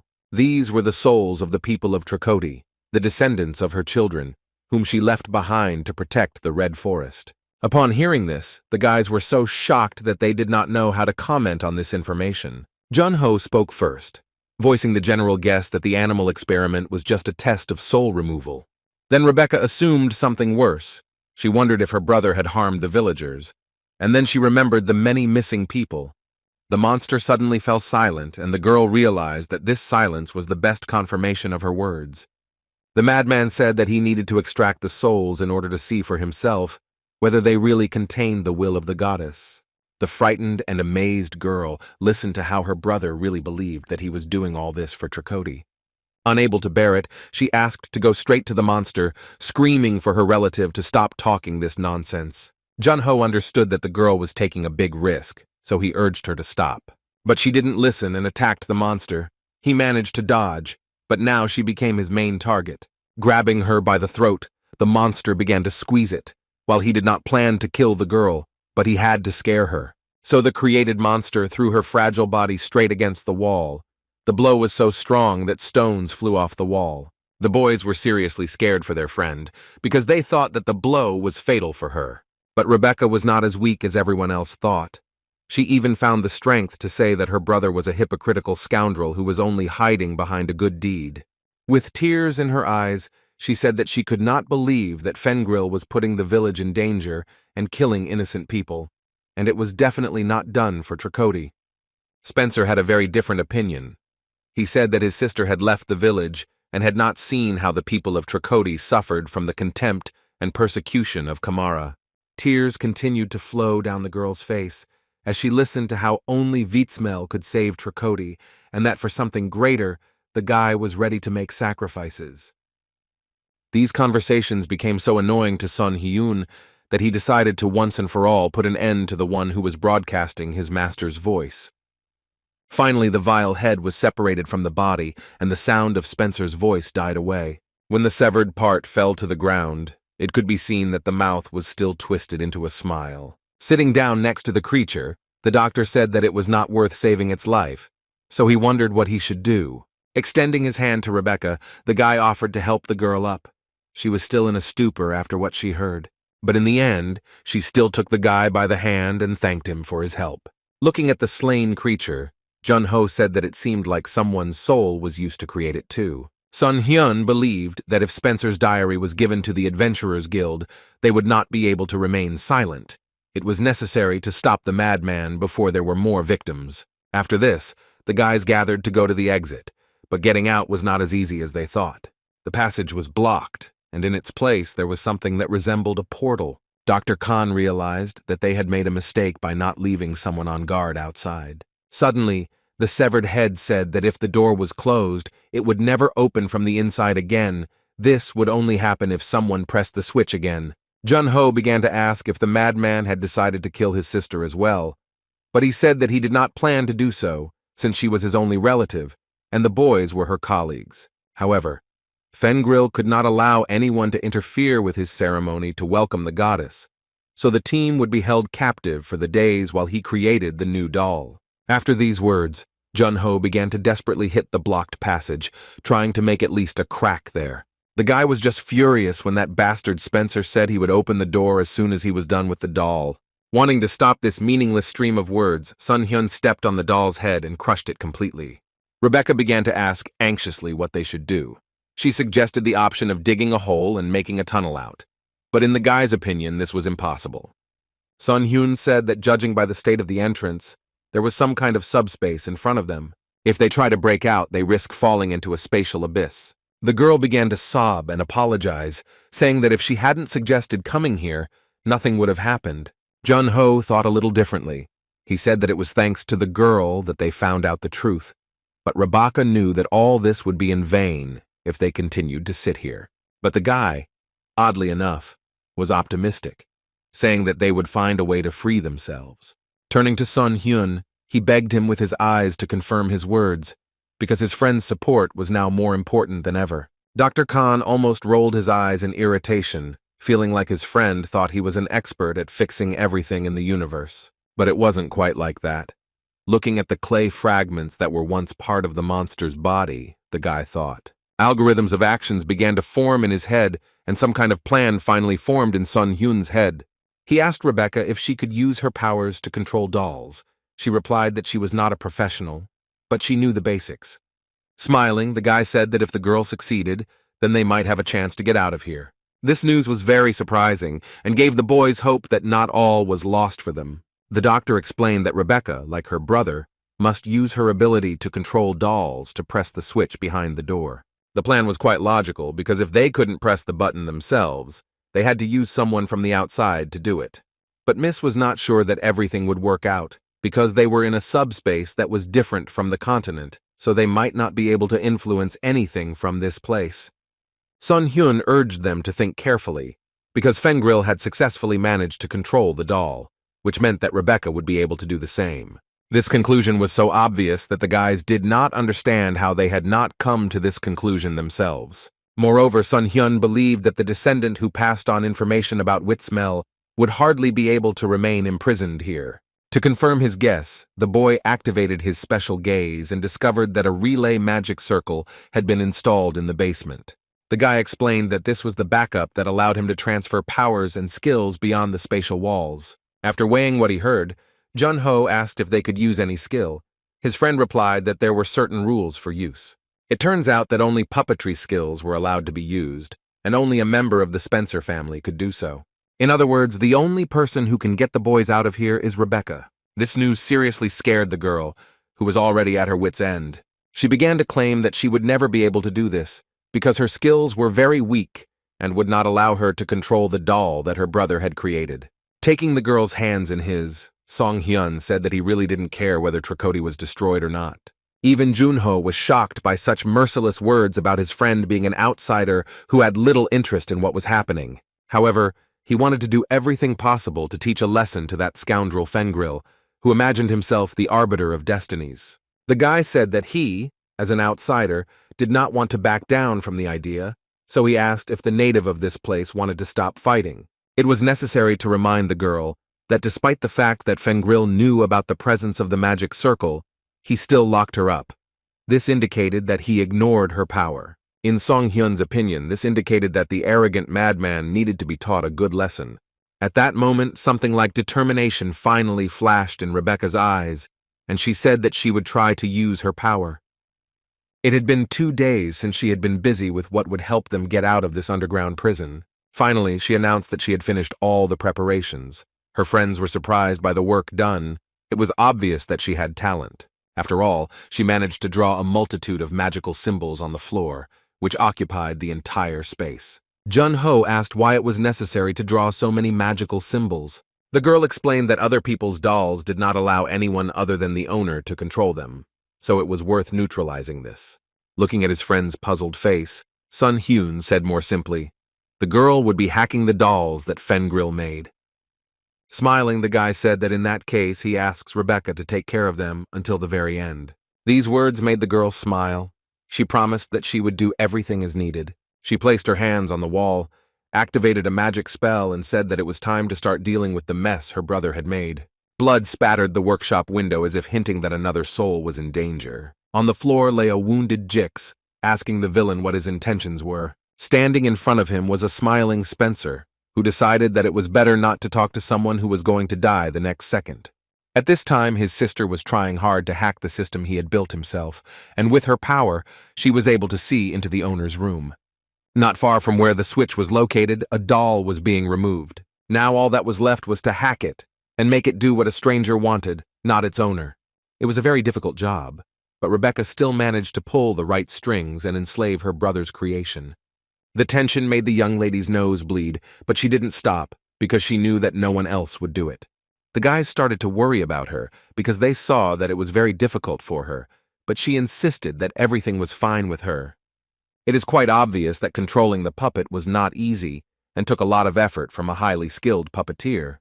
The boys were distracted from these thoughts by the rat golems that began to hang around under their feet. They seemed to have been created by Fengril as well, and seemed to sense the similarity of powers between blood siblings. Sun Hyun addressed the created animals, saying that if they wanted, they could go and help the girl. The doctor didn't even expect that these creatures would obey him, but nevertheless, the rats headed towards the place where Rebecca stood. They quickly ran up and climbed onto her neck, their small bodies glowing and seeming to give the girl their energy. After this, it could be noticed that the corrected magic circle began to recover. The guys assumed that the golems were also knowledgeable in the art of puppetry. The talented puppeteer felt that she needed to hold on just a little longer, because the mannequin was already obeying her. Soon, what everyone had been waiting for happened. A clay hand pressed the switch. A vortex suddenly formed around the passage, gradually sucking in the magical blockage. Finally, the passage was open, and all this was possible only thanks to Rebecca's efforts. From joy and exhaustion, the girl fell to her knees, and the rats began to jump off her body. Smiling, the tired girl stroked the animals that danced around her and repeated that she had managed to cope. Tracoti Square had never been so alarmed as it was that night. Having escaped from the dungeon, the boys immediately rushed to look for the crazy Spencer, hoping that nothing bad had happened. They looked around and tried to find at least some clue as to where Fengril might be. At the same time, the team noticed that the village was too quiet. Sun Hyun confirmed everyone's guess that the atmosphere in the town was definitely different from 2 days ago. Finally, they noticed the first man and decided to go and find out from him how things were going in the town. Junho ran up to the man and asked if something strange had happened in the village. But it was not only the silence that was unusual, but also the people who filled it. One of the locals turned around and began to recitatively say that this man would come.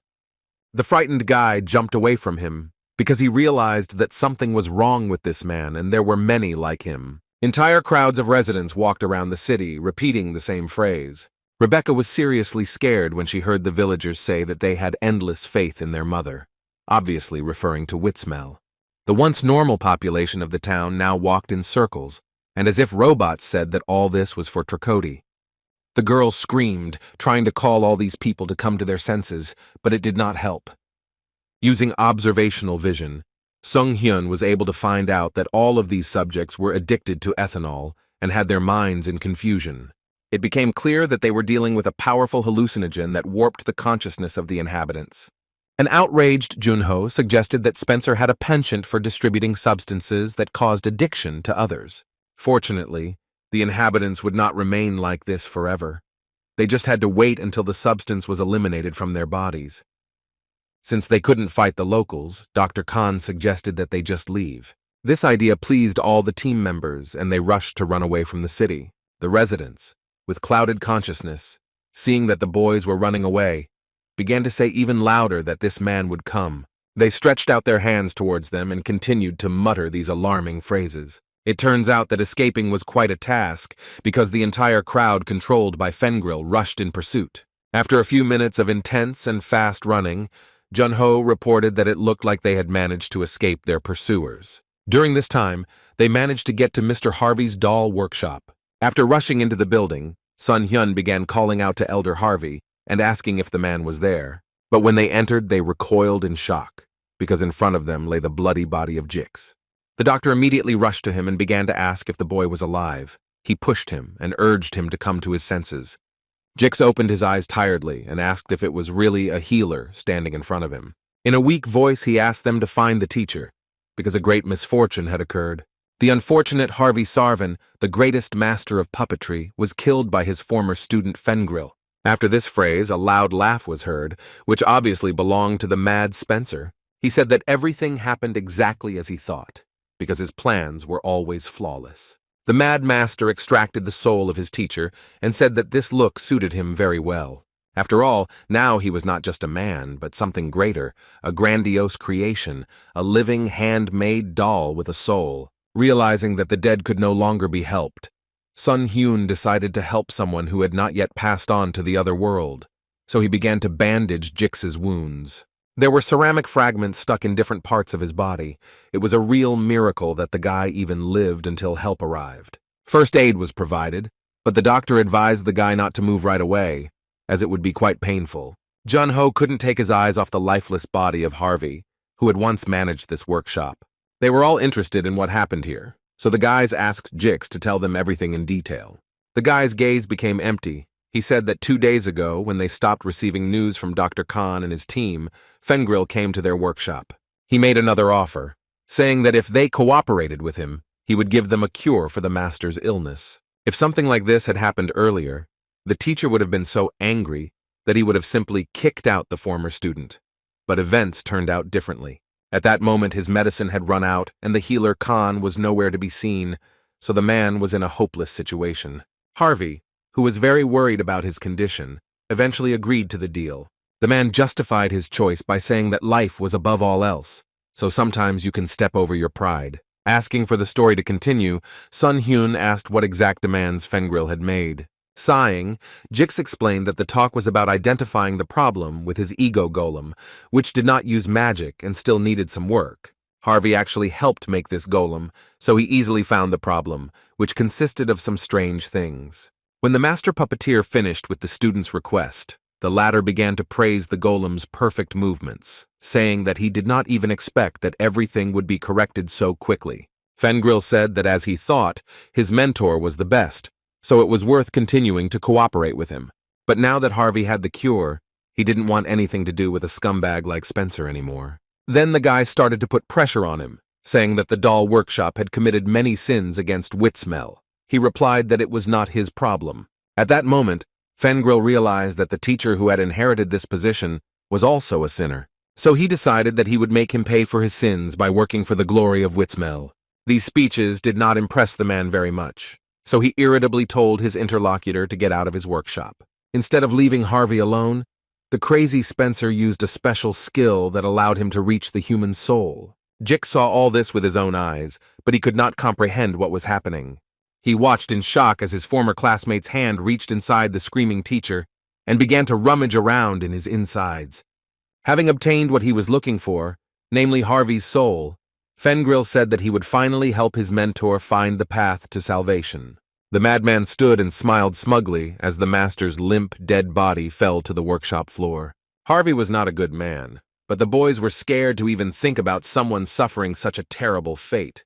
Jix added that when the master collapsed on the floor, he immediately rushed to him, but it was too late. It turned out that Fengril planned to make a golem out of the teacher's soul and even cut off his hand, saying that it would be needed for the crafting. The workshop worker stared at one spot and said that ordinary people could no longer handle a bastard like Spencer. Sun Hyun agreed with this, and he understood perfectly well that if the deity came soon, the madman would be able to increase his power as her minion. If this happens, Fengril will become incredibly strong and will be no different from a boss monster. Covering his eyes with his hand wearily, Jix said that there was no point in asking for outside help either, since it was already too late.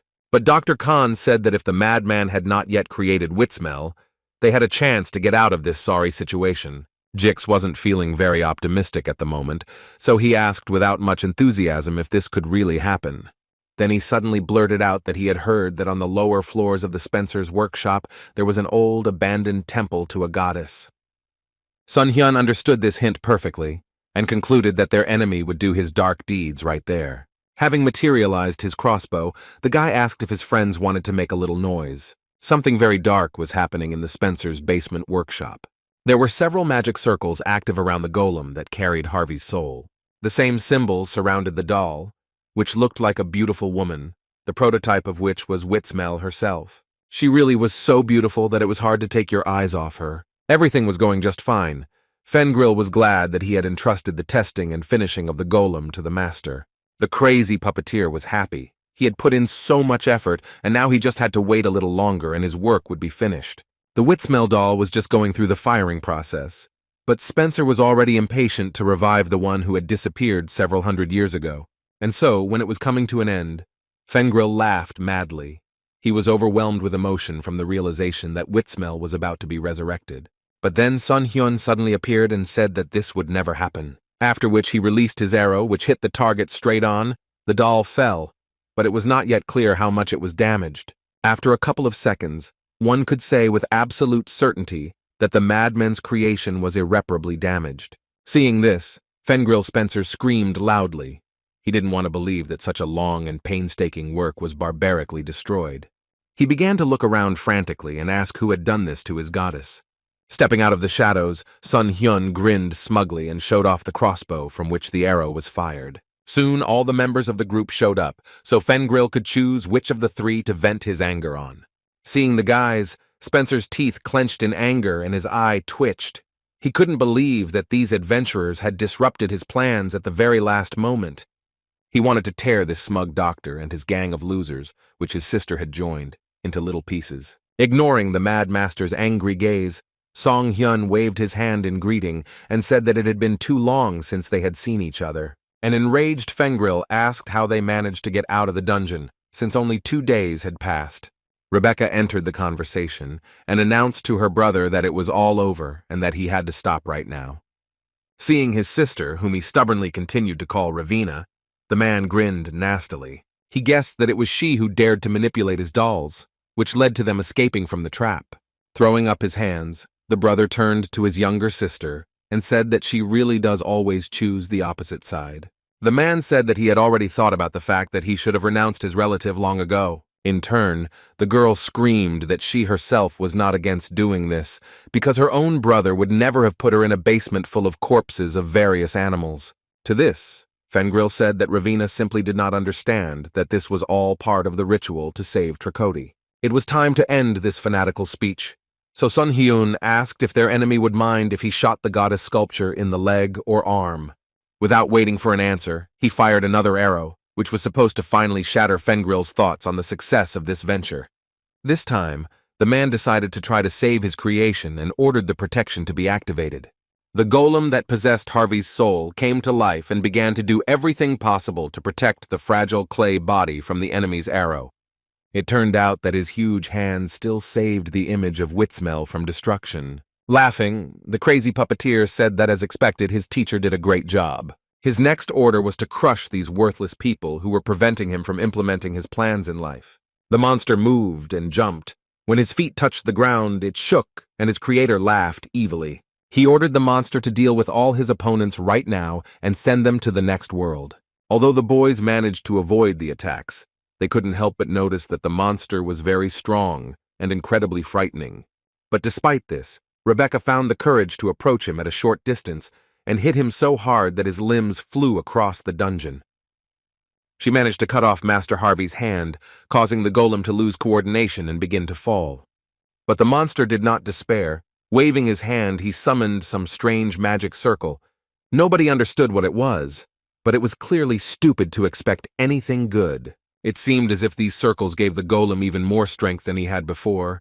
He roared and began to destroy everything around him. It turned out that with the help of this trick, the monster managed to fix one of its hands with the help of the other. Watching all this, Sun Hyun thought it was simply crazy to put his teacher into a doll and make him a slave, like Spencer did. Turning to the master, the boy asked him if he really hated Elder Harvey that much. The young gentleman asked what kind of nonsense his interlocutor was talking about, because he respected the teacher more than anyone else. He explained that he did everything to preserve his talents and get rid of his flawed humanity. Laughing madly, the man said that his mentor was now betrayed by Witsmel, and his current body was much better for the world of puppeteers than the frail and sick one he had before. While her brother was ranting, Rebecca noticed that he was using the time to fix the doll. Looking indifferently towards the statue, Dr. Khan said it would be too late unless more drastic action was taken. After these words, he approached his friend and asked him to lend him his shovel. Using an observant gaze, the guy explained that he wanted to break through in this way. After examining the monster, which the system called Harvey Goal, he discovered all the connections of the creature's spheres, of which there were 5. Now that Sun Hyun knew his opponent's weak points, he did not hesitate to attack and rushed into battle. But the monster was no slouch either. He had already put out his fist to meet his enemy properly. The blow could have crushed the guy, but he managed to dodge and jump to the side to a safer distance. He knew that completely destroying the monster's arm was ineffective, since it was not the source of Harvey's soul. After some thought, the doctor realized that he needed to target the main joints and destroy them. Only this could knock down the golem. That's exactly what he did, cutting the joints. He tried to do it as quickly as possible so that they could not recover. Spencer's creation clearly didn't like what was happening, as his arms and legs were flying off one after another. It wasn't without the fact that powerful blows were also landing on Sun Hyun, because even though the monster was weakened, he didn't stop fighting. The guy knew this system very well, that when he struck, he would receive surprises in return. But he was ready to endure it in order to once and for all put an end to the creature that was created by a madman. Eventually, Dr. Khan delivered a few more precise blows with the shovel, which helped to finally defeat the enemy. The boys looked at this picture and couldn't believe that their friend could move so quickly and nimbly. Sun Hyun simply showed himself amazingly in the fight, and this could not go unnoticed. Especially surprising was the fact that he was safe and sound. Running up to him, his friends began to ask if he was okay, because it was difficult to survive in this battle. The doctor replied that he was fine except for the broken bone, and his comrade shouted that he urgently needed to be healed. But there was absolutely no time for this, because the enemies would not wait for them to get themselves into proper shape. While the battle with the golem was taking place, Spencer managed to drag the clay doll into the oven and begin the firing process. Having materialized his crossbow, Sun Hyun realized that he needed to finally deal with this doll, because in a few minutes it might be too late. Then he changed his mind and aimed several arrows at the one who was in charge of this whole thing, because if the cause of the disaster was not destroyed, the consequences would be irreversible. Bent over in pain, Fengrel Spencer could no longer move. He sat in front of his goddess and screamed loudly. Then, having come to his senses, the man carefully pulled the arrow out of his body and said that he would not allow anyone to stop him this time either. These words made his opponent laugh, who said that he came here to have fun. These words angered the master so much that he suddenly pulled out one of the arrows and said that he would no longer try to keep Sun Hyun alive. He promised to remove the guy right now, after which he pressed his hand to the floor, and magical symbols began to appear in that place. There were more and more of them, and at some point, the red earth began to rise from them. This phenomenon was called the mass creation of dolls, because the earth was transformed into the image of people and threateningly moved towards the opponents of its creator. Sighing heavily, Song-hyun realized that it wouldn't be easy for him, since his enemy had decided to use annoying skills. Then his friend came into play, telling the doctor to give these monsters to him. Finally, Jun-ho decided to take on such an important role. Despite the fact that the number of clay monsters was huge, the guy deftly dealt with them and delivered accurate blows. While examining the dolls, Rebecca noticed that there were fewer and fewer of them, perhaps due to her brother's injury. The number of creatures produced had fallen. In that case, she decided to use magic and also activated the magic circle in her hands. She thought of using a counterattack spell in time. It will help quickly deal with all these objects. And so it happened. The monsters crumbled one after another, leaving behind only red dust and pieces of stone. Sun Hyun knew very well that they didn't have much time left, so they had to finish off young Spencer with one blow. Getting closer and closer to him, the guy was already looking for the right position from which it would be more convenient to carry out the correct attack. He realized that now was the time to attack. The moment was perfect because the enemy had let his guard down. But this was not entirely true. Fenil intuitively felt when danger was approaching him, so he paid attention to it in time. To protect himself, he used a skill called Earth Shield, which was supposed to protect him while casting spells. Seeing new problems, Dr. Khan did not lose his head, because he knew that any shield had an unprotected gap that could be exploited. This is exactly what he planned to do. Hitting the shield with his sword, the guy began to carefully observe where the defense was weaker. It wasn't easy because, as it turned out, Fenil was quite good in combat and held off the attack well. At one point, luck abandoned the mad puppeteer because a gap in his defense was finally discovered. Sung Hyun's next step was to activate the Earthbone skill, which turned things into something else. This is what happened this time. The once powerful shield turned into bones and crumbled around its owner. Now the puppeteer was defenseless, and the guy happily took advantage of this, swinging his sword. Noticing the enemy flying towards him with a blade at the ready, Spencer screamed because he didn't know where to go to avoid death. It was too late for any action, because Song Hyun literally knocked him to the floor the next second. Blood spurted out, almost the same color as Fenil's scarlet hair. Jun-ho was happy that they were finally getting closer to victory, but Rebecca was in great pain, because after all, her only brother had just died. But it was important to remember that it was necessary to destroy the oven, because the doll could be ready any minute. The doctor suddenly wanted to reflect on the Eternal. He said that in his opinion, the enemy died too stupidly. What the guys didn't know was that Spencer knew perfectly well that this was exactly how it would turn out. The sound of a heavy lever being lowered was heard. This attracted the attention of the boys, but they could not figure out where it was coming from or what was causing it. The idea struck the boys at the same time, but it was too late. A real catastrophe was already on the doorstep. There was a powerful explosion, accompanied by a large amount of fire that was thrown down by the furnace. Everyone who was within the radius of destruction was thrown back several meters. An image of Witsmel appeared from the fire, a beautiful woman standing in the middle of the flames with her eyes closed, but it seemed to everyone that she was watching them attentively. The boys were shocked that the door opened on its own. They didn't believe that this could happen. Then they noticed that hanging around the stove was none other than Fenil, who just a few seconds ago was lying in a pool of his own blood. Rebecca screamed, her mind unable to comprehend the fact that in front of her stood the one she had already managed to mourn. Sun Hyun guessed that the crazy master had done something. He had left in his body just a little bit of soul, which was enough for it to move.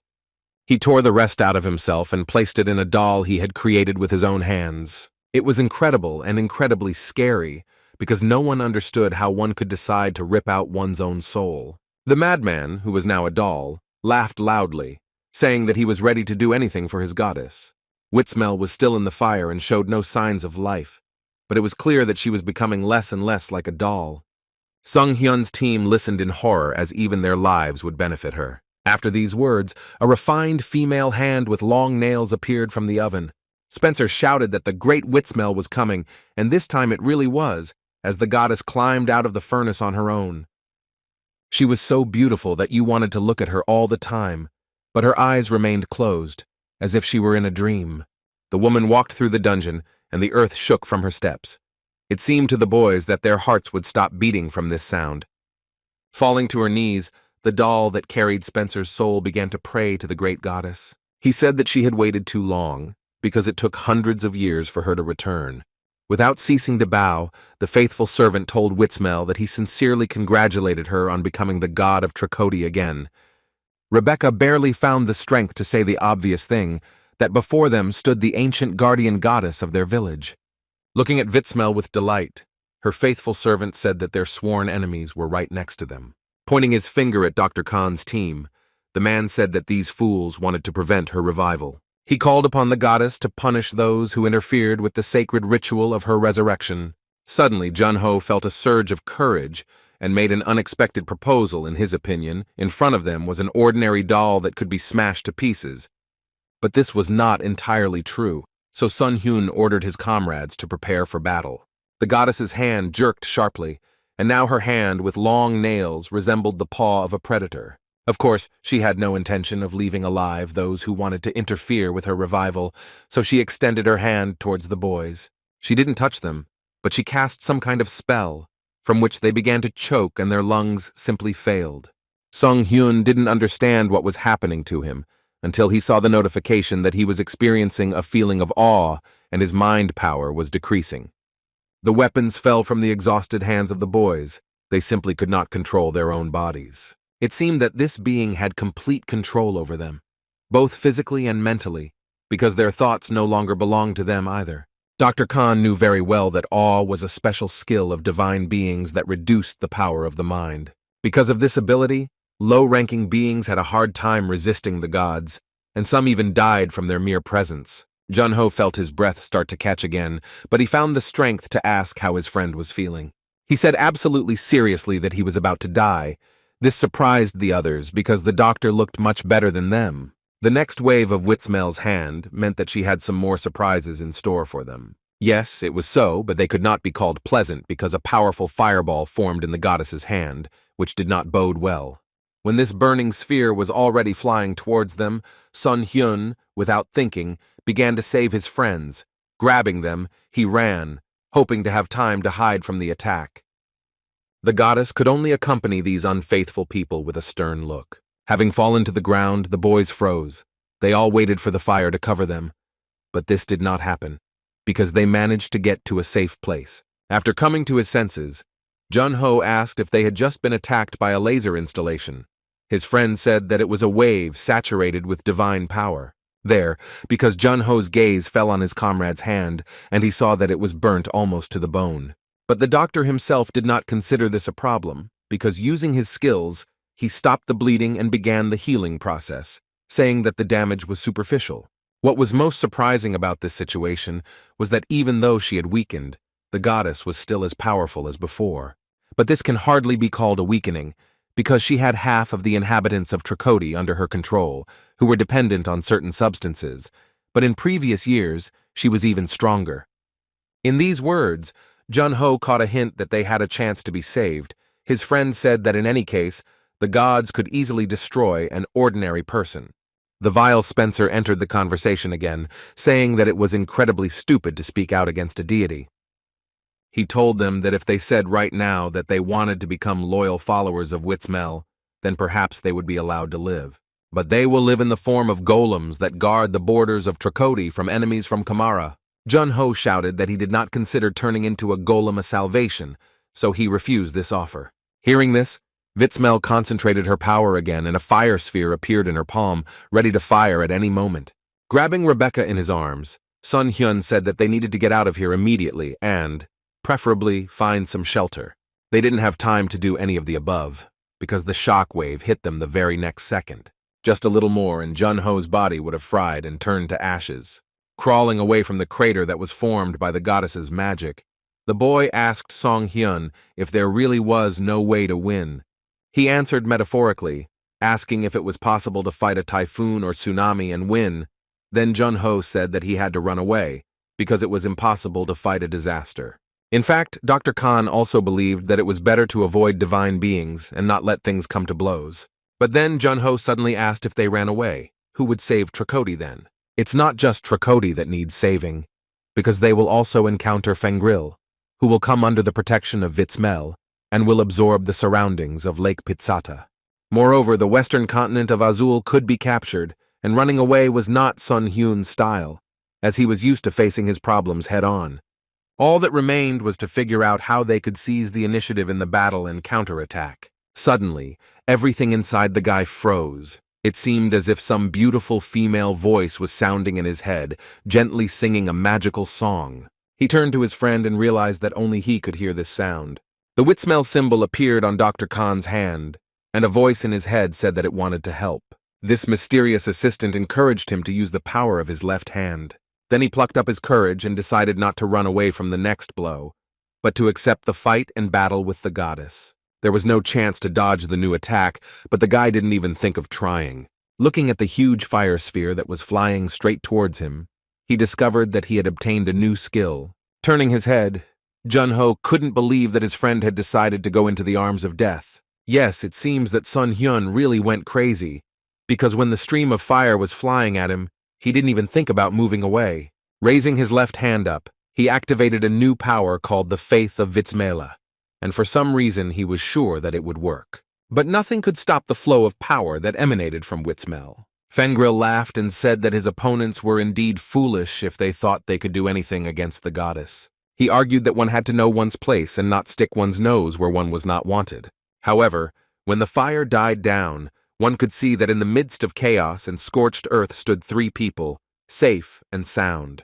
After all, the power of Witsmel's left hand worked because a shield formed around the boys, which helped save their lives. Seeing this, Spencer was horrified, because he could not believe that someone could survive after receiving the wrath of God. Raising his hand that had patterns on it, Song Hyun realized that the goddess's protection was circling him and reducing the damage. Also, thanks to his new ability, he could ignore awe and all its consequences. He didn't know why he suddenly received this power, but he was very grateful that the dead goddess decided to help him. With his new abilities, he could play around with his enemies a little, making them fuss. After coming to his senses, Jun-ho asked if his friend was okay, and he replied that he was doing better than ever before. Mr. Kim said he almost fainted from fear and asked his friend to warn him about such special abilities in the future. While the others were rejoicing, Spencer could not contain his anger. He wanted to understand how a person could parry Mrs. Witsmel's blow. In his opinion, this was simply impossible, because the deity possessed invincible, powerful abilities. Seeing that a new attack was being prepared for them, Sun Hyun asked his friend to find cover and wait in a safe place. He was clearly hesitant, so the boy turned his head and said that it was his duty to protect his comrades. But Jun-ho knew how to read between the lines, and understood that his friend wanted him to go away and not interfere. Another time he might have been offended, but now Rebecca was with them, still unconscious, and needed to be taken care of. So while the doctor was fighting the goddess, his loyal comrade was carrying their new team member to safety. Seeing some of the enemies fleeing, Fengril cried out, asking the goddess if she would let them go. She didn't respond, as she was busy directing her power straight at Song Hyun. The guy again had no intention of running away. Instead, he summoned the power of his left hand and waited for the blow. As powerful blasts of energy cut through the space around him, the healer summoned a shield that worked flawlessly and was able to protect him from the attack. It was strange, but the guy was not at all bothered by the fact that he was fighting the goddess without any particular difficulties. Turning to Spencer, he suggested that Witsmel had weakened because of his weak faith. This sight struck Fengril so much that he couldn't even find any caustic response. Taking advantage of the silence, Sun Hyun said that no god would love followers who considered them puppets. These words really hurt Spencer, especially when his opponent said that if he were in Vitsmeli's place, he would have killed him first. The doll with the soul of the dead master was outraged by the fact that his faith was humiliated. Because of this, he promised to kill the scoundrel. But it was still necessary to try to do this, because if even a goddess could not cope with such a task, then an ordinary doll made of mud certainly could not do it. Sun Hyun deftly dodged each subsequent attack, but there were so many of them that it was becoming increasingly difficult to do so. He flew around the goddess like a wild bird, but so far he had not managed to attack her in any way. Then he materialized his dagger and asked Fengril if he loved his faith. Without waiting for an answer, the boy attacked Vitsmel. But despite sleeping for several hundred years, this divine woman did not forget the basics of battle. She reacted quickly and activated a shield around herself, which helped her avoid the blow. Touching the barrier with his sword, Sun Hyun realized that something was wrong, because usually it was difficult to even approach it, let alone touch it. The system sent a notification that Vera Vitsmeli was emitting a red light. But now it didn't matter at all, because the barrier had split into small particles, and now the path for attack was open, so nothing prevented the guy from facing the deity. The dagger was very close to the woman's skin, but she was surprisingly calm and never opened her eyes. Suddenly, a huge sword appeared in her hands, which could cut her opponent in half with one movement. The world exploded in colorful colors as the two forces clashed. It was a beautiful and very scary sight. Jun-ho, who was watching all this, was simply amazed that Dr. Kang did not retreat, even when fighting with a god. It would be a lie if Sun Hyun said he wasn't scared, but he knew one simple thing. Every creature has some kind of vulnerability. After all, in fact, the goddess was just Fengril's puppet, and someone who has never fought cannot properly control the power of the Supreme Being. It was obvious that even the strongest would not be able to show his abilities if the one in command could not cope. Sun Hyun, in turn, could and wanted to demonstrate what he could do and what powers he possessed.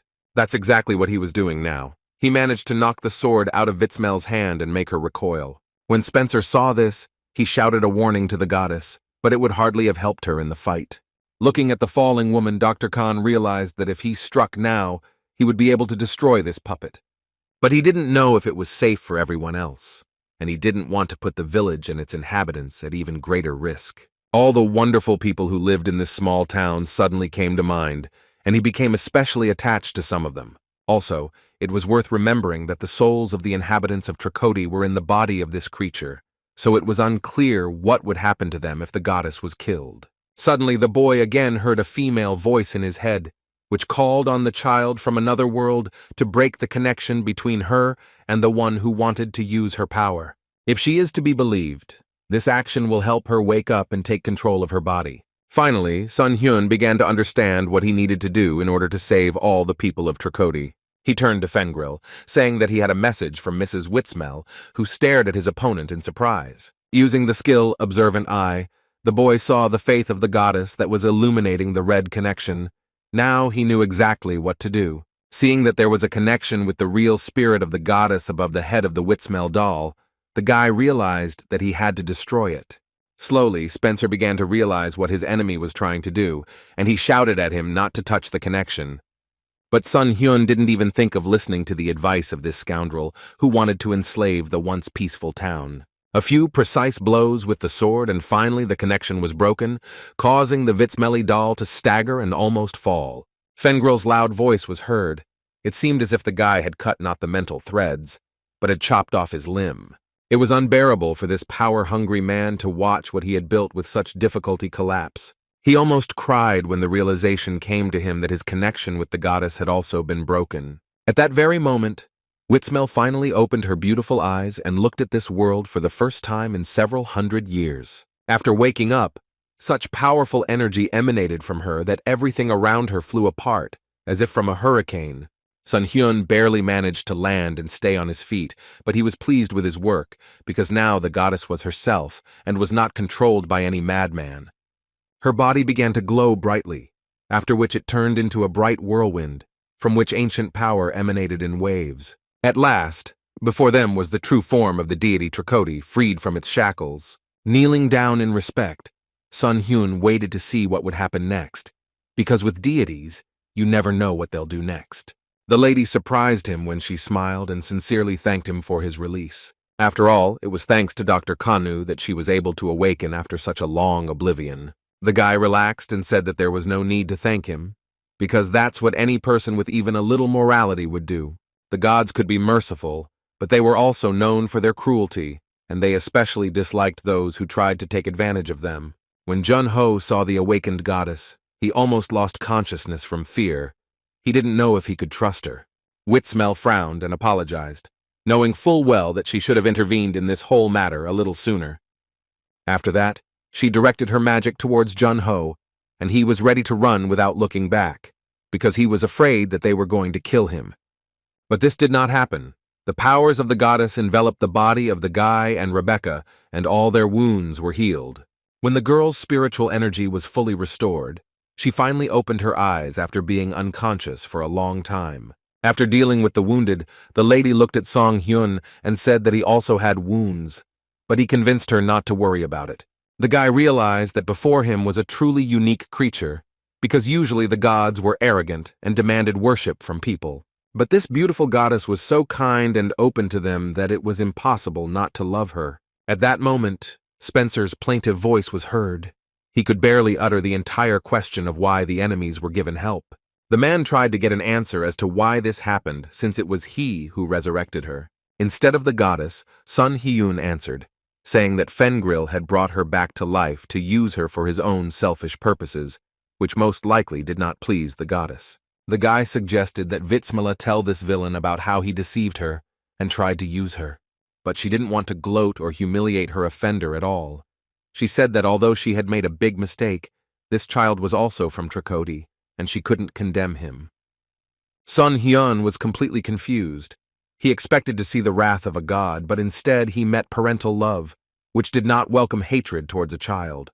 No one in the dungeon expected such a turn of events. It all made their heads spin. Laughing, Fengril shouted that he had made no mistake when he decided to resurrect the deity. The scoundrel began to tell the lady that these three guys were interfering with her resurrection and the revival of Trikodi.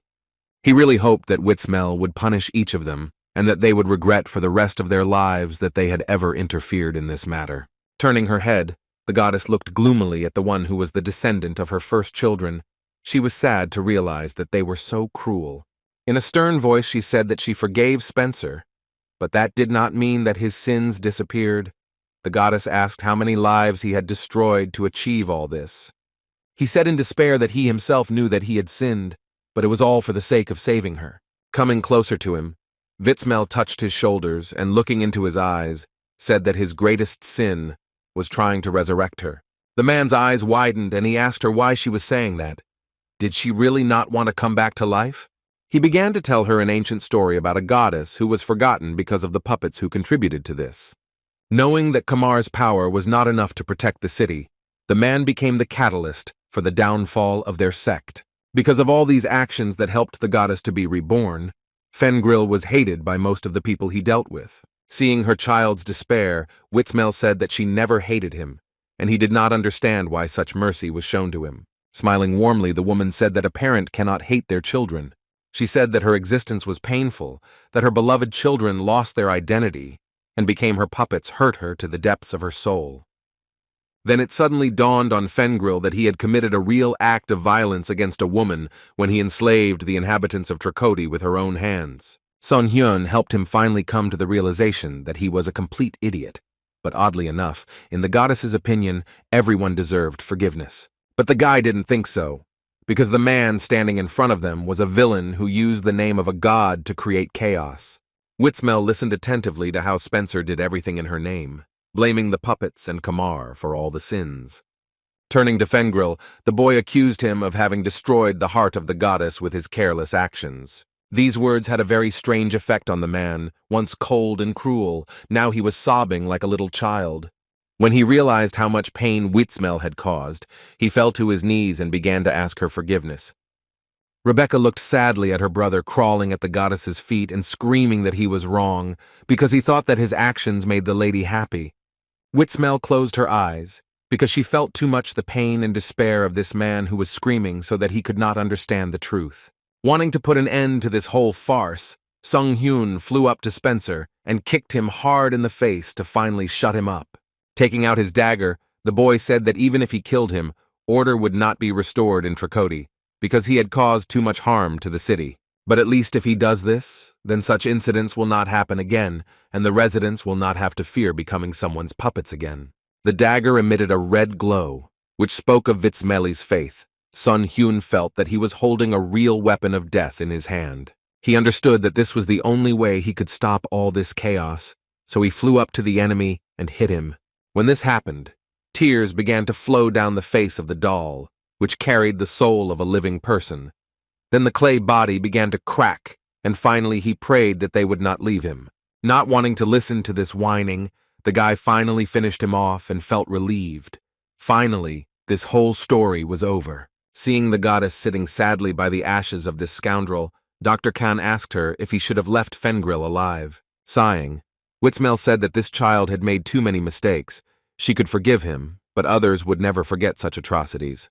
Running her hand over what was left of Spencer's clay doll, the woman said she was prepared for him to die, but it still hurt. Rebecca came up to her and started crying and said that no matter what, they had a family member in front of them, and no matter how bad he was still close. Seeing the girl's condition, the goddess felt even more pain because the despair of the unfortunate woman was felt on all mental levels. Wanting to comfort the man who had just lost his only brother, Witsmel hugged her tightly, trying to take away at least some of the pain. She saw very well that her child was ill, and if she could not help Fengril, then his sister would not be left without a goddess. As Rebecca's pain began to subside, Witsmel gently pulled away and said she was glad to help bring the poor thing back to normal. Looking pitifully at the goddess, the girl realized that she had helped her let go of the pain and made her mental suffering more bearable. Being around this chaos, the children felt warm and cozy because the presence of the goddess made this world a little better. When everyone had recovered a little from the battle, Sun Hyun told Witsmel that he needed to ask her a few questions that interested him. She was ready to happily give him answers, because he was the first hero who saved the glorious town of Tracoti. It was difficult to resist taking advantage of the situation and finding out at least some information about the administrators and the movements between dimensions. Taking the woman aside, he asked if she minded if they talked alone. She snapped her fingers and said that she could protect them from prying ears without any problem. Suddenly, a barrier formed around them, apparently blocking out every sound. The woman confirmed these suspicions, saying that in this place no one would be able to overhear their confidential conversation. Smiling, the boy realized that it was like a semi-closed space. He suddenly realized how great the power of the gods was. Sun Hyun told Witsmel that she knew he came from another dimension, so she didn't have to beat around the bush and ask him directly. He wondered if she could take him back to his home world with the great power she had demonstrated. Laughing awkwardly, the goddess apologized and said that unfortunately she would not be able to do this. She explained that to cross dimensions, divine power was needed, and she was currently very weakened, so she would hardly be able to do something like that. Then he asked if he could turn to another powerful god for help. Would he help him return? After thinking about it, the woman replied that it might be more difficult than he thought. After all, to move to another dimension, you need to know its exact coordinates. According to her, finding the coordinates of his world was not that difficult, but it would take a long time from a human point of view. Feeling a little dizzy, the guy asked how long it would take, and she replied that it would take at least a few hundred years. After a short silence, Witsmel asked whether the boy had come to this world by a call, because if so, then the one who called him should know the coordinates of the boy's homeland. Now, Song Hyun understood that this was why no one who came here was able to return, which meant that he would have to cooperate with the administrator. But that wasn't all that interested Dr. Khan. He was very concerned about how the goddess managed to interfere with the status screen. She used a special window to transfer her power to the guy. He met many creatures, but no one could do something like this. The woman said, slightly tense, that until that moment she had not known what it was called correctly, and it was no wonder that no one could interfere with the so-called status screen. She revealed that this system was created by a being who possessed colossal power. Then the guy asked how the goddess managed to hack this complex system and leave a message. Witsmel said it was all very simple since she was registered in this status window. Now everything fell into place in the guy's head, and it seemed that was why he was able to register his left hand in the status screen. New questions arose, such as who was this administrator that he had enough power to become part of the god system? And if receiving shrines is a condition for registering a god, then why wasn't protection from Kirkastel listed in the achievements or roulette? The guy decided to tell the goddess that when he received other holy objects, the registration did not work. Only in the case of the crossbow did status intervene. It was obvious that there was some reason. Looking at the protective sphere, the goddess said that it was an ordinary shrine with the power of a god. But in her left hand was contained her will, which made the artifact much more valuable. The crossbow was like a hand, although it had now become quiet, but the divine will was still inside it. It was just dormant. According to Witsmel, divine beings often left behind holy objects filled with their will before disappearing. Thus, it could be said that all these special objects were the will of a forgotten god who wanted to leave some kind of trace behind. When the system confirmed the goddess's words, the boy realized that there was one strange sequence in all of this. He didn't know why this was happening, but the administrator was clearly accumulating the will of the gods in the objects he repeatedly pushed on Sun Hyun. Having received the missing information, the guy thanked Witsmel for telling him many useful facts. The guy's last question was prompted by pure curiosity. He was interested in what happened to Tracoti in the past. The woman closed her eyes and said in a plaintive voice that her consciousness of that distant time was very foggy. She assumed it might have something to do with unstable resurrection. The only thing she remembered was the creature that fought with her at that time. His name was Nataka Rud, and he was simply incredibly strong. Hearing this name, Sun Hyun was extremely surprised, because it seemed to him that he had heard it somewhere. This meant that unlike Vitsmeli, he was not forgotten, and there were people who sincerely believed in him. But if you think about it, Kirkarastel was also a god who died and was then reborn. It seems like the administrator was also a forgotten deity. Now the guy was haunted by the main question. If many gods had disappeared and were forgotten, then does this mean that they are waging war with each other?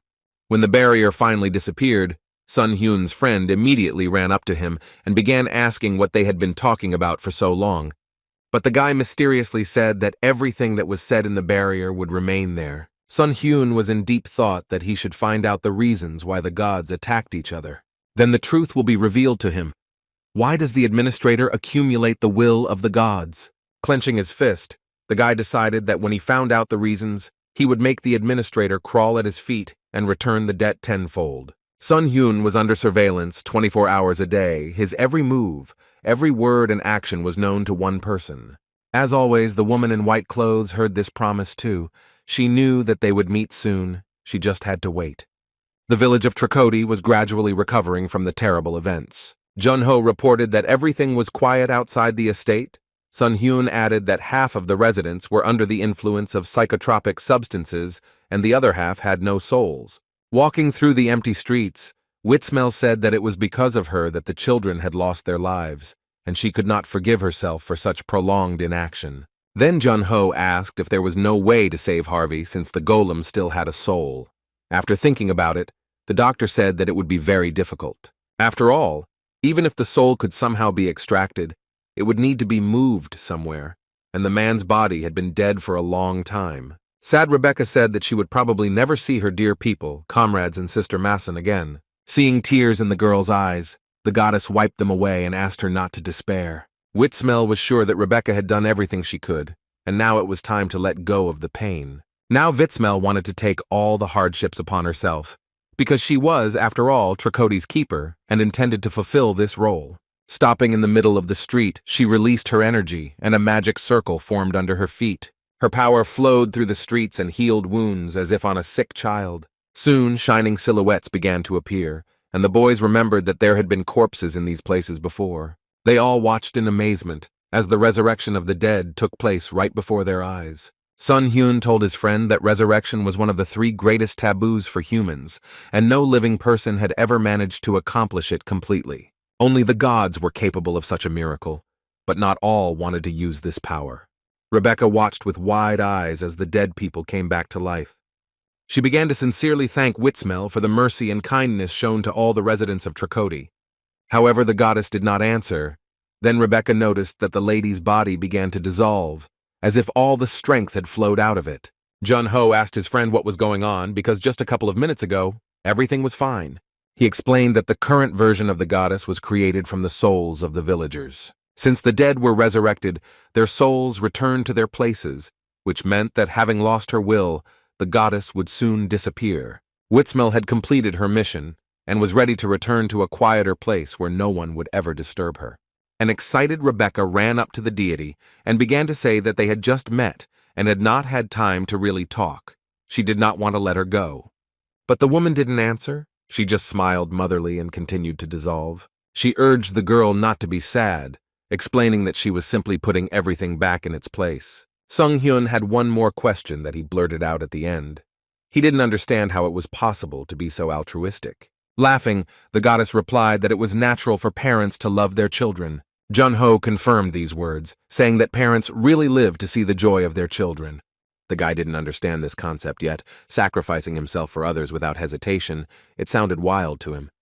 Finally, the goddess spoke to Seong Hyun, telling him that once she disappeared, he would no longer be able to use the power she had lent him. All skills that require left-hand strength will become useless, and the Witsmel relic will become a regular stone, after which there will be a fuss in Kamara. Of course, the guy was upset to lose such brilliant skills, and most importantly, the Earthbone could not be replaced with anything else. But the goddess had one solution that would help him use his skills even after she disappeared. She advised Sun Hyun to try to adapt them to himself and fit them into the general system. Then everything should work out. After some time, Dr. Khan noticed that the skills had been modified and had actually adapted to him. The goddess had little time. She only managed to say that all these skills would be very useful to him in the future. As they parted, Jun-ho said that Witsmel was the best goddess he had ever met. When the deity wanted to answer the guy, some incomprehensible words came out of her mouth, which no one could translate. After that, she said that now it was really time for her to retire. Looking at the crying Rebecca, she added that she could no longer protect Trikoti. From now on, they would have to do it themselves. Everyone was very sad to realize that the power of Witsmel, which protected the village, would disappear in an instant. Now outsiders will be able to wander through the forest, and monsters will be free to attack the town. The goddess said that she believed in her children. They would be able to gather strength to overcome difficulties, because they were her descendants. Until Witsmel disappeared, Rebecca put on a brave face and said that they would cope, but when she disappeared, the girl burst into tears. When she realized that she finally had to let the goddess go, she smiled, and through her tears spoke words of gratitude and farewell. Sighing, Jun-ho said that if the administrator was even a little bit like Witsmel, they would have returned to Earth long ago. Sun Hyun found his advantages in this whole story, because they got the fourth skill absolutely for free. Finally, the goddess left a message for the healer, saying that it took her a lot of energy to create the skill, so she completed one of the tasks in his place. She apologized for using the glasses without his permission, but there was no time to warn him, and the woman placed the item she received as a reward in her inventory. Sun Hyun read these notices left by the goddess, who loved him immensely with delight. But when he saw that he had only 8 points, he became angry at the woman, because she had put herself on display without doing anything. The goddess hoped that the love she radiated would help the guy be less angry with her. When Dr. Khan had a free minute, the first thing he decided to do was try out a skill called the Hand of Horus. Now it was clear that he had a skill in his arsenal that replaced Witsmeli's left hand. Previously, Sun Hyun thought that Horus was related to the hawk, but on the Azal continent, the word meant bone. From all these thoughts, the guy was distracted by a sharp cry. His patient was wondering what he was doing instead of treating him. It was none other than Mr. Harvey, who had a nasty character, and he didn't like the fact that everyone had already gotten up on their feet, while he was lying in bed. With the help of his skills, he treated this gentleman, but sometimes he just wanted to strangle him. The Hand of Horus allowed him to do many things, including interacting with the soul. This is how the treatment took place. The mental hand penetrated into the man and healed the consequences of the separation of his soul from his body. She took out all the clots of dark energy that prevented Harvey from functioning properly and disrupted the functioning of his body. Sometimes the guy really liked to joke about a capricious patient. Then he would half extract his soul and return it back to the patient's screams. Interaction with the soul is a skill that allows you to work with the deepest processes in the human body. During the treatment, the doctor discovered that due to the fact that the man's soul was used as a source of energy for the huge golem, it was severely damaged. The body was fine, but the personality that was supposed to move it was damaged and could not control it properly. "Listen to this explanation again," Harvey yelled at the guy, saying that he had heard this 1,000,000 times, so now they had to start treating. The doctor agreed, but set one condition. The man had to cooperate with them to protect Trikoti. Lord Sarvan did not like this proposal very much, but his doctor reminded him that things were not going well in the village. Moreover, the blessing of the goddess who protected the village had disappeared, and it was a perfect time for monsters to attack. The forest will become very dangerous, and the villagers will not be able to gather herbs and food, so Harvey must place combat golems to protect against attacks. The doctor also demanded that the residents be taught how to make dolls so that they could protect themselves. Hearing this, the master was simply furious. He did not want to pass on the technology to ordinary people. By twisting his soul with one flick of his finger, the guy made it clear that it was not Harvey who was setting the conditions here. There was nothing to wish for, so the man decided to pretend that he was happily cooperating, and then he could simply disappear. But the cunning doctor foresaw this option, and said that if this happened, he would personally send him to his favorite student Spencer. As it turned out, collecting and gluing together the scattered and twisted pieces of the soul was very difficult. It was necessary to pour the spiritual essence necessary for the connection into the empty vessel that was inside each person. Only after this did serious work with the soul begin. It was like repairing a complex mechanism, which required persistence and precision. When the doctor finished this work, he announced to his patient that he could finally move. It was lucky that Vitzmel put the soul essence into his inventory, so the treatment was done right away. The guy thought that his life would be easier if the administrator was like a goddess. A girl entered the room and said that Madame Marcin, the owner of this place, was looking for Dr. Khan. Turning quickly, the guy told his patient that he should go and that he should think carefully about his proposal. The Adventurers Guild of Tricoti City was grateful for the work that Sun Hyun had done, so they provided him with a decent payment. But it wasn't money at all, but some kind of valuable paper. The receptionist said that it was a letter of recommendation from the head. By showing it to another guild, you can get privileges. The guy was very grateful to the head of the guild, Marcin, and she, in turn, was grateful for saving her home village. The woman asked whether the doll workshop had agreed to cooperate in the restoration of the village. After a brief silence, Sun Hyun said that Harvey was quite easy to convince after he died and came back to life.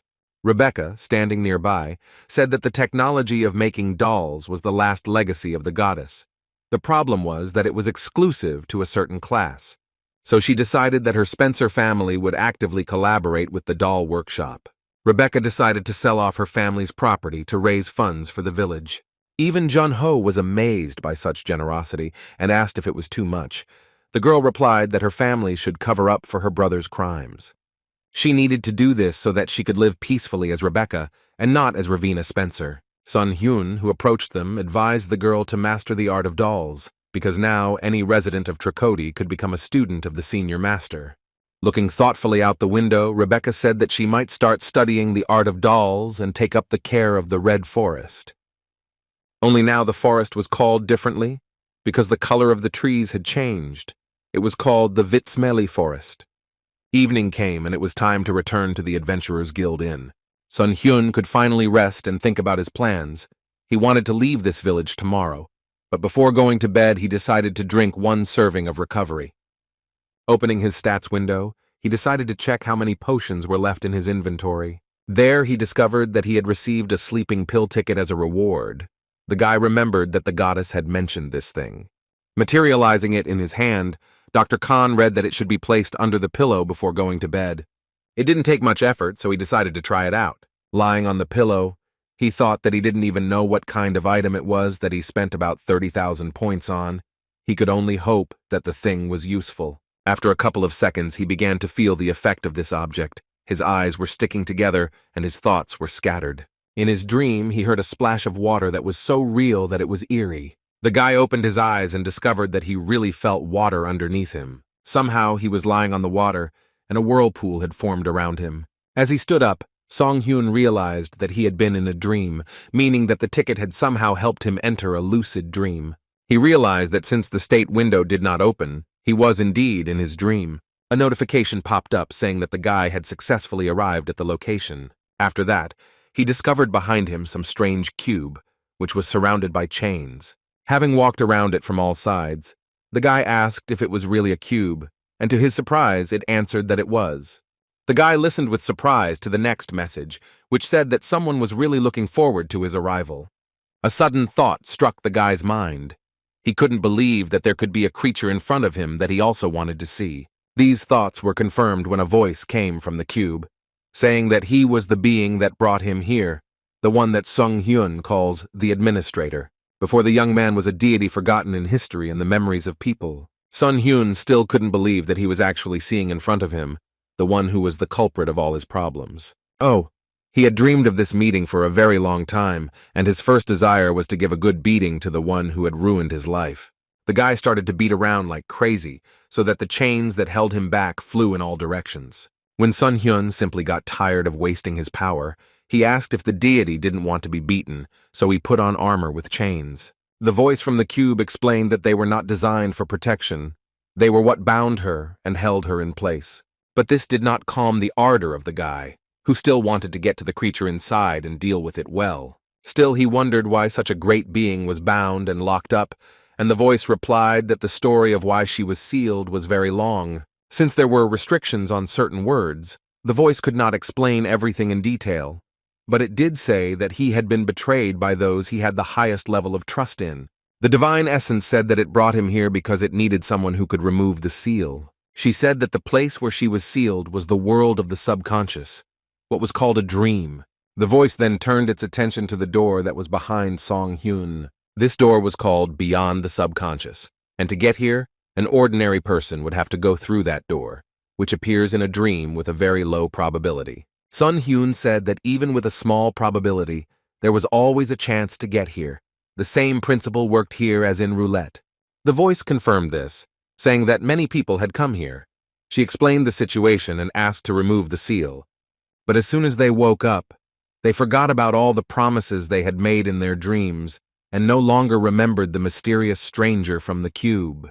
The guy chuckled and suggested that they forgot everything they dreamed about because of the seal that was placed on the cube. And so it was.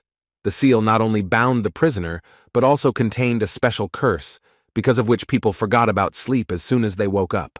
The guy realized that such a well-thought-out curse was not easy to remove, but still, the prisoner continued to tell the details of her story. This could only mean one thing. She had somehow managed to create a blessing that could counter the curse. The voice confirmed this theory, but said that it faced another problem. All the inhabitants of the Azul continent worshipped their own gods, so it was impossible to cast a blessing on them. At that moment, the prisoner thought that if there was no being in this world that could save her, then why not try another world? So she found a dimension where there was the influence of divine beings, but many people did not follow them. A world where there was no magic, but there was the concept of skills. For some reason, the captive was 100% sure that the inhabitants of Earth would be able to help her. Pointing his finger at the screen, the guy said that everything was clear with the planet. But why did it choose Korea, since most of the displaced people were from there? The prisoner shared that when she was thinking about how to give strength to the inhabitants of the Earth, she naturally came across their work, and the most interesting element in them turned out to be the status window. Hearing this, Sung Hyun was shocked that the deity was reading webtoons and web novels from another universe. She shared that it was a lot of fun, and she enjoyed learning the language, after which it was decided to quit roulette. These words caused a new surge of anger inside the guy. He began to call the captive names and kick the cube. It angered him that he had been bullied from the very beginning. It was unpleasant to feel like he was being used in the games of some forgotten god. But then the captive said that if the guy saves her, she will send him home, and that won't be all the privileges. Sung Hyun froze in place when he heard that he could get back what he lost. He said that in principle he had not lost anything, except for the fact that his house, which he had left in Korea, was taken away from him. After a short silence, the captive said that everyone she brought here had lost something valuable. The guy asked her to speak a little more specifically, because he absolutely did not follow the thread of the conversation. A man came into this world who wanted to get back all his fortune, lost due to being a surety for a friend for 20 years. After a short pause, the prisoner said that only the one who wants to do this can free her. Sun Hyun said ironically that he just wants to kill her. But he was well aware that this might be his only chance to return to Earth. But it was necessary to bypass the curse so as not to forget the promise made here. The problem was that the guy had never lost anything valuable and really didn't want to restore anything. Then the voice asked him if he remembered the last moments before he came here, his last day on Earth, before he woke up on the continent of Azul.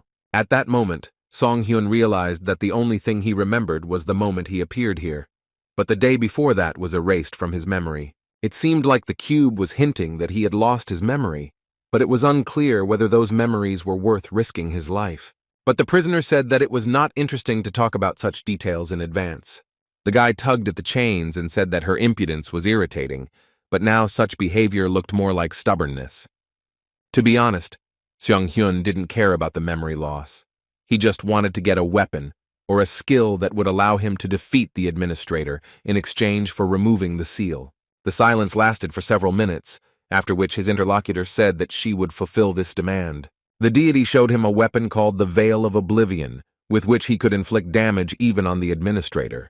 However, it could only be used in the subconscious or in illusions. In other words, it was unsuitable for the real world. But the cube's captive explained that when the guy gets it, there will be a reason to use it, and if he pierces himself with it while sleeping, he can wake up. The boy didn't think this gift was valuable, so he said that they could find someone else to play the role of the prisoner's savior. The captive's tone became rude and threatening as she reminded her interlocutor that the gods could also be persistent. She said that among all the people she brought here, only 3 people made it to the place where Sun Hyun was now standing, and that made him special.